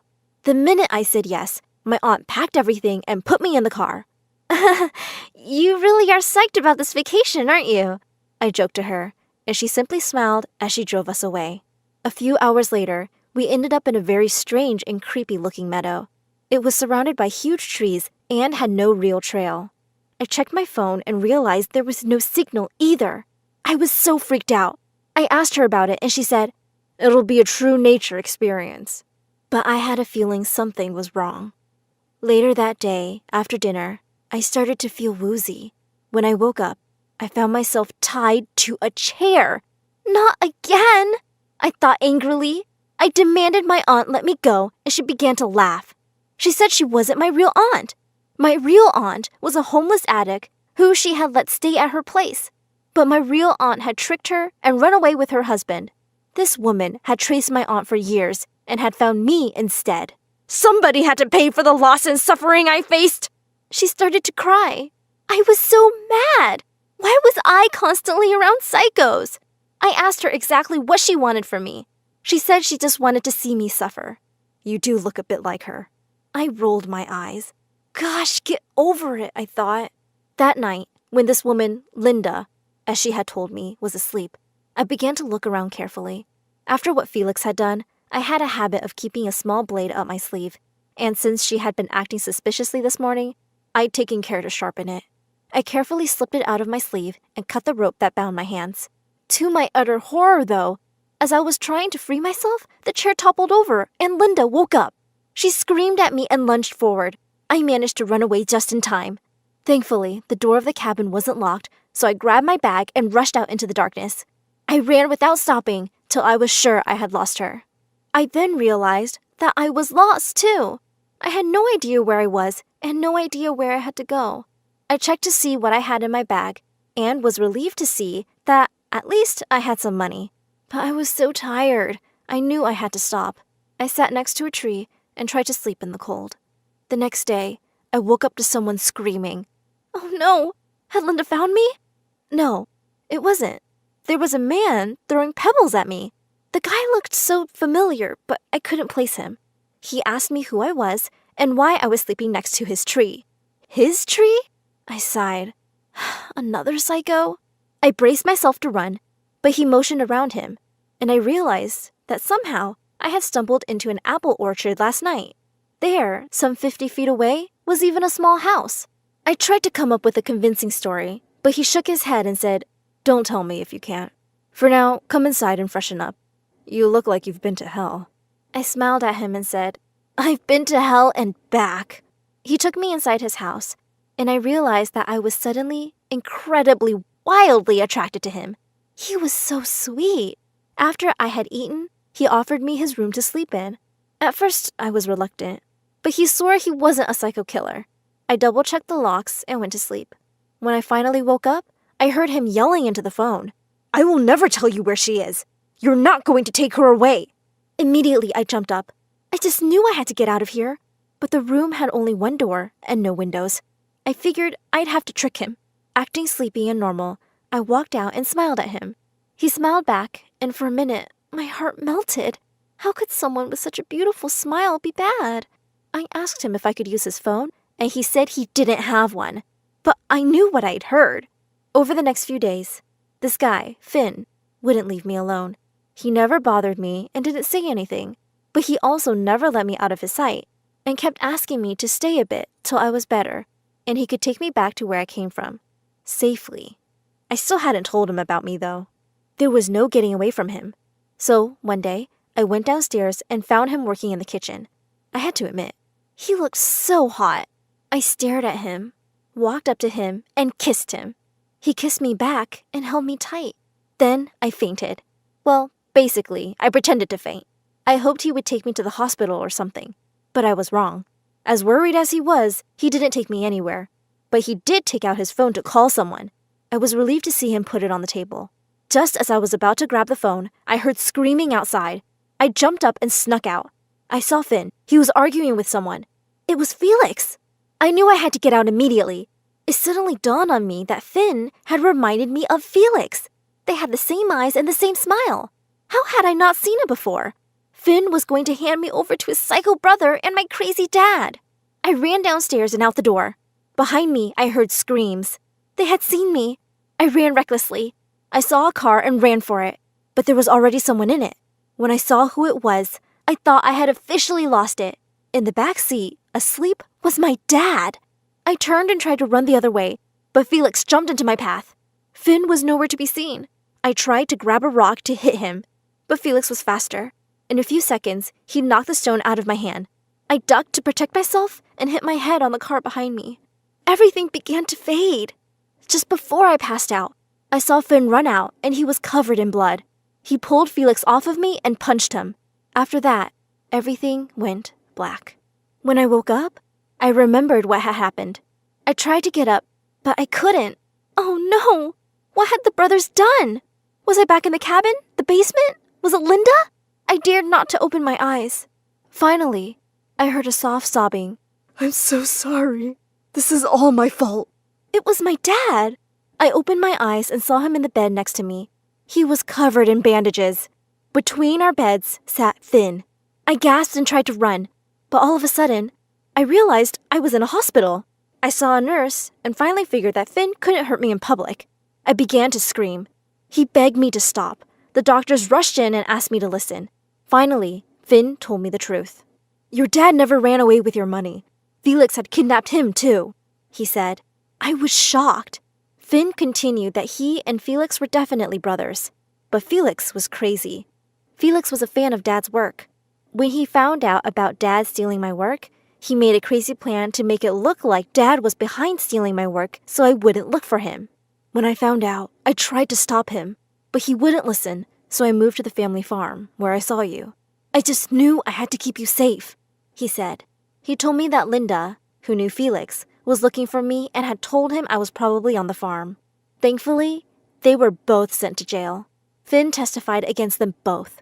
It's been 5 years, and Finn and I are set to marry. For our honeymoon, we'll go to a small apple orchard his family owns. Hey friends, I'm Sarah from North Carolina. Please like and subscribe. Ever since I can remember, I've had to fight for my mom's attention. And it was all because of my elder sister, Amanda. She was the family's golden child, and Mom loved her to bits. Amanda was great in studies and sports and looked like a porcelain doll. Sometimes I wondered why God had to make her so perfect. Gosh, how I envied her. One time, we got her report cards from school, and as usual, Amanda had aced all the tests. Wow, Amanda, I'm so proud of you. My daughter gets an iPad. Show me your results, Sarah. Mine didn't come yet. Liar, liar, pants on fire. Mom, it's in her bag. She must have failed again. Amanda then ran and brought my report card, and I just wanted to kick her hard. C's, D's, and an F again? When I go to school, teachers can't believe you're Amanda's sister. When Mom left, Amanda kept laughing at me and telling me I was a dumbhead. No, I wasn't. I just didn't want to try because I knew no matter what I did, Amanda would always be one step ahead of me. We both had our birthdays in August, and Mom would always throw a combined party. On Amanda's birthday, one time Mom even forgot to have my name written on our cake. But I was glad Dad was always on my side. He'd spoil me rotten. Every time Mom would scold me for having bad grades or making some mistakes, Dad would defend me and take me out for ice cream. I know your mom has a lot to say. For me, her arguments go in one ear and out the other. Wow, I should do that too. Dad was the best.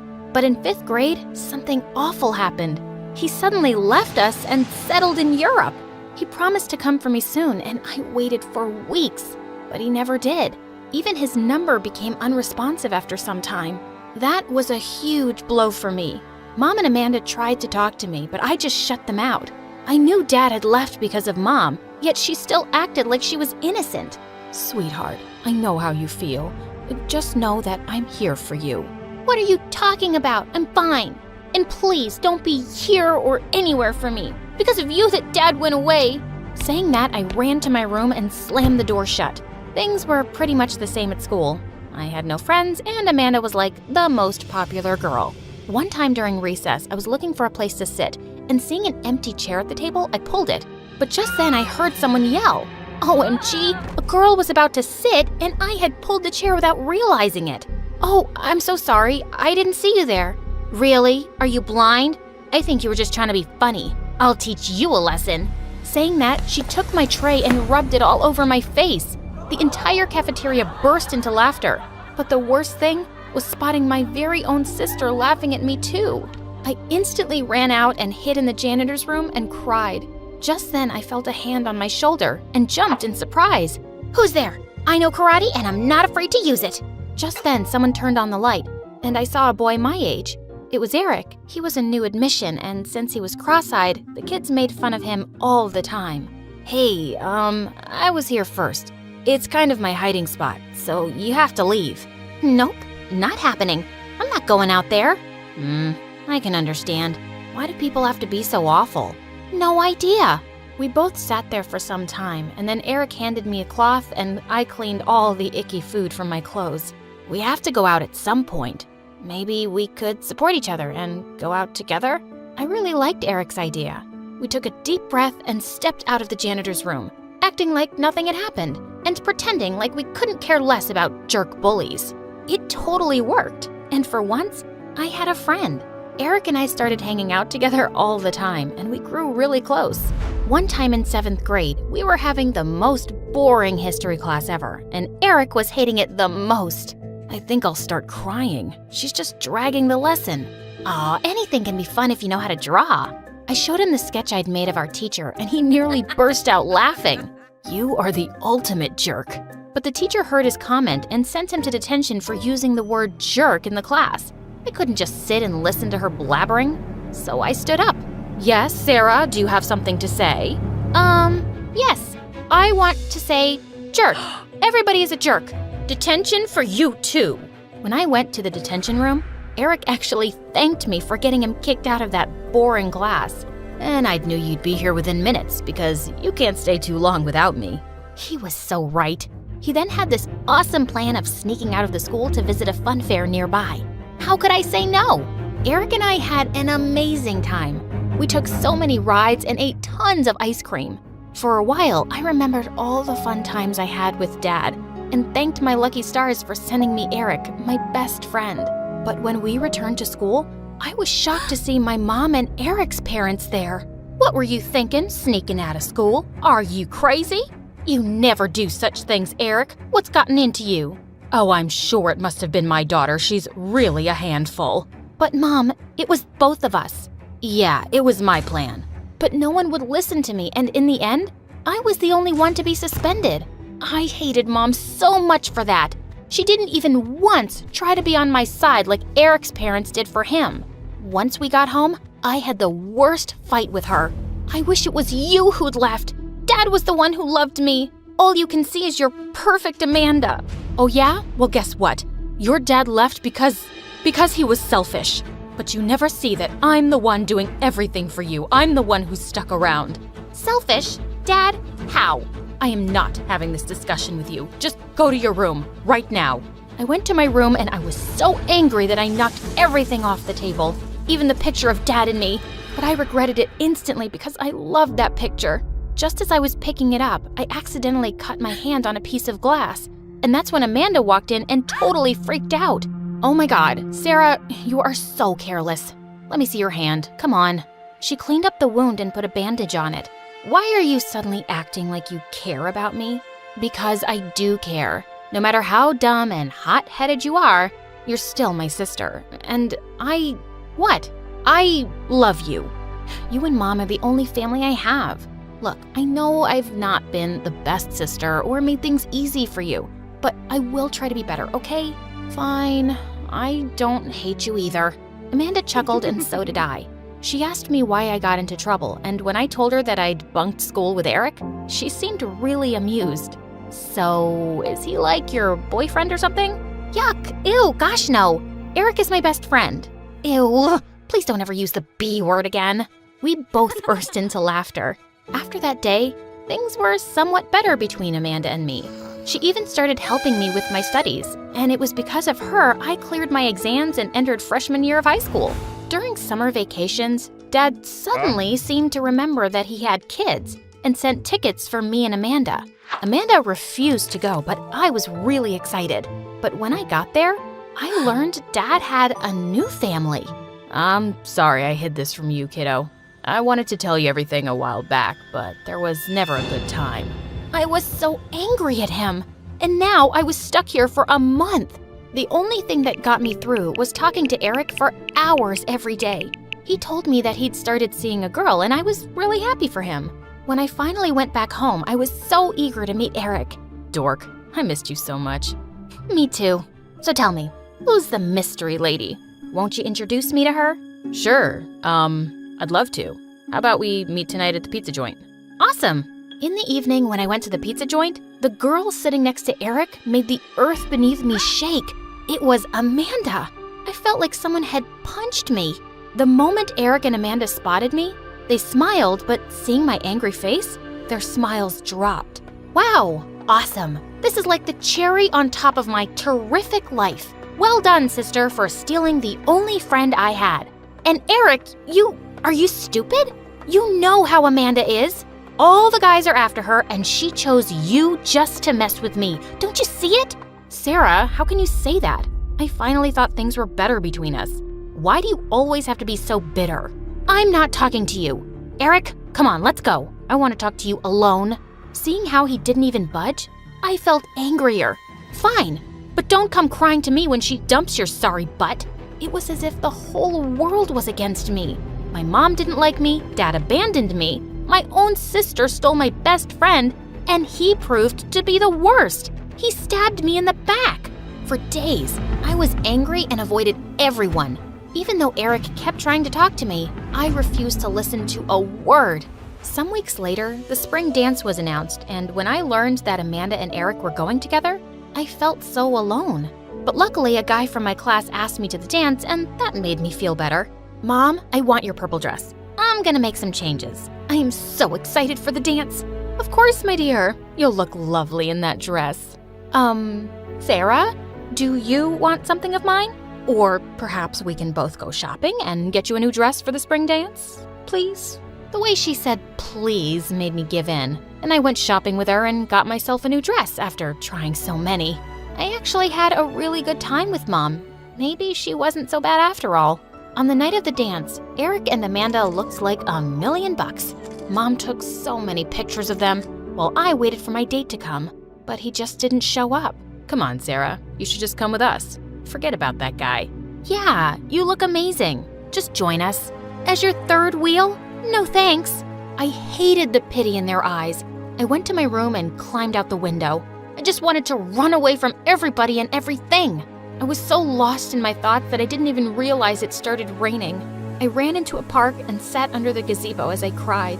But then sometime later, someone swept me into their arms. It was Mom. Mom, how did you know I was here? Magic. No, I just followed you. Tell me, baby, what's bothering you? Is it the Amanda and Eric thing?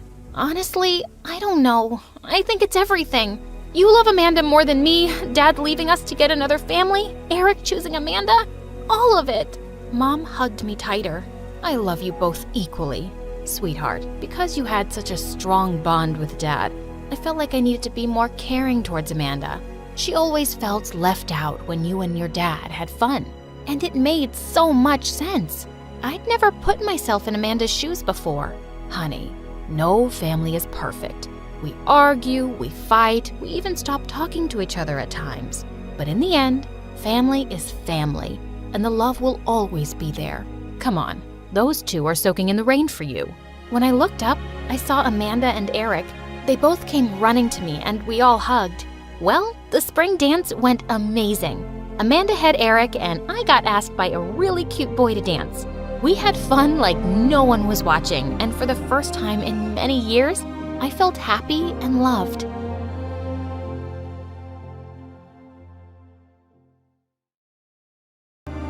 Hi, my name is Mira, and I'm from Delhi, India.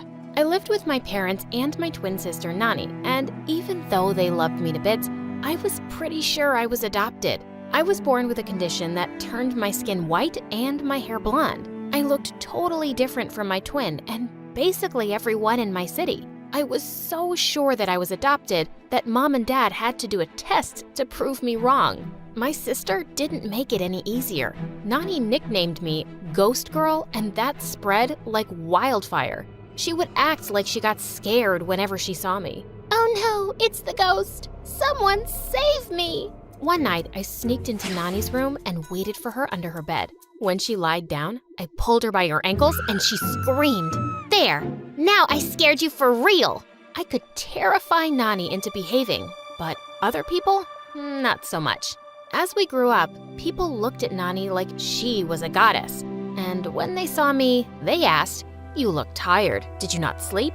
Are you sick?" When I was in the 8th grade, I fell madly in love with a boy in my class. When I worked up the courage to ask him out, he looked deep into my eyes and said, "Your eyelashes are see-through.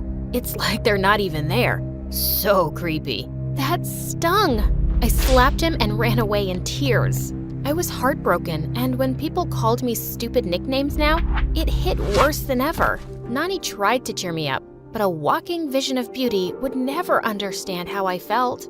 I wanted to be anyone but me, and I got my chance to do that in just a few weeks. Our teacher in school introduced us to a pen pal program. Each of us had to write to a kid our age from a whole other country. When I got my first email from a boy named Archer, I was excited. He knew nothing about me, and I could be anyone I wanted. I told him I played the piano and the violin, and that I was tall, tan, with long, shiny black hair. When we exchanged photos, I just sent him a picture of Nani. When he sent me his picture back, I literally screamed. He was gorgeous. Nani spotted the picture from behind me and jumped on it. He's cute. Who is he? Tell me right now or I'm showing Mom. I told her what I did, and I thought she would get mad at me for using her picture like that. But she just said, "So we can tell him anything?" "I guess. Let's tell him our parents are spies." We spent hours making up crazy stories to tell Archer. Most of them were too ridiculous to use, but it was so fun coming up with them. Even though I wasn't totally honest with him, I genuinely enjoyed Archer. We tried to beat each other in online games all day long, and we talked for hours into the night. I thought I'd never have to pay for the lies I told him, until one day when my dad gave me some horrifying news. "I got a job in Portland, Oregon. We're moving to America." That was the city where Archer lived. There was no way I was telling him about this, and I kept acting like I was in Delhi long after I'd already moved to the States. I really thought I could hide until the first day of my new high school. I walked into class and my eyes landed on Archer. No, no, no! This was my nightmare. The teachers asked us to introduce ourselves, and without thinking, I decided to switch names with my sister. I'm Nani, and this is my sister Mira. What? I rushed Nani out of class later and told her what happened. This is crazy. We can't switch names for the whole school just for one guy. Please, he's the only friend I've ever had. I don't want him to find out like this. That was when Archer stepped out of class, looking really mad. He looked at Nani, thinking it was me. "Mira, is that you? Oh my God, what are you doing here? I thought you were in Delhi." I didn't tell you I was moving here? No, you sent me a picture of you in Delhi yesterday. Nani was out of words. If you didn't want to meet me, you should have just said so. He walked away and I cringed. I'd messed up big time. Archer stopped responding to my emails, and he didn't accept any of my gaming requests. I deserved the cold shoulder, but it made me so sad. I tried to make some new friends in school, and to my shock, it was actually easy. Things were different here from back home. I no longer got bullied for being blonde because there were blondes everywhere. People were actually nice to me. But the problem was, they were cold to Nani. She was the one who looked different now. And people here didn't treat her like a goddess. Nani acted like it didn't bother her, but I knew she was lying. One day we were in school when a boy asked Nani out. When she said no, he started messing with her. He threw her books on the ground and said, "Who do you think you are?" "Whatever, you're ugly anyways." Tears of shock filled Nani's eyes. I flew to hit him, but a hand showed up out of nowhere and punched his lights out. It was Archer. He picked up Nani's books and handed them to her. "Are you okay, Mira?" Yes. Then he just walked off without another word. Wow, he's amazing. I know. Too bad he'll never talk to me again. Wait, I have an idea. Nani ran up to Archer and apologized to him as me. I was nervous about whether you'd like me, so I just lied. Can you please forgive me? I'll buy you dinner to make up for it. She was going out with him now? I asked Nani what her plan was, and she said, I'll gently break the truth to him. Then you guys can be friends and we can stop lying. I agreed to her plan, but after their first date, Nani came back without telling him. I asked her what happened, and she looked really weird. He didn't give me a chance to say it. He talks non-stop. I'll tell him next time. Next time? They went out on a date again. I trusted Nani, so I waited for her. But 2 more dates happened, and she didn't do it. One day, I followed Nani to spy on their date. I saw them outside a restaurant. Nani leaned in to kiss him. Oh my God! I was about to scream, but Archer held her back at the last moment. Mira! Whoa, why are you here? I gave Archer a flimsy excuse and pulled Nani away with me. You like Archer, don't you? That's why you're not telling him. No, he's just sweet and he made me feel special. I couldn't say it. Do you really like him? Tell me the truth. When she said yes, I felt like someone shocked me. So that was your plan? Keep dating him till he falls in love with you? Can't you go get another boyfriend? You're the pretty one now, and I'm the ugly outcast, right? Nani, don't say that. You sent him my picture. He chose to meet me on every date, not you, ghost girl. I couldn't help it. I slapped her. I didn't care about Archer. I just couldn't believe she said that to me. That was the biggest fight Nani and I had ever had. We stopped talking for days. I was so upset that I even stopped emailing Archer.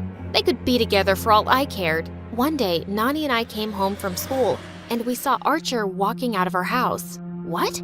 Nani ran up to him. Hi, are you here to see me? No, I'm here to see Mira. Nani froze, and Archer looked right at me. For the first time, I knew he was seeing me. I had a feeling something was wrong from the first day, but I had to be sure. Your parents told me your real names. Want to tell me the truth now?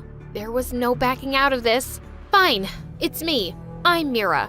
I got bullied for how I looked back home, so I sent you Nani's photo. Why didn't you say it when you got here? You lied to the whole school. I didn't want you to find out that way. You let me go out with your sister. When were you gonna tell me? That's when Nani jumped in between us. I stopped Mira. She wanted to tell you, but I made her wait. Why? Because I like you. No matter how hard I tried, I couldn't stop liking you. I just wanted some time. For what? To play with my feelings like I'm your toy? You're both liars, and I never want to see you again. With that, he stormed off and Nani burst into tears. She locked herself in her room and refused to come out. The next day, she told everyone in school our real names, just like that. Stop it, we'll get in trouble. I don't care, I'm done lying for you. I want my name back. The word spread like wildfire, and when our teachers heard about the mess, they took us straight to the principal's office. She was furious. She made our parents drive over from work. Your daughters switched identities. They've been taking each other's exams. Their scores are all mixed up. We don't tolerate scams in our school. You're both expelled immediately. My heart dropped. Expelled? This couldn't be happening. We got the screaming of a lifetime on our way back home. I was in so much shock that I couldn't even cry. Had I just ruined our lives over a stupid lie? The first few days out of school were just frantic. Our whole family sat together and filled out school applications one after the other. If Nani and I even looked at each other, our parents would explode. A week later, they dropped a bomb on us. They were sending us to separate schools. They didn't want any more accidents. The truth was, I didn't want to go to school without Nani. What would I even do by myself? But I had too much pride to protest, and she didn't say anything either. When our parents showed us how far our school buildings were, it suddenly hit me. No, nuh-uh, we can't go to separate schools. What? Nani and I can't be this far away. It's just wrong. Really? But after everything I did, don't you hate me? No, we're twins, aren't we? We're a package deal. We begged our parents to give us one last chance to be together. When they finally agreed, Nani and I were so relieved. I'm so sorry about everything, Mira. I was the worst sister ever. I called you names, I went after a guy I knew you liked. How could I be so horrible? When I was getting bullied every day, Archer was so kind to me. He did the same for you, and you loved that. But I love you more. I can't believe I forgot that. Can you ever forgive me? Of course I can. You'll always be my other half. We hugged each other in tears, and a heavy weight finally left my chest. We promised to always be on each other's side. Nani even asked me to make up with Archer. I was working up the courage to text him, but before I could do that, he showed up at our house. Nani pushed me to talk to him alone. He was so worried about our expulsion. He wasn't even mad at me. He just wanted to know if we were okay. We're gonna get into a new school. It'll be fine. I'm so sorry for everything, Archer. You should be. You made me wait forever. I thought you wouldn't like the real me. I didn't like you because of your pictures. I liked you because you were sweet and funny, and you got really mean when you beat me at games. My face was totally red now. Is there any way I can make it up to you? There is one way. Go out with me. For real this time. My jaw hit the floor. Are you serious?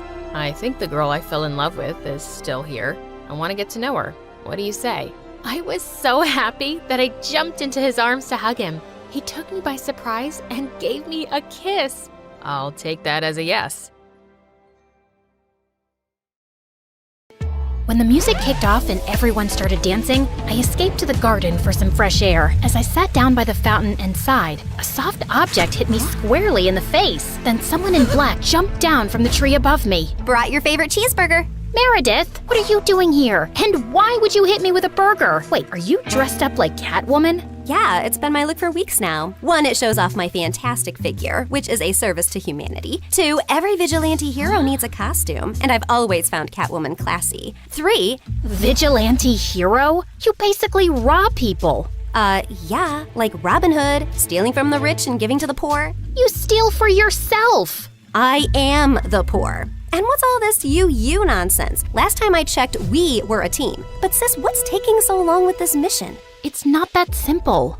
It's pretty simple. You make this rich dude fall for you, get access to his vault, steal the painting, and we run off to Bora Bora. Are you having trouble making him fall for you? Maybe he hates your eyebrows. I don't know, but I feel like punching you in the face every time I see your eyebrows, which is basically every time I see your face. Shut up, Em. Everything's going fine. Okay, but hurry up. This catsuit is giving me a butt rash, even though I use baby powder under it. I want to put it away soon and retire on a beach in a bikini. Aren't you looking forward to it? Just take the stupid suit off. You're a con artist, not a cat burglar. And of course, I'm looking forward to it. You should go before you blow my cover. And thanks for the burger.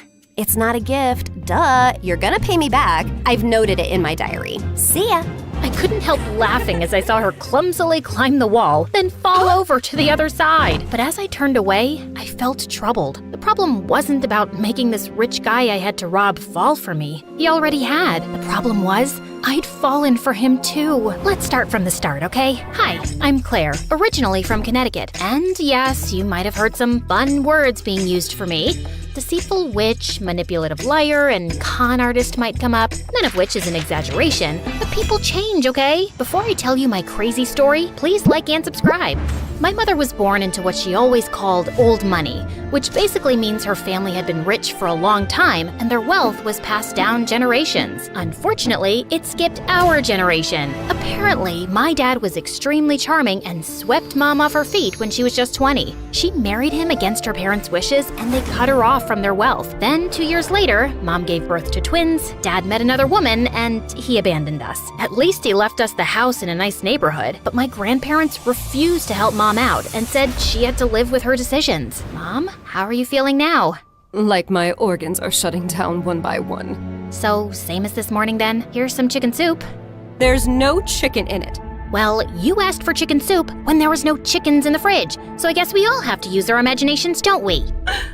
Oh, the soup at my parents' house always had chunks of chicken and big fat prawns. What has life come to now? I was raised as a creature of luxury. I'm like that fairy tale princess who couldn't sleep because of a single pea under her mattress. So you say, but there's a bunch of sharp pebbles under your mattress and you sleep like a log and snore like a bear. What?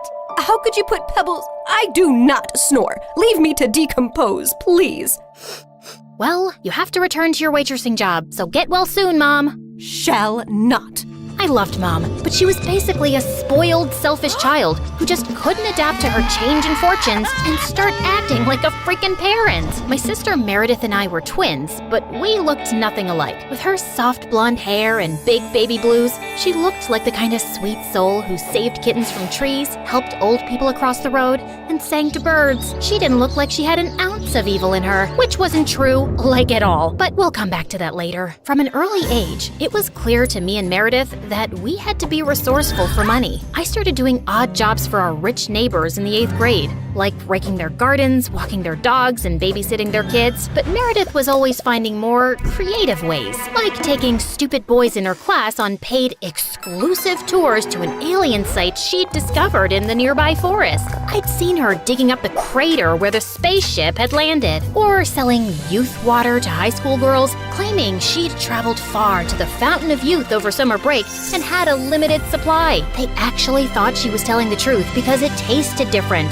Yeah, that's because she was filling up bottles from the neighbor's gross jacuzzi. People eventually caught on and stopped buying from her, and that's when she started stealing from me. But whenever I'd confront her, she'd throw a tantrum and deny it like I'd accused her of killing someone. So the next time, I hid money in my diary and made my latest entry. Dear Diary, guess what? What? When Mom took Meredith to the hospital for her sore throat the other day, the doctors made a shocking discovery. Meredith has a rare, incurable disease. She only has a few more months with us. We've decided not to tell her so she isn't scared and lives the rest of her short life in peace. Yes, I'm sad, but not that much because my baby sister is going to a better place and's leaving me all her stuff. I knew my trick had worked when Meredith came down one morning with swollen eyes. When Mom asked her what was wrong, she burst into tears about her incurable disease. Where would you get an idea like that?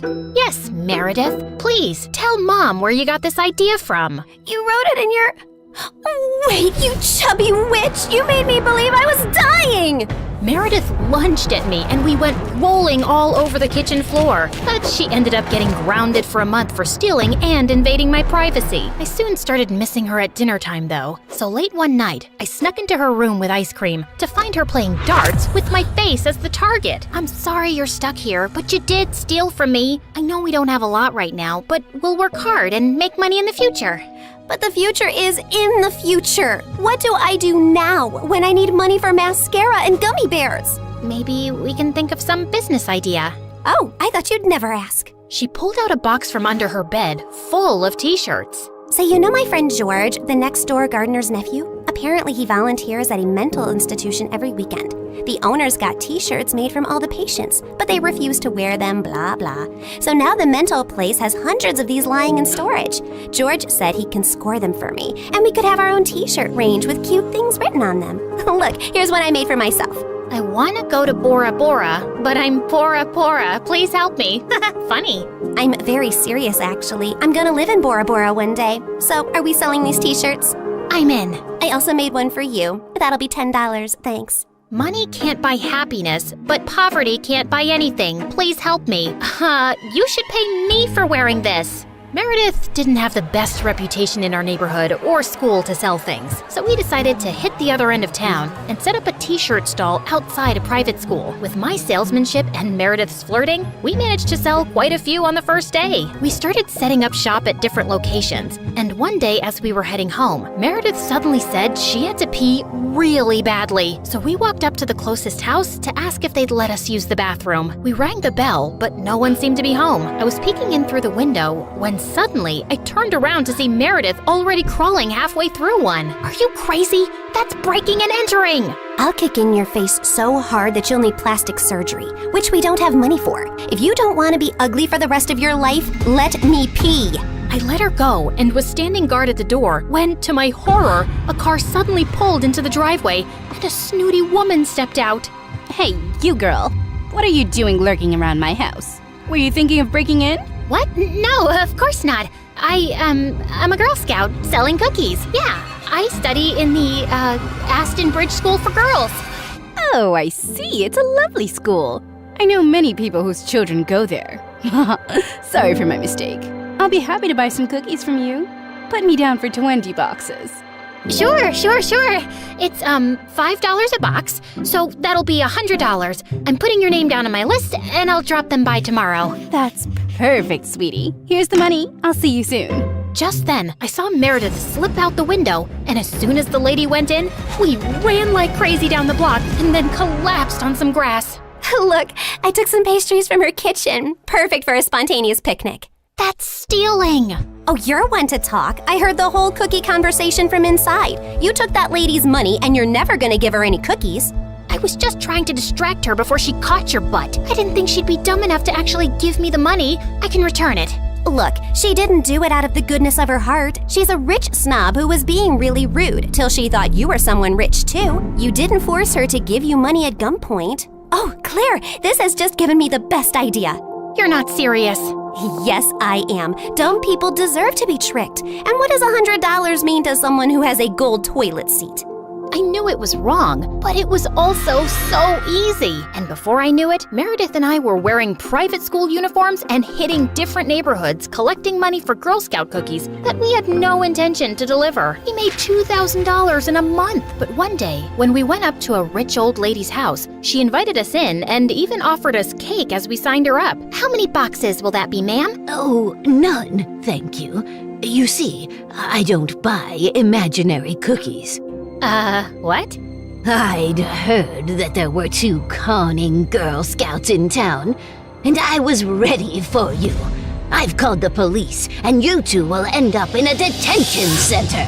Just then, there was a loud bang, and the power went out. In the confusion, Meredith kicked the old lady and yelled, "Run!" As we were sprinting down the street, I suddenly noticed a nerdy-looking boy my age running beside us too, grinning and waving at us. Hey, hold on. Who are you? I'm your new neighbor, Freddy.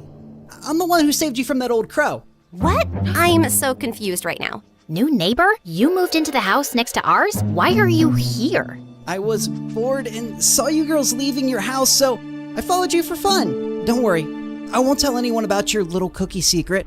When I heard that old lady threatening you, I went to the main circuit board and pulled out a wire with my tweezer, which I always keep handy. You could have been electrocuted. You're either incredibly smart or exceptionally dumb. My mom says the exact same thing, except for the incredibly smart part. Listen, you geek, what do you want? If you think you're gonna get a cut of our profits. No, my parents are well off. They're neurosurgeons. I just want to be friends. I swear, I don't have any siblings and I don't know anyone here. What if we say no? I'll keep following you around until you say yes? Okay, fine. Congratulations. You got yourself 2 friends. Oh, I'm so happy! Merry Christmas and a Happy New Year! And from that day on, that goof really did become our best friend, especially mine. He was like the sibling I never had. I mean, the nice sibling who did my nails and watched the channel I wanted to watch on TV without arguing. He was also really generous. I didn't want to take advantage of it, but Meredith and Mom had no problem keeping all the gifts he was always getting us. We decided to lay low with our conning activities in case the old lady had actually told the police about us. But soon after we joined the 11th grade, a new drama unfolded in our lives. A family moved into the huge white house across the street. Apparently, Fortunately, the couple who'd bought the place was loaded, and they had 5 teenage boys. Finally, some eligible bachelors on our street. Thanks. My feelings aren't hurt at all. Oh, I'm sorry I left you out, sweetie. Maybe you'll find someone too. I mean, they have 5 boys. There's a good chance one of them is gay. What? Why would you think? Okay, girls, here's a basket of goodies for you to take over as a welcome present. Now go, throw yourselves at those boys. Meredith and I rolled our eyes, but we decided there wasn't any harm in checking them out, and we were welcomed by the ugliest quadruplets ever. They were really sweet and really excited to see us, but with their orange hair, acne, and buck teeth, they were not a pretty sight. Man, I feel sorry for those parents. Like, Mom got one average-looking kid, but God made it up by giving her me. But those parents, God decided to use copy-paste on that ugly model. They must have done something terrible to deserve this. You are so rude. Oh, shut up. I know you're thinking the same. I just have the guts to say it out loud. But then a day later, I'd just woken up when the bell rang, and I opened the door to find the most gorgeous boy ever standing outside.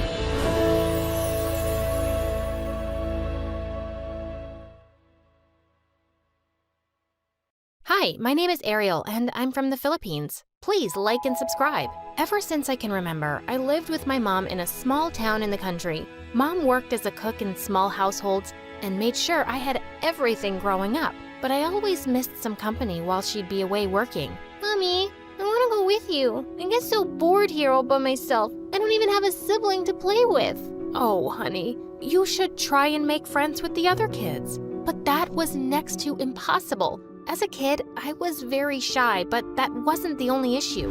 I was taller than the other kids my age, so whenever I tried to play with them, they'd freak out and run away. But I'm really 6 years old. Yeah, and I'm Jennifer Lopez. Go away, kid, you're too big for this ride. I couldn't go on rides or enjoy the other things with kids my age. And as I was growing up, my height was sprouting with the speed of light. By the time I was in the 8th grade, I was already outgrowing the shower heads, bathtubs, and even the doors. And the kids at school were the meanest. Why are you eating in the cafeteria, giraffe? Go eat the trees outside in the garden. I can see the inside of your nostrils. Why don't you cut the forest inside there, giant? Ugh, they just wouldn't stop. One time when I was in the washroom, some girls came and threw the cleaning water all over me. My mom says you're a devil child. This is gonna wash off all your evilness. This was it. I could no longer contain my anger and push them away, but they fell to the floor, acting all hurt and weak. She hit me. She hit me. The giant went all Hulk and hit me. She ran crying to the principal, and my mom was called in no time. And I was put in detention for a week. Later, when I reached home, I was furious. I don't want to go to school anymore, Mom. Those kids are just mean. It was all their fault, but no one cares because the way I look, it's always my fault. Honey, it's fine. It's just a week and we can spend it together. No, Mom, you don't understand. I feel so lonely sometimes. If only I had a sibling, it would have been so much better. And no one would dare to touch me. Suddenly, Mom's expression changed and she burst out crying. You do have a sibling.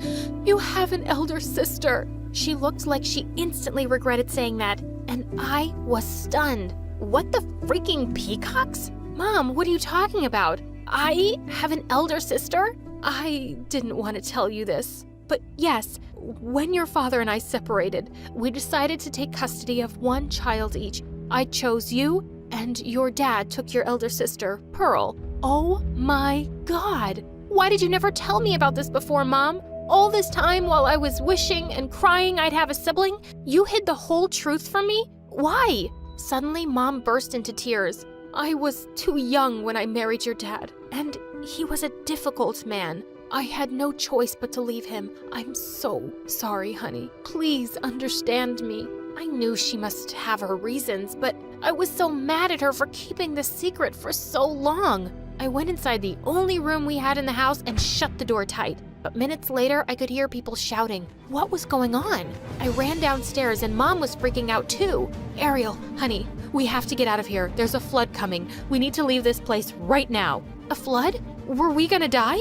We didn't have enough time to vacate the place, so Mom grabbed the important stuff and money, and we left our home before the flood reached us. After hours of traveling and rescue team operations, we were finally provided with a shelter. But when I saw Mom all sad and tired, I couldn't help but hug her. I'm so sorry I was mad at you, Mom. But now, please tell me everything about my dad and my sister. Maybe we can go find them. But Mom looked at me with confused looks. Oh, honey, I don't know where he is. All the papers and documents and his address, everything was in the house, and now it's probably floating around somewhere in the floods. What? This was insane. Now my only hope of finding my sister was gone. But things took a more drastic turn when we had to leave the country and go to Europe. And surprisingly, this place was super awesome. Almost everyone was as tall as me, and I decided I wasn't going to be a crybaby anymore. I'd become strong and independent to help Mom.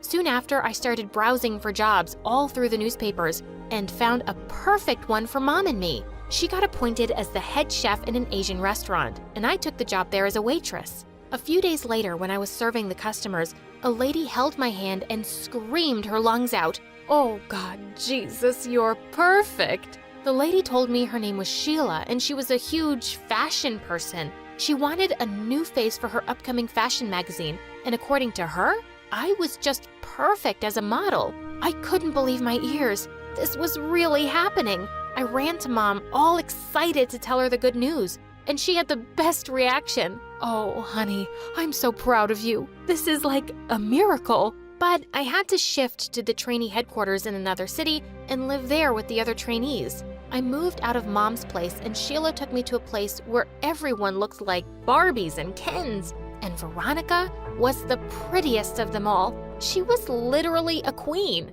Get the heck out of my face. What are you staring at? And a witch, too. Just then, another girl came to me. Ignore her. She's just too proud of her looks and her father's money. By the way, I'm Amy. Amy was my roommate, and she was the sweetest girl I knew. We got along just like sisters. Then the day before our first big shoot, when everyone was prepping, Veronica came and handed me a box. "Sheila asked me to give this to you. It's the latest cosmetics. You can put them on for your show tomorrow." For some reason, she seemed unreasonably sweet, and I could tell something was off. So I put the box aside, but later when I went out of the room, I saw Amy screaming. "My face, it's burning. What was in that cream? Oh God, Veronica, she gave the cream to me." I went to her room and kicked the door open. I wasn't just tall, I was frickin' strong too. "Are you crazy? Why would you do that?" "'Cause I've been here for months and I deserve to be the face of the cover magazine. I won't let you take my place." "So you'd try to ruin my face?" "Oh, not just to ruin it, but burn it to ashes." This was it. She was done for. I ran to her and pulled her by her hair, but instead of fighting back, she just went and smashed herself into the side drawer and started screaming, "Help! Help! She's gonna kill me! Someone help me!" Suddenly, Sheila came in and she saw what looked like me strangling Veronica, and she looked at me raging mad. "What in the name of Gucci?" "No, Sheila, it's not what it looks like. I swear, I can explain." I tried to explain the whole situation, but now she wouldn't listen to me, and she cut both of us out of the main magazine cover. And after that, Veronica made it her life's goal to destroy me. A week later, we had a ramp show, and since it was my first, I invited Mom to see it as well. On the day of the show, while I was getting ready for the event, I saw Veronica tampering with the straps of my dress, and I just wanted to kick her butt when Amy held me back. "No, stop. What are you doing? I'm gonna teach that witch a lesson." "No, wait, I have a better idea. She tried to ruin your face and humiliate you on stage in front of everyone. Kicking her butt won't be enough." Amy came up with a plan, and we sneaked into Veronica's room and sprinkled allergy powder all over her dress. Minutes later, when Veronica put on the dress and walked onto the ramp, I noticed something really weird. She had this birthmark on her back that looked like a heart, just like Mom told me my missing sister had. Did this mean Veronica was my sister? What in the fish freaking world? But before I could react, it was too late. She was already on the stage and scratching herself like crazy, bad enough to rip her dress off, but I couldn't take it anymore. If there was the slightest chance that she was my sister, I couldn't see her like that. I looked around and saw a janitor's trolley kept at a distance. I picked up the water bucket and went onto the stage and dumped all the water over Veronica's head. You witch! I'm gonna kill you! Veronica, listen to me. You splashed dirty cleaning water over me? What were you thinking? You're gonna pay for this now! She jumped onto me and we broke into a fight in the middle of the ramp, and the cameras clipped everything. Sheila looked at us raging mad, like a bull. I quickly ran inside, but Amy too went bonkers on me. Why? Why would you do that? You should have just let her embarrass herself. Have you gone nuts? No, Amy, it's not like that. I just think she's my sister. You're what? Is this some kind of joke? No matter what you say anymore, I'm just gonna kill you now. She leapt onto me, but just then someone caught her. He was a tall man, and he had eyes just like mine. Veronica, control yourself. Is this how I taught you to behave in public? But Dad, she did this to me. Can't you see what it— Enough. That's enough. No, Dad, you have to listen to me. Veronica. He raised his hand up in the air to hit, and I couldn't take it. Stop it! What are you, an animal? Can't you see she's already in pain and shivering? What kind of dad are you? You don't have to stand up for me, jerk. I can fight for myself. I don't need your pity. Saying that, she pushed me and I was about to fall to the ground, but Mom caught me. I guess I wasn't wrong about leaving you. You're still a jerk. And look, you have turned my daughter into a bad person, just like you. I should have never let you take her. Oh my God. So I was right. That man was my dad, and Veronica was my sister. What? What is she saying, Dad, and who is she? Mom explained everything to her, and Veronica went all bonkers. Why? Why did you never tell me I had a sister? And Mom, you said my mom died in a car crash. Who cares? She's dead to me anyway. She caught me cheating on her once, and she divorced me. Filthy witch. Gosh, she's not filthy. You are. You're such a jerk, Dad. I hate you. Veronica ran out of the venue, and I followed her. Veronica, listen to me, please. I know you're hurt, and I know how difficult it must have been for you to live with that man all this time. But now you have a family. You have Mom and me. I'm your sister, Veronica. Please, look at me once. She turned around, and I could see the tears running down her eyes. I'm so sorry, Ariel. Dad always treated me like I was never good enough, so I just wanted to prove him wrong by being the best model. But I didn't realize I was becoming a bad person, and I ended up hurting you, my own sister. Please, forgive me. Oh, Veronica, it's okay. Come here, sis. I was born in a super rich family who owned a chain of restaurants. We pretty much had everything you could imagine, except peace. My dad was a bad-tempered man who threw tantrums over the smallest things. Mom was soft-hearted and hardly ever spoke back. But my biggest problem was my bratty sister, Ariel, who was 2 years younger than me and 10 times worse than my dad. Once when I was 8, my parents took us to a wedding, and I was playing with my cousins when I spotted Ariel being mean to a little boy whose family was poor. She snatched his lollipop, and he started crying. You can't eat that because you're ugly. Ariel, give it back now! No! Just then, the boy's mom came and started shouting at Ariel, who went screaming to Dad and complained to him.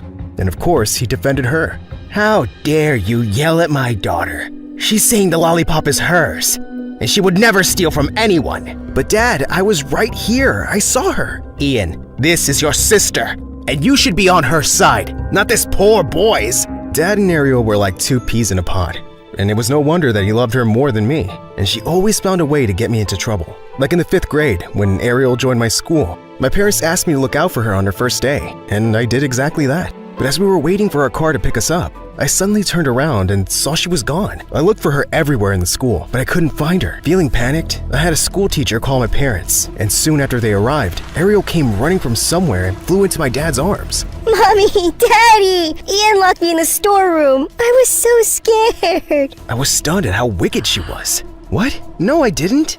Stop lying, Ariel! She cried even louder, and Dad started yelling at me, but thankfully, Mom took my side. Calm down, Steve. Maybe he's telling the truth. Ariel is only 7 years old. I don't think she knows how to lie yet. It's him! I was grounded for a whole month because of the stunt my sister pulled. She grew up to be the same wicked witch, and I became quiet and withdrawn from my family. I focused on doing well at school, and since I loved computers, I spent a lot of time teaching myself about them. I always thought I was a nerd, so I was surprised when I started getting attention from girls in the 10th grade. Even Ariel's friends were always staring at me and giggling, which was kinda creepy. One evening when I was studying for a big test, Ariel had some friends over, and they were playing music so loudly that I could hardly focus. I decided to go for a run, but just as I was changing my shirt, a girl flung open the door and stood staring at me. Oops, I thought this was the bathroom. You've been to our house before, and wouldn't you still knock? You're so funny. She giggled for no reason, and then Ariel came up behind her, grinning. Where are you off to? Running away, because you girls are so noisy. We'll be quiet, only if you agree to date my friend here. What? I'm not doing that. I'm sure she's just like you. I ran away from there as fast as I could, but when I returned, I found Ariel crying in my room. Such a drama queen. Why can't you cry in your own room? My best friend has been so depressed since her parents got divorced. And she's always crying and sniffling. And it's so annoying. Ugh, her puffy eyes are so ugly. I can't be seen with her. So please date her and cheer her up. Just once.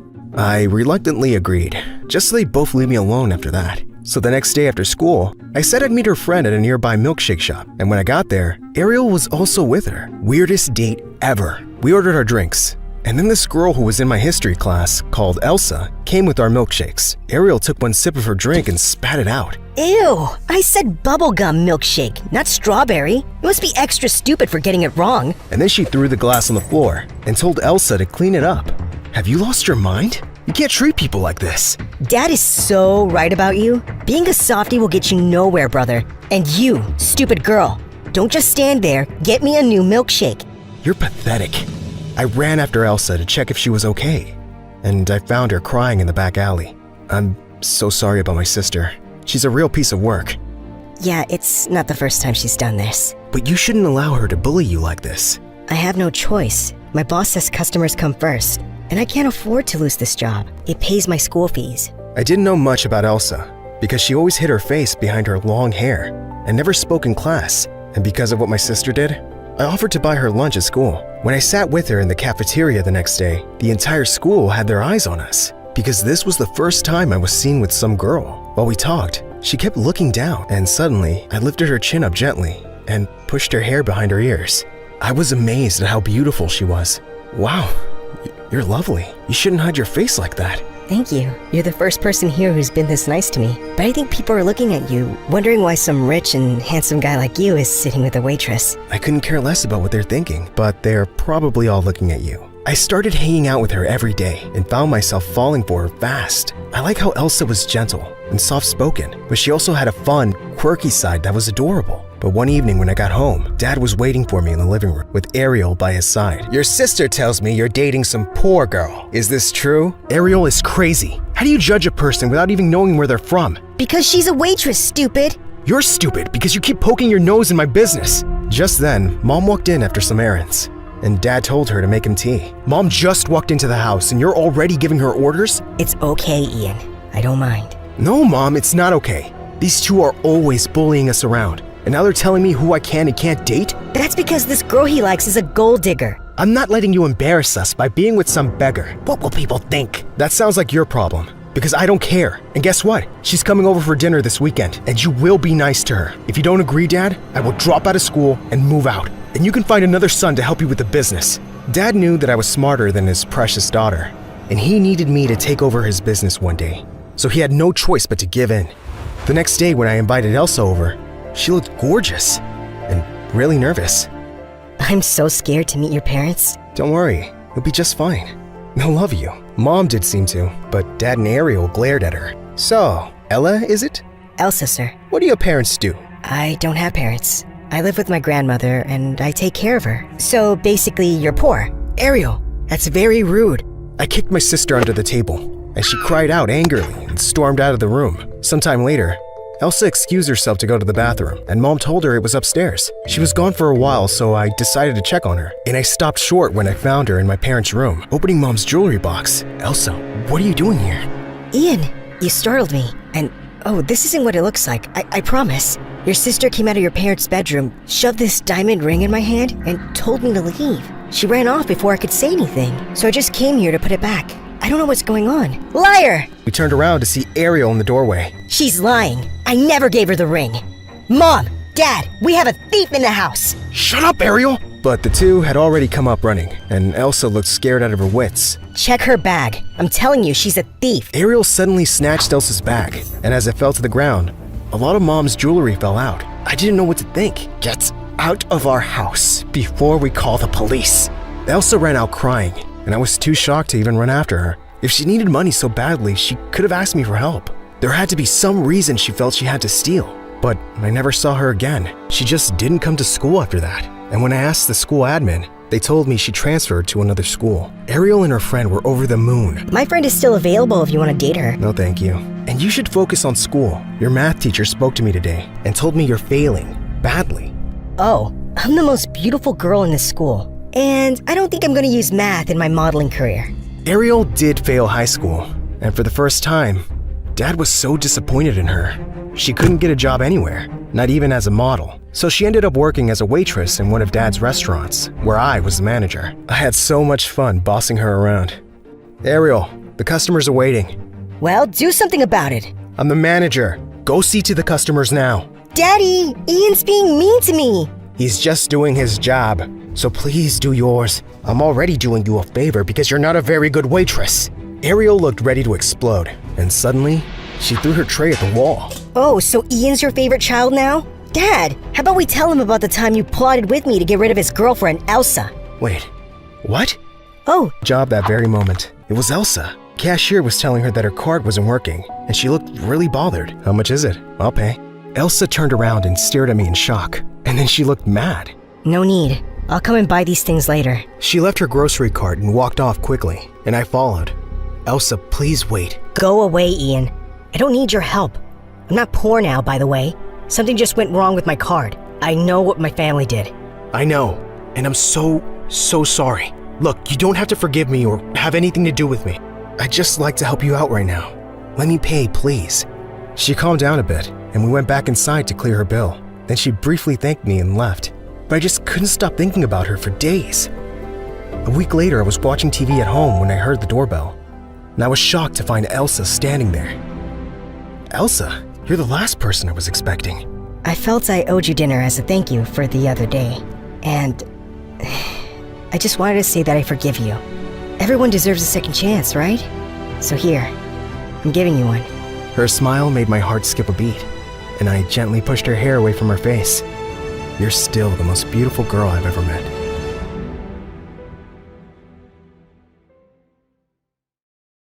Hi! For a limited time, get up to 60% off our exclusive official merch. Don't miss out! Grab your favorites now. Visit our Amazon page through the link below and score these deals before they're gone. Suddenly, I saw one of Mom's menacing security guards racing toward me. I sprinted through the airport, my suitcase wheels spinning faster than my excuses for late homework. But up ahead, another security guard blocked the exit. Luckily, a team of cheerleaders passed by, shaking pom-poms. I wrestled for one. Give it, or I'll cartwheel you out on the runway. I covered my face with the pom-pom, but I knew I was trapped. And then I saw the man of my dreams waiting for his new wife. Okay, let's back up. My name is Malika, and from an early age, I knew my mom was different from other moms. Mom, some kid is bullying me. So, which option would you choose for him? I could have him dumped in the middle of the forest and let him wander there for a few days. Or would you prefer a deserted island? Oh, no, Mom. I was just kidding. He did nothing. I just wanted to see if you'd care. Love you. You're the best. I stopped her just in time. The kid never bothered me again. Actually, I never saw him at school as he moved. But that was my mom, the undisputed queen pin of our family, and lived a life straight out of The Sopranos. And growing up, I desperately wanted her to change. We could have a normal life, sunbathing with no guards. Okay, you're right. No more bulletproof vests. Wait, what? We can do a little travel to the old country, just the two of us. I was excited for some real mom-daughter time, but then at the airport, everything changed. We'll do the normal life thing. But first, I need you to marry this guy. What? He's the son of my enemy. This way, he can become an empire. Do it for the family. Ugh, really? Guess Mom's never gonna change. Oh, and if you subscribe to MSA right now, you could win $10,000 and jet off somewhere just like I did. I fake smiled. Excuse excused myself for the bathroom, and while she wasn't looking and busy giving orders, I dashed off to buy a ticket for any plane leaving soon. My heart was racing, but I was done being part of her chess game. I needed to be me, to live my own story. Goodbye forever. When I landed, I thought I might just get away with it, but the next minute, I was hiding from her guards behind a pom-pom, and then suddenly, I saw this studious-looking girl who, if she removed her glasses, looked almost like me arguing over the phone. I know the priest swears they're a good family, but isn't it weird that they just called this week and you even agreed to send me over just because he's a little richer than us? And why didn't we send a photo first? Oh, right, you never liked any of my pictures enough to show them. Still, I don't like this arranged marriage thing at all. Mom's security guards were getting closer and closer. Mom, yeah, who cares if he's in the police force? What if he chews loudly when he eats or trims his toenails in the sink? And if he spells Melina wrong on the airport sign,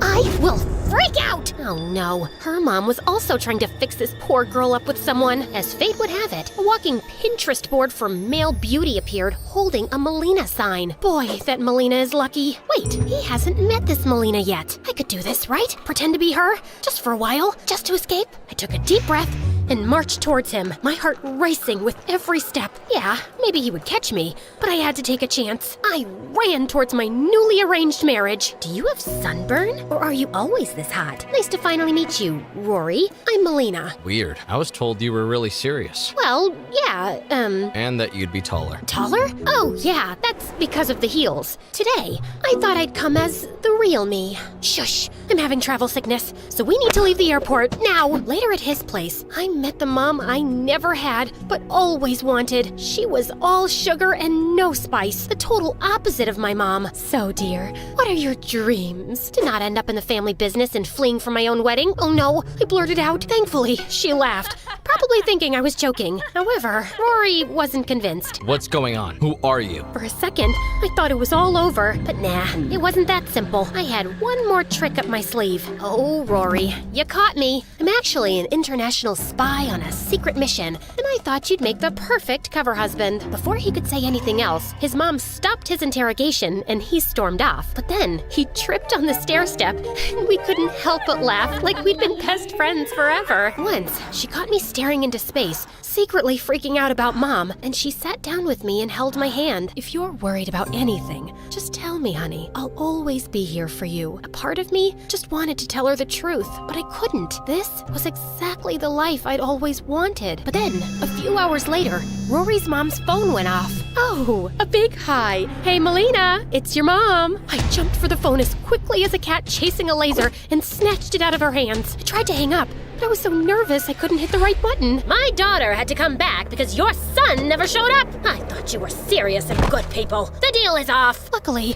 Rory's mom didn't hear that. And at least Melina won't be coming to Rory's house anytime soon. Finally, I managed to hang up and I blocked her number. Then I only had to fake smile and go on with the conversation. Hey, Mom, what's up? Yeah, I got here just fine. The weather? 100% chances of charming conversations and cozy family vibes. Rory's mom laughed happily. When I pretended to hang up with my mom, she gave me a big hug. Just to think, Rory didn't want to take your number in the first place. I had to force him to meet up with you. It was the best thing I ever did. Aww, I loved her. Although Rory's mom already treated me like her own daughter, Rory was still icier than a snow cone in a freezer. But that changed one afternoon. We were walking in the park when his mom, while trying to feed some ducks, fell into the lake. She didn't know how to swim, so she started screaming for help. I immediately jumped into the water to rescue her like a superhero, only to remember seconds later that I didn't know how to swim either. So I started screaming for help. Rory ran towards us and jumped into the lake too. And guess what? Yeah, he didn't know how to swim either. Still, together, the three of us were able to float to shore and get out of the lake safe and sound. I'm sorry. I panicked and didn't know what to do. Don't apologize. You were pretty brave. He smiled for the first time. I couldn't help but blush. I'm just glad you're okay. Wow, did he, care? Wait, did I care? Were those butterflies in my belly? Nah.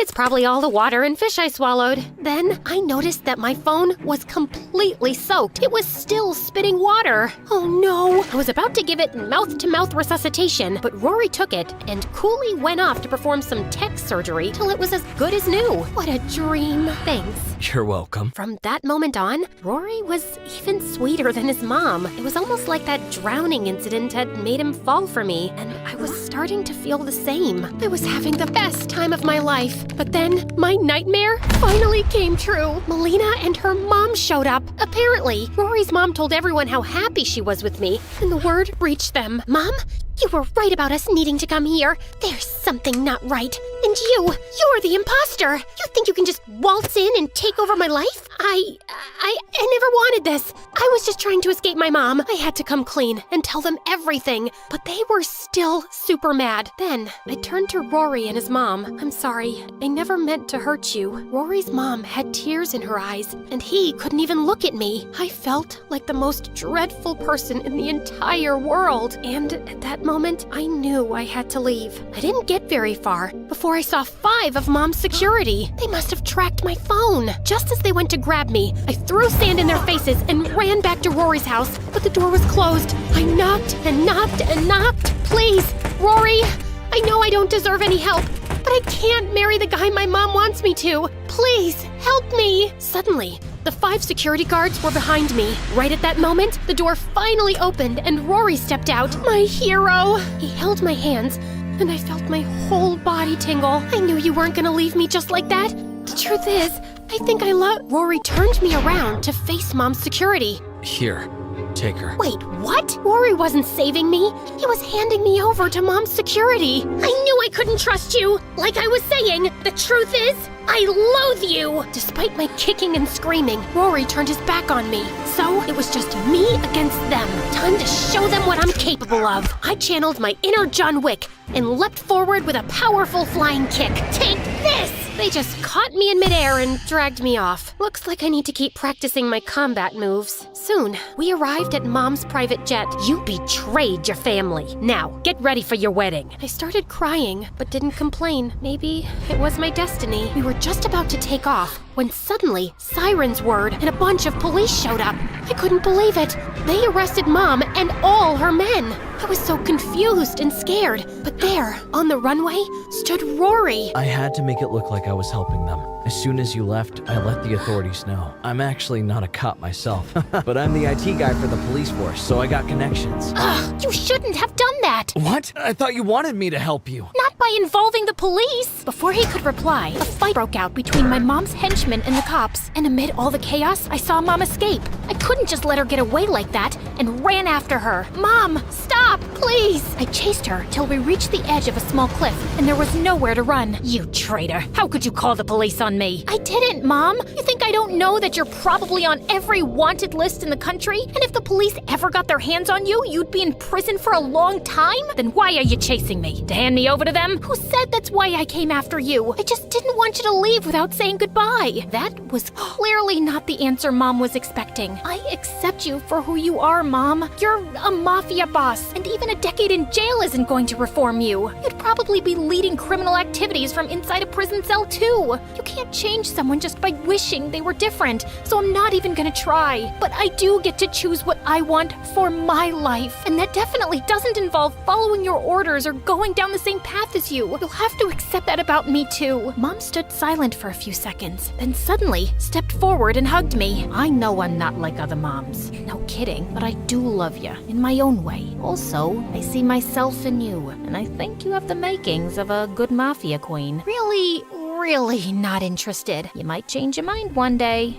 Don't hold your breath. You should leave now before the cops get here. You'll stay in touch, right? Of course. And you don't need to worry about money either. I'll find a way to get it to you every month. I'll see you sooner than you think, love. Stay safe, Mom. And with that, I let her run off into the forest while I went back and told the cops she'd gone in the opposite direction. I apologized to Rory about my outburst, and I think he knew I let Mom escape, but he never brought it up again. We went back to his house, and after I explained more about my whole scary and traumatic mom thing, Rory's mom forgave me and hugged me too. I moved into a tiny apartment close to Rory's house.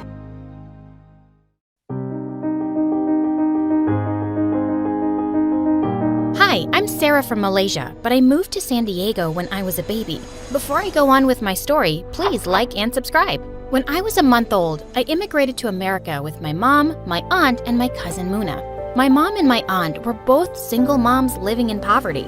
They wanted Muna and me to have a better life in the States. Muna and I were really close. We're gonna build the biggest castle in the world, and no dragons will get in. But when I was 6 years old, my aunt married a billionaire.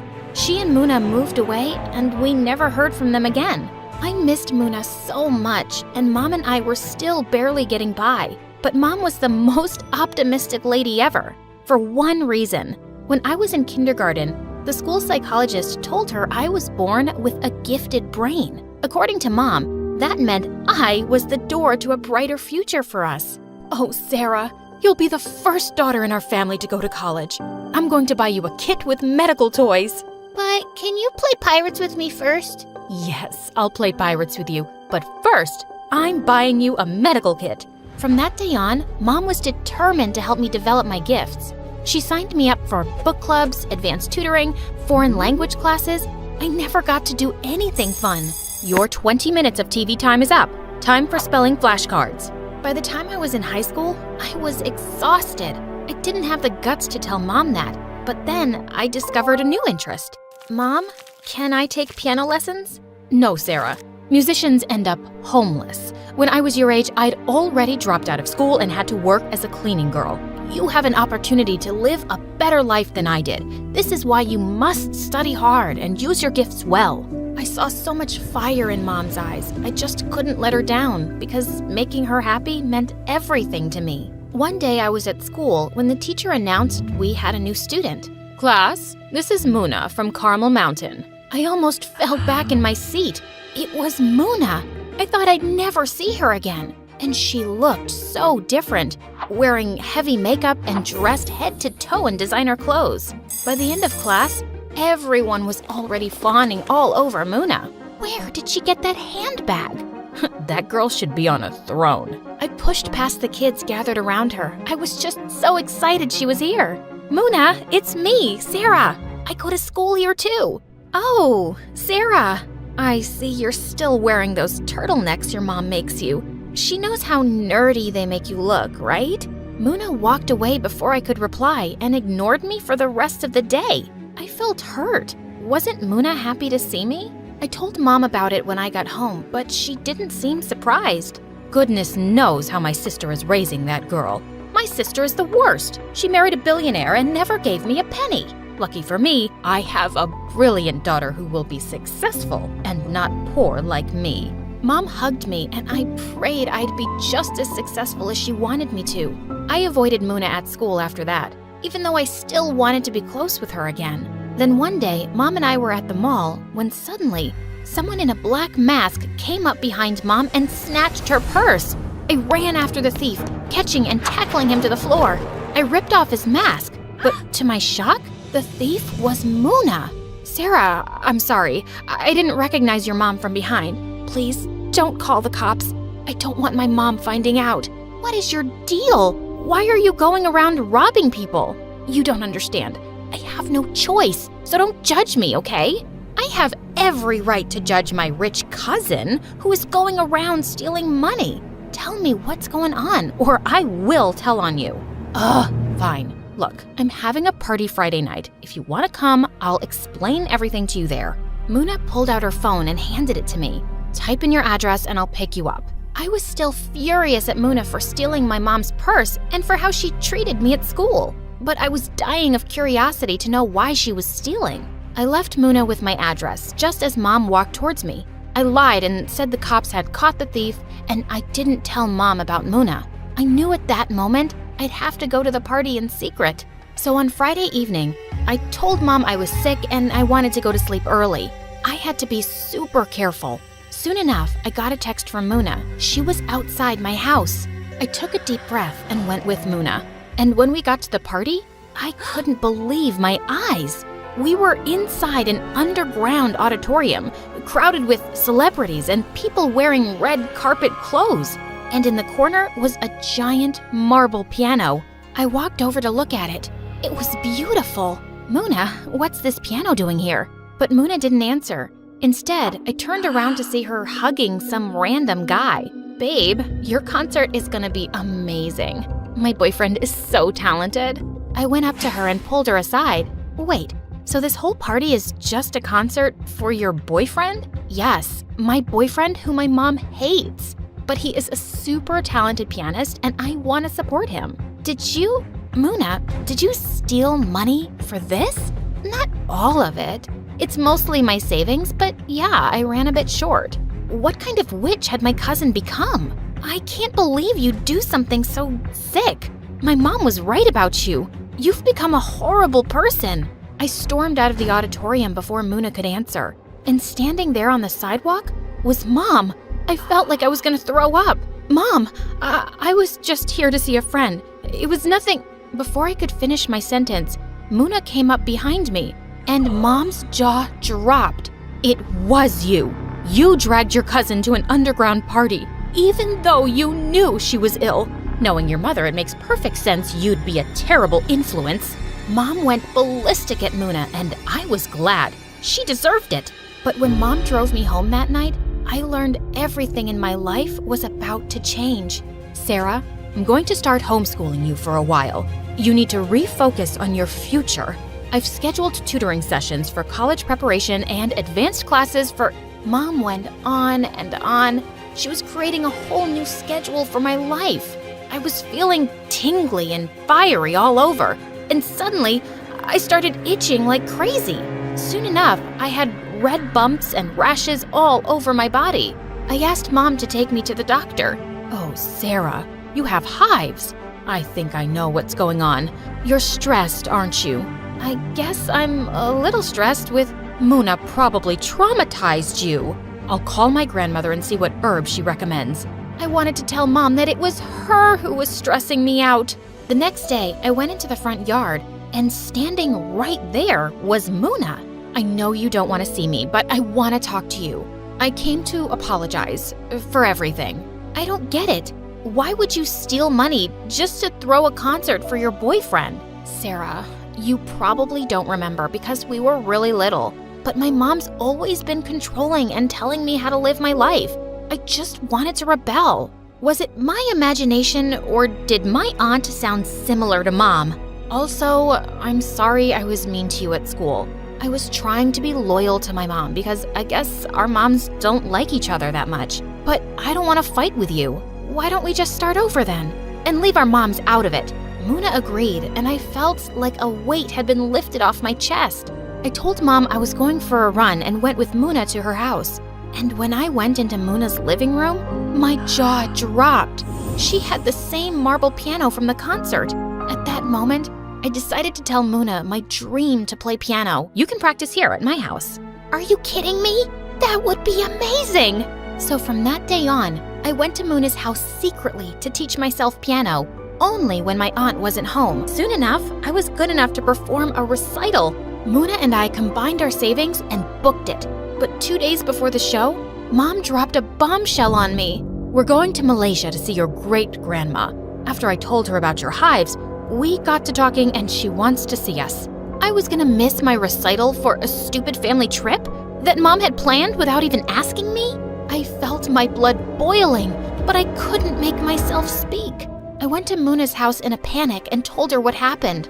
I don't get it. Just tell your mom the truth and don't go to Malaysia. It's that simple. But this is a family trip and it's important to her that I go. Can't you understand that?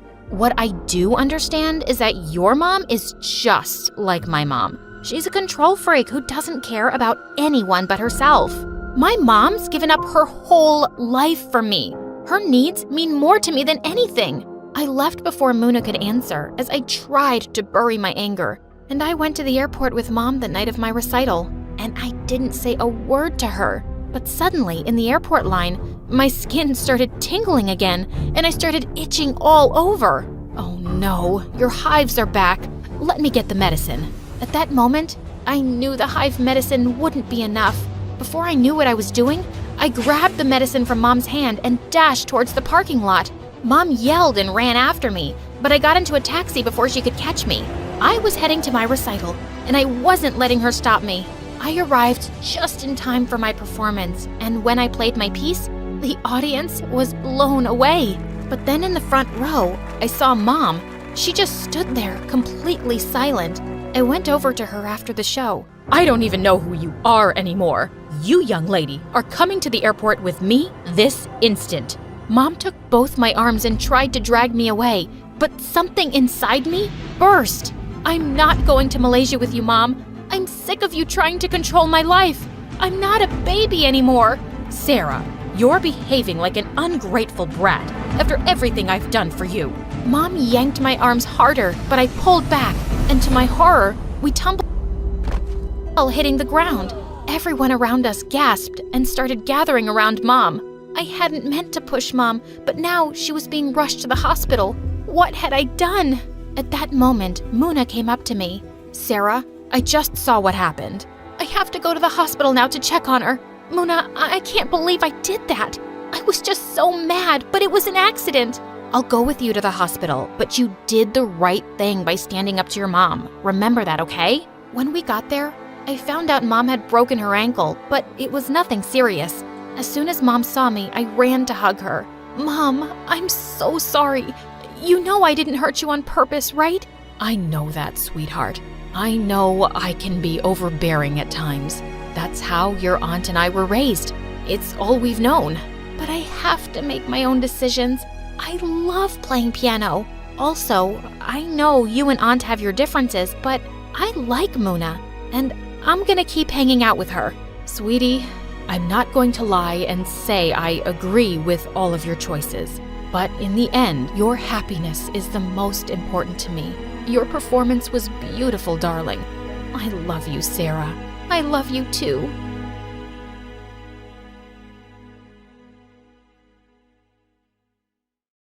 Hi, I'm Kayla from Ireland. Please like and subscribe. I was born to parents with very different personalities. While Mom was a nature lover who preferred simple things in life, Dad was a successful hotel chain owner, and he loved money more than anything else. When I was 8, Dad left Mom for another woman, and Mom and I shifted to a small village in the countryside. I was so mad at Dad for abandoning us. But slowly, I fell in love with village life.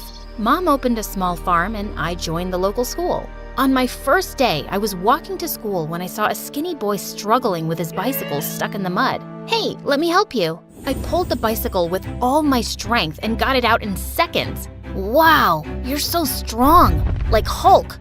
Captain Marvel's more like it. When I reached school, I found out that boy was in my class and his name was Matthew. He was so thin that the other kids were making fun of him. Hey, be careful. If you bump into Matthew, you'll break his bones. Hold on to something, Matthew, or the wind's gonna blow you away. I felt really bad, but before I could say something, he saw me and his eyes lit up. See that girl? She pulled my bicycle stuck in the mud with just a finger. If you mess with me, she's gonna kick your butt. Right, Captain Marvel? Right. Since that day, Matthew and I started hanging out, and anyone who tried bullying him had to face me first. We became inseparable. One day in 8th grade, Mom told me she got a call from Dad, and he wanted to talk to me. He'd never visited once in all these years. All he'd done was send me some expensive present every birthday. I don't want to talk to him. His second wife left him, so he seemed upset. You should call him. I reluctantly did, and he seemed happy to hear from me. My angel,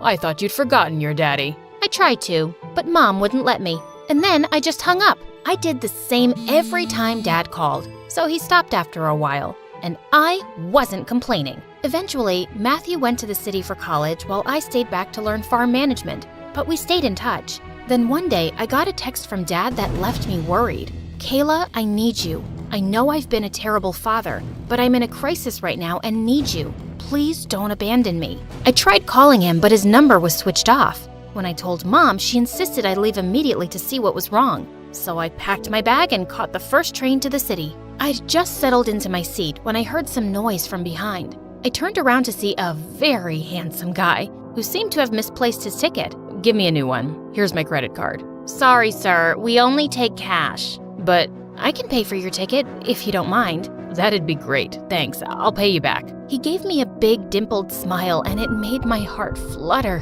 When we reached the city, I found the stranger asleep, so I left quietly. I had to walk to Dad's mansion now since I didn't have enough money left to take the bus. As I was walking down the street, a fancy car pulled up beside me. Hey, why didn't you wake me up? I didn't want to disturb you. Well, looking this handsome can be exhausting, so I was kind of tired. Anyway, here's the train fare, and as a thank you, I can drop you wherever you're headed to. When I gave him Dad's address, he looked really surprised. You were gonna walk to this place? That's like 3 miles away. I know, but I'm sort of short on cash right now, so... And you still bought me a ticket? You sure you're not Mother Teresa's daughter or something? On our way to Dad's mansion, the guy introduced himself as Trevor and talked non-stop about everything under the sun. It was quite an entertaining ride. But when I reached the mansion, I was shocked to see Dad in bed, looking sick. Dad, are you okay? Kayla, my love, I knew you wouldn't disappoint me. Dad told me he'd had a heart attack and the doctors had advised him to rest completely. He'd called me to take care of his business until he was healthy again. But I don't know a thing about your business. I'm here to help you, honey. It's not rocket science. And here's my credit card. You'll need some, decent clothes to attend the meetings. I wasn't too thrilled about staying back, but Dad's poor health left me no choice. I called Matthew to tell him I was in the city and went shopping with him. When I told him about Dad, his jaw dropped. Why didn't you tell me your dad's so rich? He's pretty famous. That makes you famous too. Wow, my friend's a celebrity. Stop it, I'm only here until he gets better. I'd almost forgotten I had a dad. If I had a dad like him, I'd make sure he never forgot me. That evening, Dad told me to attend a dinner with a business associate. I reached the restaurant on time, but when no one turned up for an hour, I was about to leave when I bumped into something rock solid. Kayla, I'm here. What are your other 2 wishes? So Trevor was the business associate I was meeting? I want to use the restroom. That's your second wish? Try something more creative, like, I want Trevor to pluck the stars for me, or I want Trevor to buy me a mansion on Mars. The entire evening, Trevor kept flirting with me. Feel my shirt. Know what it's made of? Boyfriend material. I think there's something wrong with my phone. Your number's not in it. This is supposed to be a business meeting, not a flirtathon. I know, but it's just so hard to concentrate when you're sitting there looking so gorgeous. That night when I got back home, Dad called me to his room. He was excited to know how the meeting went, and I lied to him that it went fine. I had to attend business meetings with Trevor almost every other day after that, and not a word of business was discussed. Trevor bombarded me with flowers, chocolates, and gifts, and I had to accept them for Dad's sake. And then one day, Dad dropped a bomb on me. Kayla, I want you and Trevor to get engaged. He's rich, handsome, and I've even talked to his dad. What? Engaged? I think you're expecting too much from me now. Honey, I'm just thinking about your future. Trevor can give you everything. I don't care about money. Don't you know me at all? How would I when you shut me out of your life? Kayla, I'm just an old man who wants the best for his daughter. I know I won't live long, and I want to see you well settled before I... Dad, please. You'll be fine. Okay, I'll date Trevor, and we'll see how things go from there. Although I had agreed to date Trevor, I had no intention of getting engaged to him. In fact, I was gonna make him reject me. So the next day, when Trevor came to pick me up in a frickin' helicopter and took me to a restaurant in London, I ate like a pig and burped right in his face. Your burp smells like sunflowers. What the fudge? As we were walking out, I purposely stepped on his expensive white shoes. This beautiful stain shall always remind me of you. Then he took me shopping, and I purposely bought the most expensive clothes I could find, but he didn't even flinch. You only spent 0.001% of my wealth. That's insulting. What's the matter with you? Can't you see that I'm not interested in dating you? Give me one solid reason why, and I'll back off. I don't like you. You look like poop. I'm used to girls falling all over me since I hit puberty, so try something else. Okay, don't tell Dad, but I'm into girls. Suddenly, Trevor pulled me in and kissed me. When his lips touched mine, I felt my heart explode. No, you're not. What? You're not gay. Actually, the truth is, I like someone else. Who? and I said the first name that came to my mind. Matthew, my childhood best friend. He's studying here in the city, and we meet often. If that's the case, I'll tell your dad things didn't work out between us. But I want to meet this Matthew first. That day I called Matthew and told him everything. He assured me he'd act so convincingly as my boyfriend that Trevor wouldn't suspect a thing. So the three of us decided to meet for a movie. Matthew kept holding my hand and calling me his sweet dumpling every 2 minutes. Your ears are so perfect, my sweet dumpling. My sweet dumpling. Do you want some more popcorn? God, he was the king of overacting. If you call me sweet dumpling one more time, I'm gonna kick your butt. But I'm just trying to be convincing. Just do as I say. When I nudge your arm, you lean over and kiss me on the cheek, okay? A few seconds later, I nudged Matthew's arm, but that made his popcorn bucket fall. As I bent to pick it up, Matthew ended up kissing Trevor instead of me. Ultimately, Trevor figured out Matthew wasn't my boyfriend. With no other excuses, I had to date Trevor. But it wasn't bad at all. The more time we spent together, the more I started to enjoy his company. One day, we went on a hike to a lake and swam for hours and had a picnic, and it was kind of amazing. A few days later, I was in my car at a traffic light when I spotted Trevor, and I called him. Hey, you free to meet up for coffee? Not right now. I'm just on my way to meet my other girlfriend. Don't you get tired of being sleazy? I love how jealous you sound right now. Okay, bye. Wait, I was kidding. But yeah, I can't meet tonight. I'm at Dad's office right now and I have lots to do. Right. See you later.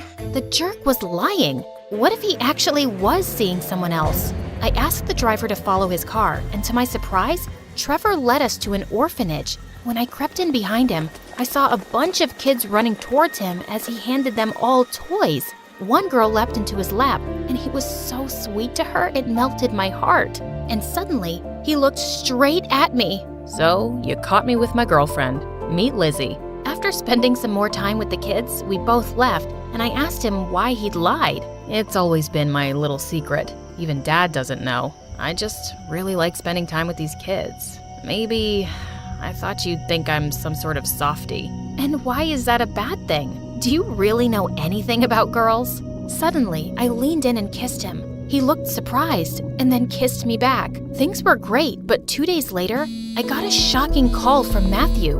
Kayla, I saw your dad at a restaurant today with someone, and he looked perfectly fine. They were laughing, smoking cigars. What? But Dad can hardly get out of bed. But Matthew was pretty sure he'd seen Dad, so I fished out his doctor's number to ask him about his health.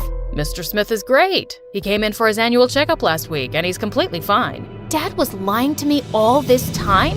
When I went to confront him, I found him in his bed as usual. Honey, can you please take me for a walk outside? Drop the act, Dad. I know you're perfectly fine. I just had a word with your doctor. Smart girl. You're my daughter after all. How I wish I wasn't. I'm packing my bags and leaving right away. Don't make that mistake, or your mom might lose her farm. Dad then told me that Mom's farm had been running in losses for months. Apparently, she's been giving out stuff to the poor folk for free. Your mom's an emotional fool, but I'm not. I need you to get engaged with Trevor to get his dad to invest in my business. We have a deal. So, I'm nothing more than a business deal to you? Don't take it personally, honey. I'm just a practical man. Now, your mom's taken some loans, and I can pay them off if you agree. Otherwise, the bank will be going after her very soon, and she'll lose everything. That came as a punch to my gut. I stormed out of Dad's room and ran straight into Trevor. You knew about this deal my dad made with yours? I can't lie to you, Kayla. My dad's been after me to settle down, and he threatened to cut off my inheritance if I didn't get engaged to you. Stop. That's all I needed to hear.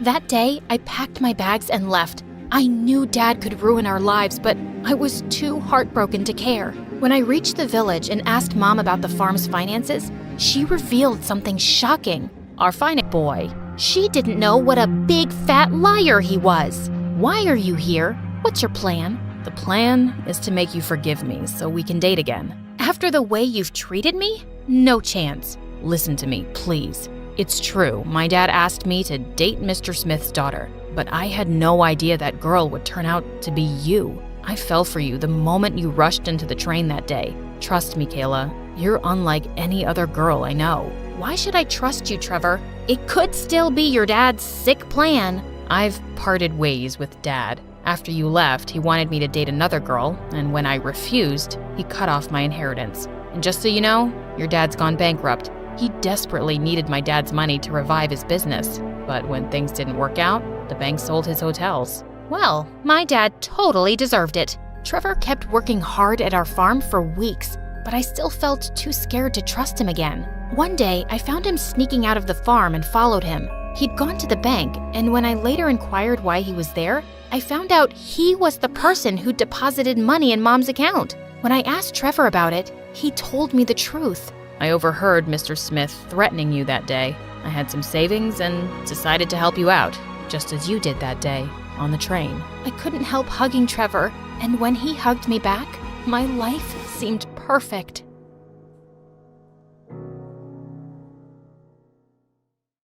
I was screaming when the enormous black dog started running after me. I should keep on running. I have to think about my mother. I opened my eyes and tried to speak, but instead of words, a bark came out of my mouth, and that's how I became the dog woman. Hi there. Sorry, I got caught up in the moment while reading this weird story from the internet. I'm Erica, a certified bookworm. I have a huge collection of books in my room, from textbooks, encyclopedias, to all kinds of fiction. There's just something addicting about learning new stuff and stories. But one day, my world crashed when my mom lost her job and she could no longer afford to buy me books. And online books hurt my eyes. I couldn't stop whining about it. My mom should find another job as soon as possible.